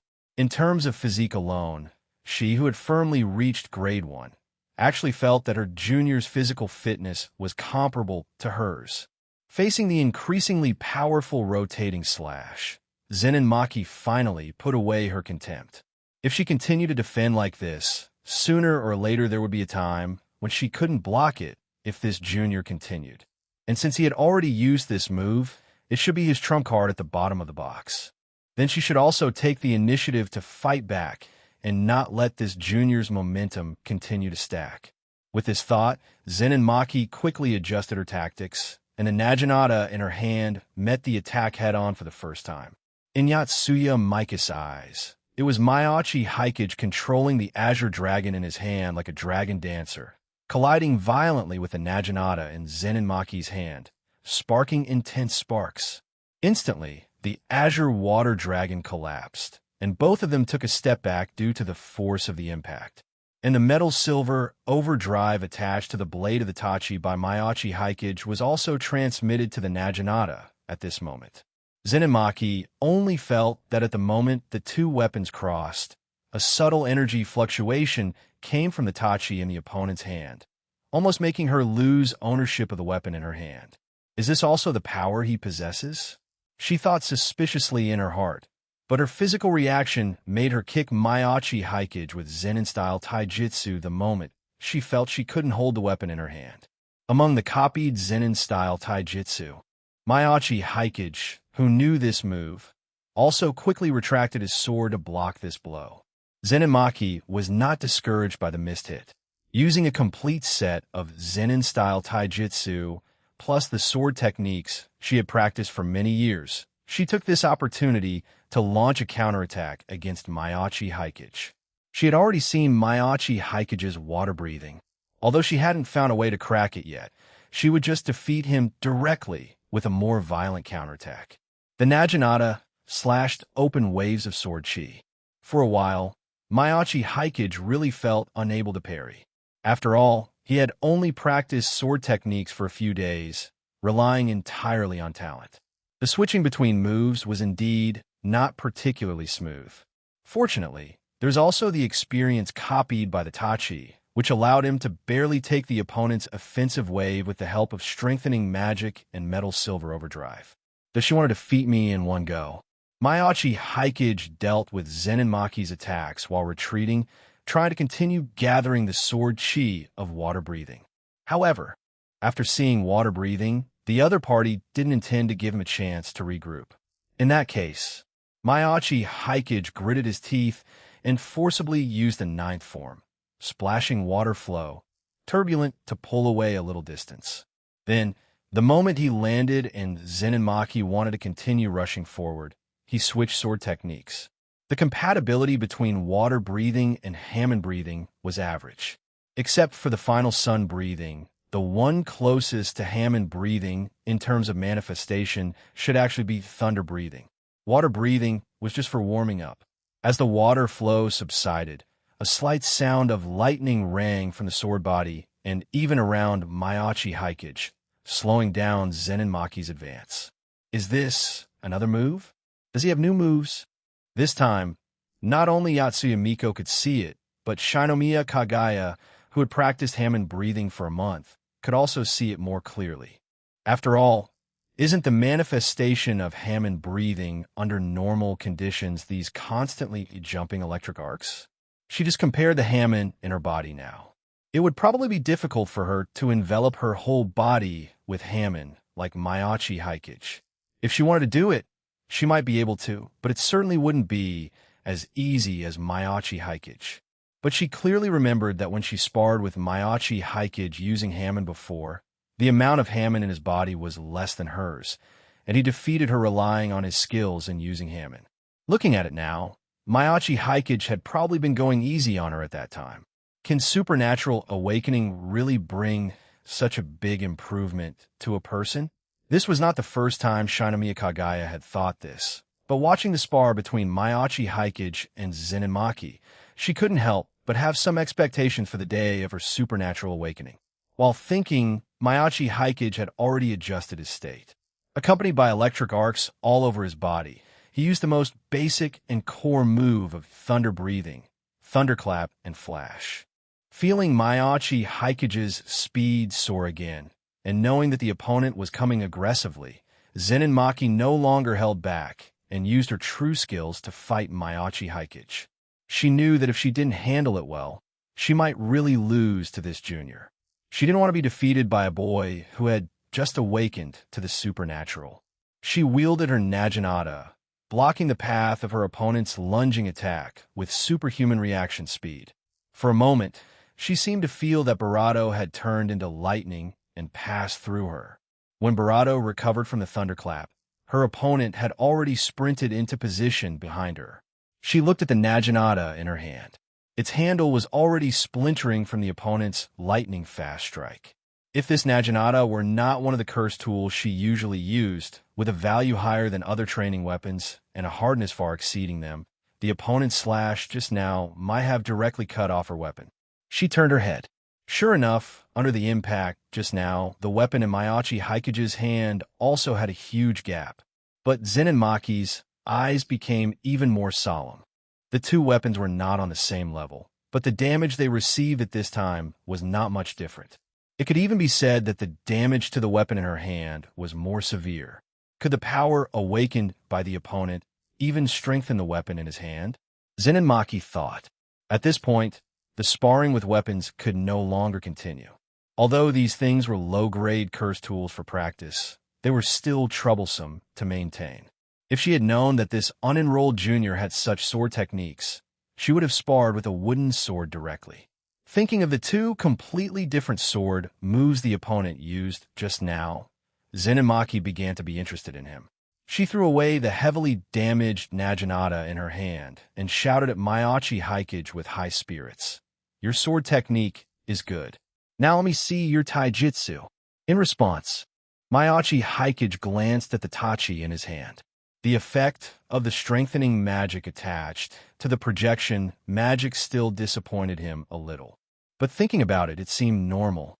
Projection magic focused on overwhelming numbers, and the attached strengthening magic also focused on cost-effectiveness. The projected weapon itself would be one grade lower than the original, and this was already the situation after the strengthening magic took effect. Although Miyachi Haikage's projection magic was an optimized version, which could almost reach the full level for these low-grade cursed tools, that was all. They'll have to find a way to copy a batch of high-grade cursed tools to expand unlimited blade works later. Thinking this, Miyachi Haikage put down the tachi in his hand, and then shook his head helplessly at Zenin Maki. "Zenin Senpai, before my supernatural awakening, I was just an ordinary high school student. I just learned these sword techniques 2 days ago. Apart from these sword techniques, I don't know any taijutsu. Those wild punches he learned in the countryside certainly couldn't be considered taijutsu. Although he still retained some memories of the copied Zenin-style taijutsu, he wasn't familiar with Zenin Maki yet, so there was no need to bring it out. It was enough to expose this much combat power today. He knew that Zenin Maki had just shown her true ability, and with her full combat power, she indeed had the strength of a semi-grade one. But Miyachi Haikage hadn't exposed his card magic, projection magic, and sun breathing yet. Counting these, he definitely had grade 1 combat power in his normal state. And after using unlimited blade works, relying on the priority of the reality marble over domain expansion, dealing with weaker special grades, like the special grade curse spirits that were beaten by Sukuna in the early stage of Jujutsu Kaisen, would definitely be no problem. And there's a sealing technique that has been hidden all along. This thing also has a high upper limit. Whether it's Gojo Satoru or Sukuna, they're susceptible to sealing. Barato thought that sparring like this and knowing his current strength was enough. There is no need to be overwhelmed by Zenin Maki's powerful martial arts. So, after saying that he didn't know taijutsu, Barato adopted a helpless appearance. "The thunderclap and flash just now is my full strength. I can't use it again in a short time. Let's end this spar here." Chapter 230. Does Miyachi Haikage have special grade power? In the afternoon, the video of the fight between Miyachi Haikage and Zenin Maki was posted in the chat group. Originally, Shinomiya Kagaya wanted to treat Miyachi Haikage and Toru to a nice dinner this afternoon to welcome them. But the sparring session in the afternoon had a bit too much impact on them. After the fight, Miyachi Haikage obtained a higher-level entry pass and went home on the grounds that he was a little tired from the spar. Moreover, after knowing that Miyachi Haikage and the others were back, the angel-like Shina Mahiru had already taken the initiative to bring Shina Mashiro to his Western-style house to take care of Toru and Miyachi Hikari, who had just arrived. Mayachi Hikage couldn't possibly let her work hard all day to prepare dinner for them, only for him to take Barato out for a large meal with Barato. Therefore, Barato could postpone the meal until later. In any case, Barato had already become involved with Barato. Through that relationship, she would have no trouble contacting Barato in the future. So after getting the Jiu-Jitsu high entry pass and exchanging contact information with a few people, Mayachi Hikage, who said he would come back to take commissions when he was free, went straight home. And Shinomiya Kagaya posted this video in the group in the evening. Although Barato had posted many videos related to Barato in the chat group before and had participated in several low-level cursed spirit exorcism missions alongside senior students, and had seen some cursed spirits, this was indeed the Barato they had witnessed to spar like this. Hey, is this a joke? Is that Mayachi Hikage really someone who just completed his supernatural awakening? I saw the air around the blade distort when he swung his sword. Shinomiya Kagaya, a holder of the second batch of diaries, personally witnessed Mayachi Hikage's supernatural awakening, and later Gojo Sensei also confirmed Mayachi Hikage's ability. And the sword technique he used in the video was given to him by me just the day before yesterday. In fact, before he got these sword techniques the day before yesterday, he had never practiced swordsmanship at all. What he demonstrated in the video was something he had comprehended entirely on his own over the past 2 days. This statement immediately caused a bigger stir in the group. Barato had withheld some information, but she had shared those breathing sword techniques very comprehensively. Not only including sword techniques, but also complete breathing methods. And on Mayachi Hikage's side, he actually only had the sword techniques. The remaining breathing rhythm was completely adjusted by himself based on the style of these sword techniques over the past 2 days. As for the power, it was very obvious in the video. According to Panda Senpai, this was the sword chi that would only appear after achieving success in swordsmanship cultivation, and Yatsuya Miko even clearly saw the special effects of the waves with her own eyes. When using the 10th form of water breathing, constant flux, the sword chi directly condensed into the shape of a dragon. Zenin Maki herself also said after the spar that when she forcibly interrupted constant flux, she almost lost her grip on the weapon in her hand. After that, even though Zenin Maki started a counterattack and Mayachi Hikage responded somewhat reluctantly, he still persisted for several minutes. And the thunderclap and flash at the end of the video was even clipped out separately by Shinomiya Kagaya into a video of only a few seconds. Even in the ultra-high-definition video recorded using the diary, the girls in the chat group couldn't see Mayachi Hikage's movements clearly at that moment of the lightning-like thrusting draw. They could only see a flash of electric arcs, accompanied by a sharp sound of weapon collision. The Naginata in Zenin Maki's hand was almost cut off, and a huge gap appeared on the Tachi in Mayachi Hikage's hand. It was only when they kept slowing down the speed, until they used the diary's function to slow the video down to 0.1 times the original speed, that they could finally see the whole process of this strike completely. If this was some senior supernatural being, it would be fine. But this was Mayachi Hikage, whom they had already known about through the mysterious person's diary half a month ago. Half a month ago, Mayachi Hikage was just an ordinary person with strangely good luck, relying on his sister's assist to get involved with multiple female protagonists, and was mocked by the mysterious person. Those who had contacted Mayachi Hikage during that time, Shina Mishiro and Kasakaka Yudaha, could prove that apart from being handsome and having a good brain, Mayachi Hikage's only problem was moving into the vengeful spirit garbage dump of Baika Town. As a result, in just half a month, he had grown to this extent. In Zenin Maki's words, even considering only what Mayachi Hikage had shown now, it was completely enough to be rated as a grade 2 supernatural being. But apart from the sword techniques and the glowing eyes shown at the beginning, Mayachi Hikage didn't show much ability. Although Gojo Sensei is usually unserious, since he said that Mayachi Hikage has potential not inferior to his, then the abilities Mayachi Hikage hasn't shown yet must have at least special grade potential. Wouldn't be strange even if he was judged as special grade right from the start like that guy Okatsu. These were Zen and Maki's exact words. And then she excitedly exchanged contact information with Mayachi Hikage, inviting him to spar again next time. This was still under the circumstance that Zen and Maki didn't know that Mayachi Hikage had only practiced swordsmanship for 2 days. In the end, Shinomiya Kagaya was too embarrassed to say this out loud. Shinomiya Kagaya. Anyway, that's it. I don't know Mayachi Hikage's ability either, but according to Maki Senpai's analysis, it might be related to swords. But I'm not sure what exactly those eyes do. They'll go ask him to teach me breathing sword techniques later. As Shinomiya Kagaya mentioned that the strength Mayachi Hikage displayed had steadily reached grade 2, and his hidden abilities might even directly make him reach special grade. The girls in the chat group also started Anjishina Mishiro and Hamamiko one after another, wanting to see if they had anything else they were willing to say. Don't be fooled by the fact that there are only 5 grades of supernatural beings, for 3, 2, 1, and special. But the upper and lower limits of strength for each grade are quite large. And ordinary supernatural beings would only reach grade 2 or 3 after working hard for a lifetime.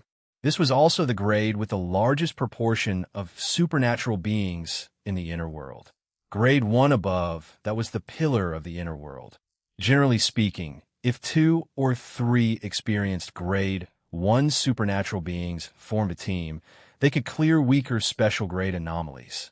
Shinomiya Kagaya knew that Mayachi Hikage hadn't mastered sun breathing yet.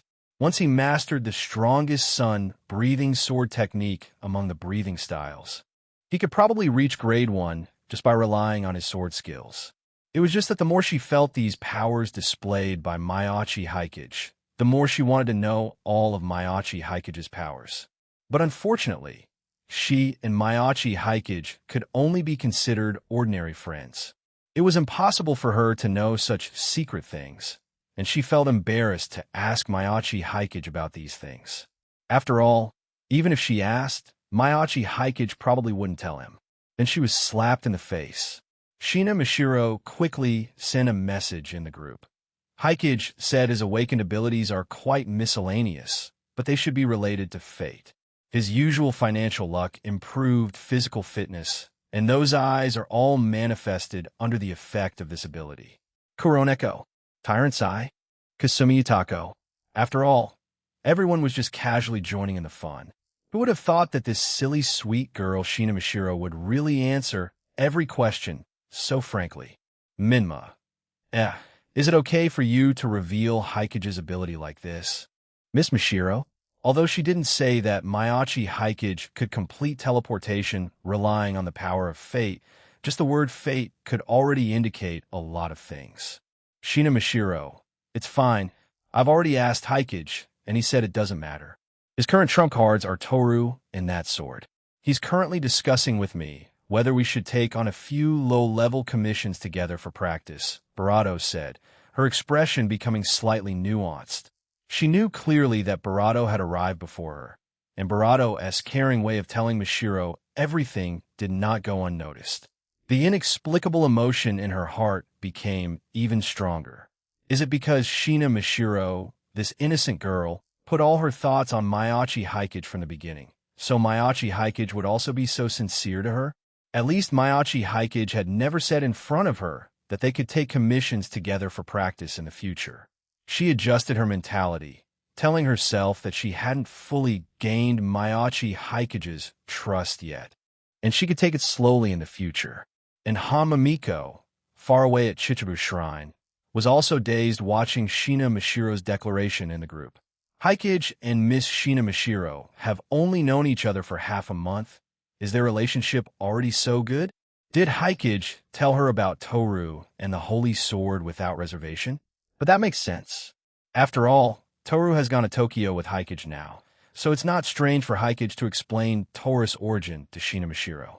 She had originally thought that after finishing her cultivation and having enough strength, she could wait here for Mayachi Hikage to return during the summer vacation and then go to meet him.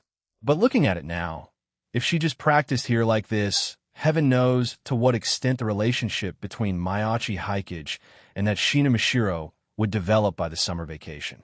Hamamiko who had only met Mayachi Hikage a few times, began to feel nervous. She was already considering whether to use reading value to sneak to Tokyo to meet Mayachi Hikage after completing her current cultivation. And in the group, as Shina Mashiro inadvertently revealed the matter of the sword, the gossip girls in the group got excited again. Umar, Mashirone, the ability fate sounds too mysterious. You should hurry up and tell us what's going on with that sword. Kasumi Yutako. Could it be the dragon-slaying holy sword that pierced Toru? As a novelist, Kasumi Yutako's associative ability for these things was still very strong. When she saw the mysterious person writing about Toru's original story in the diary, she had already noticed the holy sword used by the gods to kill Toru. In the original work, that Kobayashi pulled out the holy sword from Toru's body and saved Toru, but the whereabouts of that holy sword were not mentioned. She didn't know how Mayachi Hikage and Hamamiko saved Toru, but obviously, that holy sword must have been pulled out by the two of them. Perhaps that sword was now in Mayachi Hikage's hands? In the Western-style house, looking at the message on Shina Mashiro's phone, Mayachi Hikage was not surprised that Kasumigakake Yutaha discovered it. After all, when chatting about novels these days, he had also chatted with her about many novel settings.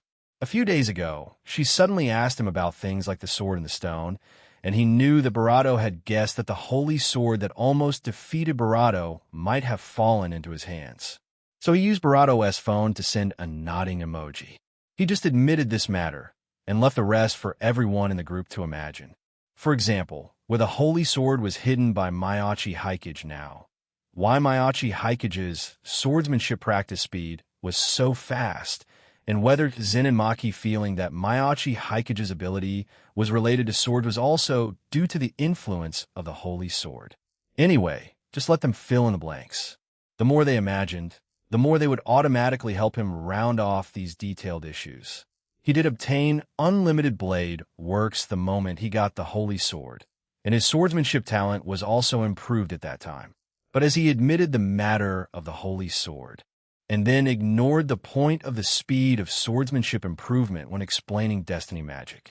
After these girls filled in the blanks, even if he used unlimited blade works in the future, they would subconsciously think that this was all due to the influence he received after obtaining the holy sword. And similarly, as Mayachi Hikage responded with Shina Mashiro's phone, after a brief silence, the girls in the group reached a tacit understanding. Mayachi Hikage, who had just completed his supernatural awakening, might now have special grade strength just by relying on the power of that holy sword.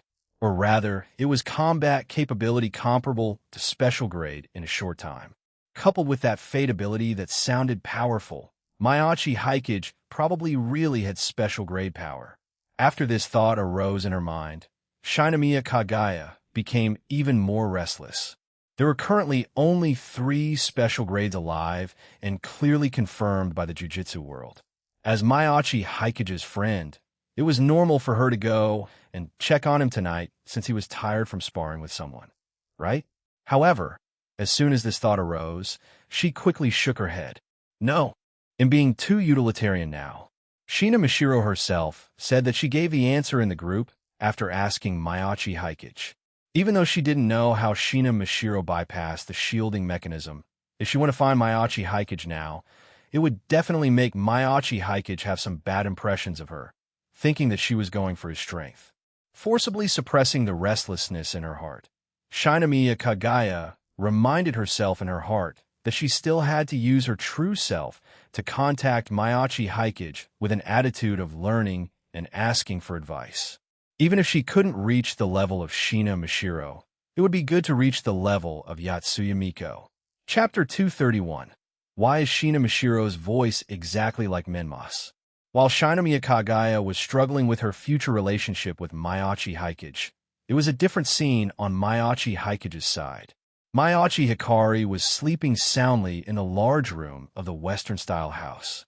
Shina Maharu, who was in the kitchen, held the recipe book Mayachi Hikage gave her that increased cooking skill by 10 points. She felt that just by glancing at this recipe book, her cooking skills seemed to have suddenly improved a lot. Shina Mashiro sat obediently beside him, eating bonkachin. Although they hadn't seen each other for only a week, this girl indeed had some dependency issues. After Barato returned home, she had been sitting next to him listening to him talk about what had happened during this week, including the sparring at Barato in the afternoon. Even though there was the freshest video in the group, Shina Mishiro still wanted Mayachi Hikage to tell her the whole story.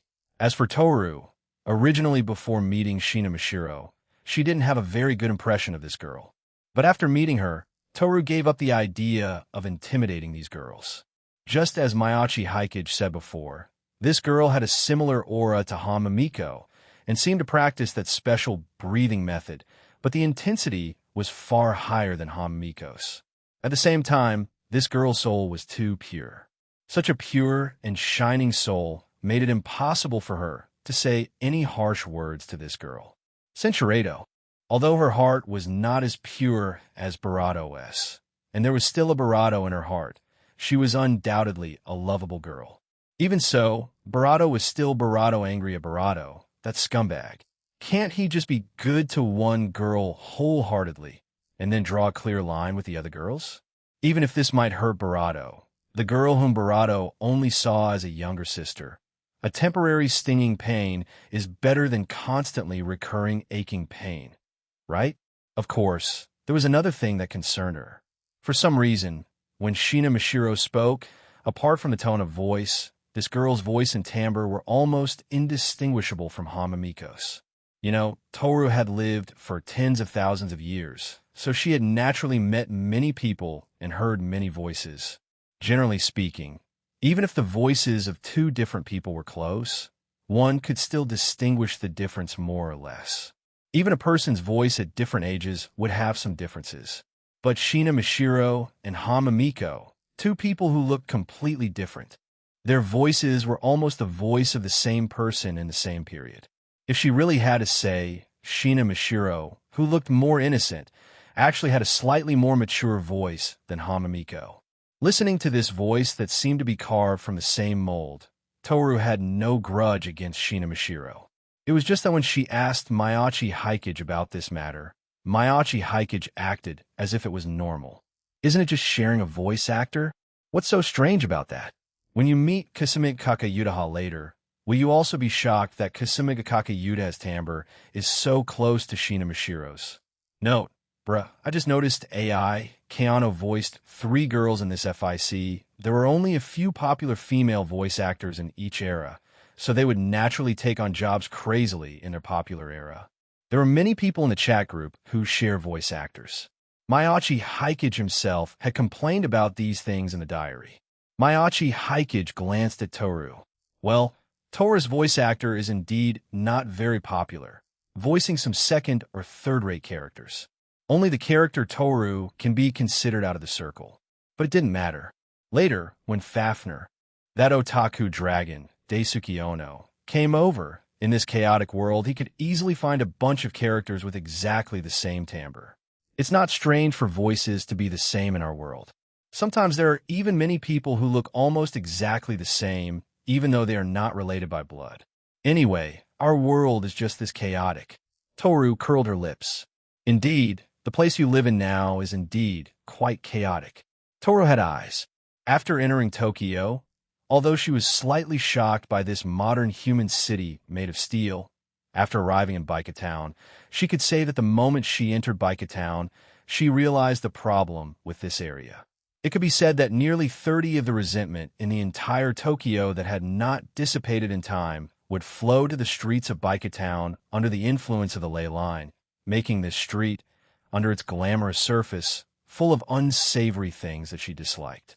However, she had been to many places in these tens of thousands of years, and she had also settled in places with worse environments than Baika Town. Moreover, those dirty things would not take the initiative to look for trouble. As long as she ignored them, it would not affect her life. On the contrary, she was a little curious about how this place was formed. I bought this place because various cases often happen here, which is suitable for me to shoot videos. I only learned about the abnormality of this street later. If you are uncomfortable living here, I can also help you contact that Shinomiya Kagaya. I believe she will be very happy to take you to her house. Hearing Mayachi Hikage's words, Toru snorted lightly. Mayachi Hikage and Shinomiya Kagaya were not good things in her eyes. Although she didn't know where the other party sensed her extraordinariness and wanted to deliberately approach her. But in comparison, it felt more comfortable to live with Mayachi Hikage. After all, except for Mayachi Hikage, the girls around Mayachi Hikage seemed quite nice. The Shina sisters were good people, and Mayachi Hikari was silly and had no schemes. Senchuredo. He seemed to think of something and suddenly said to Shina Mashiro beside him, "After dinner, you come with me to Shibuya." Shina Mashiro nodded obediently. After Sikano was confirmed for serialization, she didn't go anywhere during this week of vacation. She just squatted at home and used the ability of the diary to almost draw the manga to the end. Although a lot of content and storyboards still needed Mayachi Hikage's help to adjust, she could indeed relax for a while now. Toru also unhesitatingly stated that she had to go too. Senchuredo, he didn't know what impact a true god like Toru entering the metaverse would cause. Anyway, just go over and explore casually. Picking up a persona would be a huge profit. Even if he couldn't awaken a persona, he could use it as a training ground that wouldn't be noticed by others. Toru originally wanted to bicker with Mayachi Hikage a few more times, but with Shina Mahiru calling from the kitchen that the meal was ready, Mayachi Hikage, smelling the aroma, directly ditched Toru.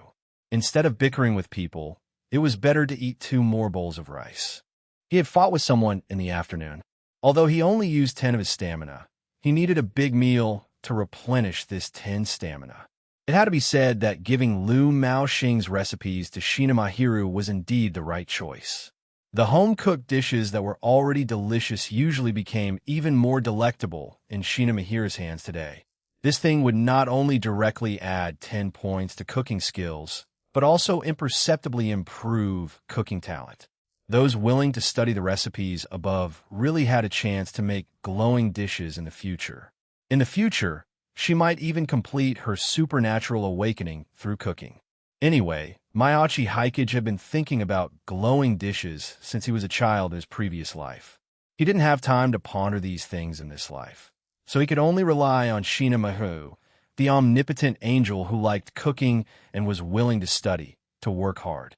He hoped that in the 3 years of high school, she could let him taste the taste of glowing dishes once. Watching Toru eating at super speed, shocked by the spices and cooking techniques of the other world, Mayachi Hikage also speeded up his hand movements. Before in Asagauka, the taste of the food could only be said to be passable, and Toru usually ate about 3 servings. But now the food made by Shina Mahiru was delicious and suited her taste, and she had just bickered with Mayachi Hikage a few times, so now she naturally converted her inner dissatisfaction into appetite. Shina Mahiru was naturally happy to see everyone liking the food she made so much. It was just that she vaguely felt something was wrong. Although Mayachi Hikage told her that he and this Miss Toru were both big eaters, and asked her to cook 10 servings of rice at night.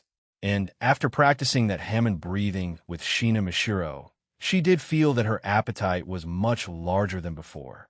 But why did it seem that 10 servings of rice were completely insufficient for these 2 people to eat? Did she have to go buy a few of those big rice cookers from restaurants and cook a big pot of rice for each of these 2 people in the future? Amidst the whirlwind of eating, Shina Mahiru, who had just eaten a bowl of rice, was stunned to find that the food on the table had been swept away by Mayachi Hikage and Toru even used miso soup to soak the rice at the end. Is this the female big eater Mayachi Hikage found? Originally, Shina Mahiru was a little skeptical, but now seeing Toru, who could finish 2 big bowls of rice mixed with miso soup, Shina Mahiru really believed it. Until a certain Mayachi Hikari, who had slept in bed all afternoon and only thought of getting up when she was hungry, came down from the stairs muttering, "It smells so good. Mahiru-chan, what dishes did we have tonight?" and ran excitedly to the table. Only to be stunned by the messy table, Shina Mahiru realized that they had forgotten about Mayachi Hikari. "So sorry, Hikari, seeing Hikage come in and Miss Toru eating so happily. I forgot to wake you up for a moment. There's still some things in the kitchen. Shall I cook a bowl of noodles for you?"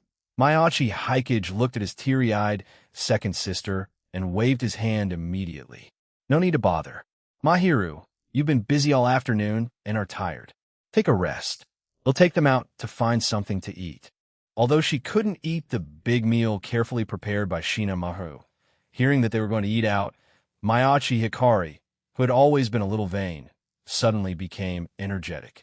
She had been going to school in Tokyo for a month, and it seemed that she hadn't eaten out at restaurants much. Except for the first few days, she basically mooched off meals at Mahira's house for the rest. She wiped the corners of her eyes and mouth, and then asked her younger brother where they were going to eat. If the answer given by Mayachi Hikage didn't satisfy her, she would throw a tantrum. There's a family restaurant in Shibuya that should be pretty good. After dinner there, we can go watch a movie by the way. What do you think, Hikari? Just hearing Shibuya, Mayachi Hikari was already satisfied. As for watching movies in the cinema, this was also a goal she set for herself before coming to Tokyo. So she immediately ignored the mess at home and ran back upstairs to organize her outfit for going out. Originally, Shina Mahiru wanted to stay and clean up the kitchen, but she couldn't beat Mayachi Hikari. The final result was that the five of them got on the subway to Shibuya together. Baika Town was originally in the city center. In just over 10 minutes, the group arrived in Shibuya amidst the rush hour crowd. While Mayachi Hikari was eating, Mayachi Hikage went to buy a few movie tickets for a slightly later time. After giving these movie tickets to Shina Mahiru, he used the excuse of taking Toru to look at the mall and naturally pulled Mishiro and Toru to a corner next to the entrance of Shibuya Station where no one noticed. Although Toru had been sighing all the way that the traffic flow of this subway station was really scary, she still didn't know what Mayachi Hikage dragged her here for. Mayachi Hikage took out his mobile phone. Didn't I say? Test a special app, one obtained relying on my own ability. As he said this, Mayachi Hikage pulled up Shina Mishiro and asked Shina Mishiro to hold on to Toru. Although it didn't need to be so troublesome, it was better to be cautious for the first attempt. Thinking this, Mayachi Hikage clicked on the Otherworld Navigator software with an eye as the logo on his phone with his other hand. Toru was still muttering, but with the launch of the software, her expression suddenly froze. Chapter 232. Metaverse. Toru could naturally sense the changes around her. It was somewhat similar to cross-world teleportation magic, but seemed more subtle. It wasn't a transfer from one world to another, but rather a reopening of the original world in a different way. A few seconds later, she found herself in a gloomy mental space. At this point, she realized that the magic concealing her Barato horns and tail had worn off. However, it hardly mattered. Barato, that scumbag, had been so forthright with Barato that he had already revealed Barato's true identity to her long ago. Regardless, she hadn't leaked these things herself, and she didn't care if others knew the truth about her being a Barato, as long as Barato himself felt it was fine. She even showed her healthy Barato tail in front of Barato with some excitement, but unfortunately, Shina Mishiro didn't notice these things at all. Afterward, Toru carefully sensed the situation in this world. She could feel the ether permeating this world, which was not only richer than in reality, but also had much fewer impurities. However, this power gave off a vague sense of gloom. It didn't affect her much. In fact, she could replenish the ether in her body quite well here. But how did Mayachi Hikage bring them to this place? She had been into mental spaces before, but she had never been to one so exceptionally mixed, even crowded like a subway station. She turned to Mayachi Hikage, wanting an explanation. This is the metaverse, likely the storage place for Tokyo's collective unconscious. Tokyo has a permanent population of over 10 million, and if you count the floating population, the total is nearly 30 million. And here is the mental space collectively constructed by the subconsciousness of 30 million ordinary people, plus perhaps those of supernatural beings and anomalies. I call it the metaverse. As for how we got here, it depends on this app on my phone. I accidentally found this app through my own power. You could say this app is the key to entering and leaving this world. I can install one on your phone later. Mayachi Hikage simply explained the origin of this place, then turned to see Sheena Mishiro staring blankly into the depths of the space. This was a gathering place for subconsciousness and negative emotions, so the environment naturally had a subtle sense of distortion. He could feel it, as could Barato, who was exceptionally sensitive to these things. He spoke gently to help ease her mind. "I just brought you here to see this place. If you feel uncomfortable, it'll take you back, Barato." Sheena Mishiro immediately shook her head. She looked at Mayachi Hikage with her orange-red eyes. "Hikage will protect me, so I want to stay." Although the atmosphere here felt very uncomfortable, from Mayachi Hikage's description, she knew this place could fully display a person's inner self. She wanted to observe those emotions. If she could understand the reason for this world's existence, perhaps she could move her stagnant drawing level forward again. Hearing Sheena Mishiro's words, Mayachi Hikage nodded, then spoke to Toru about the situation here. When she heard that by defeating the so-called shadows, one could change the cognition of humans whose hearts were distorted by desire, making them turn over a new leaf or incite other subconsciousness to let their desires swell and become slaves to them, Toru's expression toward Mayachi Hikage couldn't help but become dangerous. Rewriting others' cognition at will was something ordinary gods couldn't do. Currently, only the few of us should be able to enter this world. Since it formed, we might even be the first batch of tourists. But I'm not sure if anyone else will stumble into this world in the future. Mayachi Hikage had investigated. There was no clown like Akechi Goro in this world, nor any mental shutdown incidents. The world of P5 shouldn't have merged into this world. Perhaps this world had Barato D with other stories from the Persona series, but Barato had not discovered anything yet. Even if a Barato had occurred, the metaverse was an exclusive setting in Persona 5, so no one else should be able to obtain the app and enter it in the short term. For now, there was no problem treating this place as Mayachi Hikage's exclusive world. However, Mayachi Hikage was never the kind of middle school boy who wanted to rewrite the world just because he obtained power, so he naturally had no interest in forming a phantom thief group to steal the desires of wicked people. After getting bored with this place, or after figuring out if there were any villain bosses deep in the bottom layer wanting to destroy the world, handing this over to those famous detectives and letting them do the phantom thief business seemed quite interesting. But that was a long way off. Mayachi Hikage's answer didn't satisfy Toru. She scanned this dark, oppressive world. If all the shadows in this world could be cleared, would the human world become a better place? Human desires can never be completely eliminated. Your cleaning speed might not be as fast as the shadow's birth, Mayachi Hikage said, seeing through Toru's thoughts. Moreover, if humans had no desires, then the human race wouldn't have developed to this extent. Instead of researching that, why not see if we can find the shadows of those vengeful spirits in this world? As Mayachi Hikage spoke, he opened his eye of destiny. Fortunately, this thing still worked, but the range visible in the metaverse was reduced from 10 kilometers to 2. It was indeed like the subway transportation network, composed of countless tracks from a game, just much larger than the metaverse in the game. With a 2-kilometer view, the entrance to the next layer wasn't visible at all. Mayachi Hikage then tested his other abilities. Projection magic worked, him and breathing also worked, and seemed even more powerful than in reality. But the most obvious change was yellow temperance.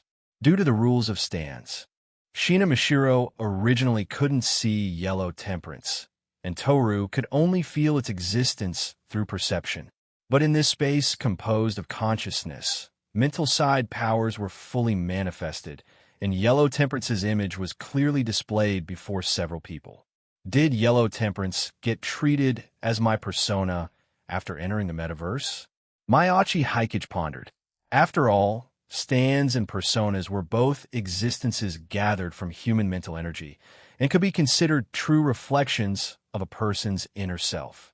Although Yellow Temperance was a reward from the diary, after cultivating it for more than a month, especially after discovering it gained the function of devouring spirits in addition to organic matter, Mayachi Hikage was indeed in sync with this stand.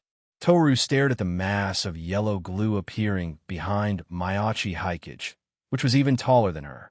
For some reason, she felt a vague sense of threat. Could this thing have the power to threaten me in the future? Toru thought it was ridiculous. She was the daughter of the Emperor of Demise, and even in another world, her strength was that of a first-tier powerhouse. How could Miyachi Hikage's mysterious mental incarnation pose any threat to her? Even if it was a threat, it should be the dragon-slaying holy sword in Miyachi Hikage's hand that might pose some threat. After all, that thing was indeed too effective against the dragon race. From its inception, centuries ago, she had discussed this with Miyachi Hikage on the first night after following him to this world. She was well aware that the holy sword had now recognized Miyachi Hikage as its master and was dwelling in his mind. Although Miyachi Hikage's own strength was only average, if that holy sword fully unleashed its power, it would pose a significant threat to her. And for some reason, she always felt that when Miyachi Hikage held the holy sword, he gave off the same feeling as the god who had pierced her body with it. Perhaps that was why Miyachi Hikage's mental power also carried a trace of the holy sword's aura. This also meant that she, who didn't like Miyachi Hikage to begin with, found it even harder to have a good attitude toward him. Similarly, Miyachi Hikage might also dislike her presence under the consciousness of the holy sword. But Toru didn't care. Both she and Barato were individuals with their own thoughts. They might not get along, but they would not start a conflict over such matters. Afterward, Barato tested the effect of unlimited blade works in the metaverse. However, this immediately caused a problem. The moment he opened unlimited blade works, the collision between worlds almost shattered a large area of the surrounding metaverse. Sensing the rumbling as the world in the metaverse was being crushed by unlimited blade works, Miyachi Hikage decisively gave up the attempt. This was the entrance to the metaverse. Better not try it here. Unlimited blade works has a higher priority than the metaverse. I wonder if reality marbles are naturally like this, or if the one I obtained is not just a pure reality marble. Reward from the diary were always optimized versions, especially since unlimited blade works was a prize he drew through a directional lottery. Aside from the real world, probably none of those small worlds could overpower it. Though he couldn't open the full unlimited blade works, it shouldn't be a problem to use it as a simple domain in the metaverse, turning it into an open mini-barrier centered on himself. After only trying for a short while, Miyachi Hikage created a simple version within 10 meters of himself in open mini unlimited blade works that didn't put too much pressure on the metaverse. Toru watched him test his abilities, and the confusion in her eyes grew stronger. How did he master so many abilities? Especially this move he was displaying now. It actually carried the aura of a world, as if he had created a world entirely belonging to him out of thin air inside his body. And this clearly wasn't his limit. The shaking of the metaverse just now was probably caused by Miyachi Hikage testing his power. She originally wanted to ask why he hadn't used these mini abilities when meeting her. But then she thought she was almost dead then, and Miyachi Hikage hadn't planned to save her at first, intending to leave with Barato right away. If Barato had chosen to save her but lacked the strength, Barato probably would not have intervened. Only after spending several days together and talking for several nights, having barely become friends, did he reveal these powers to her.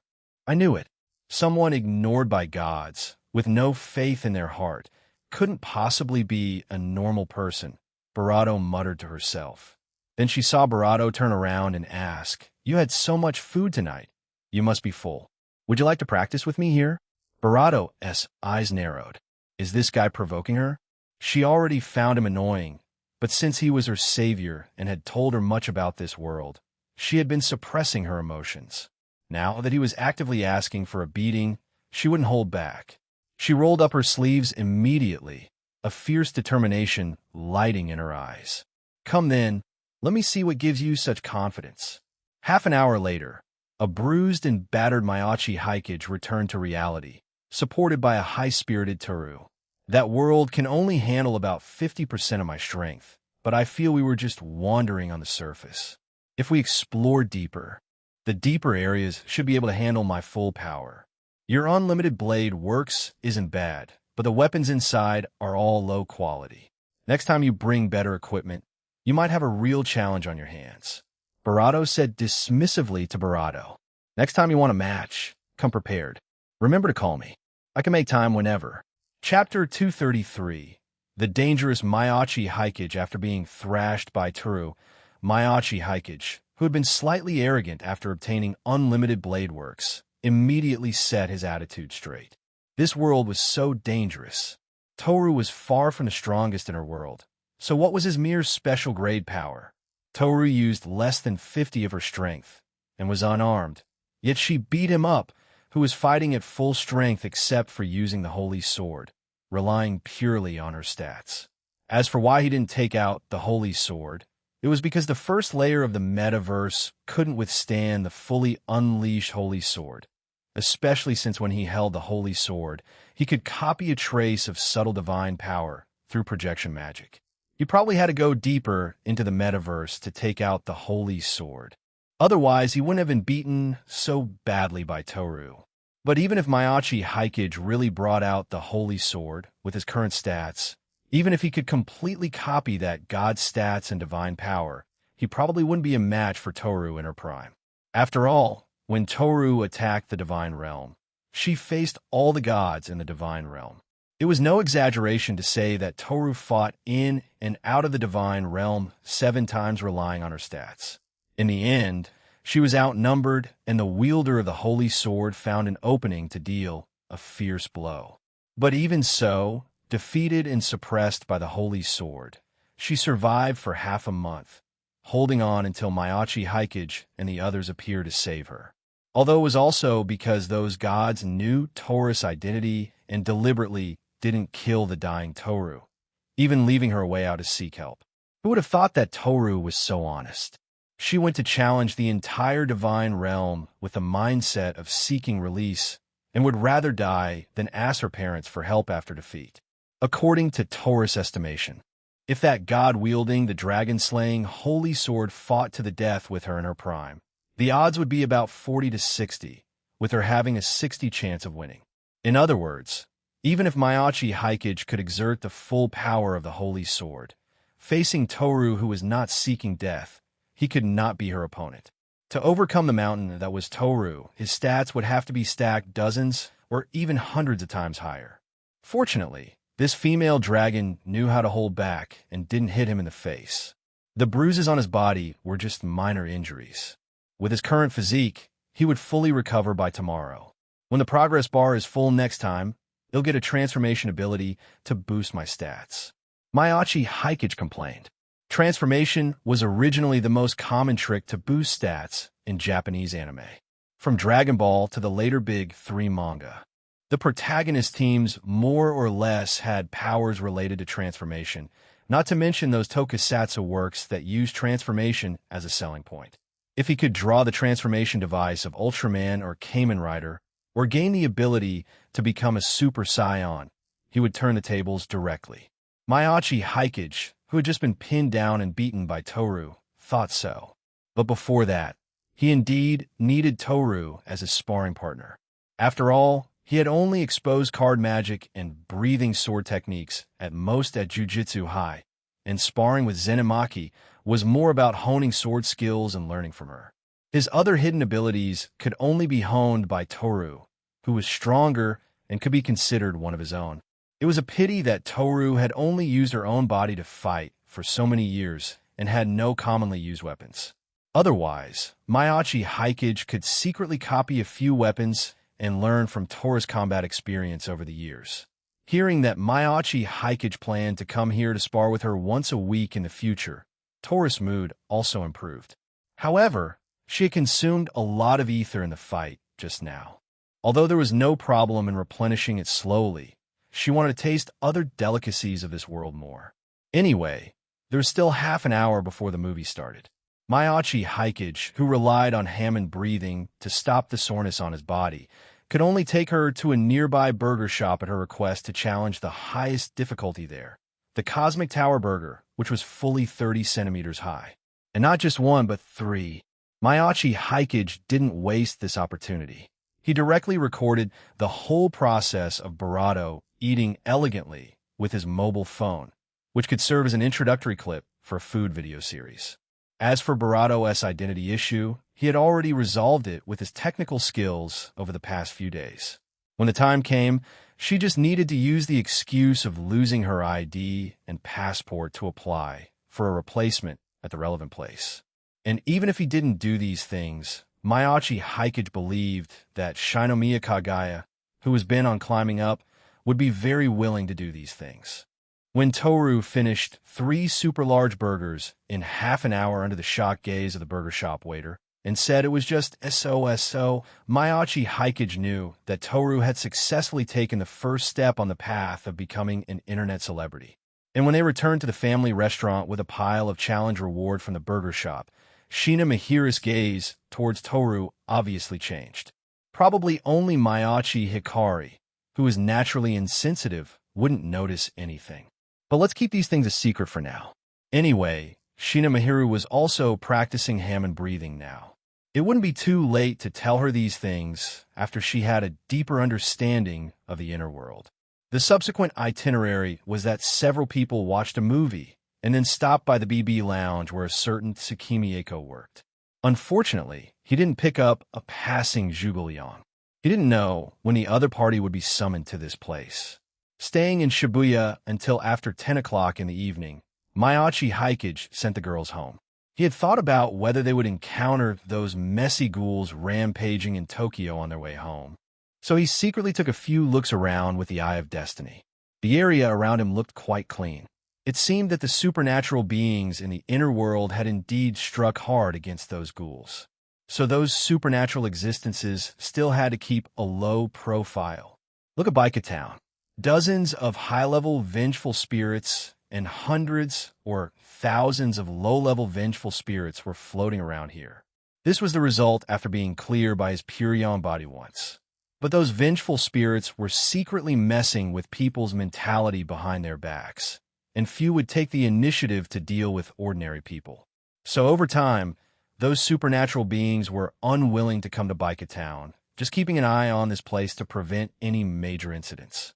It would have been fine if these ghouls had secretly mingled in the crowd, but they attacked people indiscriminately as soon as they appeared in Tokyo, and seemed to have caused some people with status to become food. As a result, public anger was sparked, and the supernatural beings in the entire Tokyo inner world began to investigate. He didn't know how many ghouls would escape this pursuit in the end. Mayachi Hikage didn't obsess over this aspect. He had to go back to school tomorrow. After arriving home, he casually wrote a diary entry about investigating Toru's whereabouts, and described the ghouls in the second batch of diaries as bait, and then went to rest. And in Jujutsu High, Yaga Mazamichi, who had been busy outside all day, was currently watching the video and information of Mayachi Hikage fighting with Zenin Maki this afternoon. These videos were naturally not as clear as those recorded by Shinomiya Kagaya using the diary, but they could also show Mayachi Hikage's current strength. Is this really the power of fate? He knew Gojo Satoru's nature. He was usually unserious, like bragging about someone's talent to boost his own image. Those people, he said, had aptitude not inferior to his did indeed have special grade aptitude. But seriously speaking, there was currently no one who could reach or even approach Gojo Satoru's level. Originally, he thought Mayachi Hikage was in the same situation. The word fate was indeed powerful, but as for how powerful it was, it seemed that no strong people had appeared in this aspect, and most appeared as supporters. After all, in Tokyo, there were still dozens of supernatural beings with divination talent. And the future seen by these supernatural beings was not absolutely accurate, even for special grade supernatural beings with divination talent. Facing ordinary people, they could have an accuracy rate of more than 99, but as long as it involved supernatural beings, the accuracy of divination plummeted. When a special grade diviner faced another special grade supernatural being, an accuracy rate of 30 was considered good, and there might even be backlash. However, Mayachi Hikage's power didn't seem to be divination, but closer to strong luck, earning tens of thousands of yen every day through various means without working, almost never failing in what he did. Starting a company at 13 to speculate in stocks and venture capital, developing a rural village to the present state in 3 years, and directly taking out billions of funds to buy a Western-style house in Tokyo, including the various supernatural information appearing under his supernatural videos, now having an accuracy rate far exceeding other peers, allowing their Jujutsu High's commission completion volume to increase by 30 in the last half month compared to before. It seemed that everyone around him would develop in a better direction. Jujutsu High still had some intelligence capabilities, such as the matter between Maiachi Haikage and Hamamiko, who was regarded as a treasure by Chichibu Shrine. Although it didn't mention the connection between Hamamiko and the ley line, it also mentioned the intelligence that the two were suspected of accidentally passing through a spatial rift during an earthquake that night and missing for 2 hours before returning. Of course, this intelligence could only be said to be suspected. After all, no one knew where the two of them went and what they did during those 2 hours. But both Jujutsu High and Chichibu Shrine decisively chose to block the information of the two people. Later, it seemed that the Kannon Temple also helped cover up Maiachi Haikage's traces. Chichibu Shrine naturally wanted to keep Hamamiko in Chichibu and not let her be taken away by people from the Association of Shinto Shrine's main office, while Jujutsu High and the Kannon Temple naturally did it for Maiachi Haikage. Senchuredo, he was thinking about whether to personally approach this person with strong luck. After all, he was indeed curious about how Maiachi Haikage used the power of fate to complete teleportation after his supernatural awakening. But the matter of the ghouls these days was indeed troublesome to deal with. Those guys really seemed to have come to this world from another Tokyo that was similar but different from this world. It was just that none of those guys knew how they crossed the world to come here. Instead, after discovering that this world didn't have the original constraints, they directly started to barato recklessly.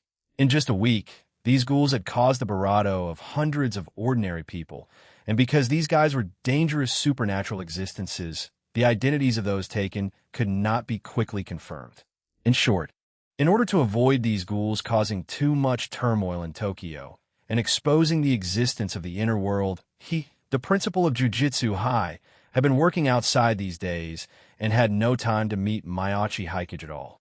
Fortunately, Shinomiya Kagaya, the new student at Jujutsu High, was indeed ambitious.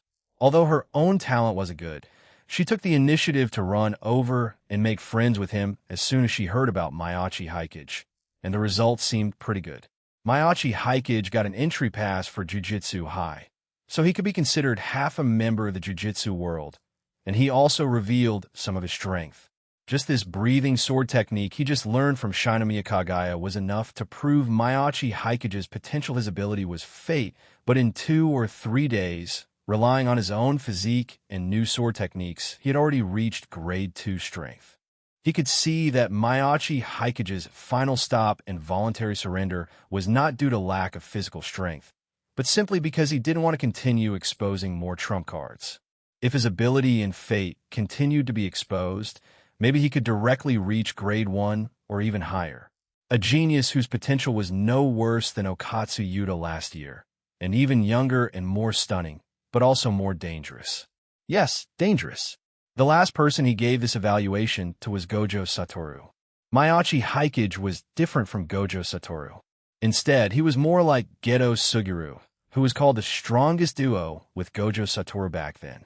He had to admit that he misjudged Geto Suguru back then, or rather he saw the flaws in Geto Suguru. But because of the more dangerous Gojo Satoru, he lowered his attention to Geto Suguru, allowing him to go astray after encountering a series of extreme events.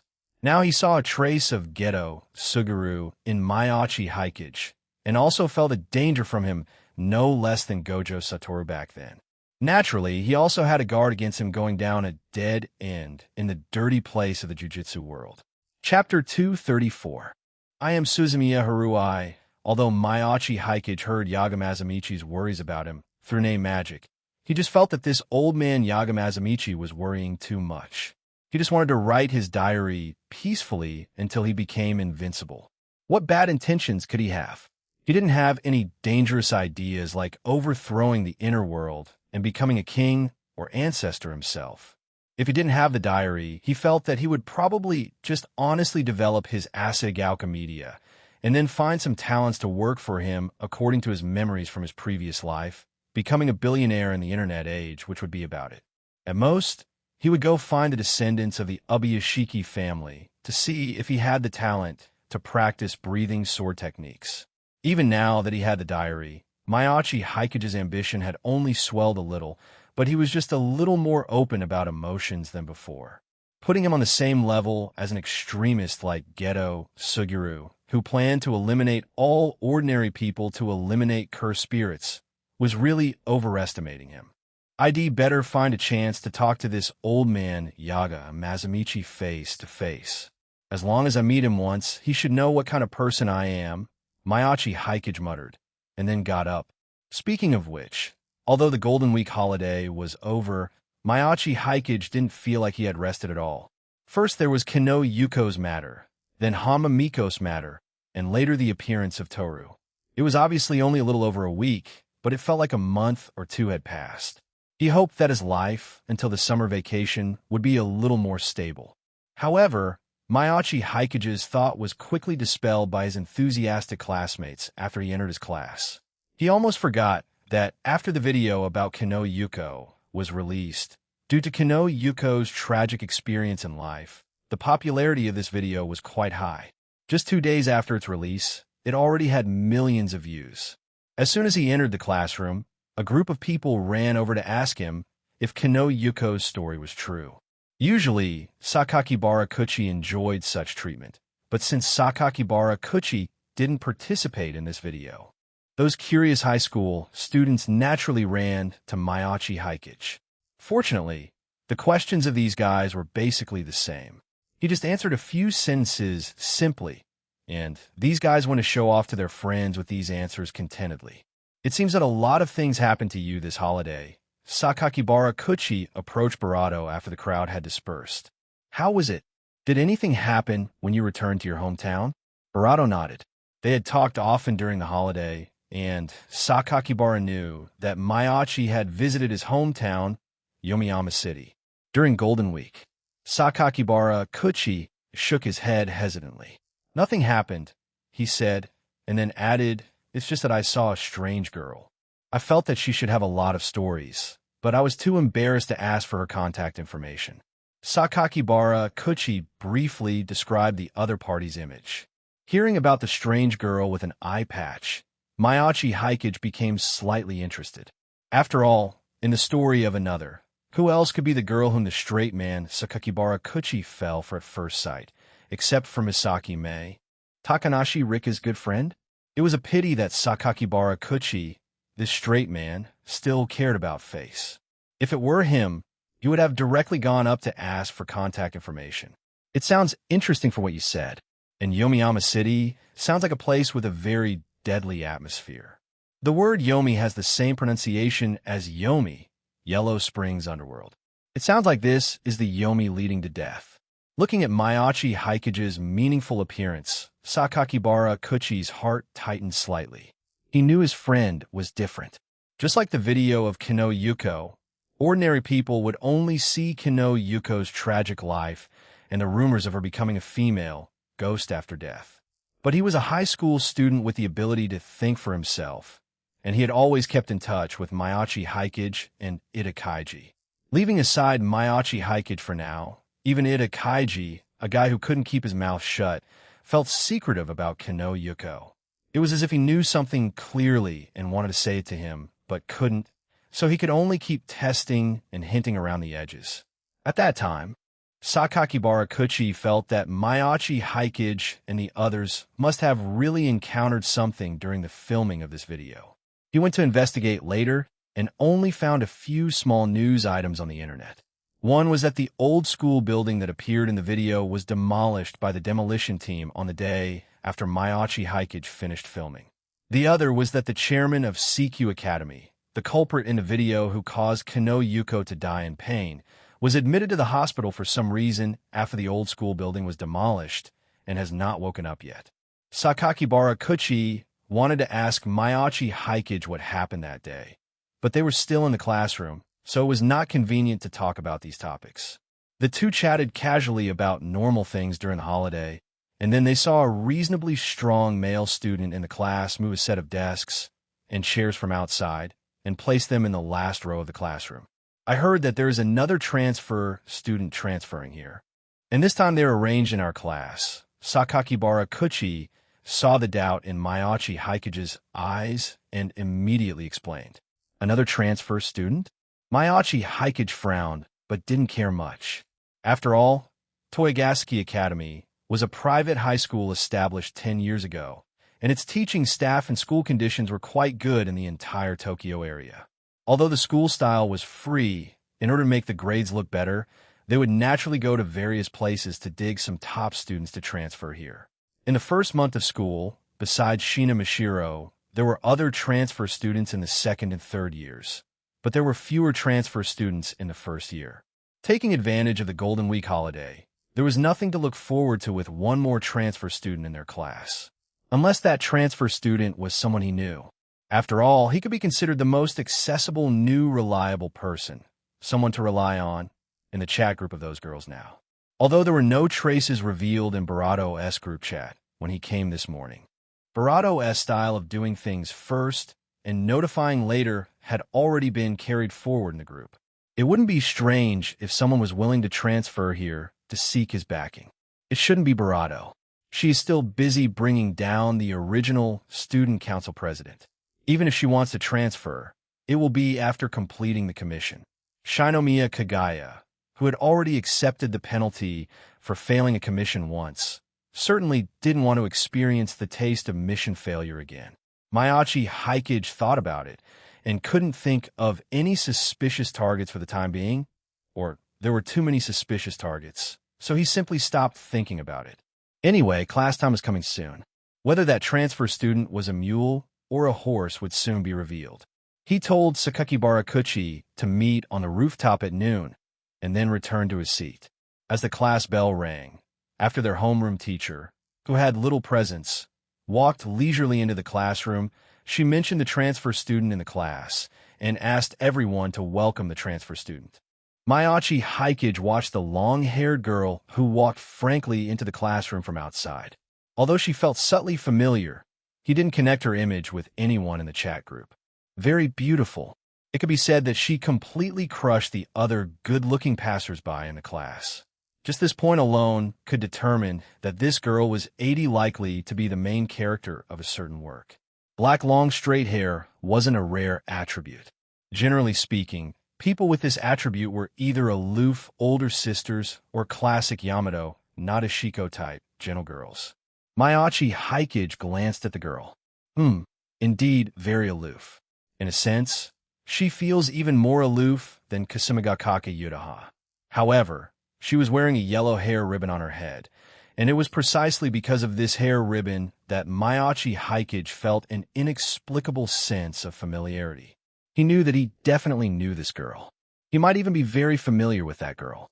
But the girl he knew was not a member of the chat group, and no matter how he thought about it, it was impossible for her to appear in this place at this time. Mayachi Hikage stared at this girl, and then opened the eye of destiny on her under the cover of yellow temperance. Then he found that he couldn't see anything. Even when facing Zenin Maki, a semi-grade 1, the eye of destiny could more or less distinguish the opponent's offensive trend and her recent general fate. But these eyes couldn't see the fate of this mysterious girl at all. It was as if she was completely unaffected by fate. However, Mayachi Hikage quickly shook his head again. He, a transmigrator from outside the world, had to watch the show for that high-dimensional existence under his control. Even according to her original setting, the girl in front of him was still just the heroine of a popular light novel. So naturally, she couldn't be considered to have escaped the control of fate.